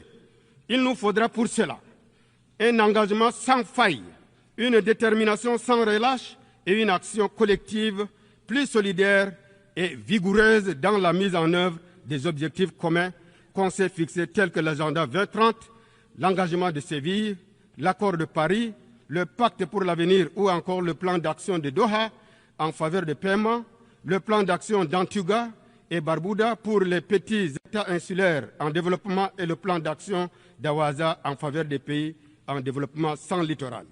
Oui, la réussite de l'ONU sera aussi et surtout jaugée à l'aune de notre capacité collective à aider les pays vulnérables, tels que les pays africains et les pays en situation spéciale, à relever les défis afin que personne ne soit laissé de côté. Madame la Présidente, Mesdames et Messieurs, en dépit des frustrations légitimes à l'égard de l'ONU, au vu des défis qui se démultiplient et qui se complexifient de jour en jour, il est également certain que jamais le monde n'a eu autant besoin de l'ONU et du multilatéralisme. Tant ces défis ne peuvent être appréhendés et traités qu'à travers la concertation, la coopération et l'action collective. Les aspirations du peuple du monde à une vie paisible, une planète saine, des opportunités équitables pour l'accès au bien-être et la prospérité dans le respect des droits humains de tout un chacun, y compris à vivre dignement dans une société équitable et en sécurité, ne peuvent être pleinement assurées qu'à travers le multilatéralisme. C'est donc à juste titre que l'engouement suscité par le pacte pour l'avenir et l'engagement de Séville sont la traduction parfaite de cette soif pour l'ONU. Celle-ci n'a donc pas le droit de décevoir ou de trahir les aspirations des peuples du monde. Nous n'avons pas le droit de faire cavalier seul et briser l'élan collectif. Bien évidemment, nous sommes pleinement conscients des turbulences que traverse le monde en ce moment en raison de la montée de réflexes unilatéralistes et des tensions géopolitiques. Dans ce contexte que l'aide au développement connaît des coupes drastiques affectant considérablement les pays et les communautés les plus vulnérables, mais aussi frappant de plein fouet les opérations de tous les systèmes des Nations Unies. Des agences et entités de l'ONU ont cru devoir supprimer des services vitaux dont bénéficiaient les couches les plus vulnérables dans les pays et les contrées les plus fragiles. Des réfugiés, des femmes, des enfants, des malades, notamment du sida, se sont retrouvés du jour au lendemain privés de soins ou de services sans lesquels leur vie est en danger. Toutefois, il importe de souligner l'absolue nécessité de préserver les acquis en procédant avec minutie dans l'exécution de cette réforme afin de ne pas finir par porter un coup fatal à ce que l'ONU a de plus noble, l'assistance aux plus vulnérables. Madame la Présidente, Mesdames et Messieurs, la préservation et le renforcement du multilatéralisme que nous appelons de notre vœu passe également par la réforme tant attendue de la gouvernance mondiale. À cet égard, mon pays appelle à la mise en œuvre rapide de recommandations du pacte, notamment la réforme de l'architecture financière internationale et celle de l'ONU par l'amélioration des méthodes de travail et le renforcement de l'Assemblée Générale, mais aussi et surtout la réforme du Conseil de sécurité dont l'urgence n'est plus à démontrer. Il va sans dire que s'il y a un organe qui cristallise toutes les frustrations, qui symbolise l'injustice, la politique des 2 poids 2 mesures et l'incapacité de l'ONU à répondre aux attentes des peuples, c'est bien le Conseil de sécurité. Il est inadmissible que l'Afrique, berceau de l'humanité, poumon démographique du monde et moteur stratégique du XXIe siècle, demeure marginalisée dans les hautes sphères de la gouvernance internationale. Cette exclusion n'est pas seulement une aberration politique, elle est une injustice historique. Elle doit être réparée sans délai. Depuis plusieurs années, l'Afrique revendique avec constance et dignité ce qui lui revient de droit. 2 sièges permanents au Conseil de sécurité des Nations Unies, assortis du droit de veto conformément au consensus des Eswatini. Ce n'est ni une faveur, ni une concession, c'est une exigence de justice et de représentativité et de cohérence. Le monde ne peut prétendre à la paix, à l'équilibre et à la légitimité tant que plus d'1 milliard d'êtres humains sont tenus à l'écart des décisions vitales pour l'avenir de la planète. L'Afrique ne demande pas la permission, elle affirme sa voix, sa vision et sa conviction. En Afrique, beaucoup partagent malheureusement la conviction que le monde fait preuve d'une certaine indifférence face aux malheurs des Africains et le Conseil de sécurité ne fait qu'assurer le service minimum. Souvent, ces multiples réunions consacrées aux problèmes du continent restent sans grand impact sur la situation des populations. Les faits pouvant attester ce sentiment ne manquent pas. Par exemple, 14 ans se sont écoulés et la Libye se trouve toujours dans l'impasse politique et repoussant ainsi la paix aux calendes grecques. Au Soudan, les populations civiles sont abandonnées à leur triste sort parce que le Conseil de sécurité n'a pas su ou voulu assumer sa responsabilité en amenant les belligérants à une cessation des hostilités et à un règlement pacifique de leurs différends. Cette incapacité du Conseil des Nations Unies à jouer pleinement son rôle de garant de la paix et de la sécurité internationale est une raison de plus d'accélérer sans délai sa réforme pour l'adapter à la réalité du monde aujourd'hui et le rendre plus inclusif, plus représentatif, plus démocratique et donc plus efficace. Madame la Présidente, Mesdames, Messieurs, dans un monde en perpétuelle mutation, où les interdépendances se multiplient et les défis transcendent les frontières, mon pays, le Tchad, réaffirme du haut de cette tribune une vérité fondamentale. La souveraineté des États demeure le socle de l'ordre international. La souveraineté n'est ni un privilège, ni une concession. Elle est un droit inaliénable inscrit dans la Charte des Nations Unies, qui garantit à chaque peuple la maîtrise de son destin, la libre détermination de ses choix politiques, économiques et culturels et le respect de son identité propre. Dans le concert des nations, chaque État est une note singulière qui enrichit l'harmonie mondiale. Aucun ne doit être réduit au silence. Aucun ne doit être contraint à l'uniformité. La souveraineté est la condition même du dialogue, de la paix et de la justice internationale.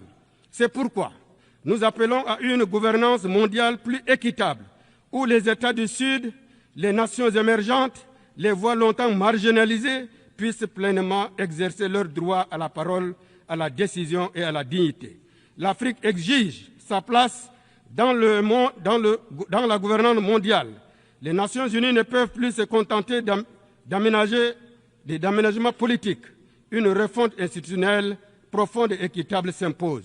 Madame la Présidente, mon pays, le Tchad, au cœur de l'Afrique, à la fois témoin et acteur pour la paix et la sécurité.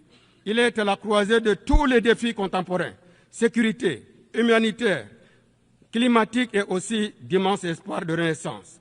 Notre pays fait face à une menace persistante du terrorisme qui déstabilise la région du bassin du lac Tchad. Face à la secte Boko Haram, le Tchad n'a reçu aucun soutien extérieur et a dû affronter seul le poids de la lutte. Ce sacrifice du Tchad accompli souvent dans l'ingratitude témoigne de l'engagement de notre pays pour la paix et la sécurité sous-régionale. Il est temps que la communauté internationale reconnaisse cette réalité et s'engage résolument dans la lutte contre le terrorisme et le soutien à la paix en Afrique et au-delà. Au-delà de la sécurité, le Tchad fait face aux effets dramatiques de dérèglement climatique.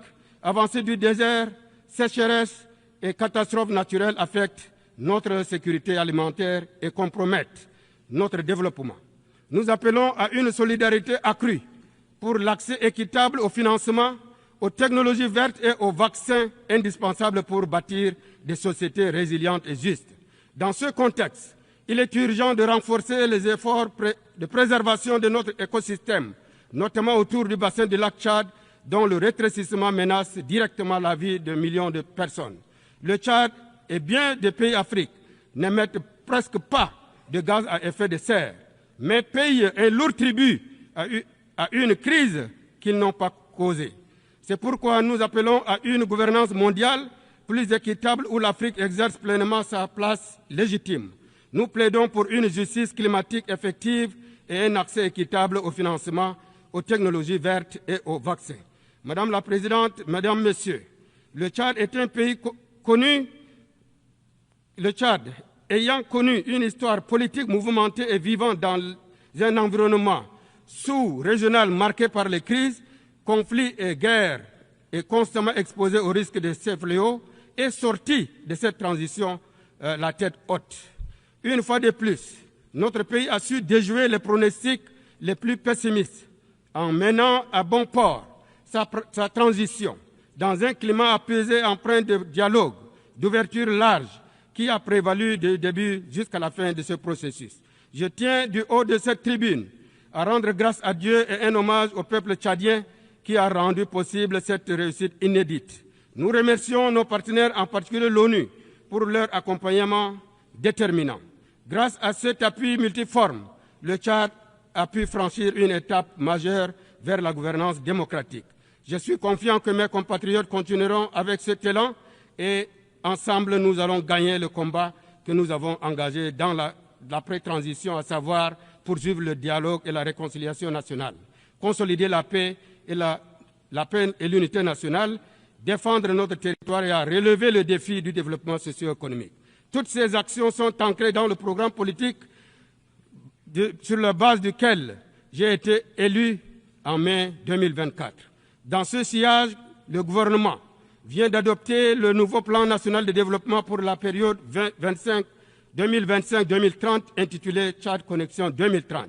Axé autour de 4 domaines d'intervention, le Tchad Connexion 2030 vise à opérer une mutation systémique et en profondeur de l'économie et de la société tchadienne. Enfin, de réaliser cet ambitieux programme, le Tchad prévoit de mobiliser 30 milliards de dollars US, dont 46 d'investissements attendus du secteur privé. Je voudrais profiter de cette tribune pour inviter tous nos partenaires à la table ronde de mobilisation des ressources prévue les 7 et 8 novembre 2025 à Abu Dhabi, aux Émirats arabes unis. En ce qui concerne la situation au Soudan, le Tchad exprime sa profonde préoccupation face à la guerre qui dévaste ce pays et qui affecte toute la région, avec des conséquences humanitaires, socio-économiques et environnementales et sécuritaires incalculables. Sur le plan humanitaire, par exemple, la situation à l'est du Tchad est alarmante. Mesdames et messieurs, l'impact de cette crise sur les populations hôtes est également considérable. Aujourd'hui, le nombre total de réfugiés au Tchad, de Soudanais et de retournés, ont atteint 2 millions de personnes, dont plus d'1,5 million sont arrivés depuis 2023. À l'est, à l'ouest, au sud, dans plusieurs villes et villages, les réfugiés soudanais, nigérians et camerounais dépassent la population locale, sans compter les milliers de personnes déplacées internes, malgré un coût environnemental et humanitaire écrasant. Par ce sens de devoir humanitaire et fraternel, nous continuerons d'ouvrir nos portes pour accueillir nos frères et sœurs soudanais en détresse fuyant les affres de la guerre. Mais nous ne pouvons supporter seuls le lourd fardeau de l'urgence humanitaire. J'en appelle une fois de plus à la communauté internationale pour venir en aide à ces personnes démunies et assister le Tchad en vue de faire face à ces défis. Sur le plan humanitaire, la poursuite des hostilités au Soudan ne fera que prolonger les souffrances des populations civiles soudanaises et aggraver la situation humanitaire dans les zones de combat ou dans les pays voisins tels que le Tchad, qui continue de voir affluer chaque jour les réfugiés. Le Tchad déplore que les nombreux appels à un cessez-le-feu n'aient pas été entendus et exhorte les parties à cesser immédiatement les hostilités, faciliter l'accès humanitaire et renouer le dialogue politique. Nous sommes convaincus que la crise actuelle au Soudan ne saurait être réglée par les armes, mais plutôt par la voie pacifique à travers un dialogue intersoudanais inclusif, en vue de parvenir à une paix durable. Le Tchad, qui observe une position de neutralité stricte et constante dans le conflit en cours au Soudan et qui a toujours soutenu les efforts de paix dans ce pays, réaffirme son attachement à la paix au Soudan et sa disponibilité à contribuer à toute initiative visant à promouvoir le dialogue entre les protagonistes pour mettre un terme à cette guerre qui n'a que trop duré. S'agissant de la situation en République centrafricaine, le Tchad se réjouit de la dynamique positive d'ancrage de la paix, de renforcement de la réconciliation nationale et de progrès socio-économiques en cours dans ce pays frère et voisin. Nous saluons la politique de la main tendue de son Excellence, Monsieur le Président Faustin Archange Touadéra, ayant permis le retour au bercail d'anciens rebelles grâce à la médiation que le Tchad a eu l'honneur de mener. Nous réaffirmons l'attachement du Tchad à la paix et à la stabilité en République centrafricaine, avec laquelle nous sommes liés par un destin commun et tenons à retirer notre disponibilité à ne ménager aucun effort en vue d'appuyer la paix et la réconciliation entre les frères centrafricains. Mesdames, Messieurs, distingués invités, au-delà de notre région, l'Afrique dans son ensemble demeure ce continent qui cristallise toutes les attentions, en prise avec les crises cycliques par endroits et marginalisé dans les instances de gouvernance mondiale. Si l'ONU veut survivre aux prochaines décennies, elle doit redevenir la maison des peuples, pas celle des puissants. Elle doit parler aux jeunes du Sahel, aux maires de Gaza, aux agriculteurs de l'Amazonie, aux déplacés du Soudan, aux réfugiés de l'Ukraine ou de Birmanie, avec une seule voix, celle de l'humanité partagée. Mieux ensemble, cela signifie reconnaître nos échecs pour mieux les surmonter. Mieux ensemble, c'est admettre que personne n'a le monopole de la vérité ni celui de la douleur. Mieux ensemble, c'est enfin bâtir un système international où chaque nation compte et où chaque vie humaine a la même valeur. Nous appelons l'ONU à retrouver son âme, sa parole et sa puissance morale.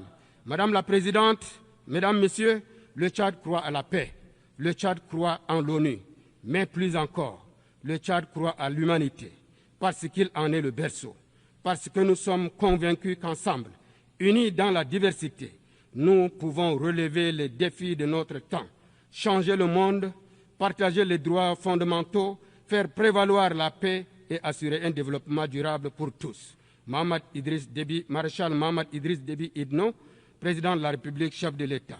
Je vous remercie pour votre bien aimable attention.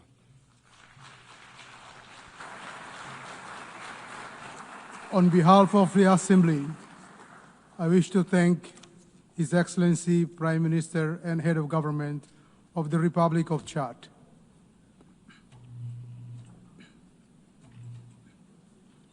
The Assembly will now hear an address by His Excellency Kamil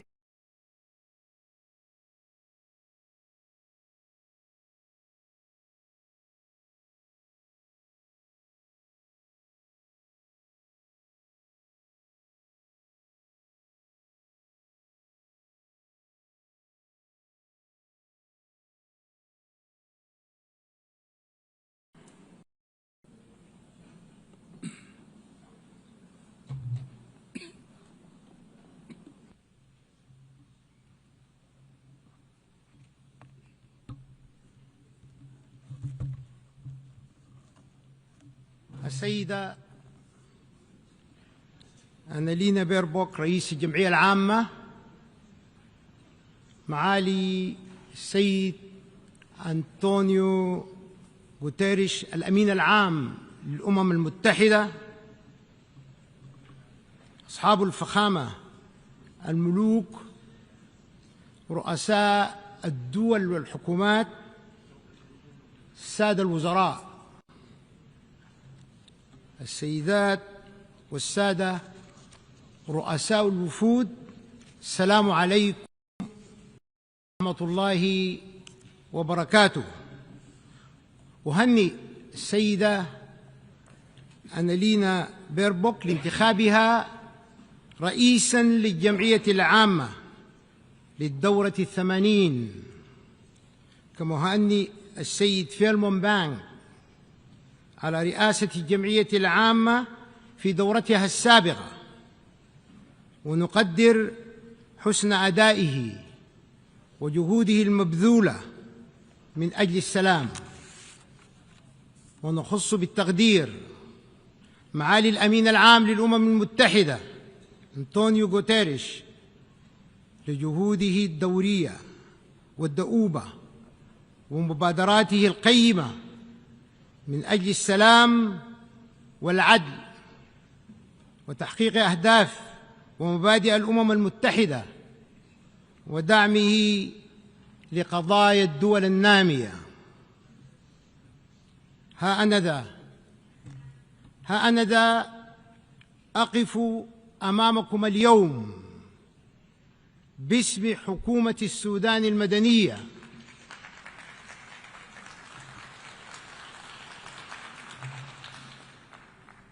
أقف أمامكم اليوم باسم حكومة السودان المدنية وإنابة عن الشعب السوداني الأبي ووفاء للعهد الذي قطعه فخامة الرئيس عبد الفتاح البرهان رئيس مجلس السيادة من داخل هذا المحفل الدولي المهم بتعيين رئيس وزراء مدني وبسلطات مستقلة ترسيخاً لقيم الحكم المدني والانتقال الديمقراطي.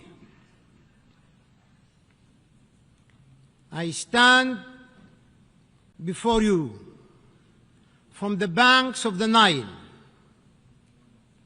from the land where history runs as deep as the river itself, from where the deserts know the footprints of ancient kingdoms, ancient civilizations, and from where, in this present hour,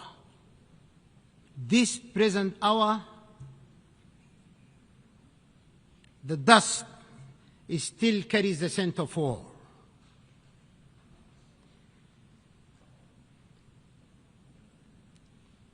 Sudan has bled. Our villages and cities have fallen silent under the shadow of unprecedented war, unprecedented invasion in the history of mankind.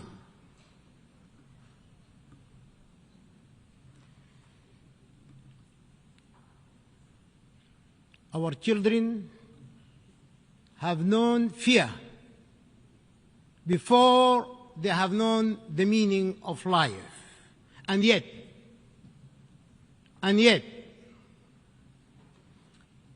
amid the ashes of war, there is a unique pulse that refuses to die. It beats in the refugee's quiet prayer, in the farmer who plants, though he may never reap, and in the mother who sings her child to sleep beneath an open sky. From that pulse, distinguished leaders of the world, from that pulse, I share with you these words. أمل يتجدد في وحدتنا وقوة تكمن في سلمنا.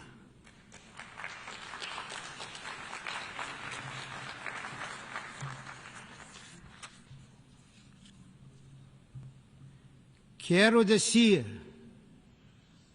también, Sudán es una gran civilización. Sus recursos son necesarios para todo el mundo. سيد الرئيس، إننا نشهد تحديات عظيمة ونواجه مخاطر تعصف بمبادئ الميثاق وتعددية الأطراف مع تهديد الاستقرار الإقليمي والدولي، بينما تتآكل قواعد القانون الدولي وتتفاقم جرائم الإبادة الجماعية والعدوان وتوظيف المرتزقة الأجانب لاحتلال أراضي الدول وذبح الشعوب ازدراء بالميثاق وانتهاكا للقانون الدولي كما يحدث الآن في بلادي. سيد الرئيس، ينبغي علينا بناء الثقة والتزام الشفافية وتعزيز دور الجمعية العامة والدبلوماسية الوقائية وحل النزاعات بالطرق السلمية، حيث يمكن تعزيز قدرات ودور الأمم المتحدة من خلال العمل الجماعي والتعاون الدولي المتعدد الأطراف، ويمكن الاستفادة من قوة الدفع الناتجة عن مبادرة الأمم المتحدة 80 ومخرجات قمة المستقبل والمؤتمرات الدولية الرئيسية. على الرغم من الإجماع والتوافق الدولي على عدم مشروعية العقوبات والتدابير القسرية الأحادية التي تنتهك قواعد القانون الدولي، يستمر فرض هذه العقوبات لأسباب سياسية، مما يهدد قيم وأواصر التعاون الدولي والعلاقات الدولية وحقوق الشعوب في التنمية والرفاهية والتمتع بحقوق الإنسان، وخصوصا الدول النامية والدول الأقل نمواً. كما نشعر بالقلق من استغلال حقوق الإنسان سياسياً واتخاذها وسيلة للضغط على بلادنا دون النظر للجوانب الاقتصادية لحقوق الإنسان التي تتأثر بهذه العقوبات والتدابير الأحادية. وكذلك نجدد رفضنا القاطع لخطاب الكراهية والعنصرية والتطرف والإسلاموفوبيا وكافة أشكال التمييز والتعالي العرقي التي باتت تهدد الإنسانية بكليتها. سيد الرئيس، لقد تعرض شعب السودان خلال الأعوام الثلاثة الماضية إلى مخاطر وتهديدات وجودية بفعل جرائم ميليشيا الدعم السريع المتمردة، إذ أجبر السودانيون على الخروج من ديارهم ووطنهم تحت وطأة القتل الممنهج والتعذيب والنهب والاغتصاب والإذلال والتدمير المتوحش لكل مقومات الحياة. وكل ذلك كان مقصوداً بحد ذاته ضمن مشروع متكامل للسيطرة على السودان ونهب ثرواته وتغيير ديموغرافية سكانه. إن الحفاظ على سيادة الدولة ومؤسساتها الوطنية الراسخة أولوية قصوى وقضية وجودية للشعب السوداني، وعليه فإن الانتقال المدني والتحول الديمقراطي تحت قيادة حكومة الأمل المدنية وإرساء السلام لن يتحقق بدون وجود وتقوية هذه المؤسسات الوطنية التي تحافظ على سيادة الدولة وسلامتها الإقليمية.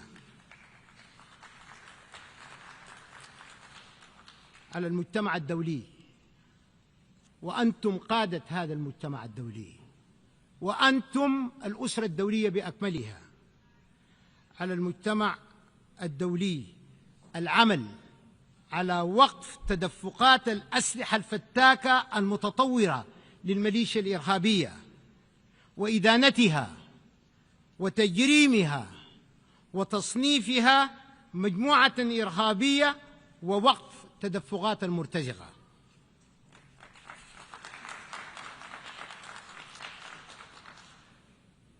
إن انتهاك القرار 1591 يهدد باستمرار الحرب وإطالة أمدها ومعاناة المدنيين، ويقلل من فرص التوصل للسلام، ويهدد سلامة ووحدة واستقرار السودان بل والمنطقة بأسرها.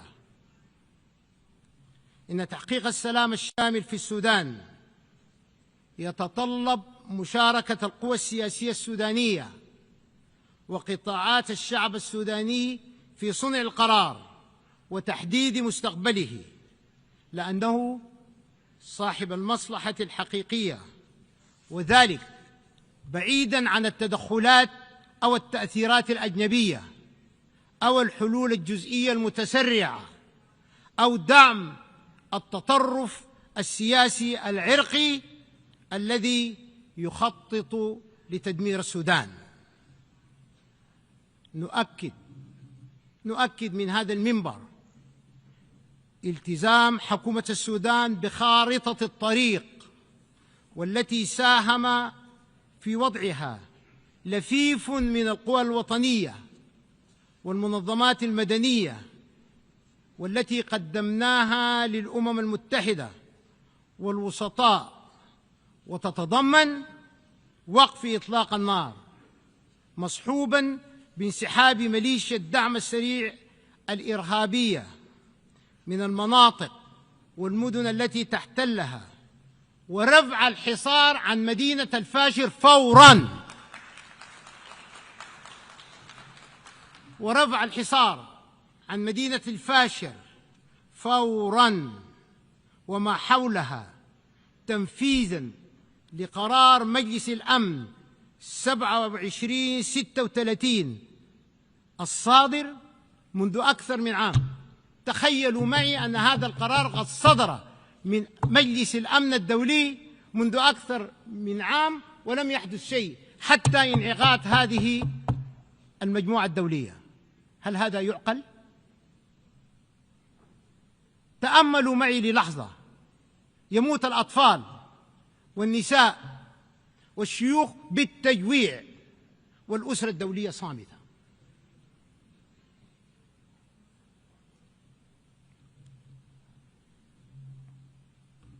وكل هذه الإجراءات تشمل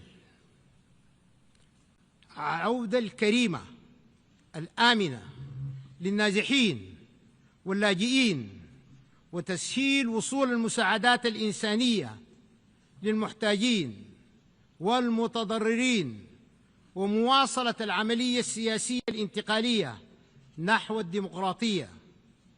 وفي هذا الصدد قد تم اتخاذ خطوات متقدمة بالفعل لتنفيذ هذه الخارطة، حيث قمت بتشكيل حكومة مدنية من التكنوقراط، والتي ستنخرط في حوار وطني سوداني شامل لكل القوى السياسية والمجتمعية، كي تؤسس للوصول لانتخابات حرة ونزيهة، وتعمل للارتباط الإيجابي بالمجتمعين الإقليمي والدولي.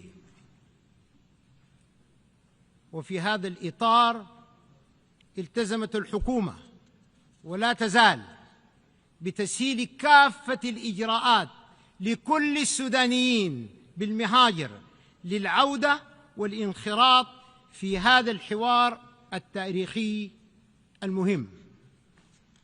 سيد الرئيس، إن من أولويات حكومة الأمل المدنية العمل على إنجاز الأهداف التي تتضمن تحقيق السلام كأولوية قصوى، وإقامة دولة القانون، ومحاربة الفقر والفساد بكافة أشكاله، وتفعيل العدالة الانتقالية والمحاسبة وعدم الإفلات من العقاب، وانتهاج سياسة خارجية متوازنة، والارتباط الإيجابي بالمنظمات الدولية والإقليمية، وتقديم الخدمات من كهرباء ومياه وأمن ومعاش، وتنشيط التنمية الريفية والاستشفاء الوطني، والإعداد للانتخابات القومية الشاملة بمراقبة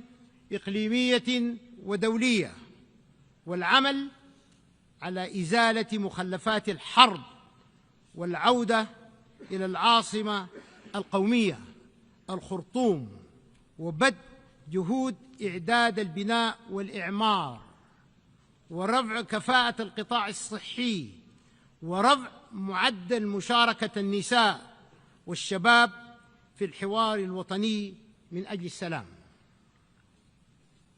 السيد الرئيس، نؤكد التزام حكومة السودان بالقانون الدولي الإنساني، ولقد وضعت حكومة السودان خطة وطنية شاملة لحماية المدنيين قدمتها إلى مجلس الأمن والأمين العام للأمم المتحدة، غطت كافة جوانب الحماية بما في ذلك تشكيل آلية وطنية للحماية وتسهيل وصول المساعدات الإنسانية ودعم جهود الأمم المتحدة الإنسانية وسيادة حكم القانون والمساءلة والعمل على وقف انتشار السلاح ومكافحة العنف ضد المرأة والأطفال ومعالجة قضايا النازحين واللاجئين وتحقيق السلام الشامل، فضلاً عن توقيع إطار التعاون مع الأمم المتحدة. في هذا الشأن تجدد الحكومة التزامها بتسهيل وحماية ومرور المساعدات الإنسانية عبر كافة المعابر المتفق عليها والتي حددتها حكومة السودان. إن استمرار الصمت الدولي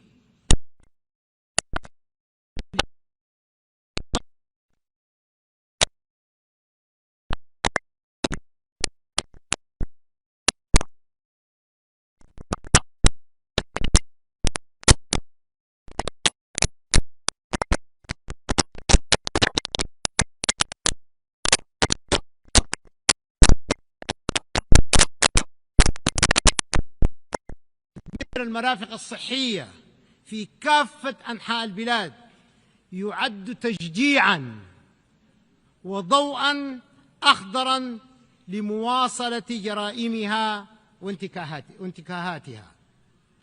ستظل أبوابنا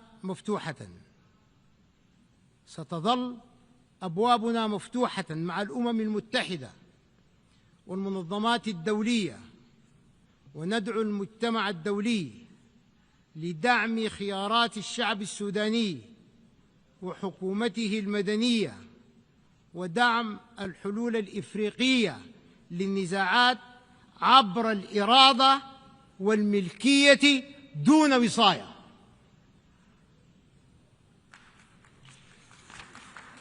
سيد الرئيس، إن التدهور الخطير والتصعيد المتزايد وما آلت عليه الأوضاع في منطقة الشرق الأوسط وخصوصاً الأوضاع الكارثية في فلسطين المحتلة وقطاع غزة ينذر بعواقب وخيمة على المنطقة وعلى شعوبها. ونجدد قناعتنا بأنه لا استقرار ولا أمن في المنطقة إلا بحل عادل ودائم وشامل للقضية الفلسطينية،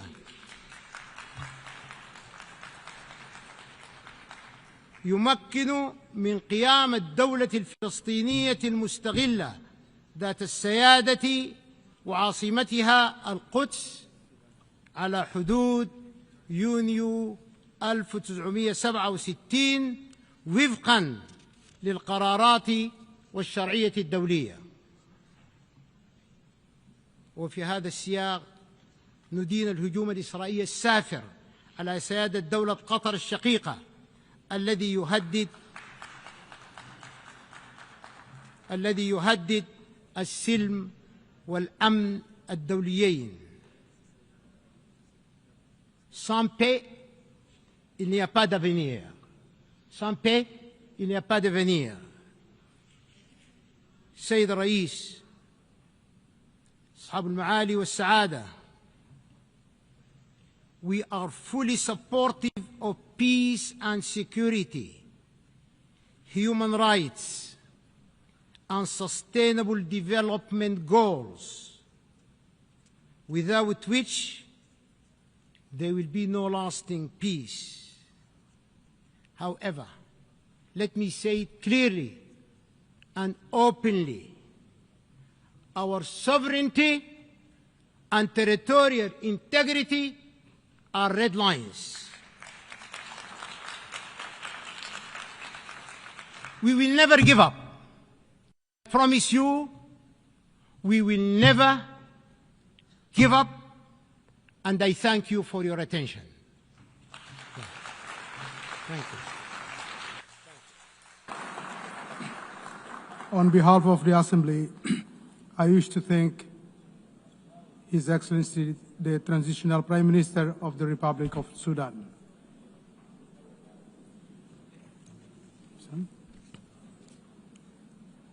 The Assembly will now hear an address by His Excellency Américo de Oliveira dos Ramos, Prime Minister and Head of Government of the Democratic Republic of São Tomé and Príncipe.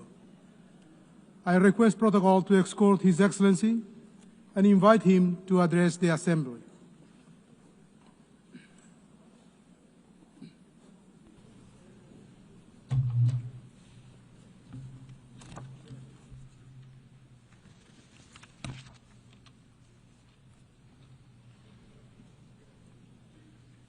Excelentíssima Senhora Presidente da 80ª Sessão da Assembleia Geral das Nações Unidas, Excelentíssimo Senhor Secretário-Geral das Nações Unidas, Suas Excelências, Chefes de Estado e de Governo, ilustres delegados, minhas senhoras e meus senhores. Permita-me, Excelências, expressar a profunda honra de dirigir-me a esta ilustre Assembleia em nome da República Democrática de São Tomé e Príncipe.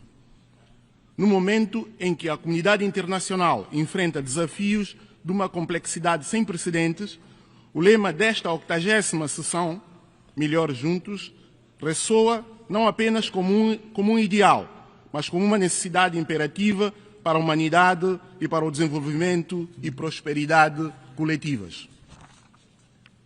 Nesta singela ocasião, expressamos a nossa solidariedade para com todas as nações que nos últimos meses enfrentam catástrofes naturais, conflitos e crises humanitárias. Falamos aqui não apenas de estatísticas, mas de vidas humanas concretas, de famílias desfeitas, de comunidades inteiras forçadas ao sofrimento. As vossas perdas são sentidas por todos nós e a vossa resiliência inspira-nos a redobrar os nossos esforços na busca de um mundo mais seguro e justo. De igual sorte, aproveito a oportunidade para felicitar calorosamente Vossa Excelência, Senhora Presidente Ana Helena Bock, pela sua eleição para presidir a esta augusta histórica sessão. A sua vasta experiência diplomática e o seu compromisso com o multilateralismo são garantias de uma liderança sábia e eficaz.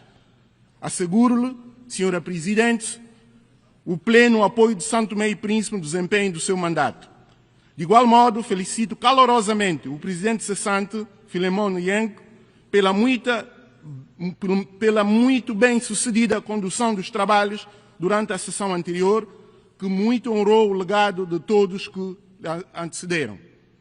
Não poderia deixar de render uma justa homenagem ao Secretário-Geral António Guterres, cuja voz incansável e persistente na defesa da paz, dos direitos humanos e do desenvolvimento sustentável continua a ser uma bússola moral para a nossa organização. A sua liderança visionária tem contribuído para revitalizar as Nações Unidas e adaptá-la aos ingentes desafios do século XXI. Senhora Presidente, senhoras e senhores chefes de Estado e do Governo, São Tomé e Príncipe chega a esta Assembleia com uma mensagem de esperança e um apelo à ação. Nos últimos anos, o nosso país tem feito progressos notáveis na consolidação da democracia, na promoção da paz e na defesa dos direitos humanos. Somos um exemplo de que, mesmo com recursos limitados, é possível construir uma sociedade aberta e tolerante e semear esperança de um futuro melhor. A posição geográfica privilegiada de São Tomé e Príncipe, no coração do Golfo da Guiné, confere-nos uma responsabilidade acrescida na promoção da estabilidade e da segurança regionais. O nosso país tem procurado afirmar-se como um ponte natural entre a África continental, as comunidades insulares atlânticas, facilitando o diálogo, a cooperação e o intercâmbio cultural e econômico no combate à pirataria e na promoção de rotas comerciais seguras que beneficiam toda a comunidade internacional. O nosso percurso democrático, que se tornou uma referência na nossa sub-região, é marcado pela realização regular, nos termos da lei vigente, de eleições livres e transparentes, pela participação ativa dos atores políticos e da sociedade civil e pela garantia da liberdade de imprensa, pois acreditamos que a democracia é um pilar fundamental para o desenvolvimento sustentável e a paz duradoura. No plano interno, o Estado santomense tem assumido com responsabilidade processos de reforma no setor fiscal e econômico, da justiça e da administração pública, implementando políticas públicas que procuram melhorar os índices de desenvolvimento humano. Porém, reconhecemos que os progressos alcançados permanecem frágeis e sujeitos a constantes ameaças. Excelências, a recente graduação de São Tomé e Príncipe para a categoria de País de Desenvolvimento Médio, em dezembro de 2024, oitavo a alcançar tal marco, constitui sem dúvida um feito relevante e um justo reconhecimento dos esforços empreendidos pelo nosso povo. Esta graduação é fruto de conquistas concretas e mensuráveis que atestam o nosso progresso. Em 2020 e 2022, o rendimento nacional bruto per capita atingiu 2.271 dólares americanos, superando significativamente o limiar da graduação fixado em 1.306 dólares. Concomitantemente, o nosso índice de desenvolvimento humano registrou uma evolução notável de 59,3 em 2002 para 91,4 em 2024, ultrapassando largamente o limiar estabelecido de 66 pontos. Estes indicadores refletem progressos em áreas fundamentais como a saúde, a educação e a estabilidade macroeconômica. Apesar disso, esta conquista, enquanto nos honra, coloca-nos perante novos e exigentes desafios que requerem respostas adequadas. É neste contexto que apelamos à comunidade internacional para que esta transição se faça de forma gradual e harmoniosa, acompanhada de um apoio contínuo e transformador, de modo a atingirmos progressos no sector econômico e produtivo, preservar os ganhos alcançados e assegurar que não sejam postos em causa as conquistas arduamente conquistadas. Alinhados com os nossos esforços de desenvolvimento, definimos uma visão e uma estratégia nacional de desenvolvimento sustentável 2026-2040, assente no turismo sustentável, que será apresentada no Fórum de Investimento programado para o mês de dezembro do corrente ano em Bruxelas.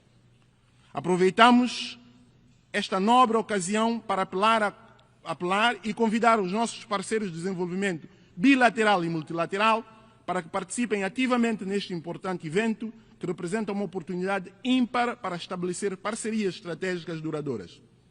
Este fórum constituirá uma plataforma privilegiada para apresentar os projetos prioritários nacionais, captar o investimento direto estrangeiro e consolidar alianças que permitam acelerar a nossa transição para uma economia verde e resiliente. A implementação dos Objetivos de Desenvolvimento Sustentável, ODS, continua a ser a nossa principal prioridade. Apesar dos desafios, temos feito progressos significativos em áreas como a saúde, a educação e acesso à energia. No entanto, os efeitos da última crise sanitária mundial, bem como a crise econômica global no período imediato, daí recorrente, a diminuição de financiamento ao desenvolvimento, refletindo uma redução do sentimento de solidariedade, traduzindo-se em novas prioridades dos países doadores, têm contribuído para uma desaceleração desses objetivos, exigindo, por isso, um esforço conjunto e redobrado do nosso país. São Tomé e Príncipe mantém-se firmemente comprometido com a Agenda 2030. O nosso desempenho atual coloca-nos na 112ª posição entre 167 países, com uma pontuação de 64, o que reflete os grandes desafios que ainda enfrentamos, nomeadamente no Objetivo de Desenvolvimento Sustentável número 8, a saber, trabalho digno e crescimento econômico, o que revela a urgência de diversificação da nossa economia e criar mais oportunidades para a nossa juventude, pilar fundamental do nosso futuro. Estamos plenamente conscientes de que ainda temos um longo caminho a percorrer. Reconhecemos com satisfação o nosso melhor desempenho no Objetivo de Desenvolvimento Sustentável número 14, Vida na Água, que constitui um reflexo tangível do nosso compromisso inabalável com a proteção marinha e a gestão sustentável dos recursos oceânicos. Excelências, São Tomé e Príncipe reafirma o seu compromisso com a biosfera e a proteção da biodiversidade, promovendo políticas públicas de preservação e uso sustentável de recursos naturais. Assinalamos igualmente a conclusão da presidência rotativa de São Tomé e Príncipe na Comunidade de Países de Língua Portuguesa, CPLP, exercida sob o lema Juventude e Sustentabilidade, que refletiu a nossa visão de futuro assente na inclusão, no empoderamento dos jovens e na responsabilidade coletiva de proteger o ambiente. São Tomé e Príncipe orgulha-se de ser pioneiro na conservação da biodiversidade global, tendo a Ilha do Príncipe sido reconhecida pela Unesco desde 2010 como Reserva Mundial da Biosfera, distinção que certifica a excepcionalidade dos nossos ecossistemas e o nosso compromisso exemplar para a preservação ambiental. Aguardamos com igual expectativa a conclusão do processo em curso, que deverá designar, no âmbito do 5º Congresso Mundial das Reservas da Biosfera, a Ilha de São Tomé como Reserva Mundial da Biosfera e a criação de 8 áreas marinhas protegidas. Estas iniciativas, uma vez concretizadas, irão conferir a São Tomé e Príncipe o estatuto do primeiro país no mundo a ter a totalidade do seu território nacional classificado como Reserva da Biosfera Mundial e amplas zonas protegidas de biodiversidade marinha, representando um marco sem precedentes na história da conservação global e posicionamento do nosso arquipélago como laboratório vivo de sustentabilidade e modelo de referência mundial para pequenos estados insulares em desenvolvimento. Aproveito ainda para destacar a decisão da Comunidade Econômica dos Estados da África Central de instalar em São Tomé e Príncipe a sede regional dedicada à economia azul. Esta iniciativa traduz a nossa visão de um desenvolvimento sustentável que concilia o crescimento econômico com a preservação dos ecossistemas marinhos, patrimônio vital para a humanidade.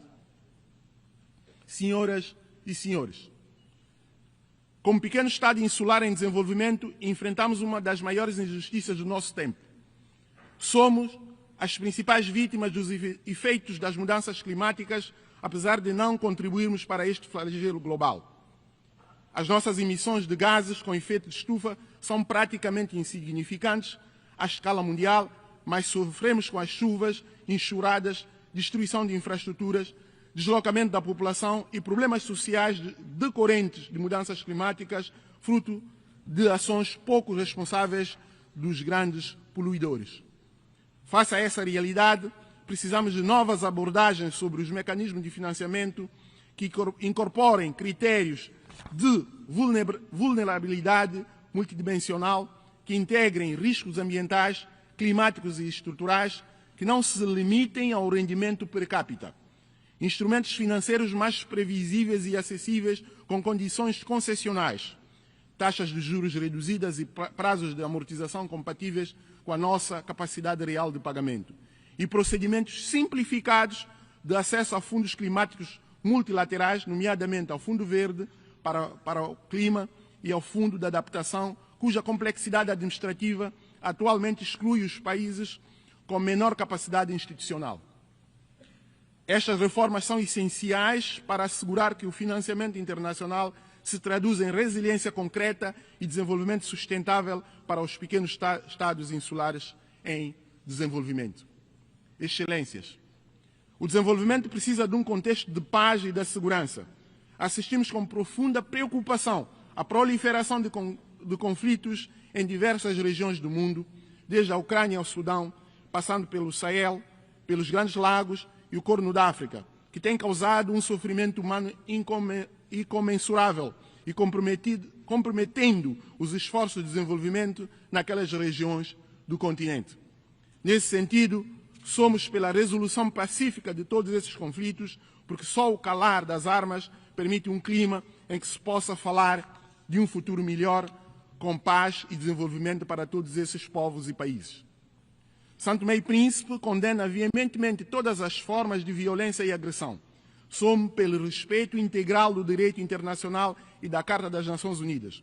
Reiteramos o nosso apelo a uma solução pacífica e duradoura para o conflito israelo-palestiniano, baseado na coexistência de dois Estados com fronteiras seguras e internacionalmente reconhecidas. Apelamos à comunidade internacional para que intensifique o apoio às iniciativas africanas de paz e segurança, respeitando sempre a liderança e as soluções endógenas. São Tomé e Príncipe reafirma solenemente o seu compromisso inabalável com os princípios fundamentais de não ingerência nos assuntos internos dos Estados soberanos e do respeito pela integridade territorial, pilares essenciais do direito internacional e da Carta das Nações Unidas. São Tomé e Príncipe manifesta igualmente a sua profunda preocupação pela persistente inobservância dos apelos pela comunidade internacional para o levantamento das medidas restritivas econômicas, financeiras e comerciais imposta à República de Cuba. Observamos com inquietação o agravamento destas políticas através de novas medidas de efeito extraterritorial que comprometem a economia cubana e afetam o seu resiliente povo. Do ponto de vista interno, estamos empenhados na consolidação da paz e da estabilidade, condições essenciais para o nosso progresso. A esse propósito, encontra-se em curso uma reforma do sistema de segurança e defesa, orientada para a modernização institucional, a capacitação técnica e a construção de um setor mais eficaz, transparente e resiliente numa lógica preventiva de conflitos. Contudo, trata-se de um processo exigente que requer a cooperação dos nossos parceiros internacionais, tanto no plano técnico como financeiro, para garantir o seu sucesso. Distintos presentes. Para enfrentar esses desafios, precisamos de uma Organização das Nações Unidas revitalizada, mais ágil e mais representativa da diversidade do mundo atual. Apoiamos a reforma do Conselho de Segurança para que reflita as realidades geopolíticas do século XXI e que inclua pelo menos um assento permanente para o continente africano. É igualmente crucial reduzir a burocracia dentro do sistema das Nações Unidas para que a nossa organização possa responder de forma mais rápida e eficaz às crises globais. Precisamos de uma ONU que esteja mais próxima das pessoas, que seja mais transparente e inclusiva nas suas decisões e mais responsável pelos resultados. Questões transversais como o empoderamento das mulheres e o multilinguismo devem estar no centro desta reforma.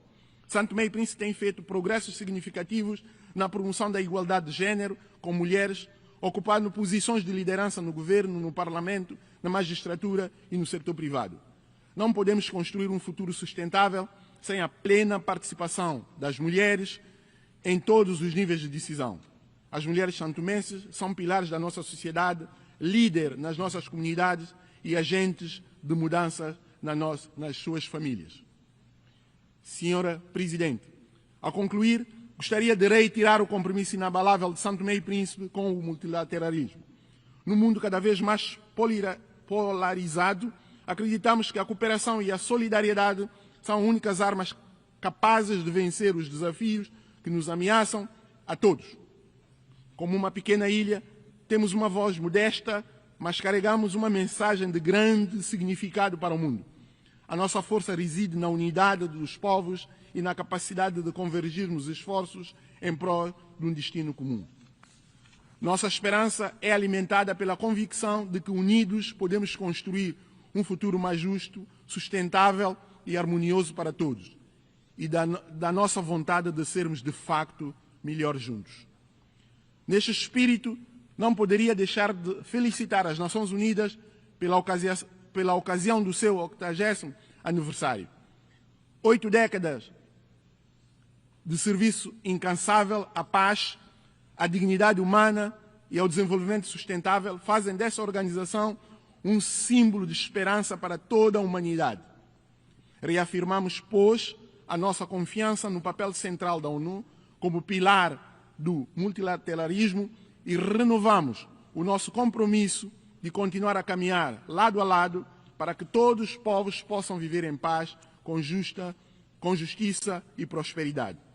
Gostaria de exprimir, neste momento solene, os mais sinceros agradecimentos a todos os parceiros de cooperação com os quais São Tomé e Príncipe tem o privilégio de colaborar. Destaco aqui, em particular, o apoio das Nações Unidas, das suas diversas agências, cuja contribuição tem sido determinante para o fortalecimento institucional e para a melhoria das condições de vida do povo de São Tomé.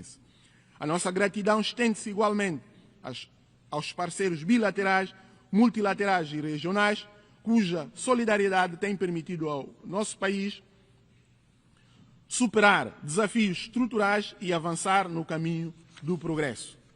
São Tomé e Príncipe continuará a ser uma voz ativa e dar a sua contribuição nas matérias da agenda internacional, advogar pela democracia e paz, pela justiça e igualdade, pelo desenvolvimento sustentável e por um futuro próspero e compartilhado, centrado nas pessoas e no bem da humanidade.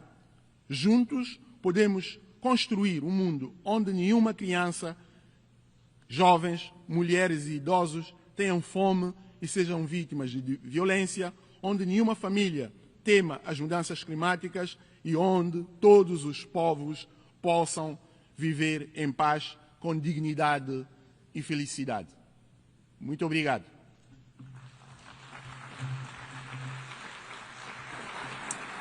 On behalf of the Assembly, I wish to thank the Prime Minister and Head of Government of the Democratic Republic of Sao Tome and Principe.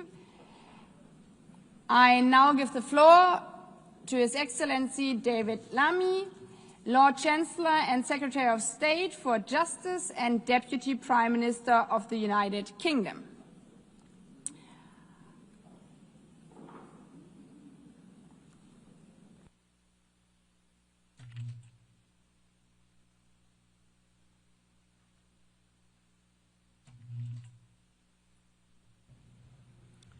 Well, thank you, President, Your Excellencies, colleagues and friends. Having witnessed the United Nations work throughout his life, His Majesty the King has asked me to offer a personal message of his congratulations to the UN on its 80th anniversary. The United Nations is a powerful testament to our collective determination for a better world. The King recalls that on the eve of the first UN General Assembly, His Majesty's grandfather, King George VI, told the delegates gathered in London, "In the long course of our history, no more important meeting has ever taken place within its boundaries. Millions of people across the United Kingdom, the Commonwealth, and the wider international community share the view that the UN's founding principles and the work of its organizations remain essential, particularly as the world must face new and pressing challenges. Let us affirm these principles as the United Nations responds to today's reality and evolves for tomorrow's challenges." My friends, today I echo His Majesty's sentiments, and I join him in celebrating the remarkable institution's proud 80 years. as we reaffirm our historic commitment to the United Nations. We must face the challenges of the present. A present in which we in the United Kingdom do not stand up for one nation's rights whilst ignoring others, but act resolutely with the Charter as our compass. This is why I want to address directly the Israeli-Palestinian tragedy. What is happening in Gaza is indefensible. It is inhumane. It is utterly unjustifiable. And it must end now.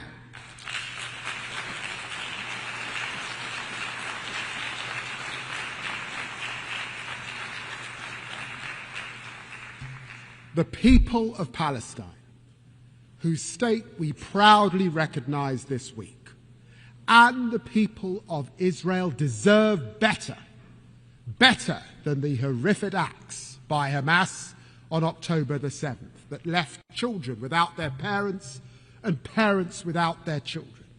Better than the torment of families waiting desperately for the return of their loved ones from the most barbaric captivity. Better than the fanatical rule by Hamas, a vile, pitiless terrorist organization that must have no future in Gaza. Better than Israel's denial of life-saving humanitarian aid and the catastrophic famine that it has caused.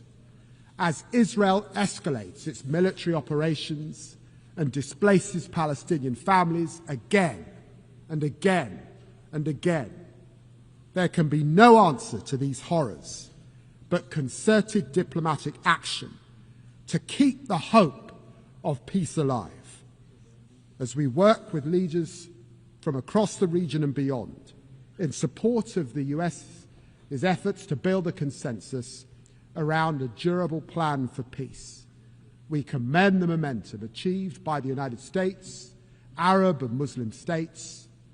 Annexation must be prevented, a process for peace advanced, and this terrible, terrible war ended. There can be no answer except for the hostages out now, aid in now, and a ceasefire now. And I vow to you that we will not rest until this day has come, and there are two states living side by side in peace and security. Friends, we stand with Palestine because we believe in the values of the UN Charter, in equal rights, self-determination, and the dignity of all peoples.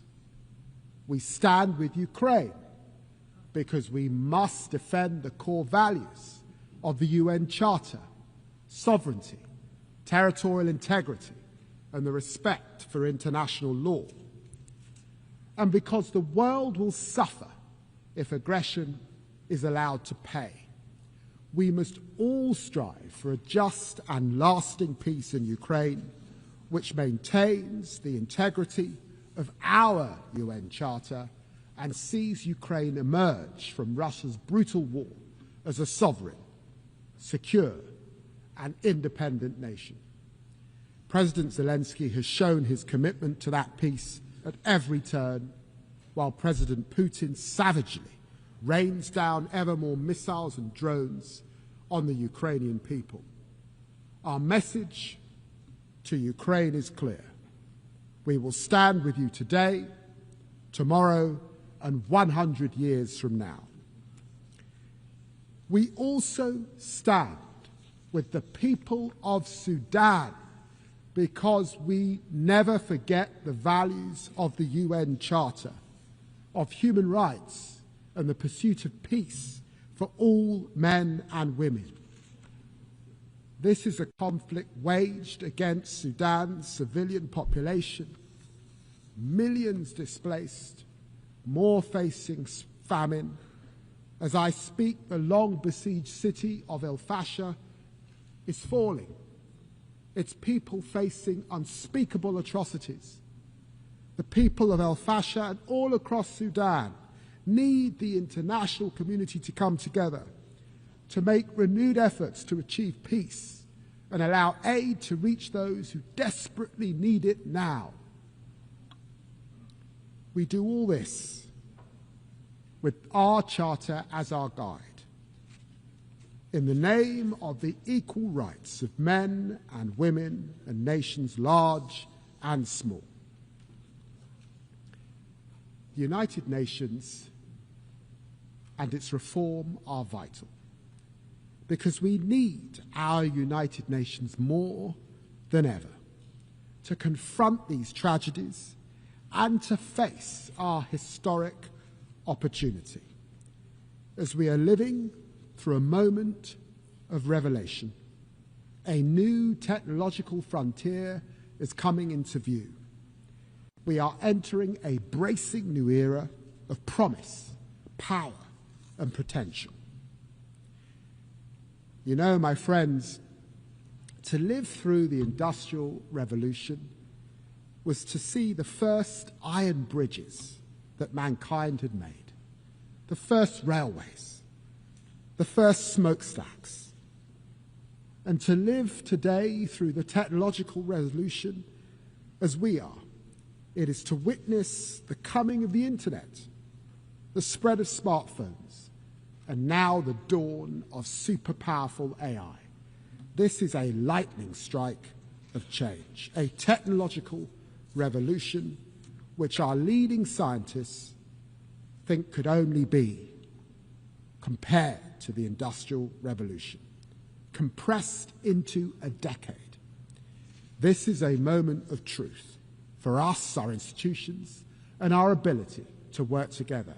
And I believe we must act. I see promise on this technological frontier. AI is the most powerful new lever we have to advance the Charter's vision of social progress, better standards of life. This is why it is at the very heart of my own country's growth plan. I believe that by embracing artificial intelligence, we can all build better businesses. We can better fight crime. Look, for example, at dirty money. By spotting fraud in real time, we can crack down on illicit finance, a fight we will lead at a UK-hosted summit next year. And AI is not hypothetically making lives better, it is already saving them. At Imperial College, a new AI stethoscope detects major heart conditions in seconds. In our National Health Service, AI mammogram trials double the speed of diagnosis. And AI research tools are unlocking new drug combos to fight cancer.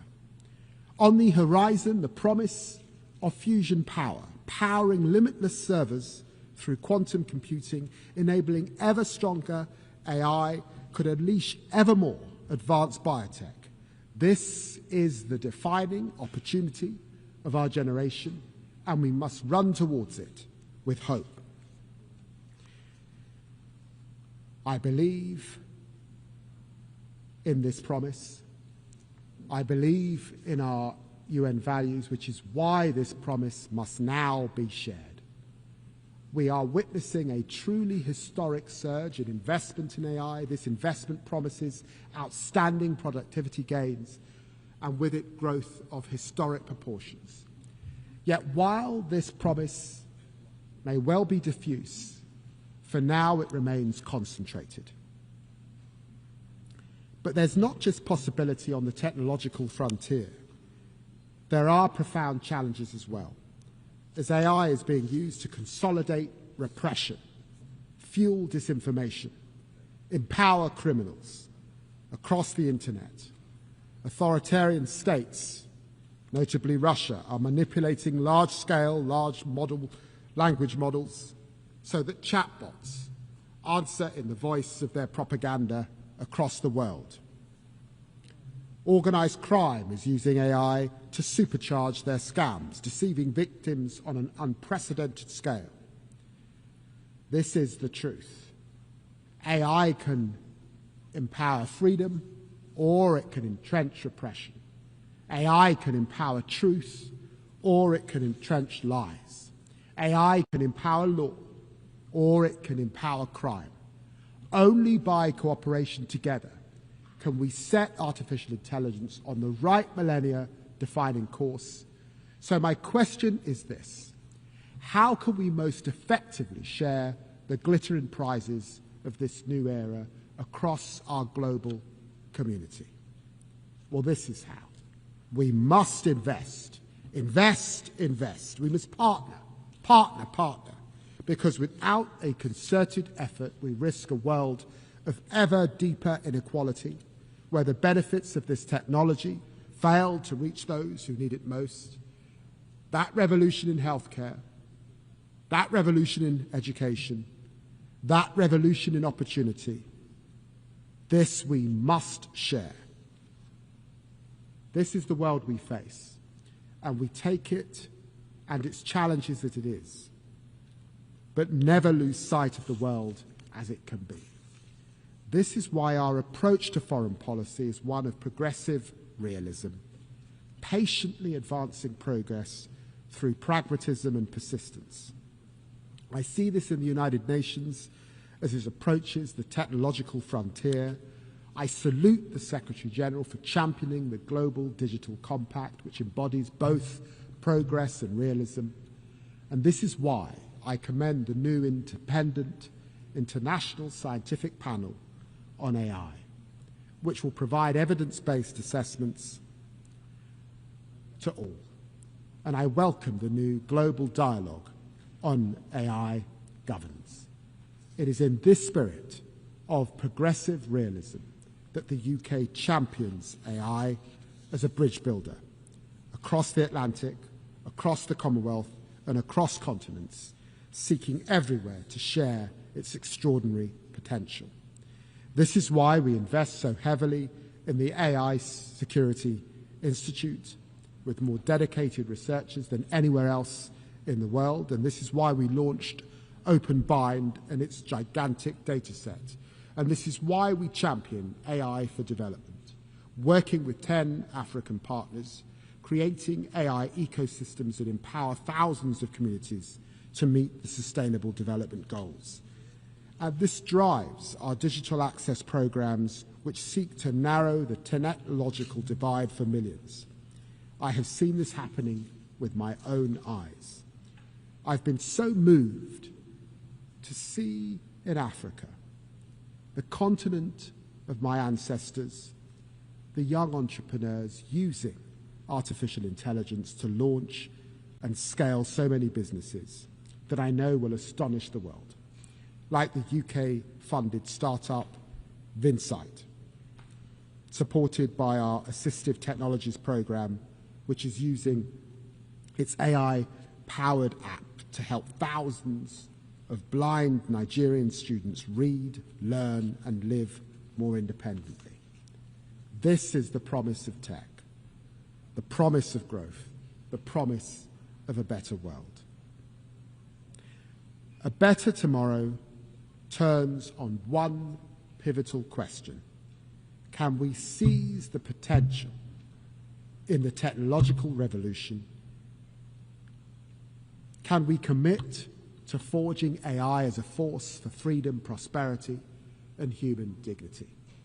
I believe we can together, and together we must. Thank you very much indeed.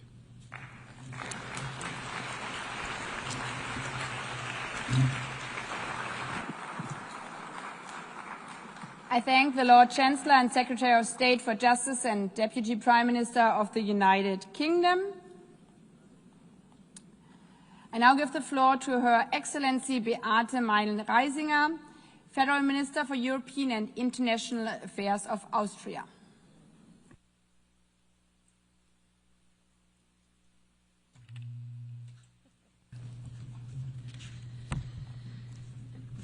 Madam President, Excellencies, ladies and gentlemen, dear friends, as the Austrian Foreign Minister, it is both truly an honor and a profound responsibility to address this assembly today. Yet, I am not only a foreign minister and, by the way, a party leader, I'm also a mother of 3 daughters. When I reflected about why I'm coming to New York to participate in the General Assembly, it became clear to me. The values of the United Nations are the very same values that my husband and I try to pass down to our children. That conflict and dispute can and must be resolved by mediation. That every human being, regardless of their offspring, sex, religion, or race, deserves dignity and owns the same rights. That rules have to be followed by everyone, and big problems can only be solved together, and that every one of us has the responsibility to act not only in their own interest, but to work for a better future for everyone.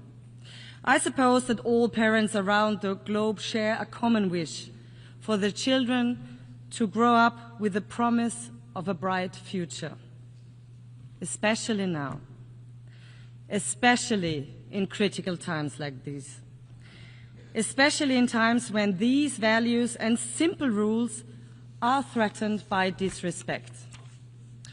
Madam President, Excellencies, when I listen to my oldest daughter, a teenager, I sometimes get the feeling that weighs really heavy on me. Namely, that for our children, for my children's generation, the future does not seem brighter than the present.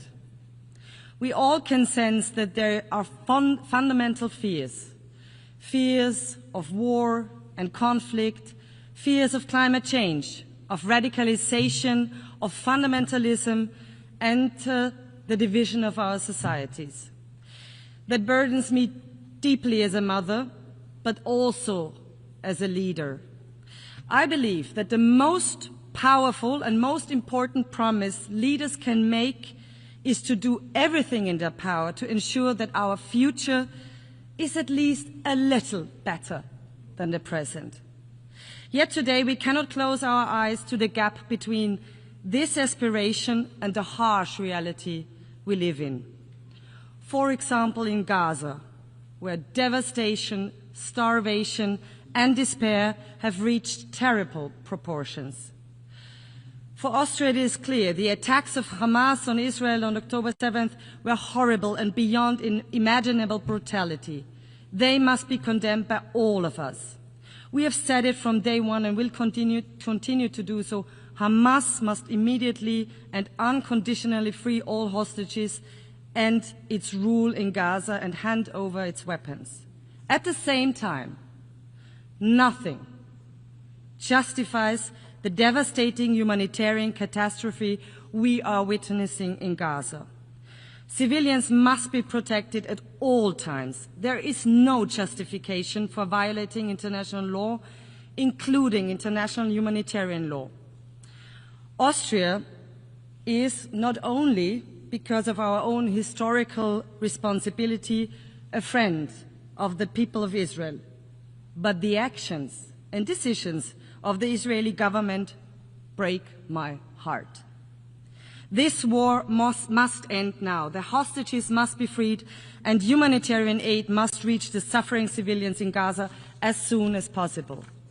Our vision, the Austrian vision, is clear: a comprehensive, just and lasting peace in the Middle East. 2 states, Israel and Palestine, living side by side in peace and security within recognized borders. Austria's support for the 2-state solution is not just words. We have supported the Palestinian Authority for many decades. At that point in the future, when this step can make the most meaningful contribution to peace, and when the right conditions have been met, we will also recognize Palestine as a state. We welcome President Abbas' condemnation of the October 7th attacks, his call to free the hostages, the prospect of elections, and his demand to disarm Hamas. We thank all those who took a huge effort to end this war and bring solutions for peace and security to this region. These are steps towards peace, and Austria will work with all partners to turn them into reality. Madam President, Excellencies, we all see the basic principles of the Charter challenged in Ukraine, where Russia has been waging an illegal and unprovoked war of aggression against its neighbor.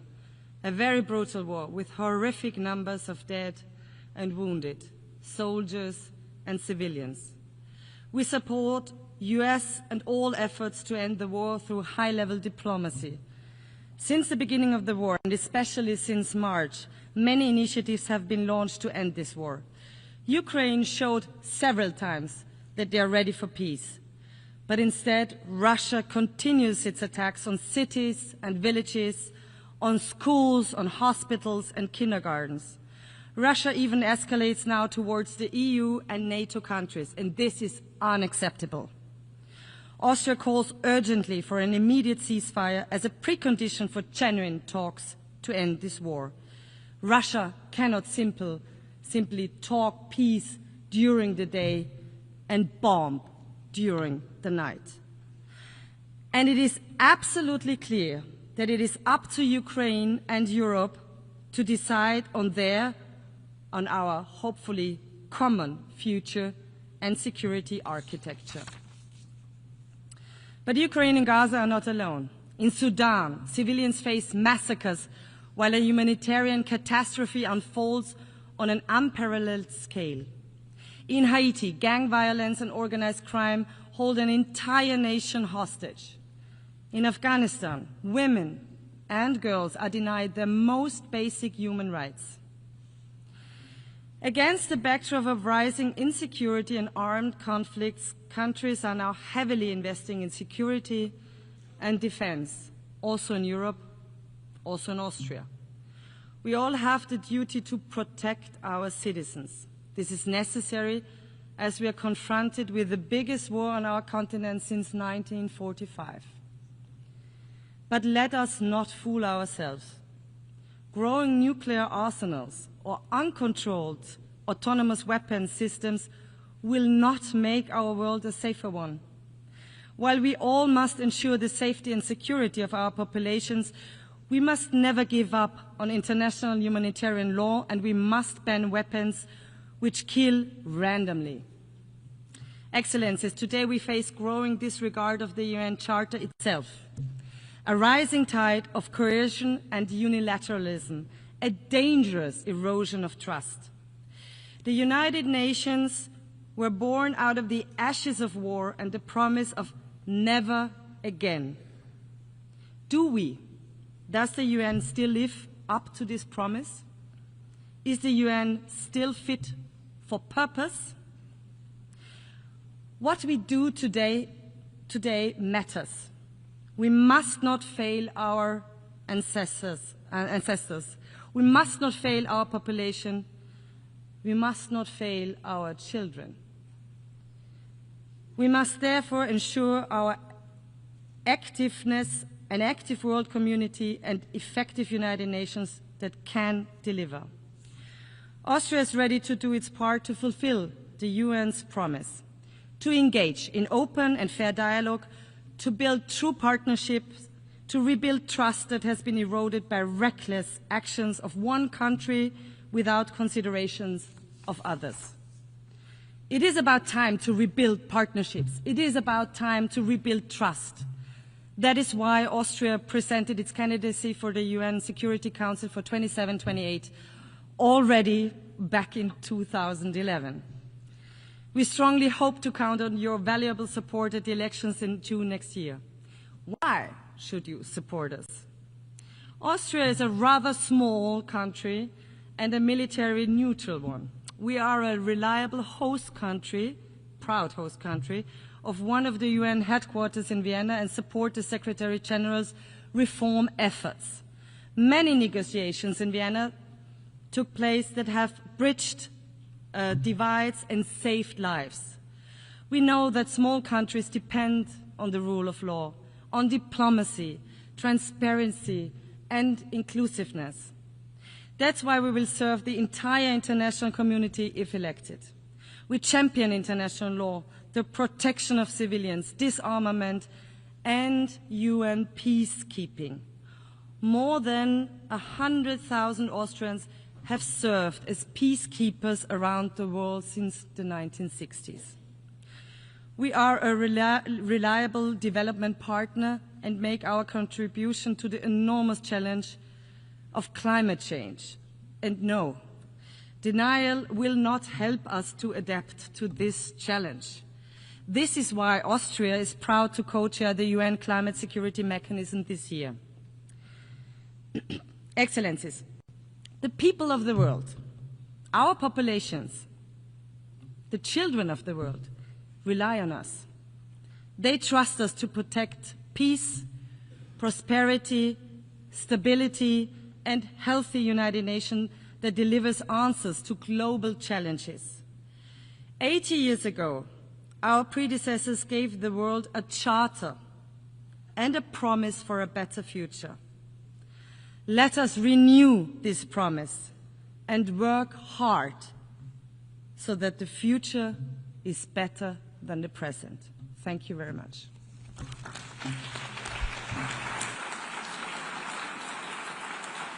I thank the Federal Minister for European and International Affairs of Austria.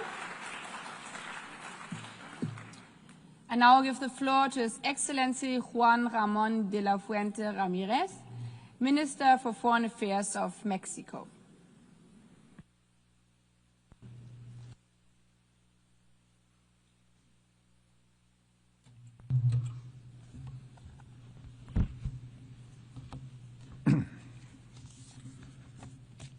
Señora Presidenta, Excelencias, es tiempo de mujeres. Y México ha dejado esto muy claro tras la abrumadora elección de la doctora Claudia Sheinbaum Pardo como la primera presidenta de nuestro país. Es un honor para mí participar en esta asamblea en su representación y ser la voz de un gobierno que consolida en los hechos la transformación de la vida pública de México. Vengo de un país que nació en la sabiduría, el valor y la dignidad de sus pueblos originarios, con una fecunda historia política de héroes y heroínas extraordinarias que construyeron un país libre, independiente y soberano. Ahora también hay que decirlo, un país cada día más próspero, con una prosperidad compartida. El pueblo mexicano es un pueblo fraterno hacia adentro y allende sus fronteras. Así lo ha demostrado como miembro activo y responsable dentro de la comunidad de las Naciones Unidas, bajo la premisa de defender la dignidad y los derechos de los individuos y de las naciones amantes de la paz, con pleno respeto a la igualdad soberana de los estados. El momento histórico que vivimos en México, bajo la conducción de nuestra primera mujer presidenta, se arraiga a un pensamiento que hemos llamado el humanismo mexicano. El camino trazado desde hace 7 años es claro y tiene una vocación universal: consolidar una sociedad en la democracia, la libertad, la igualdad y la prosperidad compartida por el bien de todos, primero los pobres. El eje rector del proyecto es una visión de justicia, un reconocimiento cabal a la dignidad de las personas y un desarrollo social inclusivo, sin discriminación. Es un proyecto que establece una división entre el poder político y el poder económico, que avanza en el ejercicio de una economía moral, que busca la coordinación y la cooperación con actores externos, mas no acepta subordinación alguna. La soberanía nacional es irrenunciable. Esta nueva forma de hacer política ha dado voz y agencia a quienes históricamente habían sido relegados al olvido y la marginación. Mujeres, niñas, pueblos originarios y afrodescendientes, jóvenes, personas LGBT+ y adultas mayores. Los resultados nos dan la razón. La propia Organización de las Naciones Unidas ha reconocido que 13.5 millones de mexicanas y mexicanos salieron de la pobreza gracias a una política de justicia laboral y a los programas sociales. La desigualdad se reduce, se construye la paz y se contiene la violencia. Ha llegado la justicia a los pueblos originarios. Hay democracia, libertades, pluralidad y derecho a disentir. La justicia se transforma y hoy una persona indígena es presidente de la Suprema Corte de Justicia de nuestra nación. Tenemos el programa de reforestación más grande del mundo, con 100,000 millones de árboles sembrados. Niñas, niños y jóvenes están incorporados en programas sociales y tienen acceso a la escuela. Las personas adultas mayores tienen una pensión garantizada y universal. Las mujeres ejercen el poder. Estas son algunas de nuestras fortalezas que hemos logrado en esta cuarta transformación de la vida pública de México y que conviene expresar en alta voz desde esta tribuna. Como miembros de la comunidad internacional, los retos que enfrentamos son enormes. La pobreza persiste en un mundo de riquezas exorbitantes. Hay países que gastan más en el servicio de su deuda que en las inversiones que pueden hacer para la salud y educación de sus pueblos, y el gasto en armamento ha crecido al triple de la economía mundial, por mencionar algunos. El diagnóstico siempre ha sido claro. La carrera armamentista, la concentración inmoral de la riqueza y las violaciones al derecho internacional y a los derechos humanos son el combustible que alimenta la guerra y la violencia. México no ha olvidado las lecciones de la historia. Hace 80 años participamos en la fundación de la ONU, convencidos de la obligación moral que tenemos como nación de contribuir a evitar el flagelo de las guerras. No es casual que muchos de los propósitos y principios de la Carta de las Naciones Unidas tengan espejo en los principios constitucionales de nuestra política exterior: autodeterminación de los pueblos, solución pacífica de las controversias, proscripción de la amenaza o el uso de la fuerza, igualdad jurídica de los estados, cooperación para el desarrollo y defensa de los derechos humanos. Sin pretender ser exhaustivo, permítaseme compartir algunas premisas que pueden contribuir a encontrar un mejor rumbo para la comunidad internacional. 1. En el mundo se necesita una economía moral del bienestar. Es necesaria la movilización de coaliciones regionales a favor del bienestar con el propósito de catalizar una cooperación efectiva para el desarrollo que asuma que el combate a la pobreza es la inversión con la mejor tasa de rendimiento financiero y social. Una arquitectura financiera internacional que comprenda criterios de bienestar colectivo y un comercio sustentado en reglas claras con beneficios compartidos entre los pueblos. 2. La paz. La paz se construye de abajo hacia arriba. Asegurar el bienestar implica atender las causas estructurales de la violencia. La solución de conflictos empieza muchas veces en el hogar, continúa en la educación, en el empleo digno, con salario justo y la seguridad social que permita la inclusión de todo el tejido social. La comunidad internacional debe revisar con espíritu más crítico e innovador lo que hoy tienen los jóvenes como alternativas de vida. De igual forma, corresponde a la comunidad internacional poner un alto a la carrera armamentista, no solo de las armas nucleares, también el tráfico ilícito de armas de fuego y a la vorágine del gasto armamentista que alimenta la pobreza y exacerba el conflicto.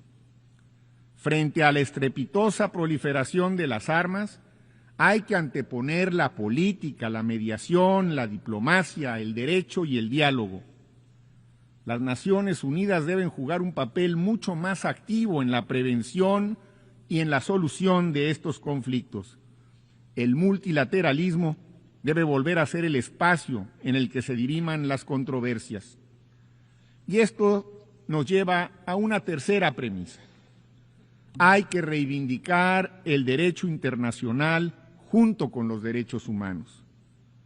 Si en verdad queremos evitar la proliferación de conflictos que impactan la vida y la dignidad de las personas, debemos respetar el derecho internacional, incluidos el derecho internacional de los derechos humanos y el derecho internacional humanitario.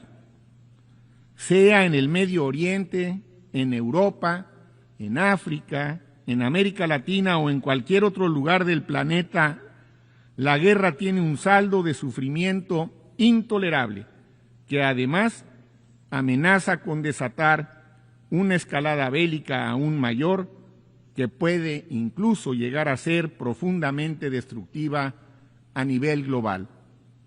Las guerras en Gaza, en Ucrania y en todos los otros lugares donde ocurren tienen que parar ya. No dejaremos de insistir en el llamado urgente al cese al fuego para alcanzar siempre una solución negociada con la participación de todas las partes directamente involucradas.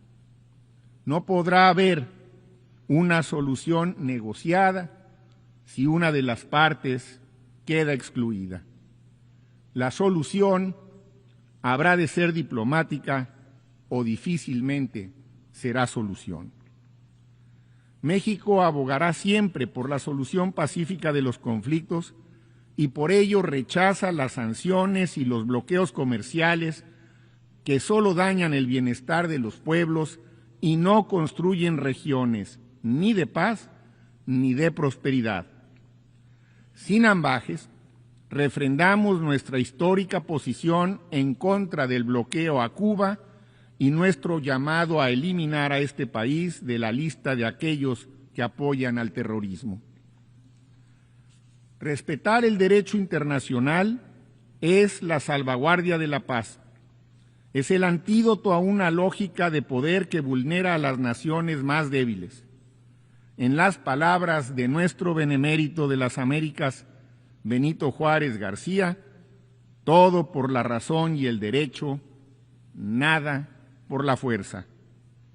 Señora Presidenta, la lucha por la justicia está anclada en la convicción de que todas y todos somos iguales ante la ley, obligados por la fraternidad a entendernos y respetarnos como iguales en dignidad y derechos. México tiene un compromiso indefectible con los derechos humanos, las libertades y la no discriminación en el mundo. Condenamos el clasismo, el racismo y cualquier forma de discriminación, incluida la discriminación por diversidad sexual e identidad de género.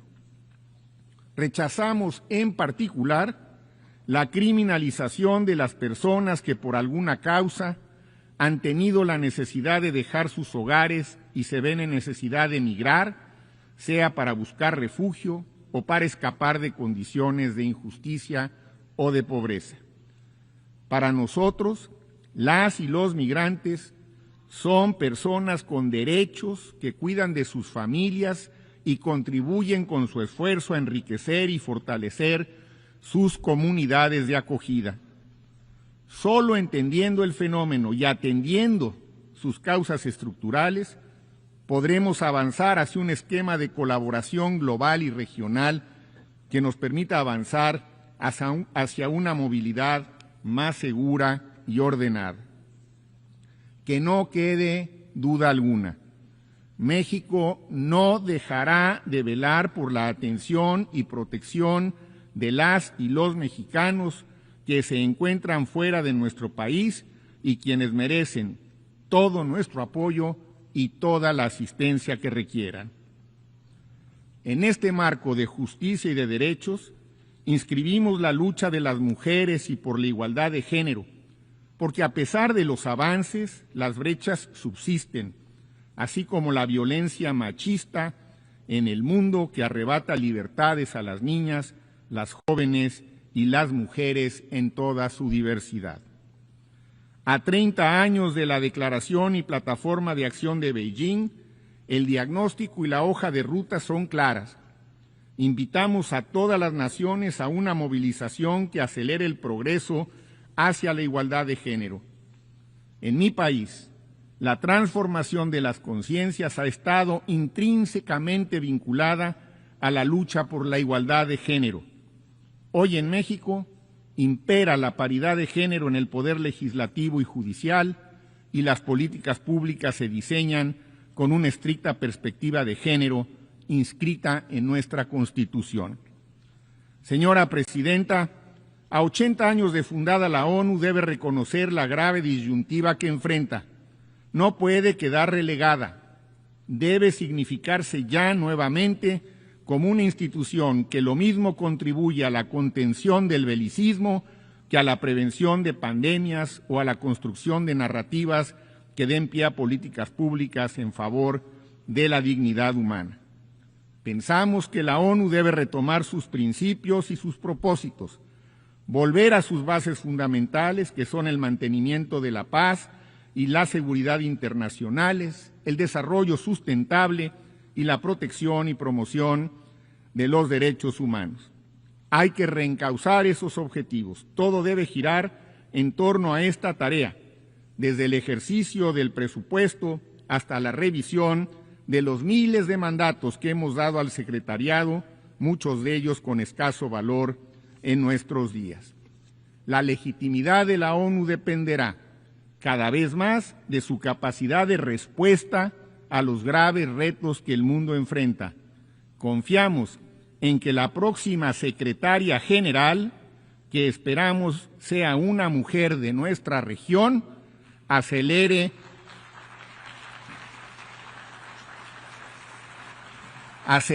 el proceso de transformación que hemos puesto en marcha con el objetivo de asegurar la paz y la justicia, el bienestar y la libertad de las personas, la sostenibilidad del planeta y la prosperidad compartida. En México, excelencias, colegas, señora Presidenta, en México es tiempo de mujeres y nos ha ido muy bien.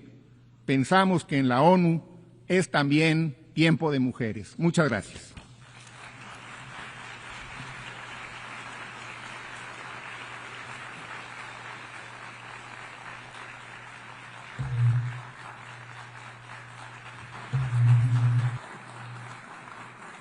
Je remercie le ministre des Affaires étrangères du Mexique.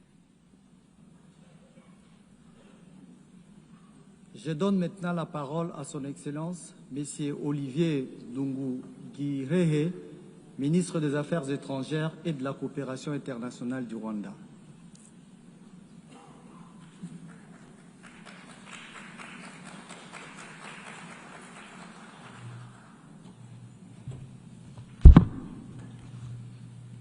Your Excellency Annalena Baerbock, President of the 80th General Assembly, Your Excellency Antonio Guterres, Secretary General of the United Nations, Excellencies, Heads of Delegation, ladies and gentlemen, good evening.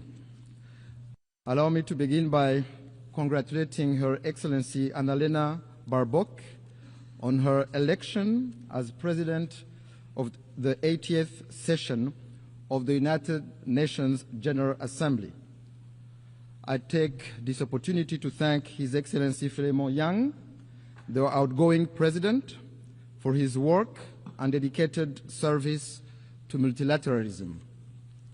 Rwanda extends its gratitude to Secretary General Antonio Guterres for his comprehensive report on the work of the United Nations aimed at improving its efficiency. In this regard, Rwanda has formally expressed interest in hosting UN agencies as part of our shared commitment to a cost-effective and decentralized UN system. We reiterate our support to the work of the United Nations and the Secretary General, particularly in advancing peace and security and drive progress on sustainable development goals. Excellencies, this year, the United Nations turned 80. This journey has not been without challenges. Fast-changing realities, including economic shocks and the legitimate aspirations of regions long denied a voice, compel us to quickly adapt to make the UN fit for purpose. That is why Rwanda strongly supports reforms, especially of the Security Council. The composition of this body does not reflect current realities. Africa is a 1.2 billion people strong continent where most of the conflict of the Security Council's agenda reside. Therefore, it cannot remain excluded from permanent membership.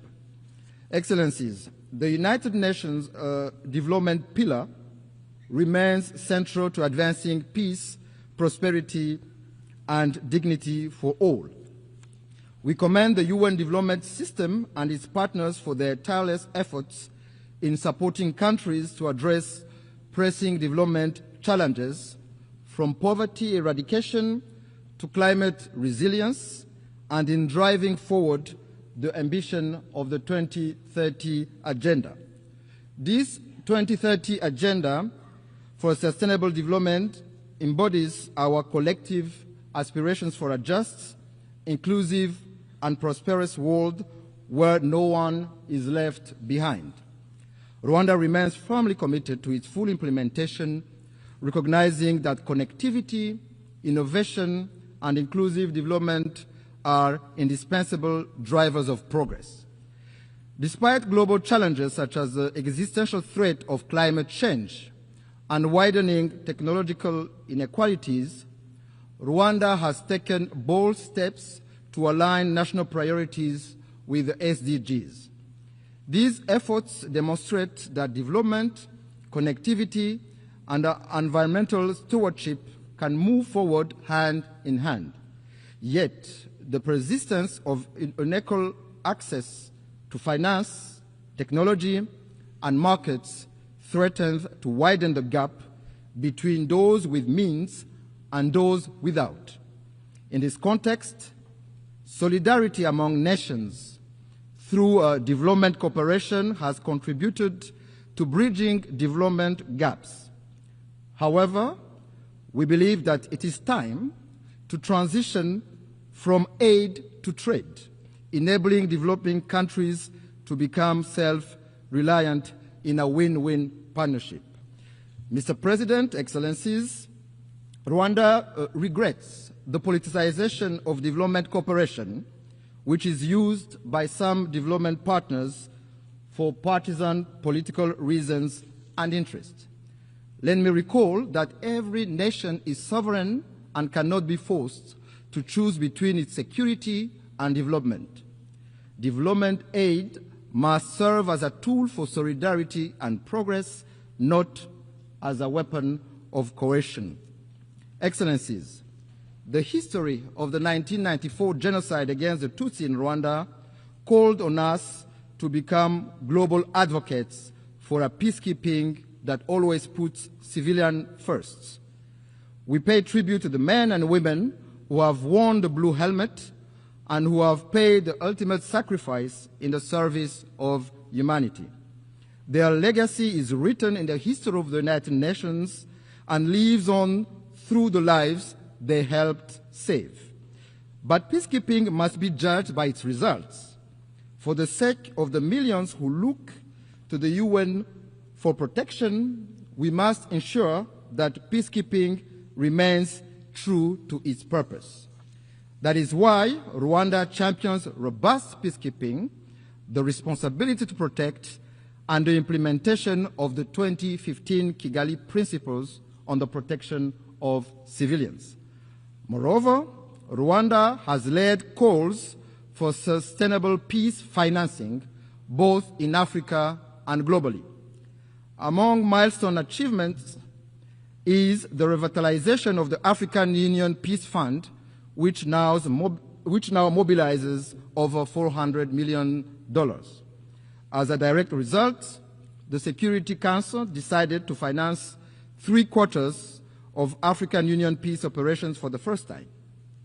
Excellencies, beyond the UN, Rwanda contributes to peace support operations on a bilateral basis in the Central African Republic and Mozambique in an effort to promote South-South cooperation and Pan-African solidarity. Major progress has been recorded in both countries in the restoration of state authority, capacity building of local security forces, and the fight against terrorism. Excellencies, I may recall that the United Nations was established to spare succeeding generations from the scourge of war. Yet, 80 years on, conflicts continue to erupt across every continent. Rwanda firmly maintains that for most of those conflicts, lasting peace cannot be achieved through military means. We have consistently held that only genuine, good faith dialogue offers a sustainable path towards global peace. However, peacekeeping alone is not enough. Too often, we deplore relapse into conflict because its root causes were not properly addressed. Prevention, mediation, and effective peace building must be our first resort. This lesson is particularly urgent for the Great Lakes region of Africa. The current conflict in Eastern DRC is not new. It is rooted in decades of bad governance, marginalization and persecution of minorities, genocide ideology, and a persistent colonial legacy. Rwanda believes that peace in Eastern DRC is in everyone's best interest. Our goal has always been, and will remain, the security and well-being of Rwandans and the people of our region. In June this year, Rwanda and the DRC signed a peace agreement in Washington. It provides for a comprehensive framework encompassing security, political, and economic components. This achievement was made possible thanks to the strong leadership of His Excellency President Donald Trump of the United States and of His Highness Sheikh Tamim bin Hamad Al Thani, Emir of the State of Qatar, whose vision for peace and prosperity in our region, Rwanda fully shares. We also acknowledge the vital role played by African-led initiatives, notably the joint EAC SADC process, supported by the African Union mediation, for their efforts in favor of peace. Nevertheless, since the signing of this peace agreement, progress has been moving slowly.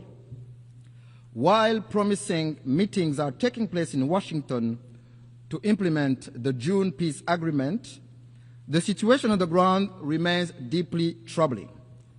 The DRC's renewed militarization, coupled with its continued collaboration with genocidal and UN-sanctioned armed groups, such as the DRC-backed FDLR and Wazalendo militias, and the deployment of attack drones and fighter jets against civilian populations, particularly the Banyamulenge and other Congolese Tutsi, underscore the gravity of the crisis. This goes against the letter and spirit of the Washington Peace Agreement. Additionally, this coalition is supported by foreign forces, including mercenaries, in clear violation of the 1977 OAU Convention and the 1989 UN Convention Against the Use of Mercenaries. Rwanda condemns these developments and calls on the DRC to reject the military solution and implement in good faith the Washington Peace Agreement, which is a golden opportunity to end this conflict that has lasted for far too long. Excellency, since 1999, the United Nations has maintained a robustly mandated peacekeeping mission in the Democratic Republic of Congo, named MONUSCO, to help address the crisis.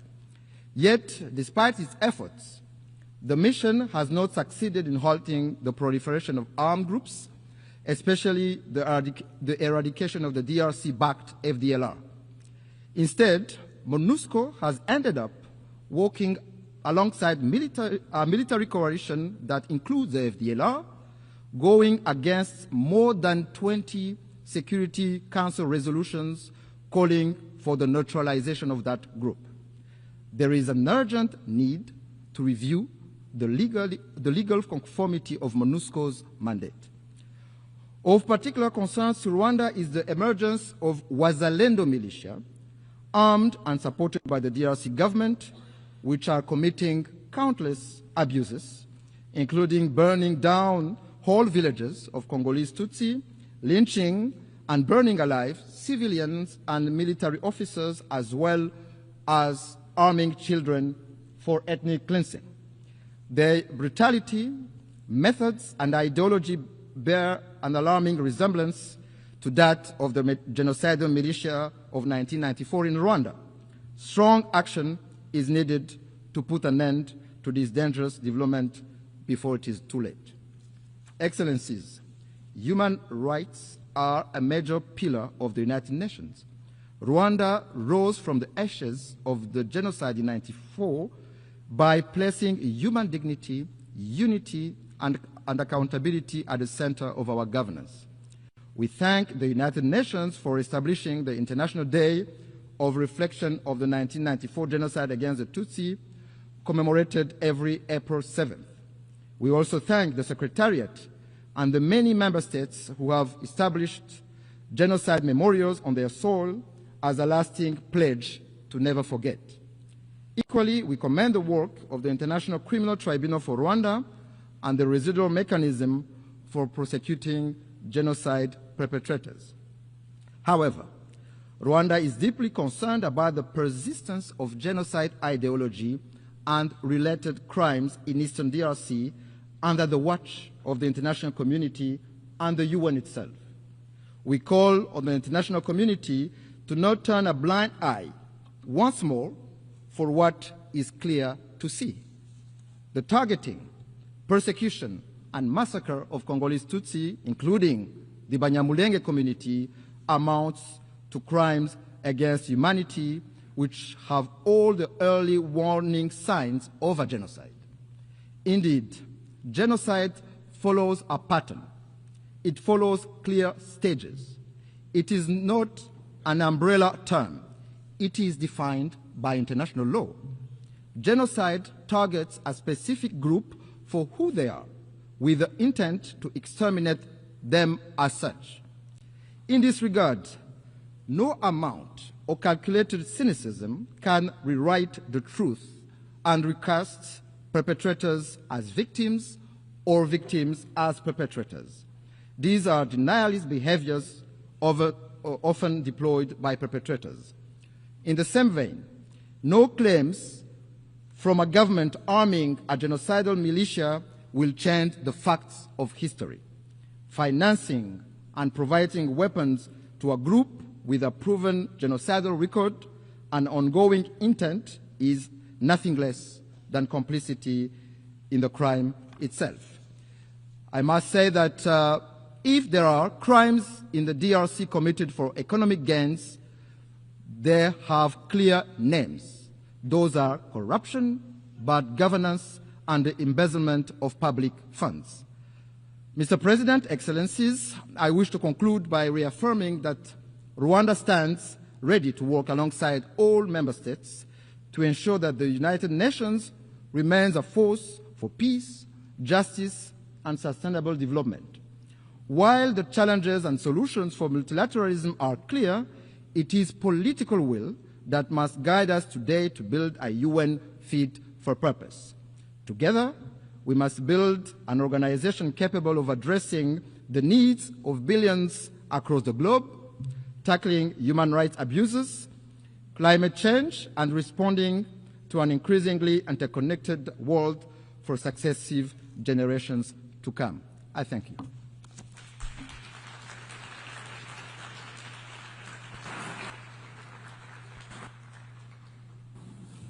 Je remercie les ministres des Affaires étrangères et de la coopération internationale du Rwanda.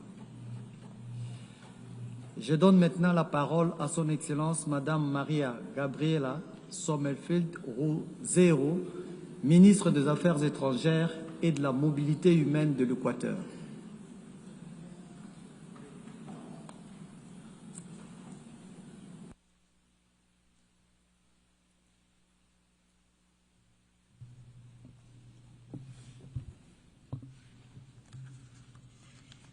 Señora Presidenta, al cumplirse 80 años de la adopción de la Carta de las Naciones Unidas del Ecuador, honra con respeto y renovado compromiso su calidad de Estado fundador de esta organización.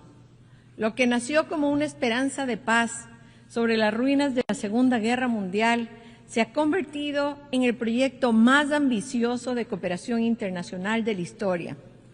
Un sistema de normas, instituciones, principios, propósitos y valores universales destinados a proteger la dignidad humana, prevenir la violencia e impulsar el desarrollo. Hace 80 años, los Estados escogimos la cooperación sobre la controversia, la paz sobre la guerra. Mi presencia en esta Asamblea es una ocasión para ratificar ante la comunidad internacional que el Ecuador seguirá priorizando la colaboración entre Estados, pues solo obrando juntos podremos garantizar un futuro de paz, seguridad y prosperidad para nuestros pueblos. Por ello, la política exterior del Ecuador respalda al multilateralismo, el modelo que hace posible la cooperación internacional para abordar desafíos globales y lograr objetivos comunes. Señora Presidenta, el multilateralismo debe evolucionar para responder a las actuales demandas de los pueblos y confrontar las nuevas amenazas. El Ecuador sostiene que el concepto de paz y seguridad internacionales debe ampliarse e incluir a la lucha contra la delincuencia organizada transnacional, fenómeno que socava la gobernabilidad, alimenta la corrupción, perpetúa la violencia, erosiona las perspectivas de progreso. En efecto, provoca consecuencias similares a los conflictos armados tradicionales en lo económico, lo político, lo social. No hablamos de bandas locales, sino de redes y cadenas logísticas internacionales que mueven miles de toneladas de droga, explotan la minería ilegal, trafican armas, personas e incluso órganos humanos. Ante el surgimiento de numerosos actos de violencia y narcoterrorismo, el gobierno del Ecuador reconoció la existencia de un conflicto armado no internacional en enero del 2024 y designó a varios de estos grupos como terroristas. Hemos desplegado ingentes esfuerzos y recursos para salvaguardar la seguridad y poner primero al ciudadano. Lo hacemos impulsando programas enfocados en la prevención de la violencia juvenil, incluyendo el reclutamiento y uso de utilización de niños, niñas y adolescentes. Concomitantemente, implementamos políticas públicas de atracción de inversiones y empleo con el fin de garantizar una seguridad sostenible. Quiero insistir en el hecho de que el Ecuador, sin haberlo buscado, por su vecindad con los principales productores de cocaína del mundo, se halla en la primera línea de batalla contra la delincuencia organizada transnacional y libra una guerra existencial contra el narcoterrorismo. Hitos en la historia del Ecuador, esta lucha, contra el crimen transnacional organizado y el narcoterrorismo constituyen la incautación de 295 toneladas de drogas ilícitas durante el 2024, así como la decisión de recurrir a países amigos para recabar su apoyo en diversos sectores de esta confrontación, como son potenciales operaciones militares conjuntas, con pleno respeto al marco constitucional ecuatoriano. El gobierno ecuatoriano ha convocado a un debate nacional y democrático sobre bases militares extranjeras mediante una consulta popular a celebrarse el próximo noviembre de este año, ofreciendo puntos estratégicos que puedan servir para el control y monitoreo de actividades criminales en beneficio de la paz y seguridad internacionales. Esta consulta popular será acompañada del llamado a una asamblea constituyente, la que deberá dotarnos de una nueva carta fundamental que contribuya a derrotar el narcoterrorismo y conducirnos inexorablemente hacia el camino de la paz y prosperidad social. Señora Presidenta, a nivel regional, el Ecuador impulsó el establecimiento del Plan de Acción Resolutivo PAR, como respuesta estratégica y oportuna de la comunidad andina al tráfico ilícito de drogas y el crimen organizado transnacional. A nivel multilateral, el Ecuador ha liderado iniciativas como la presidencia de la Comunidad Latinoamericana de Seguridad e Inteligencia CLASI, en la que ha promovido la actualización de los planes de acción operativas de la Organización de la Cumbre Latinoamericana de Seguridad, consolidando alianzas estratégicas con la Unión Europea y con Ameripol. Convengamos en que el crimen transnacional organizado y el narcoterrorismo son flagelos globales que no conocen fronteras, frente a los cuales ningún país puede actuar en solitario. Resulta crucial, entonces, coordinar esfuerzos, establecer acuerdos de cooperación con países y organismos internacionales que incorporen asistencia financiera y equipamiento tecnológico.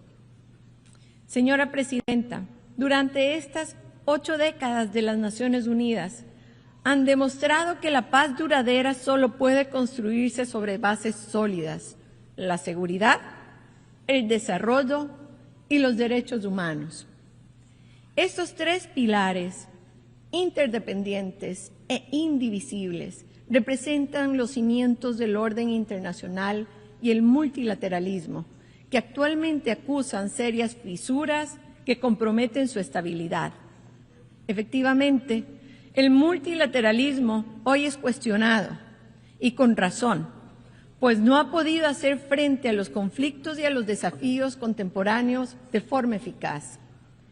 El Ecuador aboga por el multilateralismo más innovador, inclusivo y representativo, que tome en cuenta las realidades de los países, especialmente del mundo en desarrollo, que promueva la igualdad de mujeres y hombres y que abra finalmente el espacio a los jóvenes en la toma de decisiones. Es imprescindible reforzar el respeto a los principios fundamentales del derecho internacional contenidos en la Carta de las Naciones Unidas, que es la base de esta organización y cuya fortaleza depende de nuestro apego a su espíritu y letra. Abandonarla nos conduciría de regreso a la época en la que la única fuente de derechos era la fuerza. Nos corresponde entonces reformarla y actualizarla para que responda a los desafíos vigentes a nivel global, para que precisamente se fortalezcan estos principios. En suma, esta institución está llamada a acompañar la evolución del ser humano y del planeta, atenta a los cambios de las tecnologías y de los nuevos desafíos. Señora Presidenta, la movilidad humana constituye otro de los retos más complejos de nuestro tiempo. El Ecuador, un país de origen, tránsito, destino y refugio de migrantes, reafirma su compromiso con una migración segura, ordenada y regular, convencido de que su buena gestión contribuye al desarrollo sostenible. El Ecuador rechaza de forma contundente a una movilidad humana irregular, insegura y no ordenada, pues responde en mucho a intereses de grupos de delincuencia organizada que también pueden ser transnacionales. Las tecnologías emergentes, en particular la inteligencia artificial, plantean oportunidades inéditas para el progreso humano, pero también significativos riesgos para la seguridad, la equidad y los derechos humanos. El Ecuador considera imprescindible avanzar hacia una gobernanza multilateral y ética de estas herramientas que garantice su acceso inclusivo, evite nuevas brechas digitales y asegure que su uso se oriente al bien común. El cambio climático y la pérdida de biodiversidad amenazan nuestra estabilidad y desarrollo. Como país megadiverso, el Ecuador aboga por un mayor financiamiento ambiental, transferencia tecnológica y apoyo internacional para la conservación de ecosistemas únicos como la Amazonía, las Islas Galápagos, tesoros de la humanidad. El financiamiento para el desarrollo es otro de los grandes desafíos. La arquitectura financiera internacional debe responder a las necesidades de los países en desarrollo, en particular de aquellos clasificados como de renta media alta. El uso exclusivo del PIB per cápita limitante y limitado no refleja nuestra realidad ni nuestras vulnerabilidades. Necesitamos indicadores más integrales que incluyan la pobreza multidimensional, la desigualdad estructural y la resiliencia climática, de modo que el acceso a recursos concesionales y de cooperación internacional no sea injustamente mermado. El Ecuador respalda el uso de instrumentos financieros sostenibles, como los bonos verdes y temáticos, y promueve la creación de nuevos mecanismos de financiamiento. Señora Presidenta, jóvenes del Ecuador y del mundo, me enorgullezco de representar a un pueblo joven. El Ecuador es un país de más de 18 millones de habitantes, en el que los jóvenes representan alrededor del 40% de nuestra población. El gobierno del Ecuador y el presidente Daniel Noboa están enfocados en brindarles oportunidades que en el pasado no existieron. Ahora es el momento de los jóvenes. Si les damos oportunidades, podemos promover una mejor atención a toda la ciudadanía. Es un efecto positivo y multiplicador. Para nosotros, la juventud encarna la prioridad de las prioridades. Hoy, los jóvenes ven en el nuevo Ecuador un país de oportunidades y progreso, y en el que existe un compromiso firme para desterrar la corrupción y la impunidad, así como la vieja política y las luchas ideológicas intrascendentes que perpetúan un status quo insostenible que favorece a pocos. El nuevo Ecuador, como lo llamamos, avanza con estabilidad y responsabilidad por un camino ambicioso de transformación productiva, social e institucional hacia un nuevo capítulo en su modelo de desarrollo, involucrando esfuerzos que incluyen la diversificación de su matriz energética, que incorpore la diversificación de su matriz productiva. El actual entorno económico mundial, cada vez más complejo y exigente, marcado por la volatilidad de los mercados, las tensiones geopolíticas, la incertidumbre en la cadena de suministro y los rápidos cambios tecnológicos, demandan de nosotros una adaptación rápida y ágil.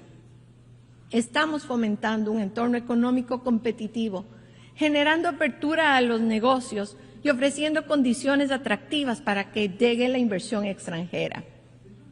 Varios factores propician las inversiones y los negocios en el Ecuador.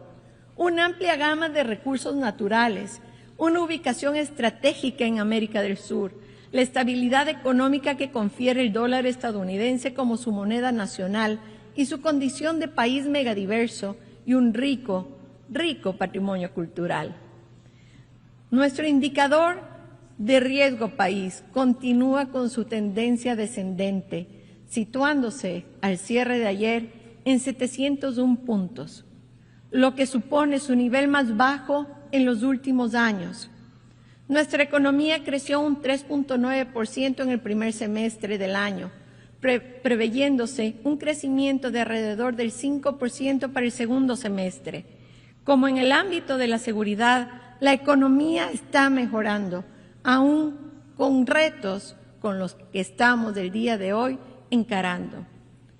A julio del 2025, el empleo adecuado aumentó al 38.6%. En otras palabras, 282,000 ecuatorianos más gozan hoy de un empleo adecuado en comparación con el mismo periodo del 2024. Es decir, un cambio del 3.7% en comparación con el julio del 2024. Estos logros también están relacionados con las leyes que el presidente Daniel Noboa y su gabinete han elaborado y presentado a la Asamblea Nacional, que buscan proteger la paz, la transparencia y la lucha contra el terrorismo y la delincuencia, así como generar empleo y estabilidad económica, crear programas sociales y oportunidades para el desarrollo. Señora Presidenta, el 80º aniversario de las Naciones Unidas es un punto de inflexión. Con ocasión de esta histórica conmemoración de las Naciones Unidas, les invito a forjar una visión creadora, comparable a la de 1945, capaz de renovar y fortalecer esta institucionalidad fundada en un modelo ético de democracia, adaptándose a las realidades contemporáneas.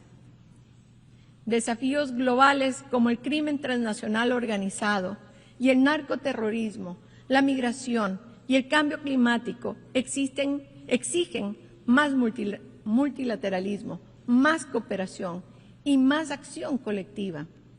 El Ecuador reafirma su compromiso con la defensa de la paz y seguridad, los derechos humanos y el desarrollo. Muchas gracias.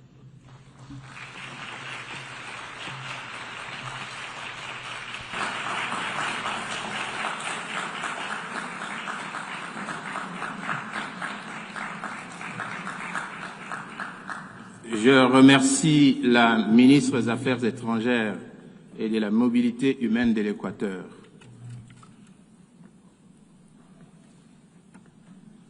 Je donne maintenant la parole à son Excellence, Madame Maria Malmer Stenegar, ministre des Affaires étrangères de la Suède.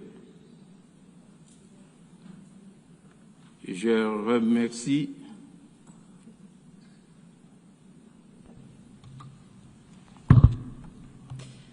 Mr. President, Excellencies, 80 years ago, nations came together. It was a bold act of faith in multilateralism, the rule of law, and the shared responsibility to save future generations from the devastation of war. But as we gather here, the world and our organization, the United Nations, are facing the risk of failing. Leaders of several nations are choosing conflict over cooperation. Around the world, we are witnessing grave violations of the rules and principles that we have all agreed to.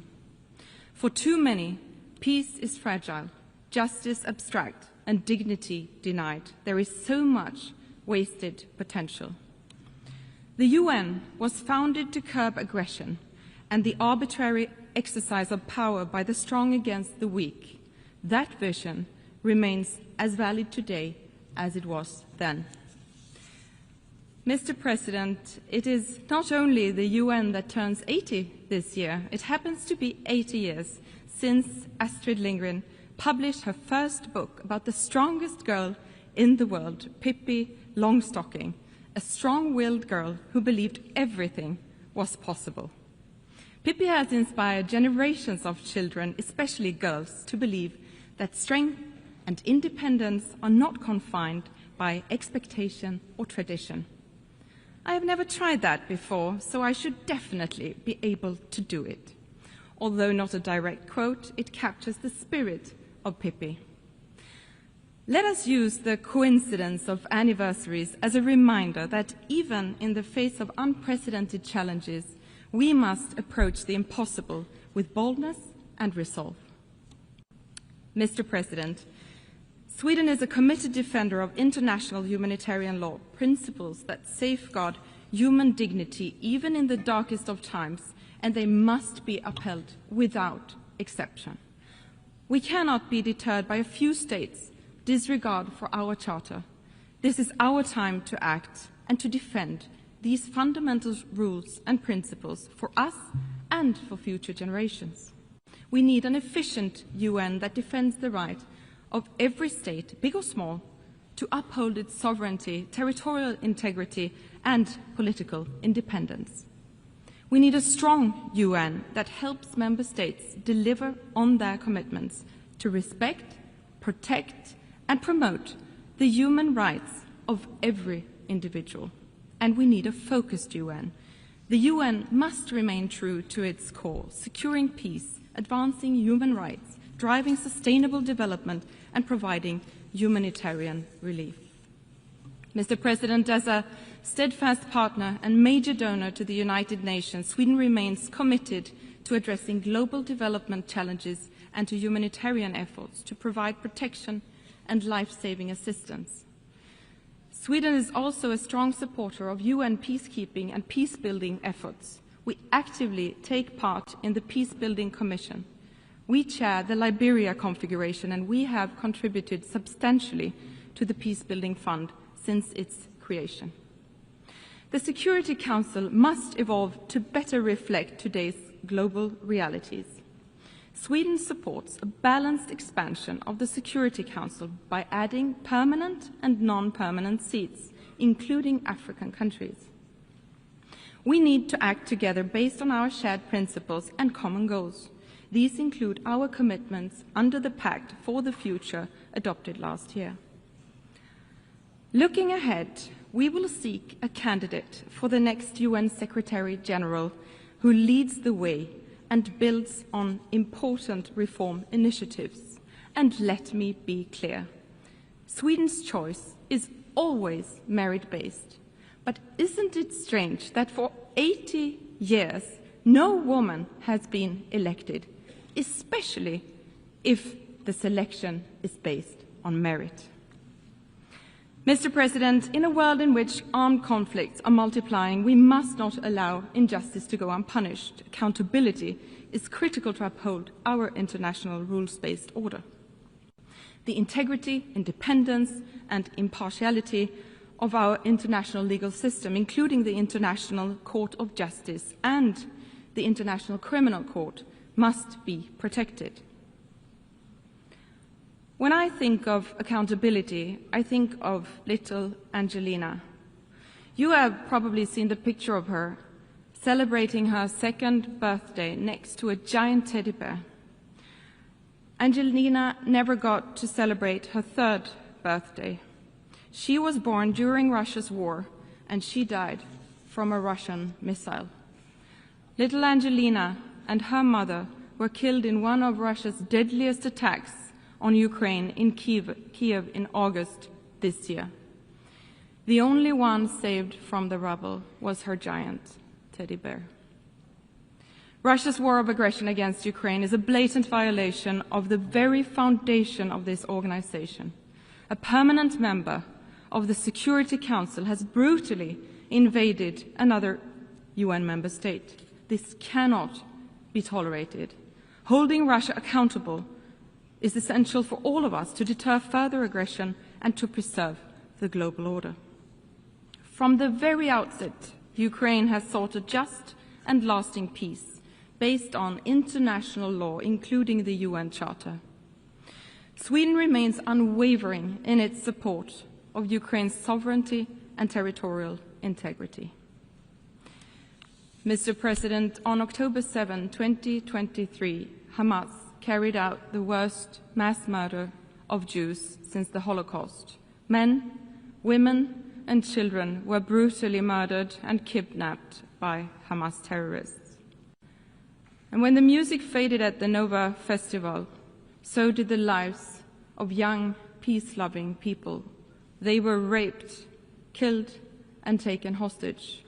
It was truly a painful reminder of how dark the world can be.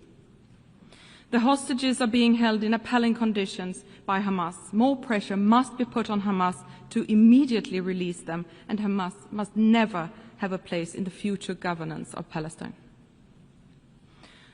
The war in Gaza has led to suffering beyond imagination. We are reminded daily of the painful desperation inside Gaza.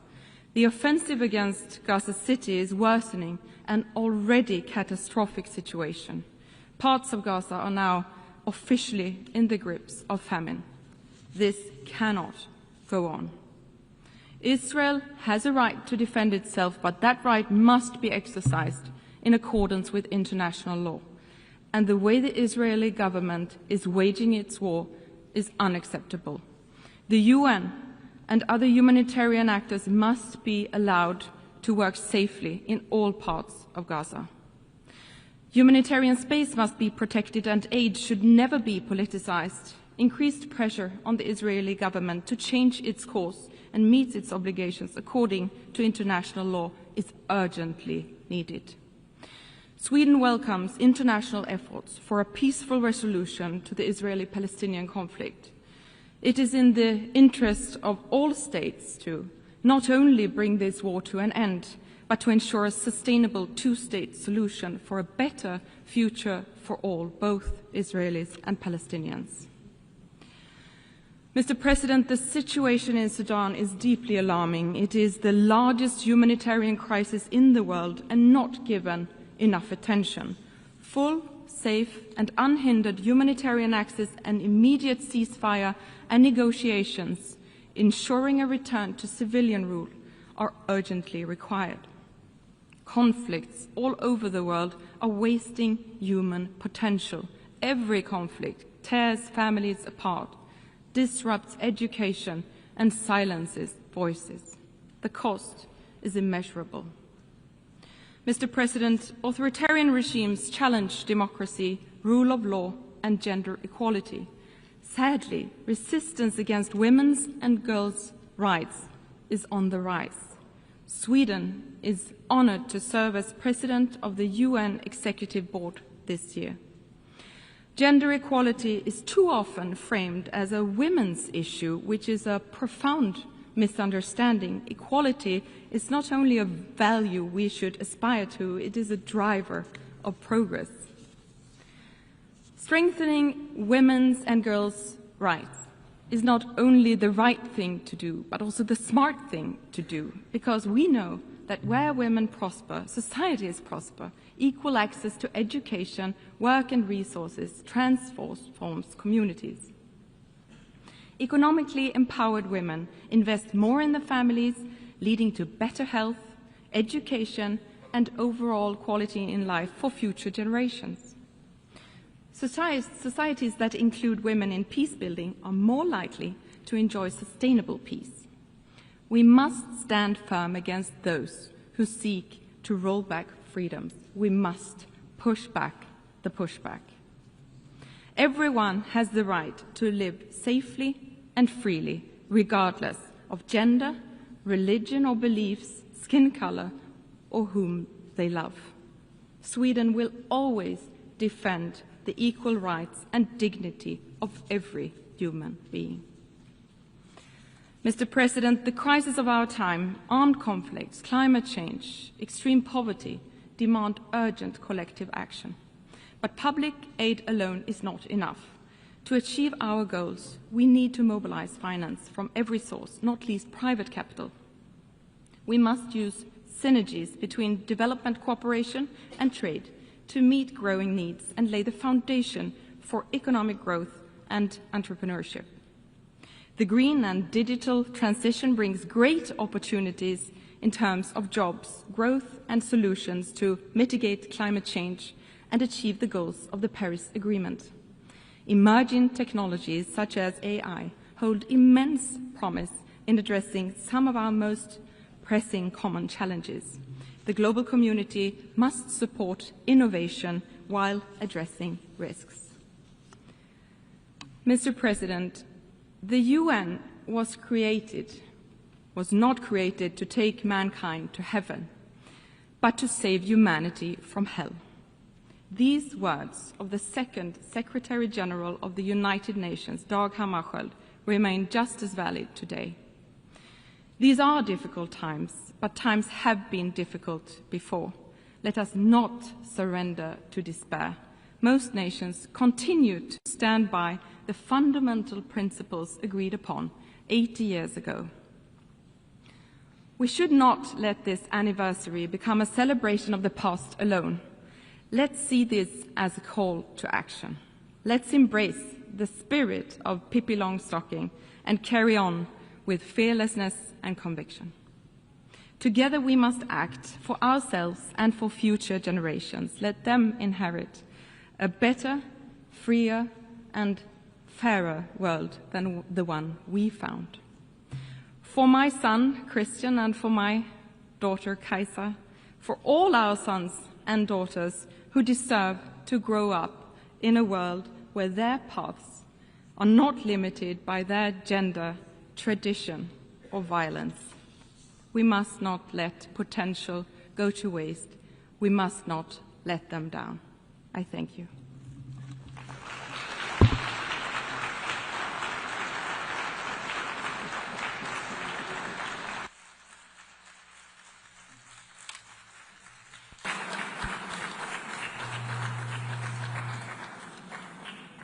Je remercie la ministre des Affaires étrangères de la Suède. Je donne à présent la parole à son Excellence, Monsieur le jeune Mbelambela, ministre des Relations extérieures du Cameroun.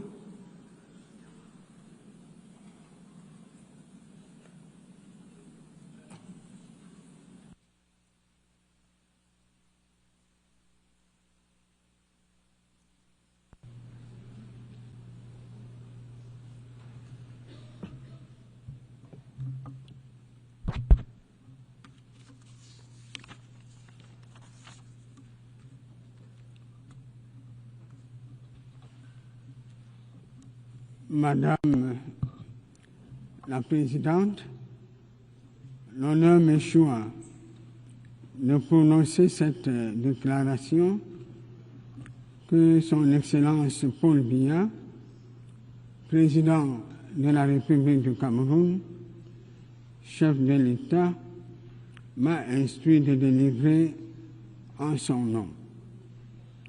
Permettez-moi donc à ce titre de vous renouveler les chaleureuses félicitations du Cameroun suite à votre élection à la présidence de la 80e session de l'Assemblée Générale de notre organisation.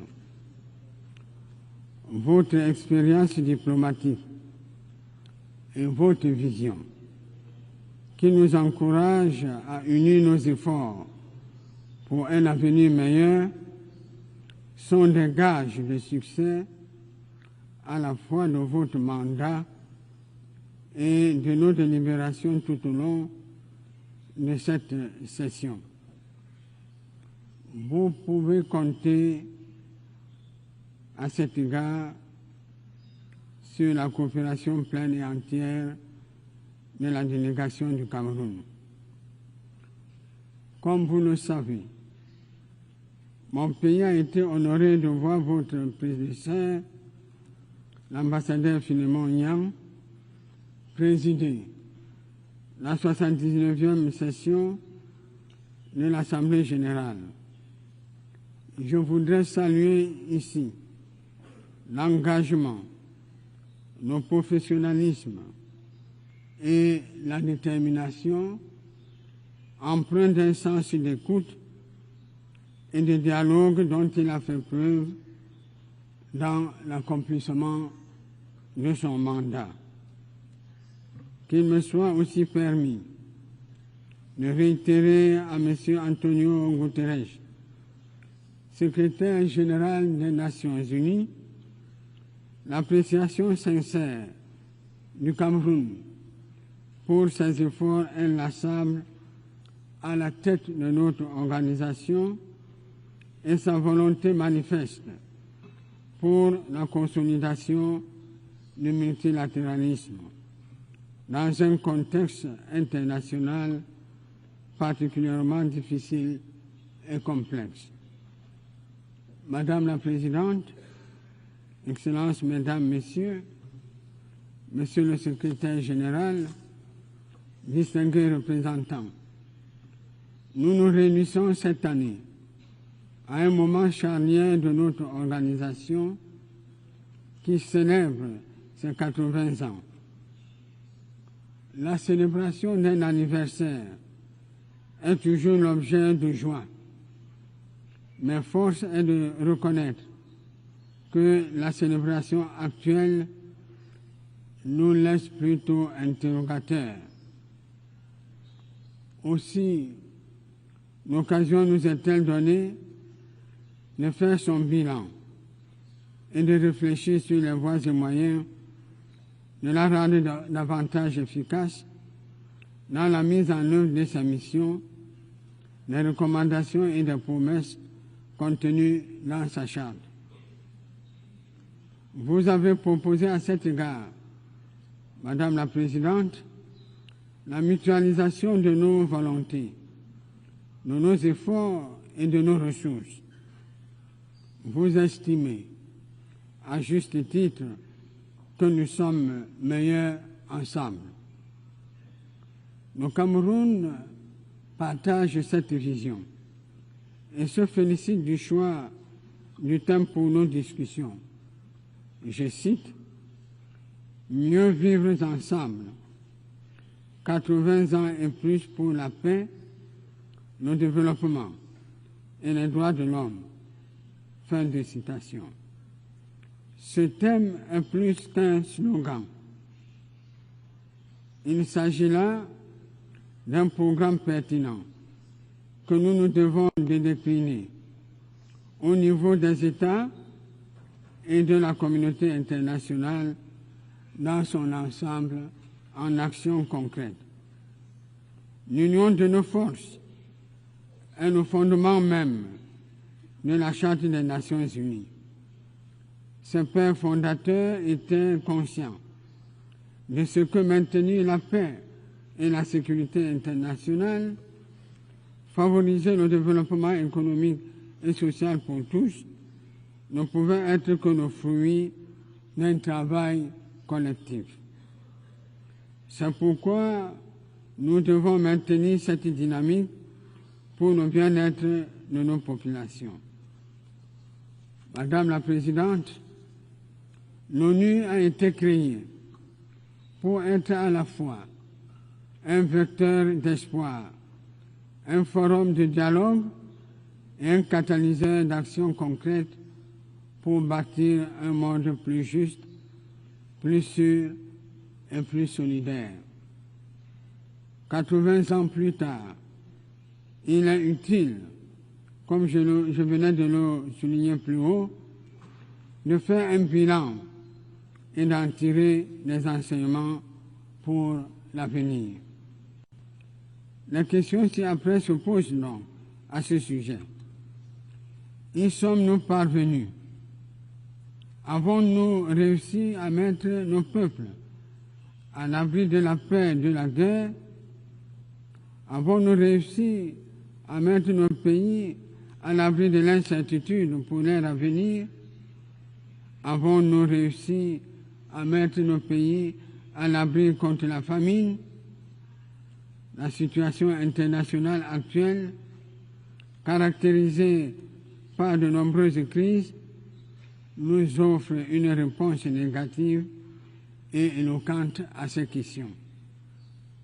En effet, en 2025, l'environnement sécuritaire mondial reste malheureusement marqué par une multiplication des conflits et des menaces en tout genre contre la sécurité humaine, y compris la menace nucléaire qu'on pensait d'un autre temps. Que ce soit en Europe, en Asie centrale, au Moyen-Orient, en Amérique latine et en Afrique, les foyers de tension naissent ou persistent et mettent en péril, plus que par le passé, la paix, la stabilité et la sécurité internationale. Les conflits armés actuellement en cours dans le monde sont un douloureux rappel de ce que, 80 ans plus tard, nous n'avons ni pu ni su préserver le monde du fléau de la guerre. Cette situation est davantage exacerbée par les catastrophes naturelles les plus diverses. Il s'agit entre autres de phénomènes naturels extrêmes tels que les tempêtes, les ouragans, les incendies de forêt, les tremblements de terre et autres glissements de terrain, à l'origine d'importants dégâts matériels et de plusieurs pertes en vies humaines, sans omettre les différentes pandémies. Le monde ne pourra pas relever le défi du développement s'il ne remporte pas celui de la paix. Nous avons la responsabilité historique de choisir soit de permettre à la guerre et à ce fléau de prospérer, soit d'offrir à nos enfants un monde stable, uni et prospère. Le Cameroun a fait son choix, celui de la paix et du développement. Et il se tient résolument à vos côtés pour transformer cette aspiration en réalité partagée. Madame la Présidente, Excellences, il est bien connu qu'il ne saurait avoir de développement sans paix, ni de paix durable sans développement. Les crises en cours qui ont des effets néfastes sur le commerce international, sur le coût des matières premières et sur l'approvisionnement des marchés freinent indubitablement le développement de nombreux pays. Pourtant, le développement économique, à travers les objectifs du développement durable, demeure un objectif primordial que les Nations Unies devraient atteindre pour le bien-être des populations. Ces dernières années, cependant, on note avec regret que des millions de personnes vivent toujours dans l'extrême pauvreté, dans la précarité, adossées aux maladies et à l'insécurité alimentaire. Dans ce contexte particulier, les enfants, les femmes, les personnes âgées et les personnes à mobilité réduite sont les plus vulnérables. Si l'accès à l'éducation s'est élargi, nombreux sont encore les enfants et les jeunes qui sont hors du système scolaire. Dans le même temps, l'on note un recul de l'espérance de vie, une dégradation des indicateurs de santé et une insuffisance critique du nombre de professionnels de santé, particulièrement en Afrique. 5 ans après, 5 ans de l'échéance des objectifs de développement durable, il est urgent que des actions concertées soient prises pour tenir les promesses contenues dans l'agenda 2030. Nous devons effectivement prendre nos responsabilités individuellement et collectivement afin d'atteindre ces objectifs que nous nous sommes librement et volontairement fixés.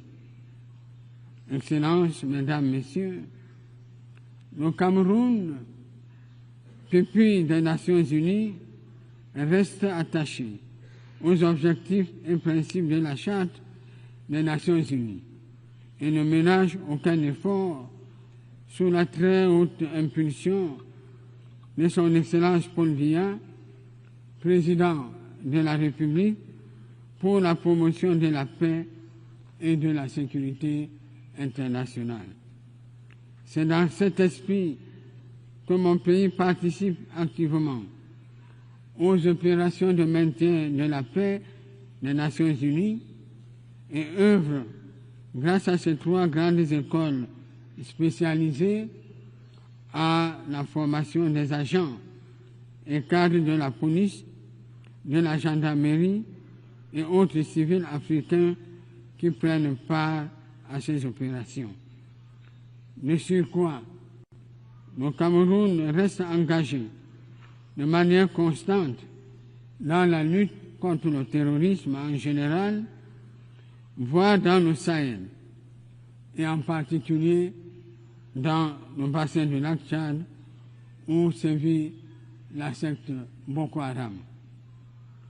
En matière économique, mon pays s'est doté d'une stratégie nationale ambitieuse qui promeut un développement économique et social harmonieux de toute la nation, tout en favorisant les progrès en matière de démocratie, le respect des droits humains et de la bonne gouvernance.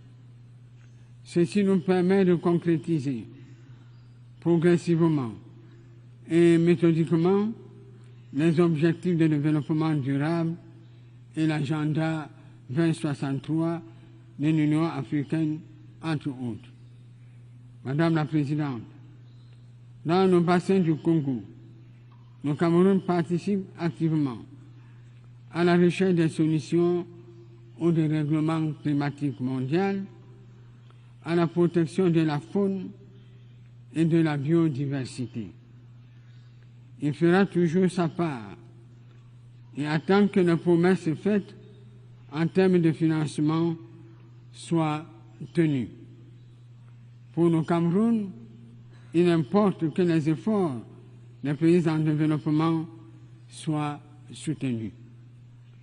À cet égard, il convient de rappeler une fois encore qu'il y a plus d'une décennie, les pays développés ont pris l'engagement, un engagement collectif de mobiliser 100 milliards de dollars US par an pour appuyer les efforts de lutte contre le changement climatique.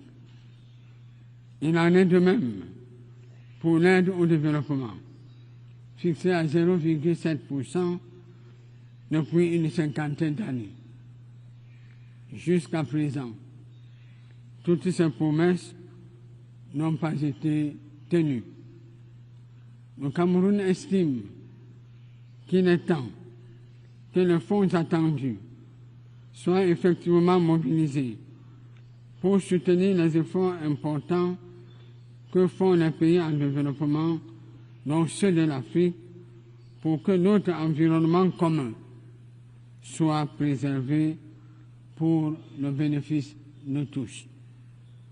Sur un autre plan, une mobilisation générale des ressources s'opère au Cameroun en faveur de projets majeurs dans les domaines de l'éducation, de la santé, des infrastructures, du développement rural, etc., en vue d'apporter une transformation structurelle au pays.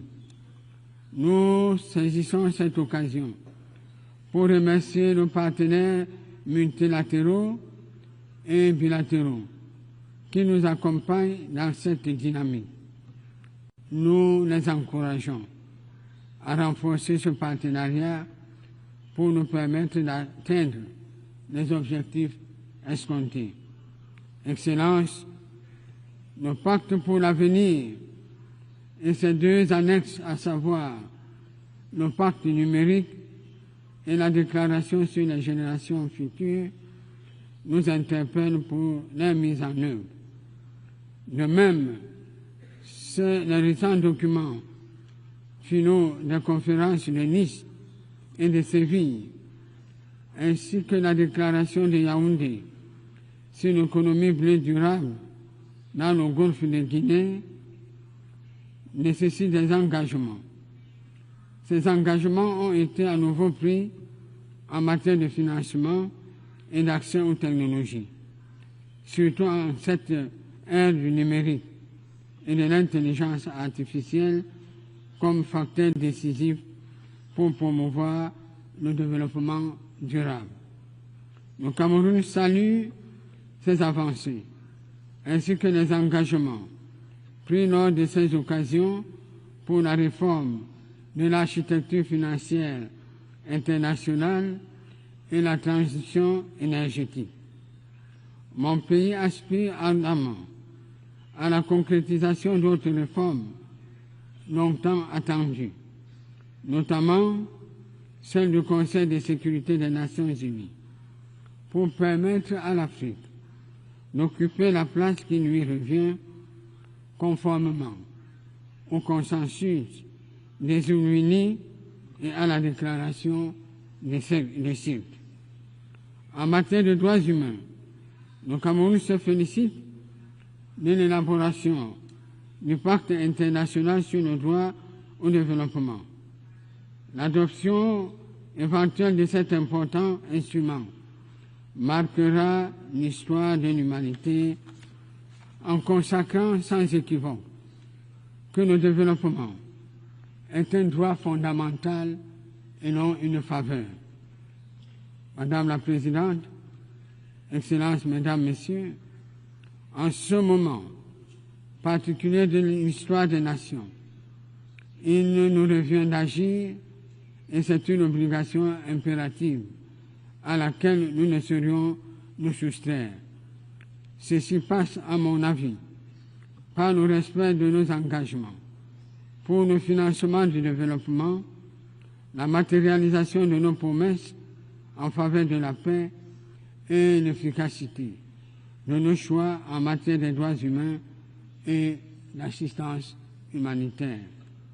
Il nous appartient encore, pour les années à venir, de renforcer la fondation d'une paix durable, ancrée dans la prévention, la résilience et la justice.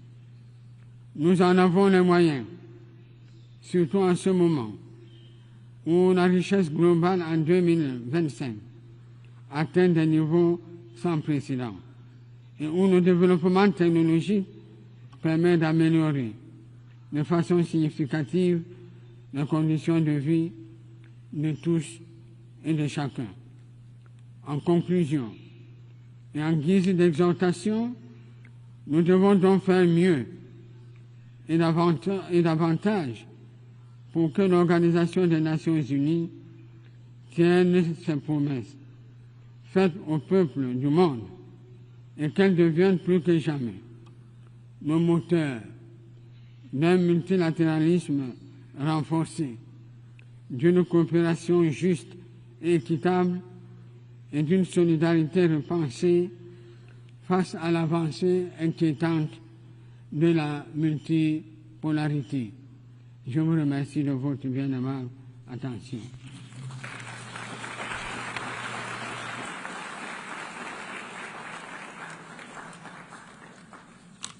Je remercie le ministre des Relations extérieures du Cameroun.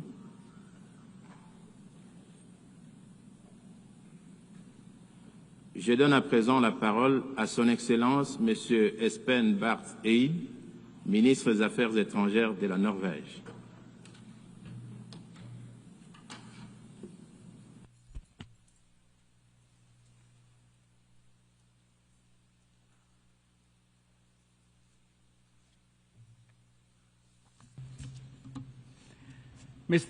Mr. President, Excellencies, distinguished delegates.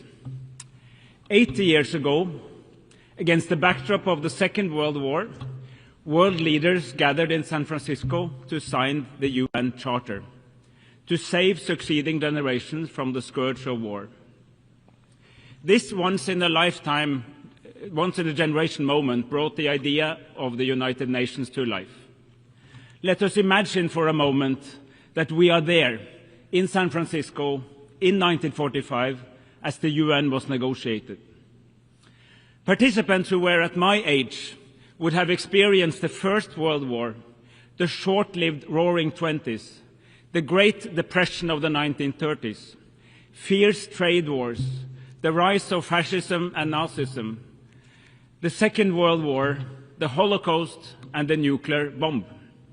And all of that in their own adult life.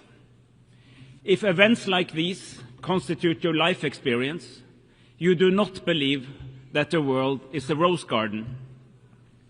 Those who shaped the United Nations were not guided by naive idealism. Quite on the contrary, this was a deep realist recognition that mankind simply could not continue as before. Centuries of great power rivalry, competing spheres of interest, and imperialism had not forged peaceful coexistence. The founders, however, were indeed visionaries, as they believed that a better world was possible. Our founders realized that the world needed shared norms and principles in order to avoid yet another world war. They were adamant not to repeat the debacle of the interwar years. This noble insight shaped the United Nations Charter. Simply put, the Charter rests on three sets of principles. Peace and security should be achieved through recognizing the sovereign equality of states, the prohibition of the use of force, and through peaceful settlement of disputes. Economic and social development should be ensured through close international cooperation and through finding common solutions to common problems. The dignity and worth of all human beings should be established through mutual commitment to universal human rights. Our United Nations, imperfect as it is, has since provided an unrivaled global arena for seeking common solutions to common challenges. There is little doubt that the world would have been a more brutal and less prosperous place without the United Nations. Since 1945, interstate wars have been fewer and farther apart. Former colonies gained independence and became sovereign states of their own. Hundreds of millions have been brought out of poverty. President, however, at 80, we find our United Nations in crisis. This crisis is both political and financial. Political, because core principles of the Charter are under threat. The world is more divided, more dangerous, and more unpredictable than it has been for decades. Respect for international law is eroding. Gross violations go unchecked. This, in turn, weakens the trust in our institutions. It is a vicious cycle. The crisis is also financial, because several member states are significantly reducing their economic contributions, and this, in turn, makes it difficult to accomplish the core mission of the United Nations. President, savage wars are raging in several corners of our world. In Sudan, civilians are facing the largest displacement and hunger crisis in the world today. The war in Sudan has been raging for almost 900 days. This is but one of the many horrific wars that receives way too little attention in the power centers of the world, even in this organization. In Ukraine, Russia has violated the most fundamental principles of international law. There is simply no other way of seeing it. Russia's invasion of the sovereign state of Ukraine is a blatant violation of Article 2.4 of the UN Charter. While Ukraine is in its full right to defend itself, as affirmed by Article 51. Norway and so many other states stand firmly with Ukraine's fight for freedom and independence. We do so in solidarity with the brave Ukrainian people, but we also do so to uphold the respect for international law, an interest shared by all states, large and small. In Palestine, Israel is in clear violation of international law. Life in Gaza is living hell. For almost 2 years, we have witnessed extreme levels of death, starvation, forced displacement, and massive suffering. The fact that these atrocities continue is a disgrace to all humanity. In the West Bank, the illegal occupation, settlements, and settler violence continues unchecked.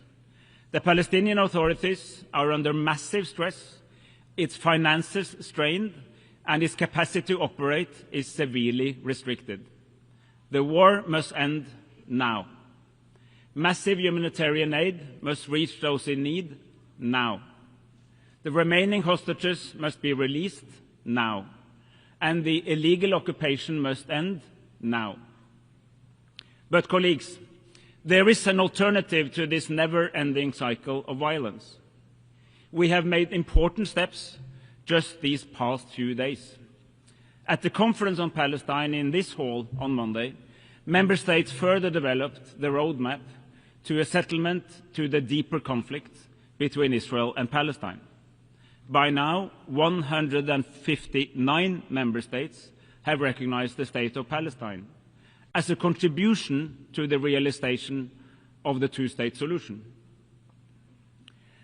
However, the recognition of Palestine is only one of the elements needed to reach such a two-state solution. There are many pieces in this puzzle. Palestinian governance and economy must be strengthened. Hamas must be demobilized.